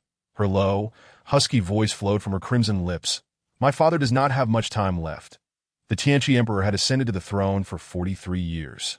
In the initial years, he had shown some capability, but in the last 30 years, he had almost neglected state affairs. The power of the court had fallen into the hands of the chief minister. Moreover, the death of the former leader of the Divine Demon Guard, Chao Qinglong, was intricately linked to the Tianqi Emperor. The current state of the Dashuan dynasty bore a heavy burden of responsibility upon him. Su Chang'an's wandering hand paused on her shapely form as he sighed. Our time is running short. Xiao Daoyun replied softly, indeed. Su Chang'an continued, what do you intend to do? We can only hasten our pace. She said. Su Chang'an pondered for a moment. What do you need me to do? Xiao Daoyun lifted her swan-like neck, revealing her exquisite face. I hope you can participate in the Grand Court Assembly in 2 months. Su Chang'an asked in confusion. The Grand Court Assembly? What is that? Xiao Daoyun, aware of his disinterest, patiently explained, the Grand Court Assembly is ostensibly an exchange event organized by the Dashuan dynasty, that in reality, it serves as a stage for various factions to showcase their strength, resolve disputes, and redistribute interests. Therefore, places like Zhaoyao Mountain, the Deep Sea Dragon Abyss, the Human Dao Court, and Pure Land Buddhism will all be in attendance. The Grand Court Assembly occurs once every decade, right here in the capital, and only those under 30 years of age may participate.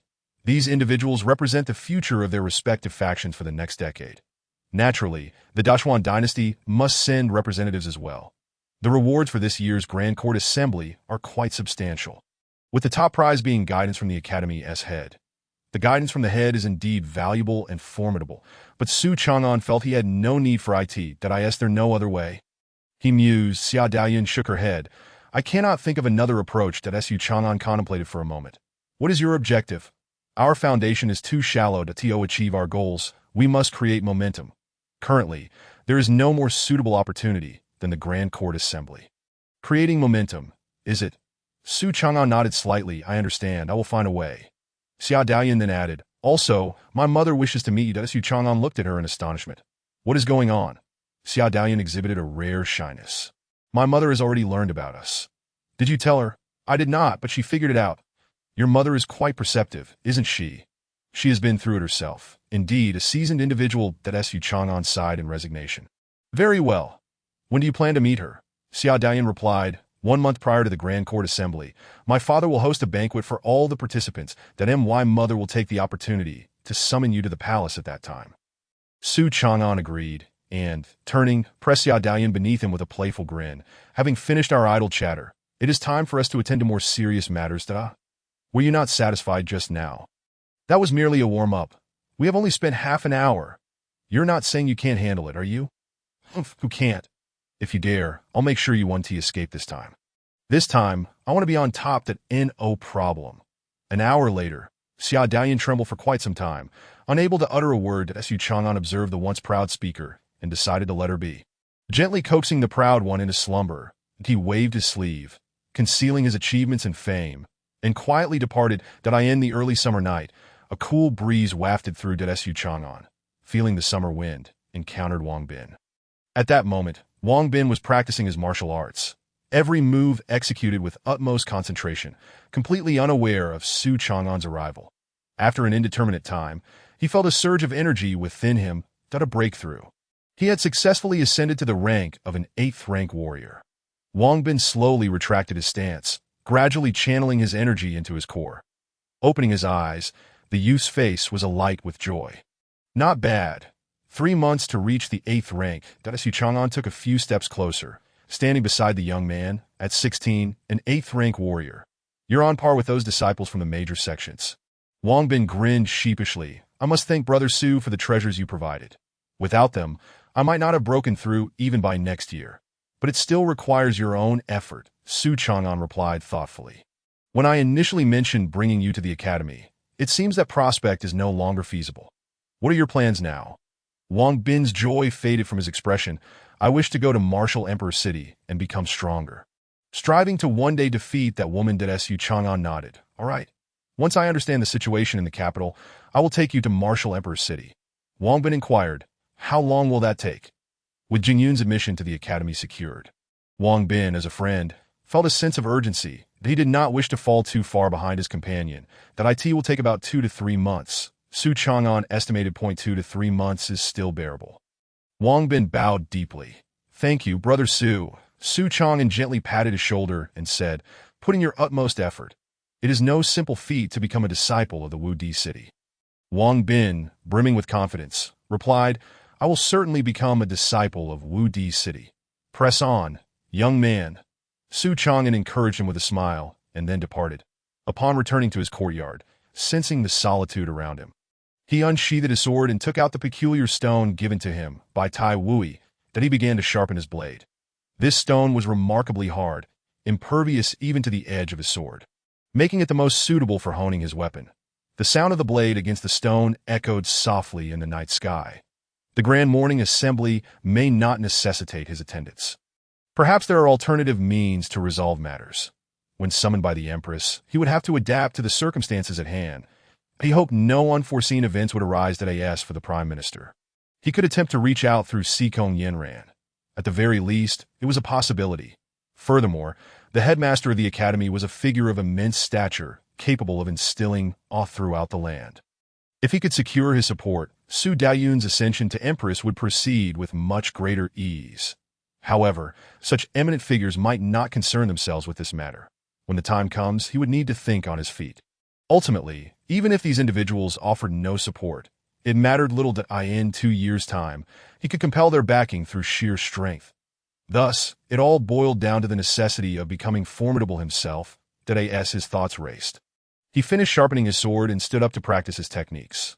The following day, as dawn broke, the sun shone brightly, heralding yet another splendid day. After being refreshed by the night, Su Daoyun left the princess's residence early to attend to her affairs. After finishing the breakfast delivered to him, Su Chang'an continued his practice in the courtyard, once again focusing on the foundational 13 sword techniques. The long blade danced and glimmered in the sunlight. When Shang Dongjun arrived at the princess's residence, he beheld this scene. His eyes. Su Chang'an's swordplay appeared unremarkable, devoid of any discernible power. Yet a subtle sense of threat crept into his consciousness. After attuning himself for a moment, he couldn't help but sigh inwardly. The blade concealed the power of heaven and earth, and no wonder he felt a sense of danger. Shang Dongjun couldn't help but re-evaluate Su Chang'an. Such extraordinary talent, coupled with an understanding of the forces of nature. Who exactly was he? What was his background? How could he, like himself, achieve mastery in both the literary and martial arts, while he had spent 10 years in the library, diligently studying countless scriptures until one day he achieved enlightenment and comprehended the profound truths of the universe? Was Su Chang'an merely honing his craft through sheer repetition? But if diligence alone sufficed, why were so many martial artists ensnared within certain realms, unable to break through? As his thoughts meandered, Shang Dongjuan's gaze grew distant. Su Chang'an had long since Shang Dongjuan's arrival, but remained focused on his practice, not pausing until he had trained for a full half-hour before sheathing his sword. Swordsmanship level 20, sword intent. That morning, he had heard the magpies chirping merrily. I did not expect to see you here. Brother Dongjun, Su Chang'an exclaimed with a smile. Shang Dongjun, regaining his composure, replied, Brother Chang'an, I bring you good news. Su Chang'an, puzzled, inquired, Oh, what good news? With a beaming smile, Shang Dongjun announced, The master has agreed to meet you. Indeed, that is splendid news. Su Chang'an asked, When? Right now. Shang Dongjun declared. Su Chang'an's expression turned to one of astonishment now. This is not merely a surprise. It borders on shock. Although he yearned to meet the legendary headmaster, he felt unprepared for such an immediate encounter. He worried whether his secrets might be uncovered. Shang Dongjun looked at him quizzically. What? You do not wish to go? I do wish to go, of course. Su Chang'an laughed, explaining, I merely feel that happiness has arrived rather abruptly. Shang Dongjun nodded in understanding, reflecting on the day when Ning Yuan had appeared before him, seeking to take him as a disciple, leaving him equally astonished and bewildered. Well then, let us not linger. We must be off. The master does not fancy waiting. Su Chang'an secured his sword and paused again. There is one more matter. Shang Dongjun, intrigued, asked, What matter? Rather than choosing another day, let us take care of Jingyun's admission today. Shall we? Su Chang'an suggested. Shang Dongjun chuckled, pointing at him. You truly have a knack for strategizing to Su Chang'an replied with indignation. I am merely providing your academy with talent. The ultimate beneficiaries will be you. Shang Dongjun smiled. Then let us bring him along. Before long, Jingyun and Wang Bin approached together. Wang Bin wished to see off his friend while also gaining insights into the academy. Shang Dongjun said nothing. After all, what's the difference between one child and two? An hour later, the carriage arrived smoothly at the academy. The four disembarked at the entrance, where the academy strictly prohibited the entry of any carriages. Even the emperor of the Great Xian, Tianqi, would dismount and proceed on foot to enter the academy, a regulation established by the previous headmaster. Not far from the grand entrance stood a statue of the former headmaster, a venerable elder clad in flowing Confucian robes. Holding a scroll and gazing skyward, Shang Dongjun bowed respectfully to the statue of Su Chang'an. Having heard of it during their journey, recognized the figure as the revered master, referred to as master by all within the academy. Su Chang'an, Jingyun, and Wang Bin bowed as well, not for any other reason than to honor the founder of the academy, which had brought an end to the great turmoil of this realm, paving the way for the relative peace enjoyed today. For this alone, a bow was warranted. As they passed the statue of the master and traversed the broad avenue, Shang Dongjun led the trio directly toward the inner courtyard. Although some students gazed with curiosity and envy, none dared to approach or question them. Shang Dongjun was a disciple of the headmaster and a teacher of the inner courtyard. He possessed the right to bring others within. Upon entering the inner courtyard, they swiftly arrived at the entrance of the library. Jingyun paused in awe at the towering 9-story building. Captivated by the sight of numerous tomes visible within, he longed to step inside and explore. After a moment's consideration, Shang Dongjun guided him toward the library. Soon, he returned alone. How was it? He asked. He is indeed a promising scholar, but he could very well become a pillar of your academy in the future. You have such confidence in him? I trust in my own judgment, Su Chang'an chuckled. And what of the other one? How do you plan to arrange his admission? Shang Dongjun then called over a student, instructing him to escort Wang Bin to the archery and equestrian facilities, places that would undoubtedly appeal to Wang Bin. Now, let us proceed to meet the master. With that, Shang Dongjun made his way to the lakeshore, where the willow trees swayed gracefully, their reflections shimmering on the water's surface. He prepared to step onto a small boat. Meow. At that moment, the white cat suddenly called out. Hearing the sound, Su Chang'an paused, yet refrained from speaking. Meow, meow, meow. The white cat called out 3 more times toward the lake. Shang Dongjun shot a puzzled glance at the cat. What is the matter with this cat? Is it afraid of water? He had seen the cat the previous night and assumed it was merely Su Chang'an's pet, displaying remarkable intelligence. Su Chang'an stroked the soft fur of the cat, smiling faintly. It has sensed the presence of a friend and is greeting them. A friend? Greeting. A white cat has friends at the academy. What other friends could a white cat have, aside from students and teachers? As Shang Dongjun pondered this, the water in the center of the lake began to bubble as if boiling. Moments later, a turtle surfaced. The turtle's shell measured 3 zhang in circumference, and its head was nearly a foot long. This is the spiritual turtle once cared for by the master. Look, the spiritual turtle has emerged. Ah, it is the spiritual turtle. I never imagined I would have the fortune to witness it in my lifetime. Why has the spiritual turtle come out? In an instant, the academy was stirred as numerous students and teachers were engulfed in a cacophony of bustling voices that echoed through the air. It was no wonder they were so agitated. This ethereal tortoise had been nurtured by the sage in his time. Since the sage ascended to the heavens, it had seldom emerged, and in the past century, it had not made a single appearance. Now, it had unexpectedly surfaced, leaving everyone in awe. Chapter 58. The directors Shang Dongjun gazed at the spirit tortoise with a look of utter astonishment. While others had never laid eyes upon it, he had encountered it on 3 occasions within the secret realm. The first time was when Ning Yuan had just taken him as a disciple, and the tortoise had merely poked its head out, marking their introduction. The subsequent 2 encounters involved him feeding the tortoise, which would emerge once a year for sustenance, spending the majority of its time in slumber within the secret realm. He never anticipated that after the white cat called out 3 times, the tortoise would emerge from its sanctuary. It was well known that even the sage could not compel the tortoise to heed his commands, a fact not unrelated to the director's former penchant for teasing it. Amid the astonishment of the crowd and Shang Dongjuan's shock, the spirit tortoise slowly glided to the lake's edge. Its enormous eyes instantly turned towards the white cat. which nodded in recognition. The white cat leaped gracefully onto the tortoise's back. Meow. Here I come. Su Chang'an followed suit, leaping onto the white cat's side. Brother Dongjun, if you don't hurry, we might leave without you. Shang Dongjun was jolted from his reverie and hurriedly climbed onto the tortoise's back. The tortoise then turned and swam slowly towards the center of the lake. Who would have thought I would have the chance to ride upon the back of such a venerable tortoise in this lifetime? Shang Dongjun mused. I had thought I would have to wait until I became the director to experience this. Su Chang'an echoed his sentiment. I too believed I would only see the spirit tortoise upon reaching the Eastern Sea. Yet here it is, Shang Dongjun chuckled and explained. This is the spirit tortoise that the sage raised. Initially, it was kept as a pet on his desk, but it began to develop intelligence after listening to the sage read. The sage then placed it in this lake and visited daily to study. Eventually, finding it a bother, he established a secret realm in the lake's center, residing there for a time each year for quiet meditation. The tortoise remained within the secret realm thereafter.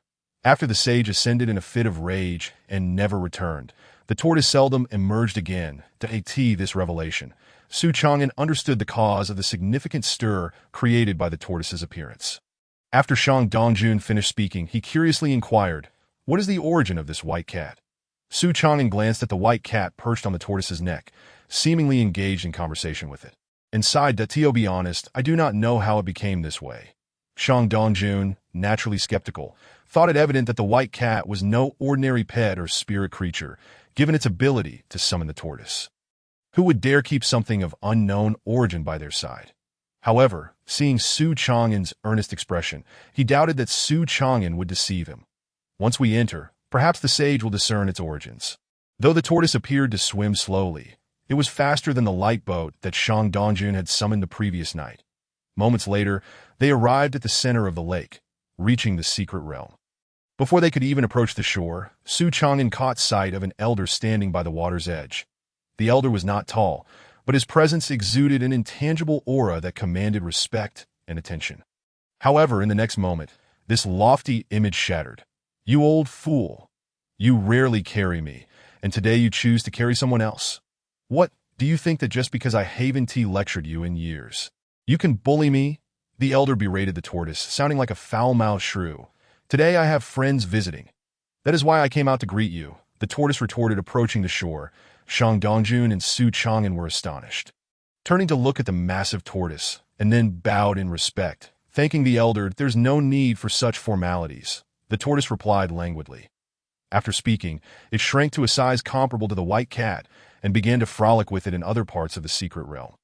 "Meow," the white cat called out, as if bidding farewell to Su Chang'an. With a wry smile, Su Chang'an turned and bowed. "I am Su Chang'an, here to meet Director Ning." Ning Yuan glared at the tortoise as it departed.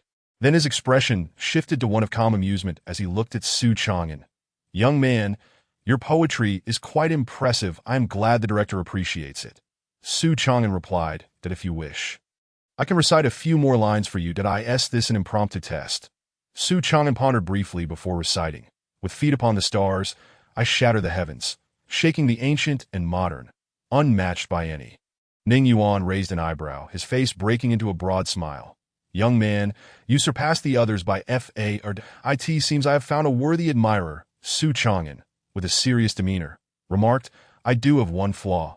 I tend to speak the truth." Ning Yuan's smile remained. "And you have another flaw. What might that be, director?" Su Chang'an inquired. "You have too thick a skin." Before Su Chang'an could respond, Ning Yuan burst into laughter. "But I like it." Without further ado, the three of them found themselves within a bamboo hut. Inside, 3 cups of clear tea emitted a fragrant steam. The sudden change in environment caught Su Chang'an off guard, yet he felt no discomfort. Was this the power of an unparalleled master?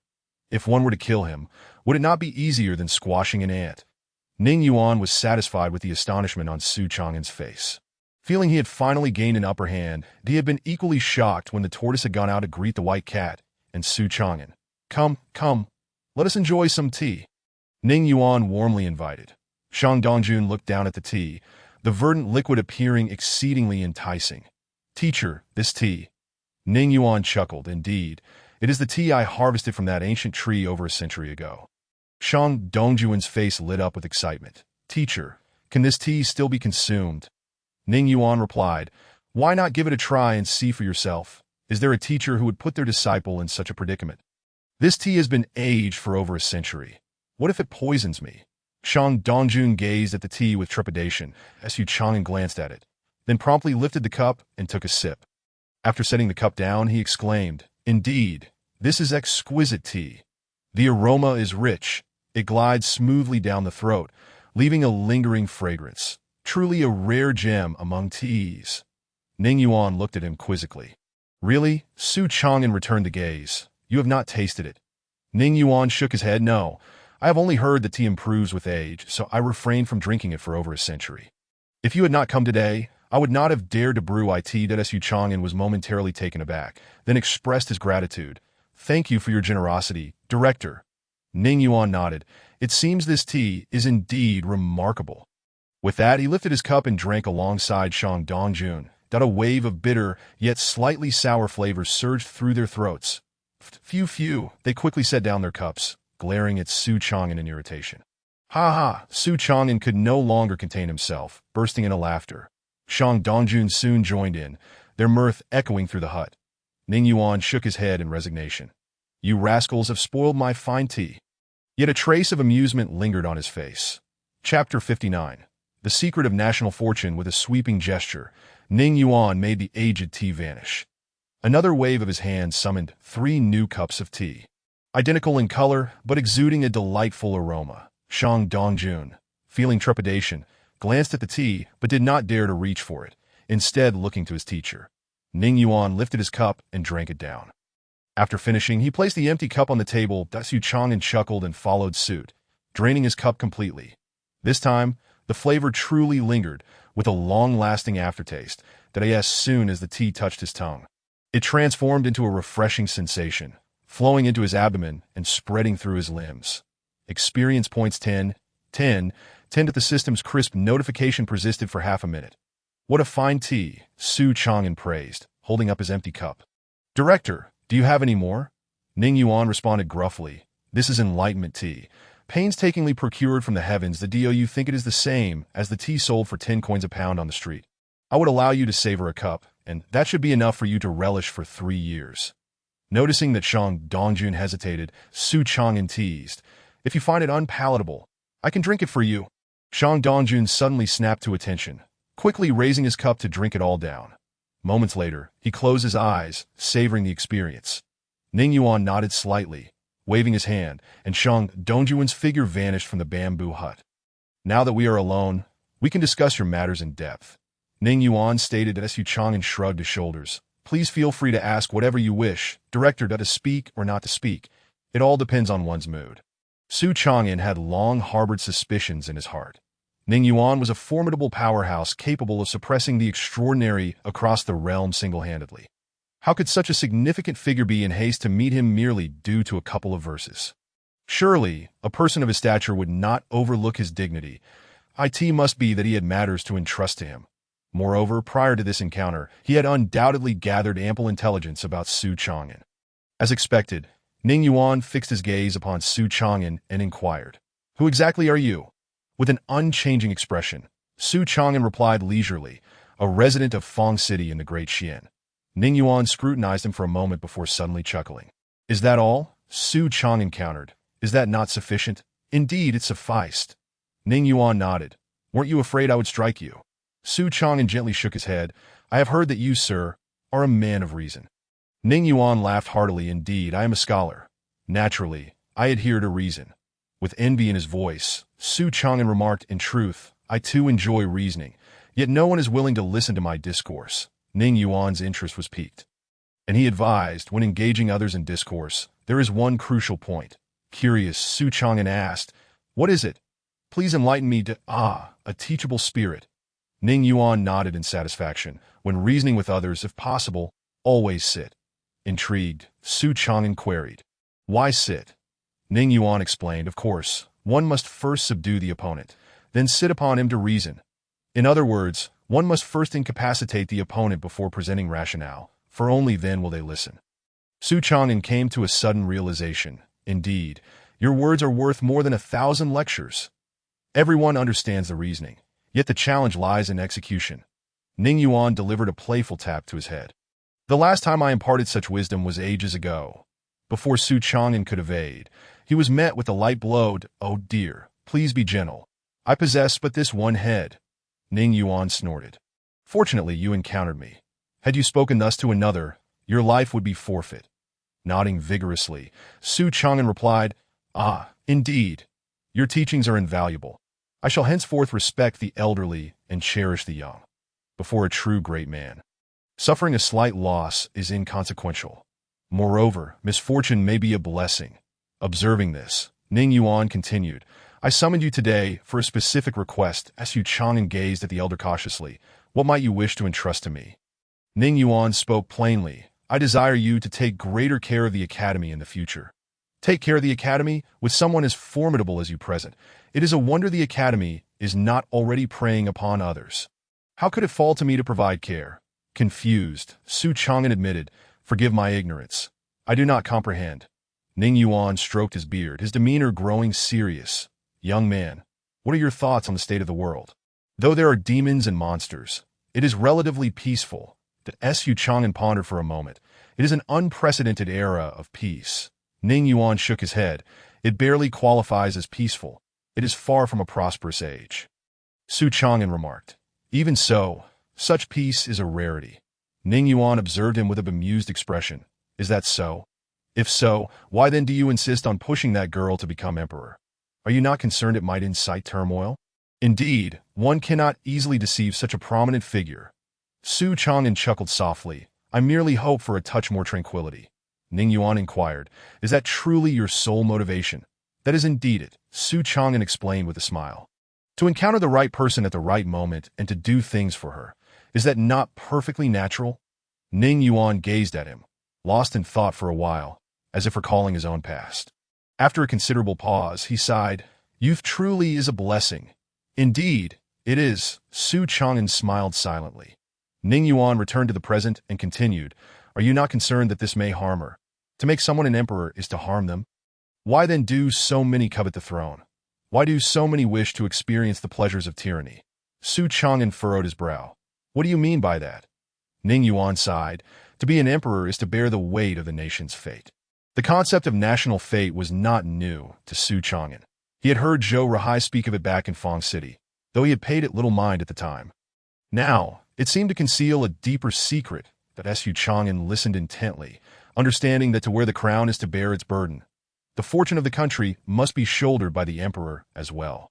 When the state enjoys prosperity and the populace lives in peace, the nation's fortune flourishes, and the emperor will be blessed in return. Yet if the realm is tumultuous, rife with conflict, the fortune will wane, and the emperor will suffer backlash. Thus, the reason behind the short lives of emperors throughout history becomes clear. Now, do you understand? Su Chang'an's brow furrowed even deeper. Your words suggest that the royal family must be aware of this. Yes, Ning Yuan shook his head. Only the past heads of the academy and the emperors of the great Xian truly comprehend the secrets of national fate. Even the crown prince remains oblivious. After a moment of contemplation, Su Chang'an asked, Why then do you choose to share this with me? Chapter 60. The teacher's gift. Su Chang'an straightened his posture, his gaze clear as he looked at the elder across from him, patiently awaiting his answer. Yet Ning Yuan did not respond immediately. Instead, he said, Did you know that before the great Xian, the concept of national fate did not exist? Without waiting for Su Chang'an's reply, he continued, Prior to the great Xian, there were 4 nations vying for supremacy, along with many smaller states. Year after year, they were engulfed in conflict, with countless lives lost. Then the sage emerged, descending upon the world. With his own strength, he led the great Xian from the ranks of the weak, swallowing the 4 nations and various small states, establishing the present circumstances of the great Xian. However, behind the 4 nations stood the likes of Zhaoyao Mountain, Long Yuan, the Dao Hall, and the Buddhist kingdom. They were not so easily resigned to defeat.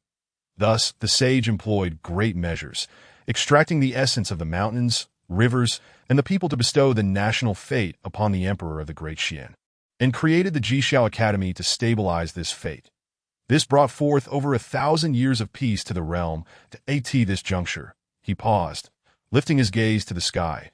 Above, the azure expanse was adorned with white clouds, radiating serenity and beauty. Yet, the sage's actions had provoked the ire of celestial beings. They descended thrice to the mortal realm, only to be thwarted by the sage each time 500 years ago. They sought to wreak havoc upon the world, that in a fit of rage, the sage ascended to the heavens, sealing the celestial gates, causing them to refrain from descending for 5 centuries. The sage stood guard at the gates for 500 years. And now he requires assistance, that I intend to ascend and accompany the sage in battle for another 500 years. Thus, I summoned you today, hoping that should the Academy face adversity in the future, you might lend your aid. Ning Yuan rose and bowed solemnly to Su Chang and hastily stepped aside, not daring to accept such a grand gesture, that if ever the Academy finds itself in peril, I shall undoubtedly assist. Ning Yuan smiled gently, gesturing for Su Chang'an to resume his seat. The reason I have chosen you is that when you enter the capital, I sense a unique aura about you, a unique aura. Could it be that the system had been discovered? Su Chang'an glanced at the elder with unease. What do you mean? Ning Yuan spoke slowly. I am aware that the power you possess is not that of a mere warrior's vitality, a cultivator's spirit, the might of a pseudo-deity, or even the righteousness of the heavens. Observing the tension on Su Chang'an's face, he chuckled softly. This is your secret, and I have no intention of probing further. I only hope you can utilize this power to do good for the world, of course. This is my personal wish. Su Chang'an felt a wave of relief wash over him. His heart had nearly leapt into his throat. He had almost feared that the elder would seek to pry into his secrets, that I will always remember your teachings. Ning Yuan pondered for a moment before waving his hand. Instantly, the bamboo hut filled with an array of musical instruments, chess sets, calligraphy, and painting supplies. Since I am asking for your help, I cannot allow you to toil without reward. Behold, these treasures are artifacts I have collected over the years. You may choose one to take with you. Each item appeared ordinary, devoid of any glimmer of treasure, but Su Chang'an surveyed the items and ultimately bowed. I humbly request your guidance. If anyone is knowledgeable about these treasures, it must surely be this venerable elder. Rather than blindly groping in the dark, it would be far wiser to seek his counsel. Ning Yuan smiled slightly. Since you have requested my assistance, do not regret your choice. Su Chang'an's heart skipped a beat. Yet he resolutely replied, I trust that you would not lead me astray. You little rascal. Ning Yuan chided playfully, waving his hand once more, that in an instant, the multitude of treasures vanished, leaving only a book and a brush behind. This brush was once used by the sage. The book is my later revised version of a wordless tome. You may write upon the wordless book with this brush, and upon tearing the page, your wishes shall manifest. Of course, both the brush and the book contain limited righteousness. The grander your wish, the more righteousness it consumes, and the lesser the chance of its realization. Su Chang'an's eyes sparkled with excitement. Any wish can be fulfilled. Ning Yuan spoke with evident irritation. Do you think this is the wishing pool of the rotten temple? It can only be utilized for the realization of minor spells. For instance, let the gentle breeze arise. As soon as he uttered the words, the brush inscribed the characters for gentle breeze onto the blank page, which was promptly torn away and vanished without a trace. In the next moment, a soft breeze wafted from the distance, gently caressing the garments of the two individuals. The method was exceedingly simple, and Su Chang'an instantly comprehended it, only to be followed by a pang of sorrow. What a waste of a precious opportunity. The tome was quite thin, comprising merely 30 sheets to know. Now it was reduced to 29, signifying only 29 chances left. Upon this realization, Su Chang'an hastily stowed away the brush and the blank book. All right, the matters have been clarified and the items have been given. You may return now. With a sweeping gesture of his large sleeve, Ning Yuan summoned the white cat and the spirit turtle into the bamboo hut. Meow. Both the white cat and the spirit turtle turned their gazes toward Ning Yuan. That it's time for the white cat to go back, Ning Yuan announced. The spirit turtle nodded slowly. I understand. The white cat, however, appeared somewhat reluctant. The spirit turtle reassured. You know the way. You can come and play often in the future. Meow. The white cat agreed. Thank you, director and esteemed turtle elder. I take my leave. After Su Chang'an expressed his gratitude, he prepared to depart. Wait. The spirit turtle suddenly interjected. Allow me to gift you something that in an instant. A sphere of water materialized within the bamboo hut, teeming with fish swimming about. Meow, the white cat chirped softly, exerting a slight effort to draw the water sphere into its mouth. With a resounding pop, a piece of turtle shell and a scarlet feather landed upon the table. "This is a gift for you." The spirit turtle addressed Su Chang'an. "The turtle shell can be used for protection, and the red feather can deliver a powerful strike." Su Chang'an, unaware of the true worth of the turtle shell and feather, noted the twitching of Ning Yuan's lips and promptly collected them. He bowed respectfully. "Thank you for your generous gift, esteemed elder." After returning the bow, the spirit turtle said, "I shall escort you out." Unable to bear the sight any longer, Ning Yuan directly transported the trio, a person, a cat, and a turtle, to the riverbank. The spirit turtle leaped into the water, revealing its true form, and ferried Su Chang'an and the white cat out of the secret realm. Shortly thereafter, the spirit turtle returned to find Ning Yuan standing at the water's edge. "You old rascal. When did you become so generous? How many times have I asked you for that turtle shell and that bird's feather? And you refuse to part with them? Yet now you willingly give them to that brat." The spirit turtle glanced at the academy director and replied languidly, "You seem anxious." Ning Yuan paused momentarily, then retorted angrily, "Isn't it because of your antics, old turtle?" The spirit turtle shrank in size and ambled up to the shore, stating, "That was not my doing. It was the teacher's gift." Ning Yuan remained momentarily stunned, then asked in a daze, "The teacher sent you a message?" The spirit turtle rolled its green eyes. "What else would you think?" Ning Yuan was left utterly speechless. Chapter 61. "Brother Biao is quite sad, Brother Su. You have finally emerged," Wang Bin exclaimed, rushing to meet Su Chang'an as he exited the government office of the divine capital. As Su Chang'an approached him and inquired, "What is it? What has happened?" Wang Bin exclaimed dramatically. "A great calamity has befallen us." Su Chang'an pressed for details. "What calamity?" Wang Bin continued, "If you hadn't come out sooner, I would have starved to death." Su Chang'an smacked him lightly. "Did you not just consume 6 deep-fried dough sticks, 5 eggs, and 4 cups of bean juice this morning? How could you be hungry so soon?" Wang Bin rubbed his head, feeling aggrieved. "That was in the morning. It is now well past noon." Su Chang'an sighed deeply. "What a child! You are draining my resources." Wang Bin retorted, "Though it is said that an elder brother is like a father, my father is still alive. Do not take advantage of me. Furthermore, I dine on the princess's provisions, not yours." Su Chang'an chuckled. "Ah, I did not expect that a trip to the academy would make you a bit more clever." Wang Bin replied earnestly, "I was never foolish." As they walked, Su Chang'an queried, "Then tell me, what is my relationship with the princess?" Wang Bin, using a term he had newly acquired in the divine capital, replied, "Bedmates." He quickly clarified, "That is, friends of the opposite sex with whom one can share a bed." "I never realized you had such talent." Su Chang'an, wishing to preserve the purity of love, swiftly changed the subject. "Regardless of whose food it is not our own that we are men. We cannot depend on women even for meals. Do you understand?" Wang Bin sighed. "Brother Su, is there not joy in soft rice?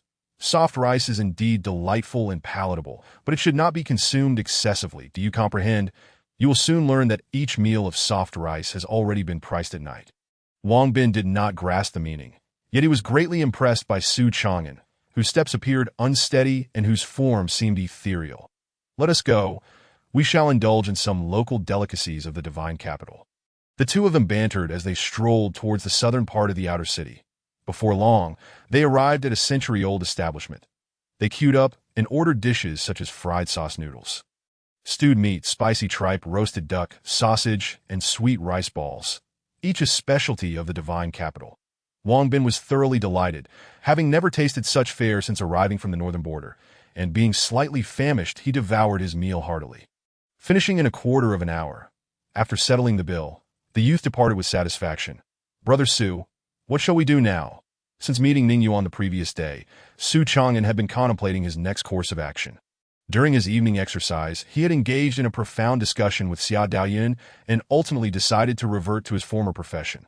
Thus, he set out early in the morning with Wang Bin to the government office of the divine capital, intending to examine the wanted posters, hoping to uncover a breakthrough. However, the divine capital was vast, and without information, it felt akin to wandering blindfolded, relying on chance. At that moment, 2 figures suddenly rushed past, colliding with Wang Bin and then continuing to sprint ahead. Wang Bin, with youthful impulsiveness, was about to curse them when his expression suddenly changed to, "Oh no, my money pouch has been stolen." As an eighth-rank martial artist, he was taken aback by the audacity of the two thieves. "Thieving rascals, stand still," Wang Bin bellowed, glancing at the thief on his left before decisively chasing after the one on the right. Su Chang'an could have intervened, but chose not to do. He had sensed someone eyeing the boy's money pouch while paying for their meal, and, feeling idle, decided to provide the youth with a practical lesson. Who knows, there might even be unexpected gains, with the white cat perched on his shoulder and a sword hanging at his waist. Su Chang'an leisurely trailed behind the boy. The streets of the southern outer city were bustling with people and vehicles. Even though Wang Bin possessed eighth-rank martial prowess, he refrained from unleashing his full strength for fear of harming others. For the moment, he could only closely follow the thief. After making a wide detour, the thief, realizing he could not shake off Wang Bin, abruptly darted into a secluded area. After a quarter of an hour, the panting thief halted in a dead-end alley that on either side of the alley stood the rear walls of two warehouse docks, rarely traversed by passers-by. Beyond lay the renowned Clearwater River, its waters flowing ceaselessly, their sound echoing in the air. "You little rascal, if you leave now, I might still grant you a way out," the scrawny man with a sharp face threatened. "If you ask for money again, I shall chop you up and feed you to the fish in the Clearwater River." As he spoke, he brandished a dagger menacingly. Wang Bin let out a cold laugh. "Return the money to me, and I shall spare you from being handed over to the authorities. What if I refuse? Then I will break your legs and drag you to the government office." After speaking, Wang Bin sensed something amiss. As the voice had originated from behind him, he turned to find Wang Debiao, a tall figure adorned with tattoos, along with a dozen ruffians wielding clubs. "Quite the bravado, brother. Which faction do you belong to?" Wang Debiao advanced a few steps, looming imposingly. Wang Bin showed no fear, stating, "I am merely here to retrieve my stolen money pouch. Is that so?" Wang Debiao called out, "Liuzi, did you steal this young man's money pouch?" "That is indeed your wrongdoing." Liuzi circumvented Wang Bin, approached Wang Debiao, produced the money pouch, and handed it over. "Brother Biao." Wang Debiao accepted the pouch, poured out the silver within, and stuffed it into his own pocket. "Brother, I have found your money pouch. Take it back, and let us consider this matter settled." As he spoke, Wang Debiao tossed the pouch back to Wang Bin. Upon receiving the pouch, Wang Bin suddenly chuckled. "Indeed, one buys the case but returns the pearls." Wang Debiao was momentarily taken aback. "What do you mean?" Wang Bin raised the pouch. "I mean, this pouch is worth far more than those mere dozens of silver coins." "Is that true?" Wang Debiao inquired. Wang Bin secured the pouch. "Would I dare deceive you?" With a resounding slap, Liuzi received a hefty blow, his eyes spinning with stars. "You useless wretch, long ago, I advised you all to educate yourselves. But you chose to ignore my counsel. Now, do you comprehend the consequences?" After speaking, Wang Debiao sighed and remarked, "Brother, this is where you went astray. You must understand that for just a few taels of silver, countless bodies have sunk beneath the waters of the Qing Shui River. The sum you possess, a mere few hundred taels, is enough for you to die multiple times over. Therefore, hand over that purse to me, and I shall bear the repercussions on your behalf." Wang Bin chuckled lightly. "Isn't that robbery?" Wang Debiao frowned disapprovingly. "How can something mutually agreed upon be termed as robbery? Moreover, your words wound my heart. Brother, fellow brothers, what should I do to him for causing me such distress?" "Cut him! Cut him! Cut him!" A dozen voices shouted in unison, surging past Wang Debiao, brandishing their clubs and striking towards Wang Bin. Chapter 62. Could it be that you cannot afford the price? Bang, bang, bang. A series of sounds echoed as Wang Debiao's brothers fell to the ground. Those who boasted of being able to take on 10 opponents lay there, wholly defeated.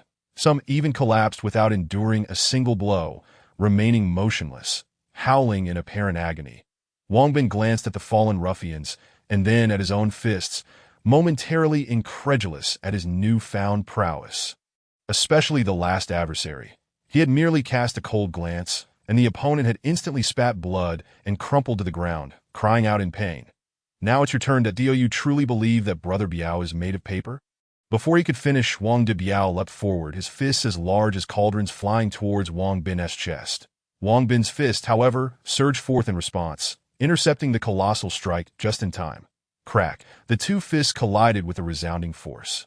Drowned out by the roaring river and the shouts that I in the midst of the commotion, Wang Bin was thrust backward over 10 feet, his eyes wide with astonishment as he gazed at Wang Debiao.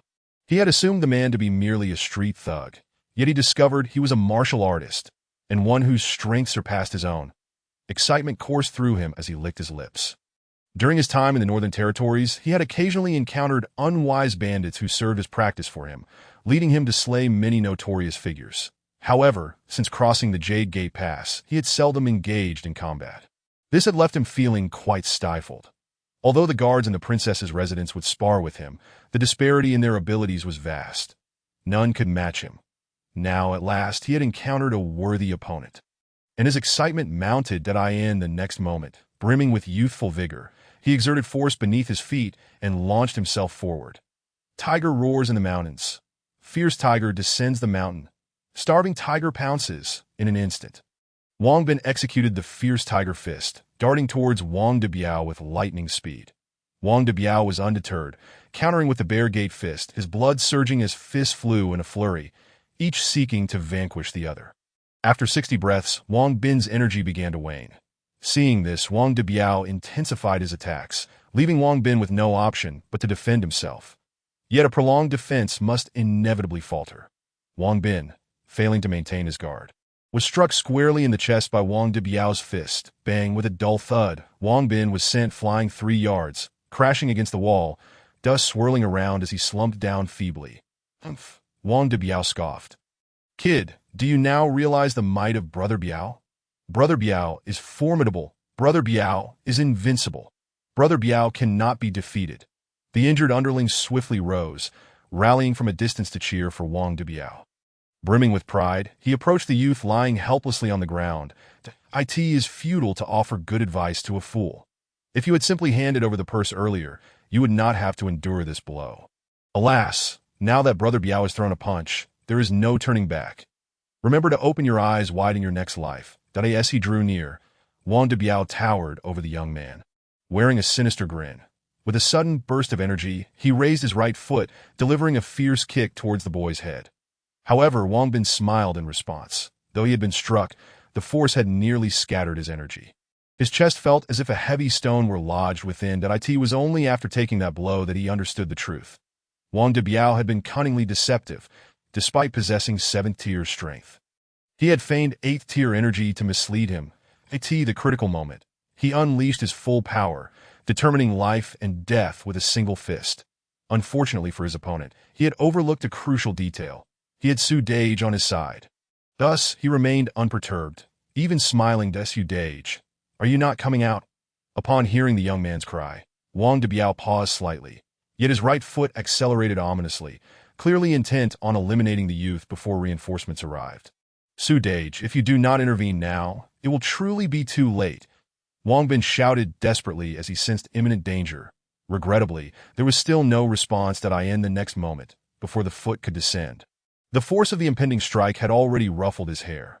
Wang Bin was utterly flustered. He had assumed Su Chang'an would follow, which was why he had acted so recklessly, yet he had not anticipated that Su Chang'an had not come along. Had he known, he would have been more cautious. He hoped for another opportunity, that he shut his eyes, bracing for death to arrive. However, death lingered, refusing to come. But he opened his eyes and beheld Su Chang'an, who was smiling gently at him. "I have warned you countless times not to act rashly. Have you learned your lesson now?" Wang Bin sighed with relief, acknowledging, "I have learned. Experiencing such a brush with death once was sufficient." With a flick of his wrist, Su Chang'an's sheathed sword trembled slightly, akin to a cold, icy rain pelting down upon his face. Wang Debiao's warm tears nearly fell, as darkness threatened to engulf the colors before him. "So, you are Brother Biao. Pray tell, which path do you traverse?" "Su Dage." "No, Su Darren, just call me Sandetsi. The title of Brother Biao is merely a playful nickname from my comrades." Wang Debiao regarded the youth before him. A sycophantic smile plastered on his face, that a sword blocked against his thigh. Had it not been for the sheath, his leg would have been severed entirely. Even without the severing, the pain radiating from his thigh made it clear that Su Chang'an was not someone he could provoke. Even if he summoned all his strength, for he had not even glimpsed how Su Chang'an had appeared at it was as though he had always been there. Am I brothers, and I merely seek to earn our keep with the Fish Dragon Gang. Upon noticing Wang Bin swallowing a medicinal pill, Su Chang'an sheathed his sword.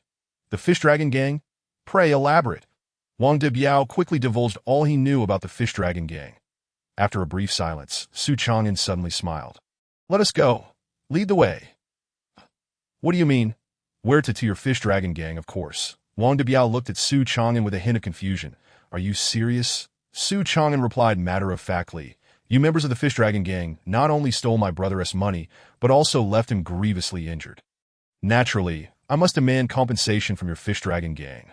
Wang Dibiao, realizing he had just spilled so much information, cautiously inquired, how much compensation are we talking about? Su Chang'an smiled. Not much, just 1,000 or 800 taels will suffice. Wang Dibiao let out a sigh of relief, smilingly agreeing. That is indeed fair and just. To settle the wrath of at least a 6th-tier expert for 1,000 taels of silver is undeniably a worthwhile transaction. Yet Su Chang'an cast a glance at him, instantly recognizing his misunderstanding. What I meant was gold, not silver. Wang Dibiao was left utterly dumbfounded, his speech faltering. Gold? Su Chang'an scrutinized him, puzzled. Could it be that your Fish Dragon Gang cannot afford to pay? Chapter 63.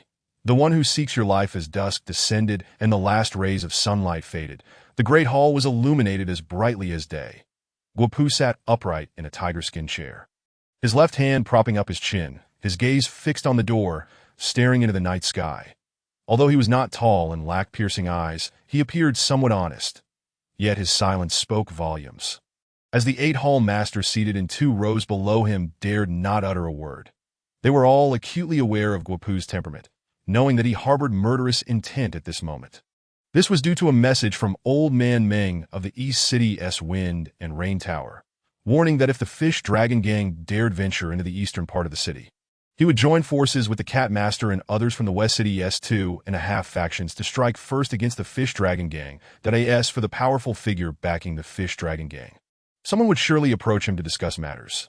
Thus, Guopu was infuriated and summoned the 8 hall masters to deliberate. 5 years prior, he had been one of those 8 hall masters to that time. The Fish Dragon Gang was still known as the Green Serpent Gang, and the former leader had convened them here, openly rejecting the benevolence of that esteemed figure. Upon hearing this, Guopu had immediately led 2 others to take action, killing the former leader without a moment's hesitation, even though the leader had once shown him kindness. Consequently, he garnered the favor of that esteemed figure and received numerous benefits, the most notable of which was a significant enhancement in strength. Originally a 6th-rank martial artist, he had successfully broken through to 5th rank shortly after becoming the leader. That a 5th-rank martial artist was considered quite formidable in the divine capital, and no one dared to underestimate him, especially with thousands of Fish Dragon Gang members in his service. The Fish Dragon Gang was a name personally bestowed by that esteemed figure, and Guopu believed that one day he too would transform from a mere mortal into a dragon amidst the storms. Now, 5 years had passed, and the Fish Dragon Gang's business had flourished immensely, with docks, brothels, and gambling houses all under his control, even involving military grain transport and storage. Thus, some claimed that in the southern part of the divine capital, the surface was governed by the Jing Zhao Yin, while the underworld fell under Guopu's dominion. Recently, he had dispatched someone to the East City for reconnaissance, only to be met with an unexpectedly fierce response from Old Man Meng, who not only severed business ties, but also took the lives of many Fish Dragon Gang members, even issuing a warning to him. What are you all thinking? After a long pause, Guopu straightened his posture, his gaze sweeping over the 8 hall masters. Leader, we cannot simply back down like this. Indeed, if we do nothing, how shall we explain ourselves to our brothers? Yes, if we remain passive, who would dare to show us disrespect in the future? Leader, give the order. The brothers are ready.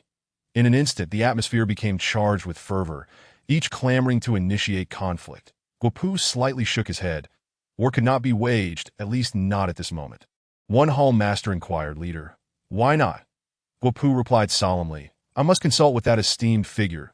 At this point, the 8 hall masters understood that engaging in battle with Old Man Meng was no longer merely a gang conflict, but rather a game involving that powerful figure behind the scenes. The esteemed figure has said, you may fight without worry. A voice, approaching from a distance, echoed in their ears, and a figure swiftly appeared before them, a tall, slender middle-aged man clad in a blue Taoist robe, sporting a goatee, his waxy yellow complexion illuminated by the brilliance of his eyes. Guopu immediately rose, smiling and clasping his hands. Master Ge. The 8 hall masters likewise stood in greeting. We pay our respects to Master Ge. Ge Xian returned the salute. Leader Gue, the esteemed figure is already aware of this matter and has specifically sent me to lend you a hand. Master, please take a seat. Guopu invited Ge Xian to the main seat, assuring him, with the esteemed figure's words in your presence, I am certain we shall capture the East City Wind and Rain Tower. Ge Xian slightly nodded, declining the seat, instead stating, Leader Gue, simply find me a quiet place. Notify me when we are ready to depart for the Wind and Rain Tower. Thank you, Master. Guopu beamed. I shall personally escort you to the quiet quarters. With that, he exchanged a knowing glance with the 8 hall masters. They bowed in unison. We bid farewell to Master. A satisfied expression graced Ge Xian's face as he followed Guopu to the quiet quarters. Bang, bang. A dull thud interrupted Guopu and Ge Xian's footsteps as 2 figures collapsed in the courtyard before the great hall. Both men's gazes turned towards the door, while the countenance of the hall masters shifted. Also glancing at the entrance. This was the inner sanctum of the Fish Dragon Gang. How dare anyone intrude and injure others? Was this not an affront to the Fish Dragon Gang in public? Amidst the gazes of the Fish Dragon Gang members, Su Chang'an, Wang Bin, and Wang Debiao walked in. That is our leader, and the other 8 are our hall masters. The final one should be sent by that esteemed figure. After Wang Debiao's introduction, he noticed the gazes upon him and hastily retreated into the shadows at the door, desperately attempting to hide. Su Chang'an chuckled lightly. What a coincidence. I happen to know that esteemed figure. Wang Debiao was momentarily taken aback. That Su Chang'an surveyed the crowd, his gaze landing on Ge Xian. Ge Xian, Master Ge, I never expected to encounter you here. Ge Xian's brow furrowed as he regarded Su Chang'an. Who are you? Su Chang'an replied, Ge Xian, hailing from the Taoist court, adept in using flying swords, responsible for the slaughter of 126 innocent souls that am I mistaken. In the Dacian Empire, any breach of the law would lead to a wanted notice. With the Academy's head presiding, even disciples from the Taoist court, Buddhist kingdom, or Longyuan would be subject to pursuit by the Dacian. However, being wanted was one matter. Capturing the individual was another. Thus, some warrants had lingered for an extensive duration. Ge Xian's gaze turned cold, his voice icily inquiring. Who exactly are you? Su Chang'an's expression grew equally frigid. I'm the one who seeks your life. Before the words had left his lips, a handle-less flying sword suddenly pierced the night sky. Its blade razor-sharp, slicing through the air with a piercing screech. The flying sword melded into the darkness, rendering it nearly indistinguishable to the naked eye, its speed astonishingly swift, reaching within 3 feet of Su Chang'an in the blink of an eye. A faint smile of derision graced Su Chang'an's lips as he exerted a slight force with his right hand, drawing his sword from its sheath. The blade, silent yet remarkably precise, struck the body of the flying sword. Bang! Under the immense force, the flying sword was driven into the ground more than a foot deep, rendered immobile. With a flick of his wrist, Su Chang'an executed a horizontal slash. Bang! Another loud crash echoed as yet another flying sword was cleaved. The sword pierced through 2 corridor pillars, embedding itself into a third. Bang! Su Chang'an continued his assault with the horizontally held blade, striking down another flying sword. Bang, bang, bang! In an instant, 9 fierce collisions resonated throughout the courtyard. Before anyone could react, all 9 flying swords were sent hurtling away by Su Chang'an's blade, none able to be wielded again. Having felt no further threat, Su Chang'an stood with his sword in hand, gazing at Ge Xian. The consciousness tethered to the 9 flying swords was utterly extinguished in the wake of the violent backlash. Ge Xian spewed several mouthfuls of blood, his face ashen. His internal essence was in disarray, and his meridians were thrown into turmoil that in the blink of an eye, Ge Xian had nearly been rendered incapacitated. Struggling to maintain his composure, he looked at Su Chang'an, articulating each word with difficulty. Who are you? Su Chang'an replied. I am, without a doubt, the one who seeks your life. Chapter 64. Do you wish to live or die? Su Chang'an's tone was indifferent, as if narrating a predestined event. Ge Xian wiped the blood from the corner of his mouth and secretly consumed a pill that in an instant. His consciousness was rapidly nourished, regaining strength. Soon after, under the calming influence of his consciousness. His internal essence also stabilized in the span of 2 breaths. He had returned to his former state. Guopu watched in astonishment, envy evident in his eyes. Just based on you, Guxian glared coldly at Su Chang'an. You wish to kill me? Dream on. Su Chang'an met his gaze, a faint smile upon his face that do not misunderstand. I merely wish for you to experience the despair of those you once slaughtered. Guxian took a deep breath, secretly channeling his consciousness and essence. Leader Guo, what are you waiting for? Guopu understood that there was no evading this battle, that if Su Chang'an were to kill Guxian here, his own life would be forfeit. Brothers, assist Master Gu in eliminating this man, and I shall reward you with 1,000 taels of gold. Anyone who dares to flee shall be pursued to the ends of the earth by the Fish Dragon Gang. Under a generous reward, there will surely be brave souls. Under severe punishment, there will be those who fear. Guopu bellowed, and the 8 hall masters, along with dozens of gang members from the inner hall, charged towards Su Chang'an with fervor. Su Chang'an remained unfazed, softly instructing, You go protect Wang Bin. Do not let him be ambushed. With a soft meow, the white cat leapt gracefully onto Wang Bin's shoulder.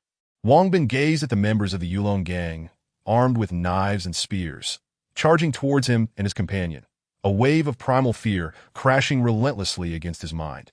Each assailant was undeniably stronger than he. Under the oppressive aura of their murderous intent, his legs quaked. Yet he remained steadfast, refusing to retreat even a single step. The youth's eyes were fixed intently on the advancing foes, bracing himself for battle. Not bad. Su Chang'an silently evaluated the young man. The next moment, he vanished, merging seamlessly into the shadows, as light as a whisper, swift as lightning. Bang, bang, bang. A series of muffled thuds erupted through the night. In the blink of an eye, dozens of Yulong gang members were struck down with tremendous force. Though they were not slain, they quickly succumbed to incapacitation, their weapons clattering to the ground as they sprawled helplessly on the cold earth. Groaning in agony, the 8 hall masters of the Yulong gang fared no better. Guopu's pupils widened in terror, only to constrict sharply. The 8 hall masters were all at least 7th-tier martial artists, with 2 having achieved the 6th tier for many years. Dozens of elite gang members were all 8th-tier martial artists. These individuals constituted the very backbone of the Yulong gang, the cornerstone of their dominance in the southern city. Yet, in mere moments, they all lay defeated on the ground. Such prowess was beyond Guopu's capabilities that he doubted even a 5th-tier martial artist stronger than him could accomplish such a feat. This suggested that their adversary possessed at least the strength of a 4th-tier martial artist. A profound sense of helplessness welled up within Guopu that a bitter taste filled his mouth. With no path of retreat remaining, he grasped the Longke blade. An eruption of vitality surged through him, emanating an astonishing aura. Bang! The bluestone beneath him shattered as Guopu propelled himself forward with astonishing speed. In that critical moment, he displayed a ruthless side. All his vital energy was channeled into this strike, leaving him utterly defenseless. The Longke blade, empowered by his immense vitality, cleaved through the air, devoid of complex techniques. Only the sheer courage and strength of a life-or-death struggle. The blade sliced towards Su Chang'an with a chilling whistle. At that instant, Su Chang'an revealed himself. With a mere glance, he raised his horizontal blade to meet the attack. Bang! The 2 blades collided violently, sending shockwaves that reverberated outward, shattering everything in their vicinity. Countless debris rained down upon the ground. Guopu's figure was engulfed by the flurry of fragments, crashing directly into the thick wall. Bang! Like a painting falling from the wall, his body slumped against it, blood pouring from his mouth, his face pale and weak. His eyes were filled with shock and unwillingness as they locked onto Su Chang'an. Yet Su Chang'an did not spare him a glance, for Guxian's flying sword had arrived. The Yulong gang members had bought him a breath of time. Guopu had secured him another. In those fleeting moments, he was able to summon the scattered flying swords once more. This time, he had learned his lesson. The swords did not shoot directly at Su Chang'an, but swept past him at a distance of 6 feet. 6 blades resembling meteors streaking swiftly by. When speed reached its zenith, the power of the swords escalated. Su Chang'an sensed the shift, his steps unwavering as he advanced. In an instant, the flying swords accelerated further. How foolish! As the thought crossed his mind, he swung his horizontal blade in a sweeping ARC-an invisible blade aura shot forth from the weapon, elongating it as if it were a massive sword. Reaching several feet in length, the aura cleaved through the flying swords. Bang! 6 rapid, fleeting sounds echoed, merging into one in the air. The 6 flying swords were swept aside, crashing down in disarray. Guxian's blood sprayed forth once more, staining the ground a deep crimson. In the next moment, horror etched itself across his face as his gaze fixated on the doorway. 3 of his flying swords had completely severed their connection with him. Those were his meticulously crafted personal flying swords. How could they suddenly become unresponsive? Even if they were severely damaged, he would have sensed it. Yet, there was no time for contemplation. He turned to confront the approaching Su Chang'an. Panic flashing across his features. You die. The concealed talisman in his hand was activated, unleashing a blazing line of fire towards Su Chang'an. Su Chang'an had anticipated this, positioning his horizontal blade before his chest to block the attack with precision. The ethereal fire collided with the blade, leaving behind a mere white mark before vanishing entirely. Impossible. This cannot be. That was a second-tier talisman. How could your blade withstand it? Faced with the specter of death, Guxian unraveled completely, shouting in desperation, "No, you cannot kill me. I am an official of the Dao Court. Killing me means opposing the Dao Court, and you will face dire consequences. Just spare me, and I will not hold a grudge. Even assisting you into the Dao Court for your ascension to the 3rd tier." Without uttering a word, Su Chang'an advanced, slowly closing the distance with his blade in hand. Realizing his impending doom, Guxian, in a frenzy, cried out, "Who are you? How do you know I would be here?" As Su Chang'an approached, he declared, "I am a man of my word. When I say I will kill you, I shall indeed do so." With that, the blade descended. The severed head soared high, landing at Guopu's feet. Su Chang'an stepped forward, gazing down at the pallid Guopu. "Do you wish to live or die?" Chapter 65. So it is him. To live. Naturally, no one wishes for death. Moreover, Guopu was the leader of the Yulong gang, leading a carefree life. Thus he was even more averse to dying, enduring the pain. Guopu managed to utter 2 words, "I want to live. Want to live. Then pay the compensation for my brother." Su Chang'an had long anticipated his choice, summoning Wang Dibiao and Wang Bin, who stood at the doorway. To recount the events that had transpired, he concluded, "Produce 2,000 taels of gold, and this matter will be settled." Any objections? Guopu had no objections, hastily consuming a healing pill to staunch his injuries. He personally led Su Chang'an and Wang Bin to the gang's warehouse, gathering the 2,000 taels of gold to hand over to Su Chang'an. Su Chang'an accepted the 2,000 taels of gold along with Guxian's severed head. Departing the Yulong gang with Wang Bin, it was not until the two had traveled half an hour that Guopu finally relaxed. He arrived at the assembly hall, surveying the injured members and Guxian's headless corpse. His heart heavy with dread, he could not bring himself to believe Su Chang'an's claims. Nor could he dismiss the notion of coincidence. Ji Xian had barely arrived before being slain, and there was undoubtedly a conspiracy at play. Indeed, that man must have been sent by old man Meng from the eastern city, aiming to deliver a warning to himself, or rather, to that esteemed individual. Realizing this, he hastily dispatched a messenger to inform that esteemed individual. Another half-hour passed before Gu Yuan arrived, surveying the fallen members of the Yulong gang, the still pale Guopu, and the headless corpse lying in a pool of blood. His expression darkened to an extreme. "Who killed my disciple? Who is responsible for this?" A tremendous pressure descended, weighing heavily upon everyone present. "Calm yourself, my lord. Please calm yourself." Guopu knelt, recounting the events in their entirety along with his own speculations. As for Wang Dibiao, he had quietly departed when Su Chang'an left. Fearing for his own life in the presence of such a harbinger of death, the Ji Yuan retracted his oppressive aura, his face grim as he listened. "So, you are suggesting that old man Meng from the eastern city orchestrated this?" Guopu refrained from making definitive claims, quickly stating, "I believe this situation is far too coincidental that if he were not constantly monitoring the Yulong gang, he would not have come at this moment to kill Gu Xian." The Ji Yuan took a deep breath, suppressing his fury. "What you say holds some truth that I will report this matter to the prince. You all should focus on healing." With that, he prepared to leave.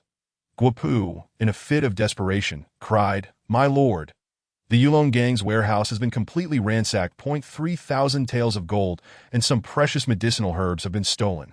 Useless. Truly useless.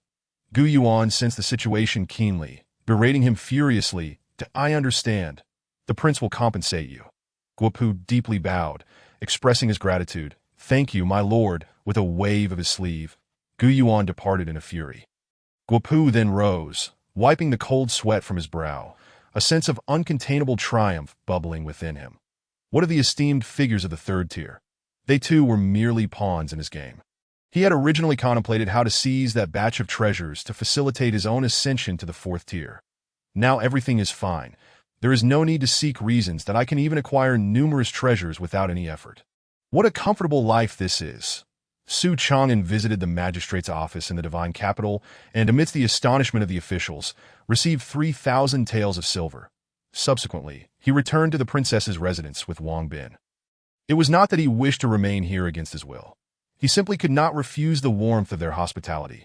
Every day, Xiao Daoyin welcomed him with open arms, and if he were to remain seated without showing respect, it would seem rather ungrateful. By the time they arrived at the princess's residence, it was already dusk.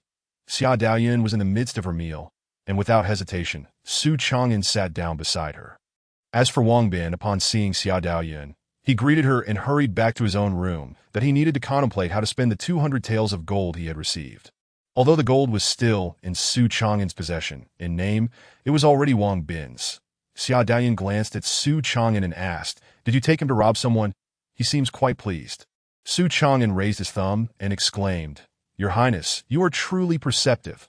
Xiao Daoyin was momentarily taken aback. "Did you really go robbing?" Su Chang'an chuckled. Of course not, and he proceeded to succinctly recount the events concerning the Yulong gang.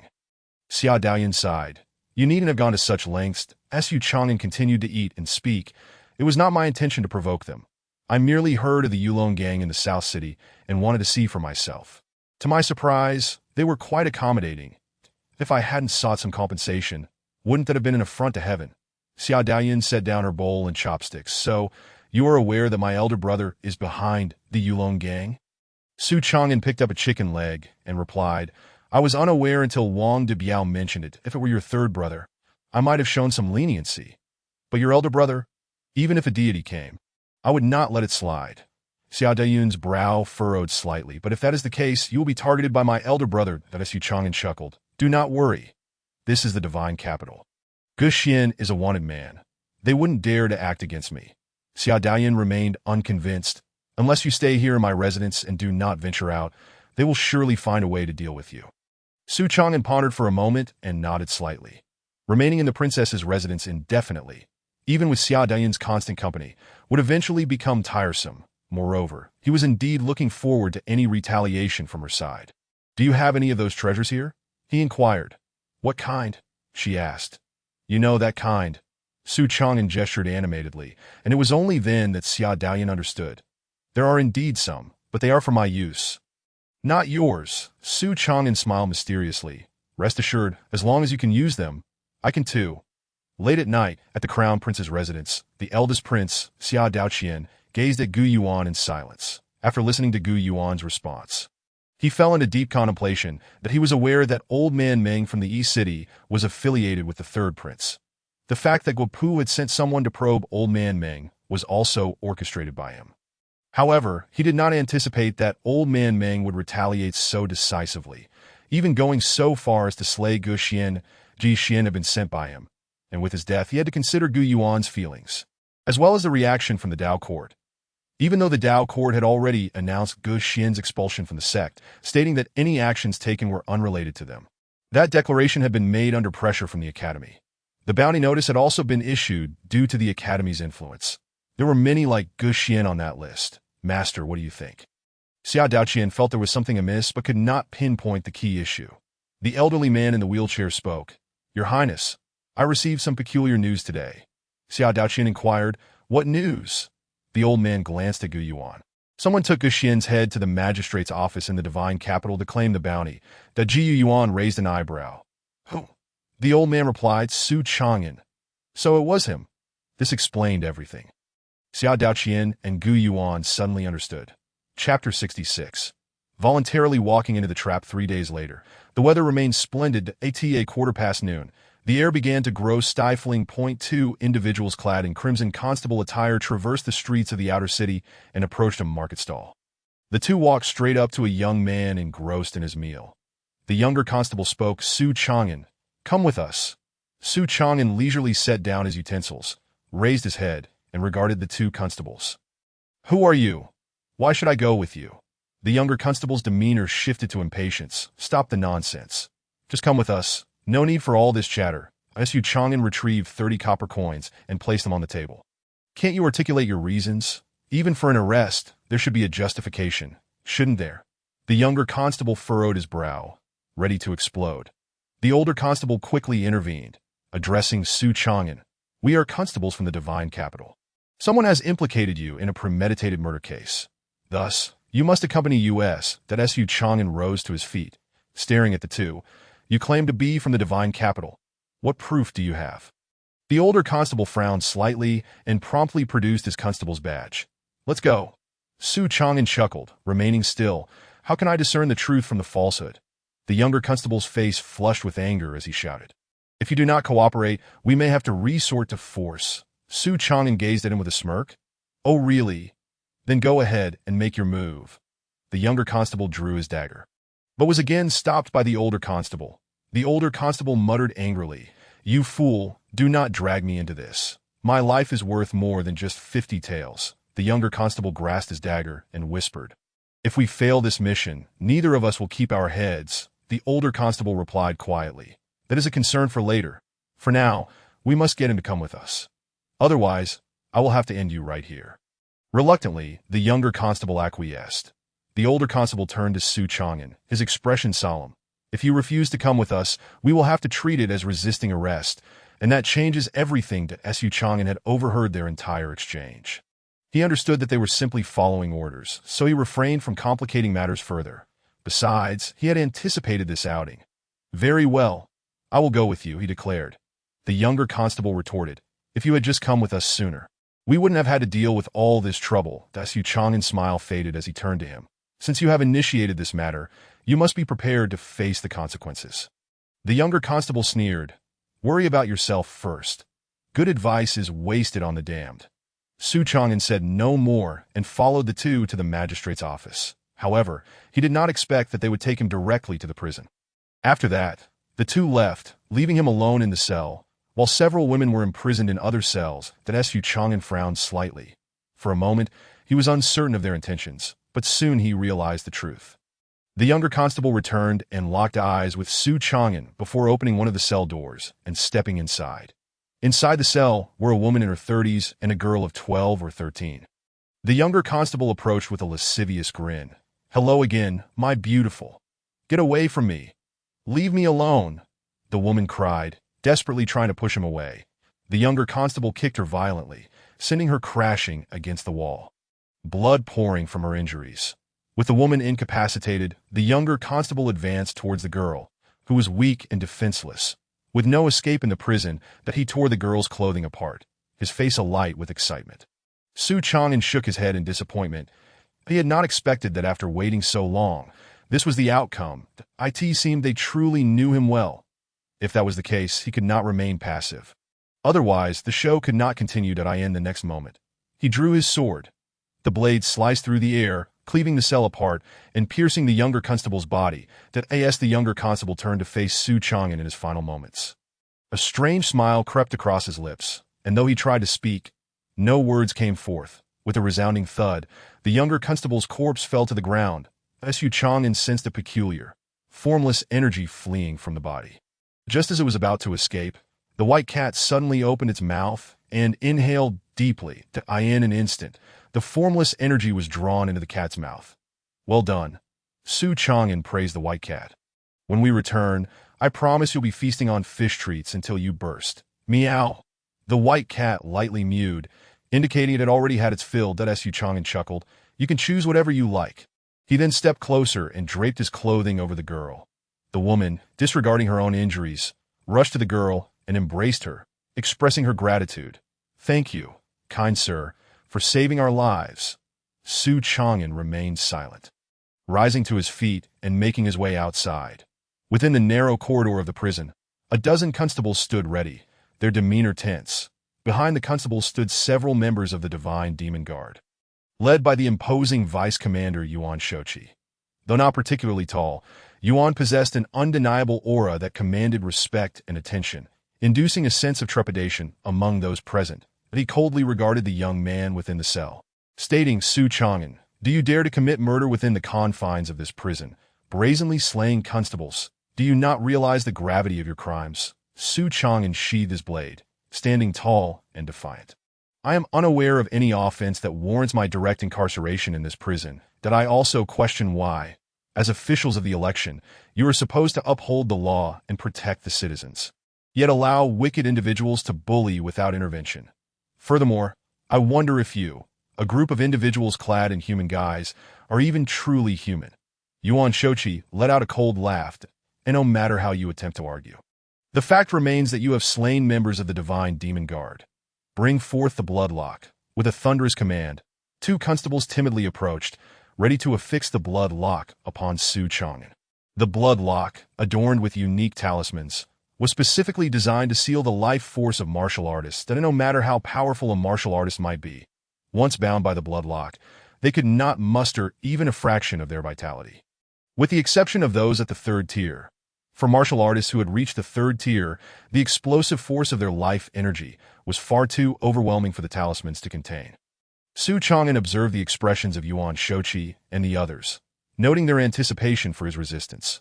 Fully prepared for any eventuality, with a calm smile, he extended his hands, allowing the two constables to place the blood lock upon him. Yuan Shochi sneered, "You are clever, but also foolish." Before he could finish speaking, the two constables drew their blades and struck at Su Chang'an. Chapter 67. Divine Demon Guard. In Jibei, this truly puts oneself in mortal peril. To refrain from resistance would lead to death, yet to resist would provide them with justification for execution. But if that is the case, why adhere to the rules? Su Chang'an's mind raced as his fists surged forward. The wind from his punches howled through the narrow passage, creating a tempest. In the midst of this gale, the two constables were struck in the chest, propelled backward with greater speed than they had approached. Bang! They crashed down the steps of the prison, landing at Yuan Shochi's feet, lifeless. With that punch, Su Chang'an held nothing back. The two constables, possessing merely 7th-tier strength, could not withstand the full force of his attack. Both the constables and the Divine Demon Guard gaped in astonishment. Previously, martial artists bound by the bloodlock were completely subdued, easily manipulated as if they were mere playthings. Yet here was Su Chang'an, donning the bloodlock, effortlessly dispatching two 7th-tier constables. When had they ever witnessed such an occurrence? Yuan Shochi's expression darkened significantly. The ambush by the two constables had been meticulously orchestrated. They had lured Su Chang'an under the pretense of a trap, deliberately provoking him by having a younger constable harass a maiden, thus inciting Su Chang'an to act. Did I in this manner, Su Chang'an would either escape the prison or be forcibly bound by the bloodlock. Once confined by the bloodlock, his strength would be reduced to a mere fraction, rendering him a caged bird, ripe for slaughter. Everything had been proceeding according to plan until Su Chang'an killed two men before his very eyes. This was undoubtedly a slap in his face. After a moment, Yuan Shochi sneered, "You dare to openly defy capture and slay two public servants. I shall execute you on the spot, and no one shall dispute it." Upon hearing this, Su Chang'an maintained an air of calmness. That's so. If he were to act, this prison would surely be razed to the ground, and perhaps the entire divine capital would be reduced to ruins. After all, this is not the Divine Demon Guard's prison. Should it escalate to that level, what do you suppose the Lord of Jingzhou would do? Yuan Shochi's eyes narrowed, revealing a ferocious glint. "And if it comes to that, you shall have no hope of survival." Su Chang'an smiled serenely. "Whether I live or die is uncertain, but your demise is assured, and you may even face the extinction of your entire lineage." Yuan Shochi's fury ignited, his voice icy. "Are you threatening me?" Su Chang'an met his gaze unwaveringly. "No, I am merely stating facts." Before Yuan Shochi could respond, an icy chill surged from Su Chang'an's tailbone to the crown of his head, enveloping him in a freezing dread, as though he were ensnared by a formidable demon. It was an acute sense of peril, as if any movement would summon a thunderous retribution. After a lengthy pause, the feeling of danger dissipated. Yuan Shochi exhaled. His gaze towards Su Chang'an transformed entirely, that if he had previously harbored the courage to confront Su Chang'an to the death, that bravery had now evaporated. He was merely a hired hand, not obligated to kill Su Chang'an. There was still the matter of the trial to consider. Thus, his demeanor softened considerably. Your case is now under the jurisdiction of the Divine Demon Guard. Come with us. This time, Su Chang'an offered no resistance, complying fully as he followed Yuan Shochi out at the prison entrance. A prison cart awaited. Having lingered for quite some time, that Su Chang'an's gaze turned frosty. Is this truly necessary? Yuan Shochi replied solemnly. It is the protocol. Is it your protocol, or that of the prince's residence? It is the protocol of the Divine Demon Guard. Very well, then let us engage in battle. Su Chang'an regarded Yuan Shochi coolly, exerting a slight force with his hands, and the blood lock was instantly shattered. With a clink, the blood lock fell to the ground. He flexed his wrist and grasped the broadsword. Yuan Shochi exchanged glances with him, ultimately conceding. Regardless, his objective had been achieved, and everything else was inconsequential. Fine, no prison cart, no shackles. Is that satisfactory? Su Chang'an placed the broadsword down, smiling faintly that a horse-drawn carriage would be preferable. Of course, no such carriage was available. The Divine Demon Guard station was merely 2 streets away from the Divine Capital's court. Had Su Chang'an not witnessed it with his own eyes, he would scarcely believe it. The station of the Divine Demon Guard was astonishingly humble, that a rather ordinary residence bore the insignia of the Divine Demon Guard. Once inside, numerous individuals busied themselves. They glanced at Su Chang'an, but continued with their tasks in haste. Those with good relations with Yuan Shochi approached to greet him. Traversing through the office area of the Divine Demon Guard, they arrived at the back hall. Yuan Shochi instructed Su Chang'an to wait outside as he entered the inner chamber. Shortly thereafter, he emerged again, ushering Su Chang'an inside. Despite it being afternoon, the hall was not particularly bright, and there was an air of gloom. At a massive table sat a woman, no longer young, yet still possessing a certain charm. Clad in a crimson robe that clung to her figure, it accentuated her graceful silhouette, adding to her allure. Yet her eyes were narrow, sharp as blades, and her thin crimson lips bore a hint of harshness. Her expression was solemn, radiating authority. Yuan Shochi bowed respectfully. "Milady, I have brought Su Chang'an," and Jibei's voice was cold as she commanded. "You may leave." Yuan Shochi cast a glance at Su Chang'an before bowing and departing. In the back hall, only Jibei and Su Chang'an remained. As Su Chang'an surveyed the surroundings, his gaze ultimately landing on Jibei. To his astonishment, the formidable leader of the Divine Demon Guard was a woman. Jibei scrutinized Su Chang'an, interrupting him. "Do you believe that all esteemed positions in the world should be reserved for men?" Su Chang'an was momentarily taken aback. This was a confrontation he had not anticipated. "Commanderin, you jest. Destiny is fickle, and virtue determines one's place." And Jibei regarded him with a hint of surprise. "That I hear you intend to assist that little girl, Xia Daoyuan, in ascending to power?" Su Chang'an, unfazed by the exposure of his innermost thoughts, maintained his composure. "It seems nothing escapes the keen eyes of Commanderin. Enough flattery." And Jibei retorted, though her expression softened considerably. "Did you meet with Director Ning a few days ago?" The news of the auspicious meeting had indeed spread throughout the Divine Capital. Su Chang'an nodded. "That I did." Jibei inquired. "What did he say?" Su Chang'an paused momentarily, then clarified, "The Academy's neutral stance remains unchanged." "And what did Director Ning convey to you?" "He offered me a couple of cups of tea and presented me with a token of goodwill. That all?" "That is all." And Jibei scrutinized Su Chang'an, as if seeking to discern the truth behind his words. After a moment, her lips parted slightly. "The commander has taken note. You may leave now. Will there be no accountability for my actions?" I had prepared for so much, only to receive such a conclusion. Chapter 68.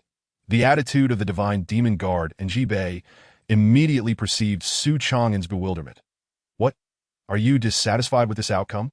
Do you wish to dine on prison fare to feel at ease?" Su Chang'an shook his head slightly. "That I simply do not comprehend why Commander and has chosen this course of action." "And where is this?" "This is the station of the Divine Demon Guard." "And who am I?" "You are the commander of the Divine Demon Guard." "What are the duties of the Divine Demon Guard?" Su Chang'an remained silent. Jibei continued to inquire. To whom is the Divine Demon Guard accountable? The Divine Demon Guard is accountable solely to the Emperor of Dai. Su Chang'an bowed respectfully and expressed his gratitude. Thank you, Commander. And Jibei gazed into his eyes and remarked, I understand your thoughts, that I do not deny that ever since the death of Chao Qinglong, the deterrent power of the Divine Demon Guard has diminished significantly. In many places, the Divine Demon Guard tends to heed commands selectively. You may think the Divine Demon Guard is merely that. However, I wish to convey to you that as long as I, Jibei, am the commander, the Divine Demon Guard shall remain the Divine Demon Guard, not a mere tool in anyone's hands. Therefore, I will conduct affairs strictly in accordance with the rules of the Divine Demon Guard. Her deep voice resonated powerfully within the spacious room, echoing with conviction. Although Njibei's expression remained unchanged, her gaze became strikingly captivating at that moment. Despite lacking a formidable oppressive aura, an invisible force emanated from her.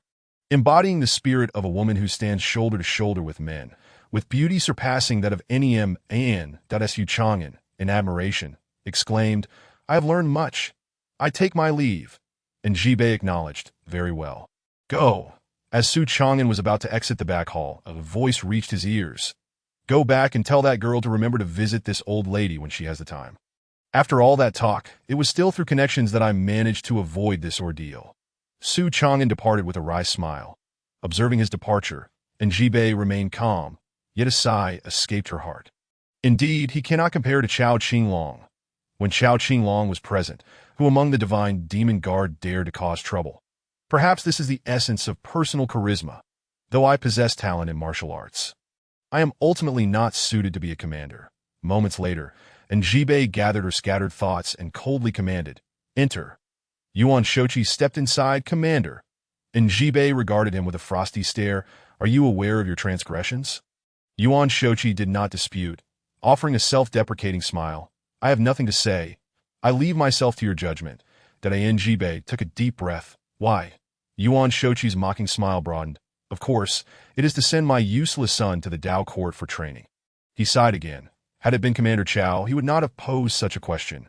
Indeed, had Chao Qinglong been present, he would have merely patted his shoulder, saying, Go and accept your punishment, and he would comply obediently. Alas, I am not Chao Qinglong, but Jibei. You will go and accept your punishment.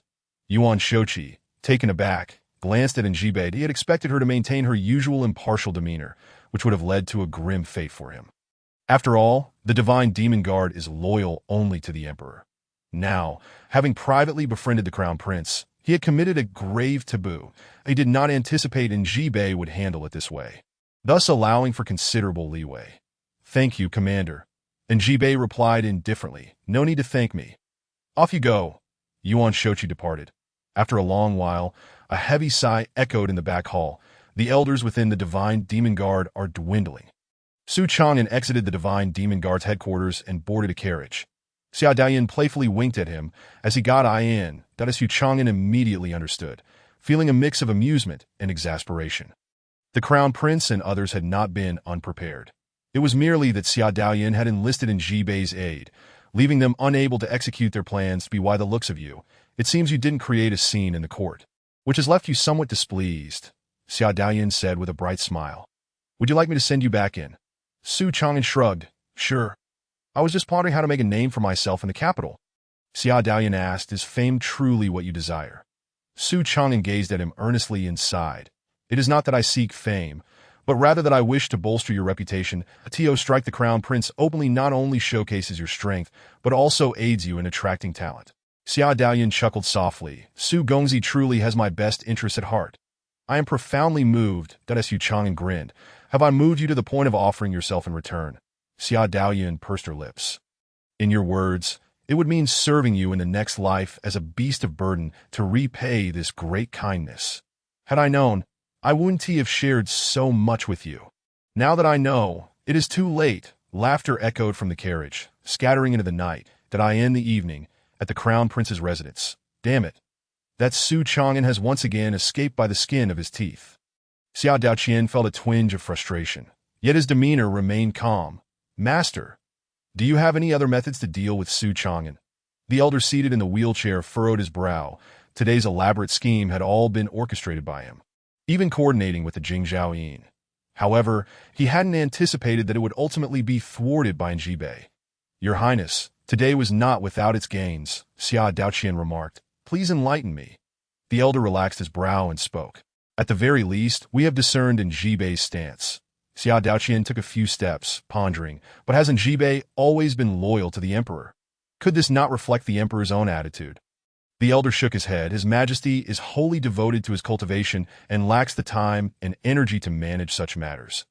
This must be Njibei's own decision. A hint of anxiety crept into Xia Daoqian's expression. If that is the case, are we not at a disadvantage? Within the capital, the government office is responsible for maintaining public order.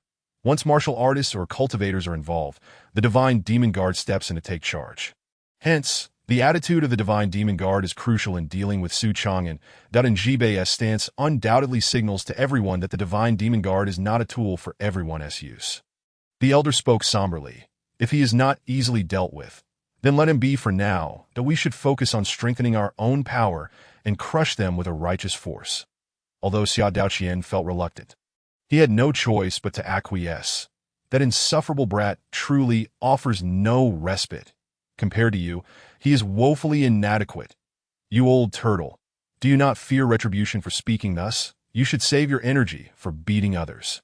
Once you ascend, there will be no opportunity to settle scores with those you wish to strike. Ning Yuan shot a disgruntled look at Ling Gui, his teeth itching that he was indeed preparing to ascend. But hearing it from Ling Gui felt quite different. Bang! After a long moment of contemplation, he tapped the turtle shell. Once I am gone, you must remember to keep an eye on the academy. Understand? Don't spend all your days sleeping and eating, turning yourself into a pig. Chapter 69. The third prince's intent to kill at the Drunken Immortal building. On the 6th floor, a lengthy table was adorned with a variety of delectable dishes. Numerous jars of Drunken Immortal brew were placed on another table in the room. Quite extravagant indeed. Alas, I am fated to enjoy none of it. Truly, I lament for these wines and dishes that Su Chang'an sat beside the banquet table, glancing at Xia Daoling across from him, and smiled slightly. Lacking in talent and virtue, am so lavishly entertained by your highness. I am truly humbled. Xia Daoling waved his hand. Su Gongzi, you flatter me. Before even arriving in the capital, he had slain Lu Qing, and upon entering the capital, he had also vanquished Guxian. Yesterday, he thwarted the crown prince's intricate scheme. Each event was something I wished to achieve, but could not. Truly a delight for the heart. These dishes and wines hardly seem worthy of Su Gongzi's grand accomplishments. Complimenting someone in person is akin to scratching their most sensitive spot. The third prince was indeed adept at winning hearts. Though he had chosen the wrong person, Su Chang'an shook his head and sighed. I too was compelled by circumstances. I only hope the crown prince can be magnanimous and not hold grudges against a small fry like me. A flicker of intrigue passed through Xia Daoling's eyes, yet his smile remained intact. When I was young, I once snatched a piece of cake from the crown prince, and to this day, he still harbors resentment. Su Gongzi has slain 2 of his generals. He has likely long since remembered you with bitterness. Should he ascend to the throne someday, the vast Dashuan will offer no refuge for Su Gongzi. Su Chang'an's smile faded, revealing a troubled expression that if I were to seek forgiveness now, I wonder if the crown prince would grant it. Xia Daoling paused momentarily before bursting into hearty laughter. Su Gongzi, you truly jest, Su Chang'an sighed. Enemies ought to be reconciled rather than deepened. I genuinely do not wish to be at odds with the crown prince. Sadly, even if you were to plead for mercy now, he would not let you off easily. Xia Daoling looked at Su Chang'an and said, trust me, the crown prince lacks such magnanimity, and he paused, shifting the conversation to the true purpose of his visit. After all, the crown prince is still just a prince. Many can rival him, but he ceased speaking at that, leaving Xia Daoling with the responsibility to continue. Jin Pingyang knew it was time for him to speak. If Xia Daoling were to reveal the matter and Su Chang'an were to refuse, it would create an awkward situation.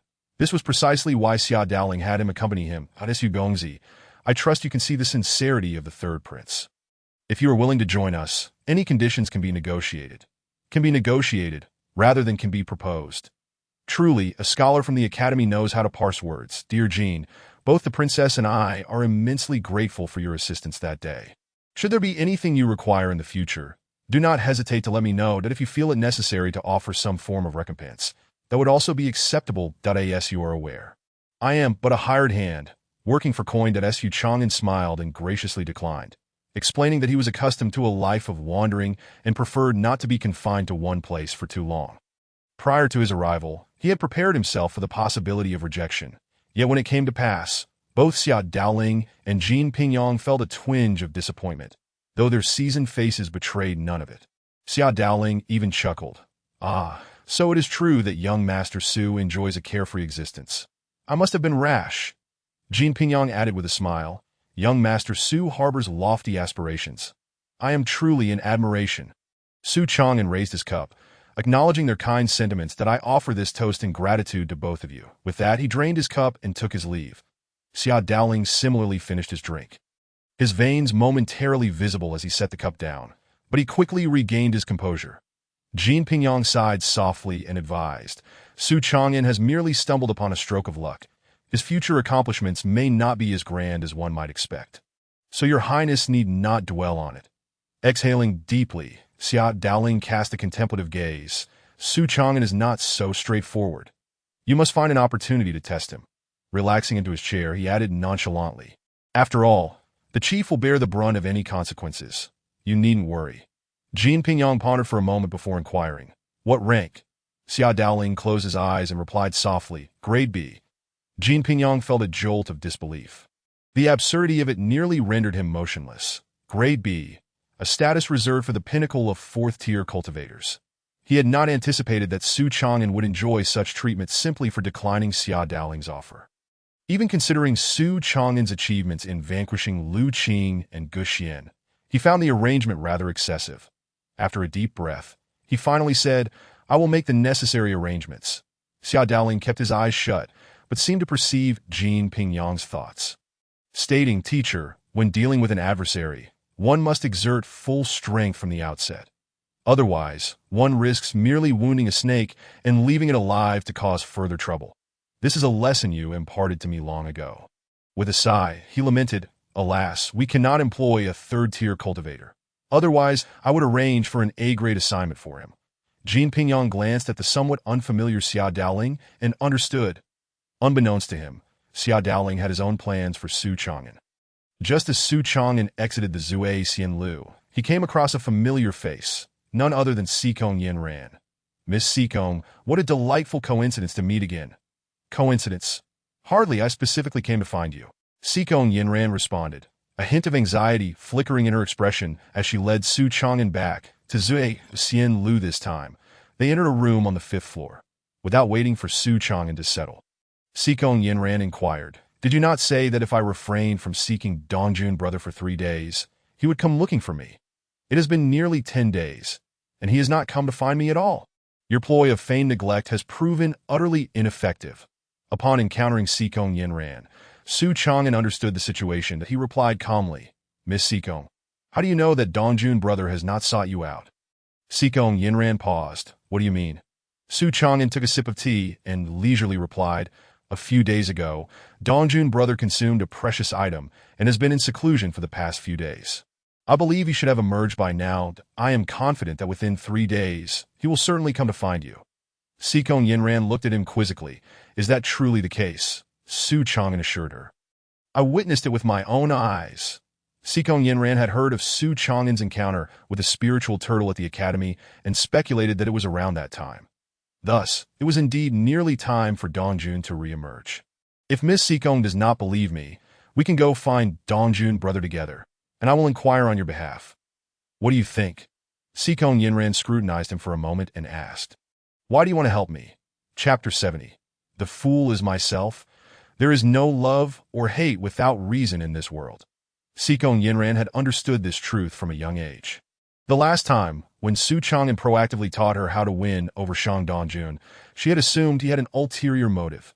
However, after that encounter, Su Chang'an had not sought her out again, which piqued her curiosity. Seizing this opportunity, she intended to probe him further. As the daughter of the prime minister, she was no naive rich girl. She had long remembered the adage, to take, one must first give. Su Chang'an had no intention of concealing his relationship with Xia Daoyin, explaining, she wishes to attain that position, and I naturally wish to assist her. Thus, I am quite eager to meet the Prime Minister and discern his stance. Seekong Yinran's eyes sparkled with envy. Such a romantic tale was something she had only encountered in novels. The Tio meet you. The princess is indeed fortunate. Before Su Chang'an could respond, her gaze regained its clarity. As for meeting my father, I can certainly arrange that. However, should you harbor any other intentions, that would be a mere fantasy, that he has always maintained a neutral stance, that Su Chang'an chuckled ruefully. I understand, yet I must at least try. Otherwise, I would never be at peace. Seekong Yinran readily agreed. Very well. I can assist you, but you must also help me win over Dongjun brother. Miss Seekong, Su Chang'an began, but Seekong Yinran interrupted. We are of similar age. Simply call me Yinran. Su Chang'an paused, nodded, and asked Yinran, how long have you known Dongjun brother? Seekong Yinran's expression turned nostalgic as she replied, I met him 5 years ago and have sought him out frequently since. Aside from you, are there other women who pursue him? There were a few in the past, but I drove them away. The fact that they could be driven away suggested that they were not genuinely enamored with Dongjun brother. Unlike Yinran, but rather attracted to his status, Su Chang'an offered her a compliment. Then continued, after such a long time, Dongjun brother has surely comprehended your feelings. The fact that he has not sent you away indicates that he has some degree of interest in you. Seekong Yinran pondered for a moment and asked, but why does he not agree? Su Chang'an sighed softly. It is because of Dongjun brother's position. Shang Dongjun is a disciple of Ning Yuan and is destined to become the future head of the academy. His every action represents not only himself, but also the institution, that he cannot openly declare his affection for the daughter of the Prime Minister. After all, the head of the academy is a formidable figure among the elite. While the Prime Minister holds a position of great power, should the two factions align, it would undoubtedly cause unrest in the royal court. Seekong Yinran understood this, but had never considered such implications before. She had always believed that love was a matter solely between two individuals. Her expression dimmed slightly as she remarked, if what you say is true, does that not render our situation hopeless? Su Chang'an assured her, not at all. There are always twists and turns. Seekong Yinran's eyes brightened with intrigue. What do you propose? Su Chang'an smiled. You could approach Director Ning directly to A.S. Dongjun brother's mentor. He can certainly assist you. But someone of his stature cannot be easily approached, Seekong Yinran countered. Having visited the academy numerous times, she had never once met Ning Yuan. Clearly, he had no desire to meet her. After a moment's contemplation, Seekong Yinran asked, do you have a way to help me meet the director? Su Chang'an grinned confidently. Of course not. But I can act as your intermediary. As dusk fell and the evening breeze blew, the setting sun shattered into dazzling golden ripples across the lake. Just as Su Chang'an and Seekong Yinran settled in a pavilion by the lakeshore, Ning Yuan appeared. You little rascal, what brings you here again? He was still brooding over the previous encounter when the spiritual turtle had greeted Su Chang'an. The turtle had borne the sage, yet Ning Yuan had never received such treatment. Thus, upon sensing Su Chang'an's arrival with the white cat, he immediately calmed the turtle and came out himself, that as Su Chang'an sensed the palpable resentment emanating from him.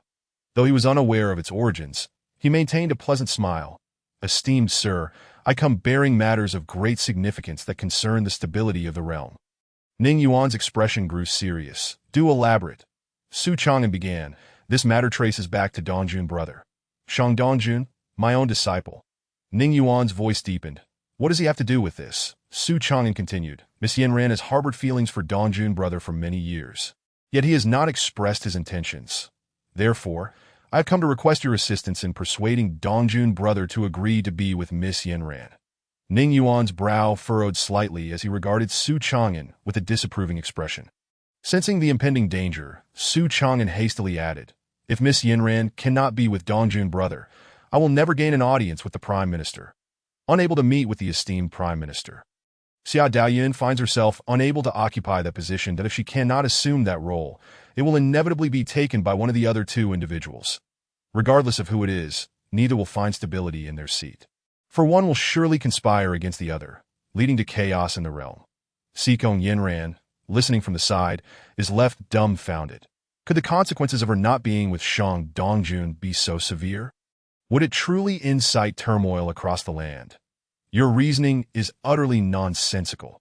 Ning Yuan smacked Su Chang'an on the head, exclaiming that there was no logic in his words. Su Chang'an, rubbing his head in grievance, retorted, what logic is required? As long as you understand the gravity of this matter, that's enough. Ning Yuan, irked, replied, I can see through your intentions. You wish to sell my disciple to visit her father. Do you not? Su Chang'an chuckled awkwardly. I am merely considering the lifelong affairs of Dongjun. After all, you wouldn't want him to end up like you, helplessly watching his beloved yet unable to approach her. Would you, truly a great filial disciple, selling his master's undergarments? Ning Yuan's expression remained grim. This matter is not solely within my purview, nor my disciples, but rather the mischief of the Sikong family. Sikong Yinran, bewildered, wondered how it could be that her father was the one causing the trouble. Dean, what on earth is happening? Ning Yuan composed himself and spoke in a calm tone. When you two first became acquainted, your father sent someone to advise Dongjun to keep his distance from you. Sikong Yinran, puzzled, inquired. Why would my father do such a thing? Ning Yuan replied nonchalantly. Because Dongjun is soon to take over as dean, and he will face great peril. Your father does not wish for you to accompany him to the grave. Sikong Yinran was struck dumb. After all this time, the jester was indeed myself. Chapter 71. Perhaps he may have a change of heart. Teacher, what if the Prime Minister does not cooperate? Rest assured, that fellow is well aware of his situation. Moreover, he truly does not wish for his daughter to accompany you to the grave. Thank you, teacher. Do you not have a fondness for that young lady? Are you truly unrepentant for driving her away? As long as she can live well and happily, it matters not whether I am by her side. Ning Yuan, regarding his disciple, patted his shoulder. It is I who has wronged you, forcing you onto a path akin to my own. Shang Dongjun forced a smile. The realm requires the academy far more than my disciple's personal feelings. He then changed the subject, saying, By the way, the Jingyan sent by Brother Chang'an is quite impressive. Should you not take a closer look? Ning Yuan smiled slightly. I have already observed him. He is indeed remarkable, but I lack the time to instruct him. Shang Dongjun pondered for a moment. Teacher, you may accept him. I shall teach him in your stead. Ning Yuan chuckled, no longer insisting. Very well, I shall take him in. His urgency is also to divert his disciples' attention. Those who forcibly end their romantic entanglements require something to occupy their minds. Without any apparent action from Ning Yuan, Jingyan suddenly appeared before them, engrossed in a book. The originally clear characters blurred before his eyes. He raised his head, surveying his surroundings. This was a small secret realm, where time flowed in harmony with the outside world. Both in the golden twilight, he stood, bowed, and greeted. I have met Mr. Shang. Shang Dongjun nodded slightly. This is my teacher and the dean of the academy. Jingyan was taken aback for a moment, but quickly regained his composure. Student Jingyan, greetings to the dean. Ning Yuan nodded with satisfaction. Are you willing to take me as your master? To become my closed-door disciple. The dean's closed-door disciple. Such an opportunity is truly coveted. Ning Yuan, a descendant of Confucius, is one of the most renowned scholars. Jingyan had heard of his deeds countless times. It felt as though fortune had suddenly descended upon him, and he would not let this chance slip by. Just as he was about to kneel and pay his respects, Ning Yuan's voice reached his ears. Well, you may take me as your master. I do not have ample time to instruct you. From now on, most of your learning will be under Dongjun's guidance. Given your talent, other teachers at the academy would be more than willing to accept you as a disciple and impart their teachings. Thus, if you wish to take me as your master, it will amount to little more than a title. Jingyun hesitated not a moment, kneeling and bowing thrice. Disciple Jingyun pays respects to the teacher. Ning Yuan did not respond affirmatively, but instead asked, Why? Jingyun candidly replied, I have many doubts in my heart that those teachers cannot resolve that a teacher is one who imparts knowledge and dispels confusion. If they cannot clarify my doubts, I would naturally be unwilling to take them as my master. Ning Yuan chuckled. I see. In that case, let us see if I can resolve the uncertainties in your heart. At some point, Shang Dongjun had brought a bowl of tea over, offering it to Jingyun. Jingyun accepted the tea with both hands, presenting it before Ning Yuan. Please enjoy this tea, teacher. Ning Yuan smiled warmly, taking the tea and drinking. Rise from this day forward. You are my closed-door disciple. Shang Dongjun, smiling from the side, said, Little junior brother, congratulations. Jingyun's face was alight with joy. Thank you, senior brother.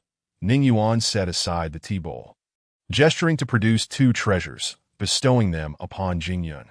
Since you have become my disciple today, Here are protective treasures for you. Shang Dongjun also gifted him a treasure. Jingyun expressed his gratitude to both, his eyes shining brightly as he looked at Ning Yuan. Ning Yuan, well aware of his intentions, encouraged, "Feel free to ask any questions." Jingyun boldly inquired, "In the beginning of antiquity, who imparted the teachings? Before the heavens and earth took shape, how could one inquire? In the depths of darkness, who can reach the ultimate truth? Let us depart. I shall take you to meet your father now." Upon leaving the academy, Sikong Yinran boarded the carriage as Yu Chang'an contemplated for a moment before stepping inside as well. The carriage began to slowly make its way toward the inner city. "Miss Yinran, this is merely Dean Ning's perspective." Sikong Yinran's expression remained serene, yet her tone had grown considerably colder. "Su Gongzi, there is no need for your persuasion that I know my father well. He is capable of such actions that Yu Chang'an suggested cautiously. There is no need to rush into this matter. We can deliberate further, take our time." Sikong Yinran closed her eyes and shook her head. "I merely wish to clarify this matter with my father," that Yu Chang'an tentatively asked. "What if it is indeed as you suspect?" Sikong Yinran replied resolutely. "If that is the case, I shall never return to the Sikong residence. This would sever the father-daughter relationship. If that were to happen, seeking an audience with the Prime Minister would only be pouring oil on the flames. Wouldn't it?"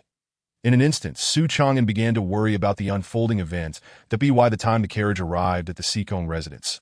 He had yet to formulate a sound plan, opting instead to proceed step by step. Adapting as needed. Sikong Yinran alighted from the carriage, striding directly toward her father's study. The sky had darkened. She knew her father would be in his study at this hour, attending to matters that Yu Chang'an followed helplessly behind. Should they miss this opportunity, meeting the Prime Minister again might be a pipe dream. After all, the Prime Minister of the Great Xian Empire is a man beset with affairs. The two arrived outside the study, where guards stood blocking their path. Sikong Yinran insisted on entering, leaving the guards no choice but to pause their steps and summon those within the study. Soon, 3 men emerged from the study. They greeted Sikong Yinran, then, upon noticing Su Chang'an, cast him curious glances. After a brief exchange of glances, they chuckled and departed. Inside the study, the light shone brightly. Sikong Jin sat at his desk, perusing a letter. Sikong Yinran, accompanied by Su Chang'an, barged in, and he merely lifted his head to glance at them. "What brings you here?" Sikong Yinran took a deep breath, demanding. "Why do you obstruct my relationship with Dongjun?" Sikong Jin, though just over 50, had already turned gray, yet showed no signs of aging. His eyes sparkled with brilliance. Upon hearing his daughter's inquiry, his brow furrowed slightly. In an instant, he grasped the reason. This must be Ning Yuan's scheme, placing the blame upon him. But this did align with his own thoughts. Shang Dongjun would soon face a perilous situation, and I do not wish for you to accompany him to the grave. With this confirmation, tears brimmed in Sikong Yinran's eyes. With the dean present, what peril could he truly face? "Are you still considering marrying me off to the 7th prince?" Sikong Jin lifted his gaze to his daughter. "Even if you do not wish to marry the 7th prince, I shall not allow you to wed Shang Dongjun." Tears streamed down Sikong Yinran's cheeks. "I wish to," Su Chang'an, observing closely, suddenly had an idea. He hastily interjected. "Miss Yinran, may I speak with Sikong Darren privately for a moment? Perhaps he will reconsider." Chapter 72. "Very well. I shall take my chances." Sikong Yinran, naturally averse to severing ties with her father, had lost her mother early and had no siblings. He was her only family. With Su Chang'an providing an opportunity, she wiped away her tears, stepped out of the study, and closed the door behind her. Sikong Jin scrutinized Su Chang'an, inquiring, "Who are you?" Su Chang'an found a chair to sit down, clasped his hands together, and said, "I am Su Chang'an. It is an honor to meet you, esteemed Chancellor."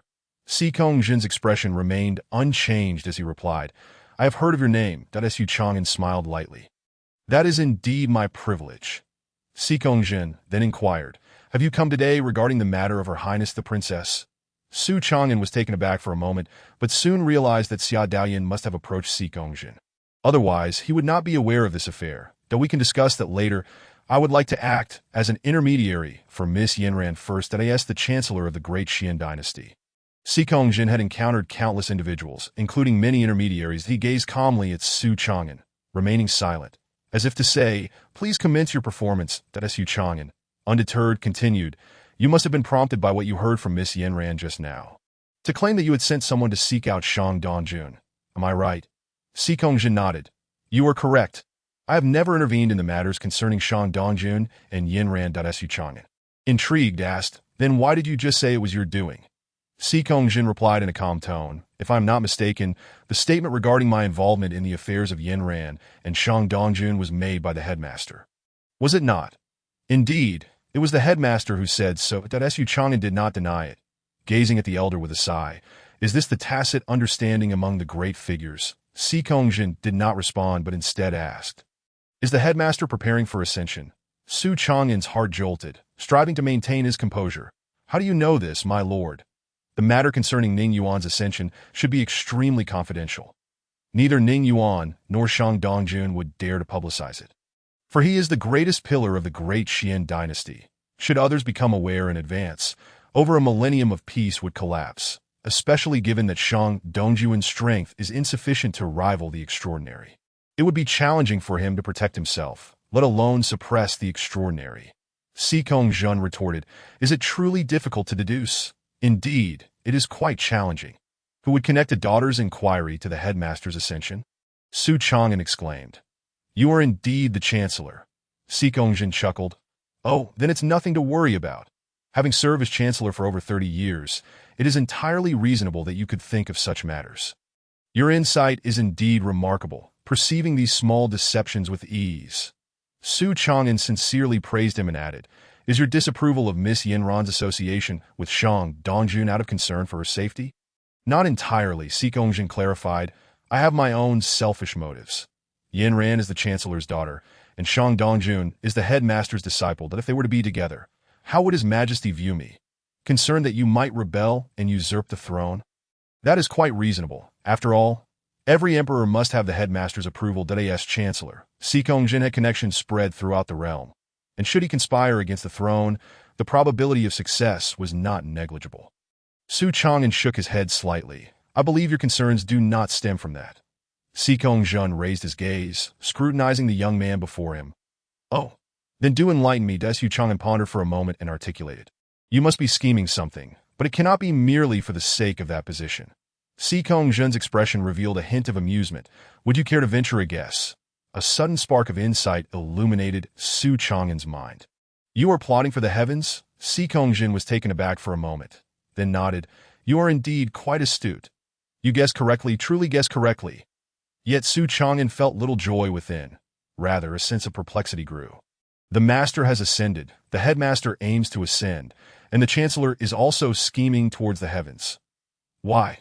What is there in the heavens? Si Kongjin, suppressing his smile, stated, "Since the headmaster has not disclosed it to you, it is simply not yet your time to know. When the moment comes, you will understand everything." These individuals always seem to enjoy speaking in riddles. It is quite vexing that Su Chang'an inquired, "When will that be?" Si Kongjin contemplated briefly and replied, "One must have the qualifications to participate at the first rank. The extraordinary may enter the game and contend that to achieve victory. One must surpass the extraordinary. To treat the world as a chessboard and all beings as pieces. What grand ambition." Su Chang'an mused in silence for a moment. "What role does Shang Dongjun play in all of this?" Si Kongjin responded, "He is a crucial piece." Su Chang'an let out a long sigh of relief. "I understand now." Si Kongjin nodded slightly. "Since you comprehend, you may take your leave." Su Chang'an did not rise, but instead proposed, "How about we wager, my lord?" Si Kongjin looked at him in surprise. "You are still not disheartened?" Su Chang'an replied with a smile, "Disheartened?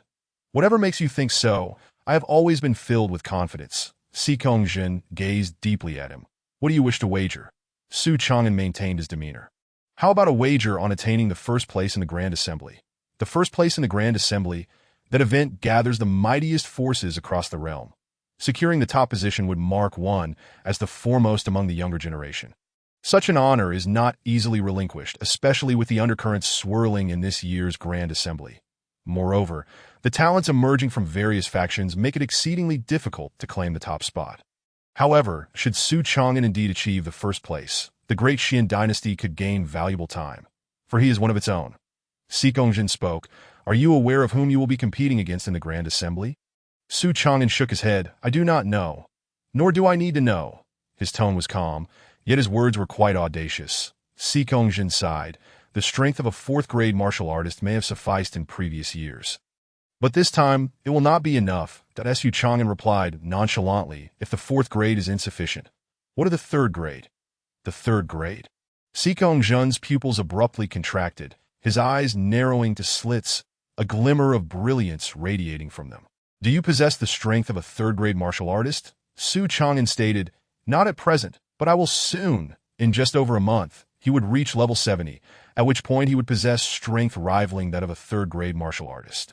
Si Kongjin exhaled, a complex emotion stirring within him. A mix of expected disappointment and unforeseen anxiety. At merely 20 years of age, if he were to possess the strength of a third-grade martial artist, the entire world would be thrown into a frenzy. Even the master, upon enlightenment, could only reach the third-grade realm, and yet he had spent a full 20 years in study. Si Kongjin held his suspicions but still inquired. What do you wish to wager? Su Chang'an smiled. If I secure the top spot, you must find a way to facilitate the union of Miss Yin Ran and Brother Dongjun, as well as fully support Her Highness Xia Daoyun in ascending to that position. And if you are unable to do so, if you cannot do it, then let it be as you will. Very well, I accept the wager. Chapter 73, An Encounter with an Old Friend in a Foreign Land in June. The height of summer, the sun blazed like a furnace, scorching the earth. Ajisa looked up at the searing sunlight before lowering his gaze to the somewhat withered grassland in the distance. During this season in the past, the grassland would have been a lush green. Now, lacking the nourishment of rain, it had turned mostly yellow. He clasped his hands together, closed his eyes, and whispered a prayer. Omnipotent Buddha, please bless us with rain. It had been 2 months since the last rainfall, that if the rain did not come soon, the grass would wither completely, forcing him to follow his grandfather to the next pasture. Yet, given this year's weather, securing a good pasture would be impossible. Perhaps hearing his prayer, a cloud drifted across the sky. The daylight dimmed, and a cool breeze blew in from afar. However, before Ajisa could reveal a joyful smile, a tremendous rumble reverberated through the sky.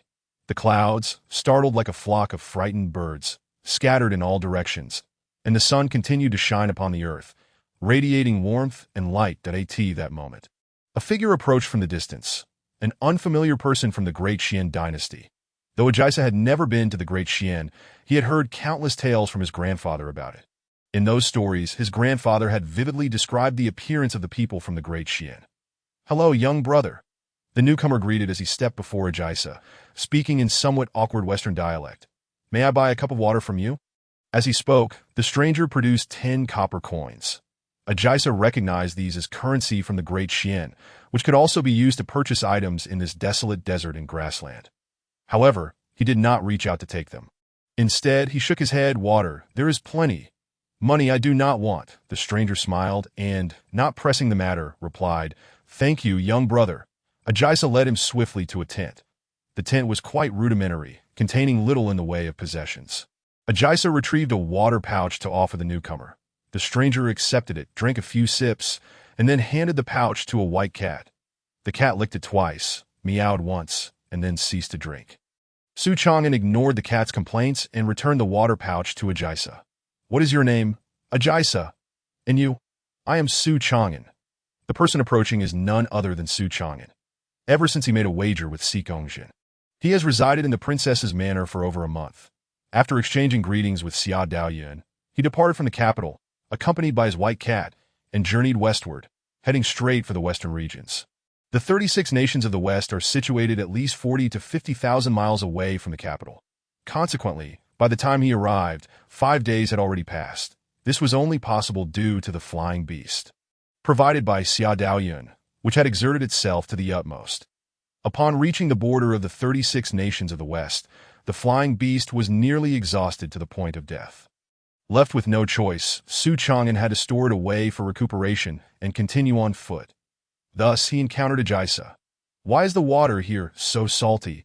Ajisa set down his water bag, explaining, It hasn't rained for over 2 months. And the river has dried up. We have no choice but to fetch water from Xingxiu Lake. Curious, Su Chang'an inquired, What sort of lake is Xingxiu Lake? Ajaiso elaborated, Xingqiu Lake is vast. At night, one can see the stars reflected in its waters. However, the water is quite salty, and it is generally unsuitable for both humans and livestock to drink. Yet now that the river is dry, we have no alternative but to drink from there. Life is indeed arduous, Su Chang'an mused inwardly, when he soon heard Ajaisa's inquisitive voice. Brother Su, as a great practitioner, what brings you to our humble abode? With a smile, Su Chang'an replied, I have come here to pay homage to the Buddha. In the 36 nations of the West, every household venerates the Buddha. Each city boasts grand temples that regularly welcome pilgrims for prayers and offerings. Here lies a pure land, a Buddhist realm, that it is said that as long as one has faith in the Buddha is sincere enough, there exists a chance to enter it, thus escaping the cycle of reincarnation and the sufferings of the mortal world that in the past, many great practitioners had visited to pay their respects. Although Ajaiso had never witnessed it himself, his grandfather had recounted such tales numerous times. Ajaiso nodded. My grandfather has gone to Chiochi City to pay homage to the Buddha. Are you headed there as well? Su Chang'an slightly nodded. I am indeed preparing to go. Perhaps I might even encounter your grandfather. A Buddha's disciple has descended from the Holy Land and is currently in Chiochi City. Many locals have gone to pay their respects to him. At the mention of the Buddha's disciple, Ajaiso's eyes sparkled with excitement. There will surely be a large crowd in Chiochi City. You may not necessarily meet my grandfather. Observing the 13 or 14-year-old boy, Su Chang'an chose not to dispute the matter. Why do you not go to Chiochi City to pay homage to the Buddha's disciple? Ajaiso's gaze dimmed. There are only my grandfather and me at home.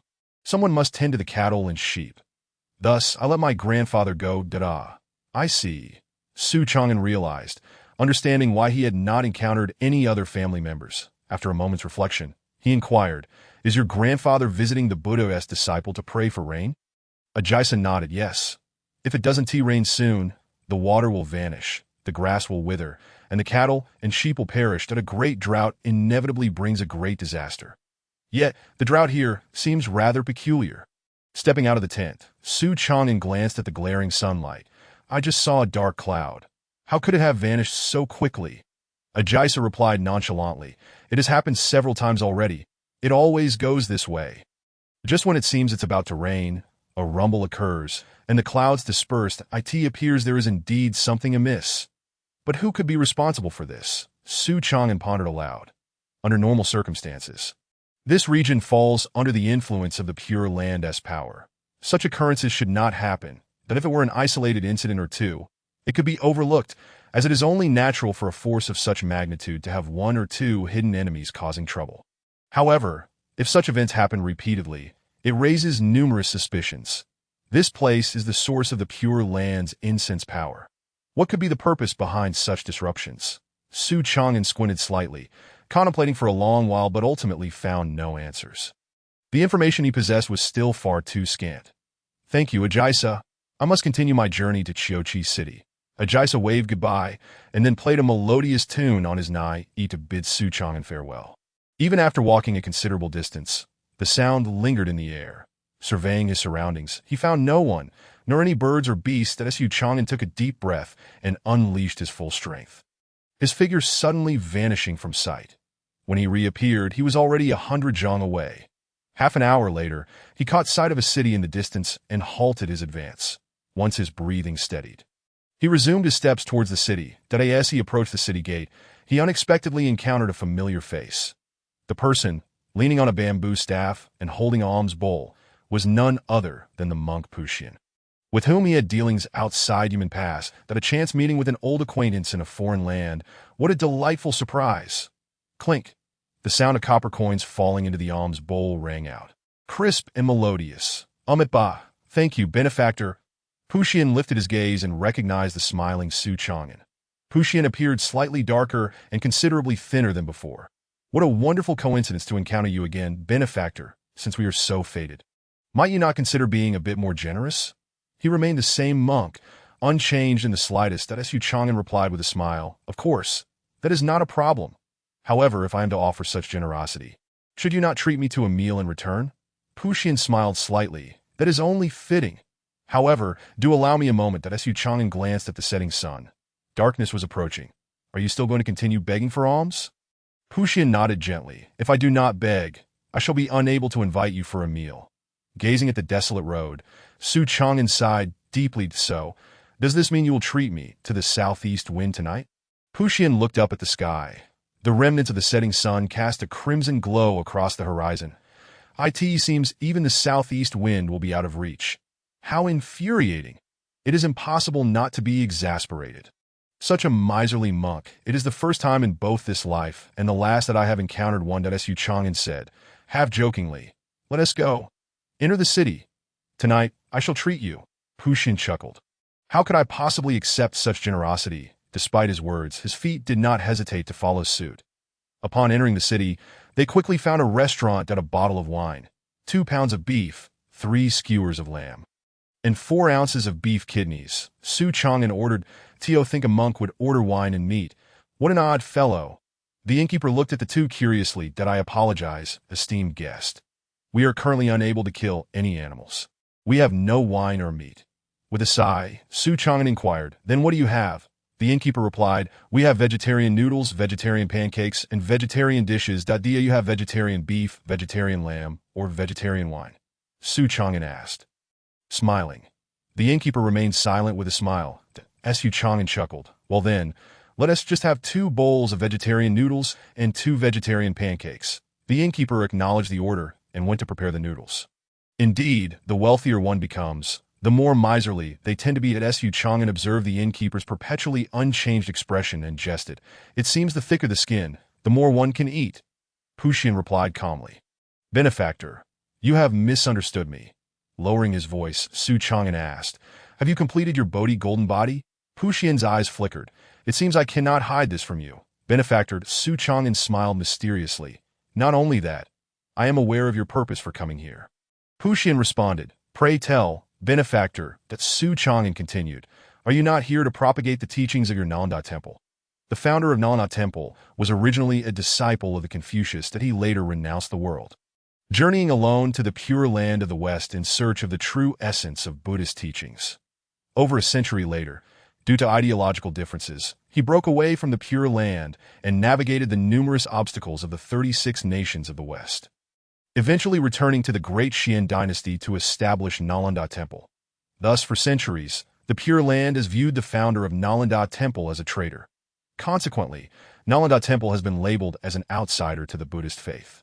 Yet, Nalanda Temple has steadfastly maintained that their practice is the true Buddhist doctrine, the Great Vehicle Buddhism, which not only benefits oneself, but also others. Xian had originally been outside human paths, crafting the golden body of the Buddha and cultivating the Bodhi golden body.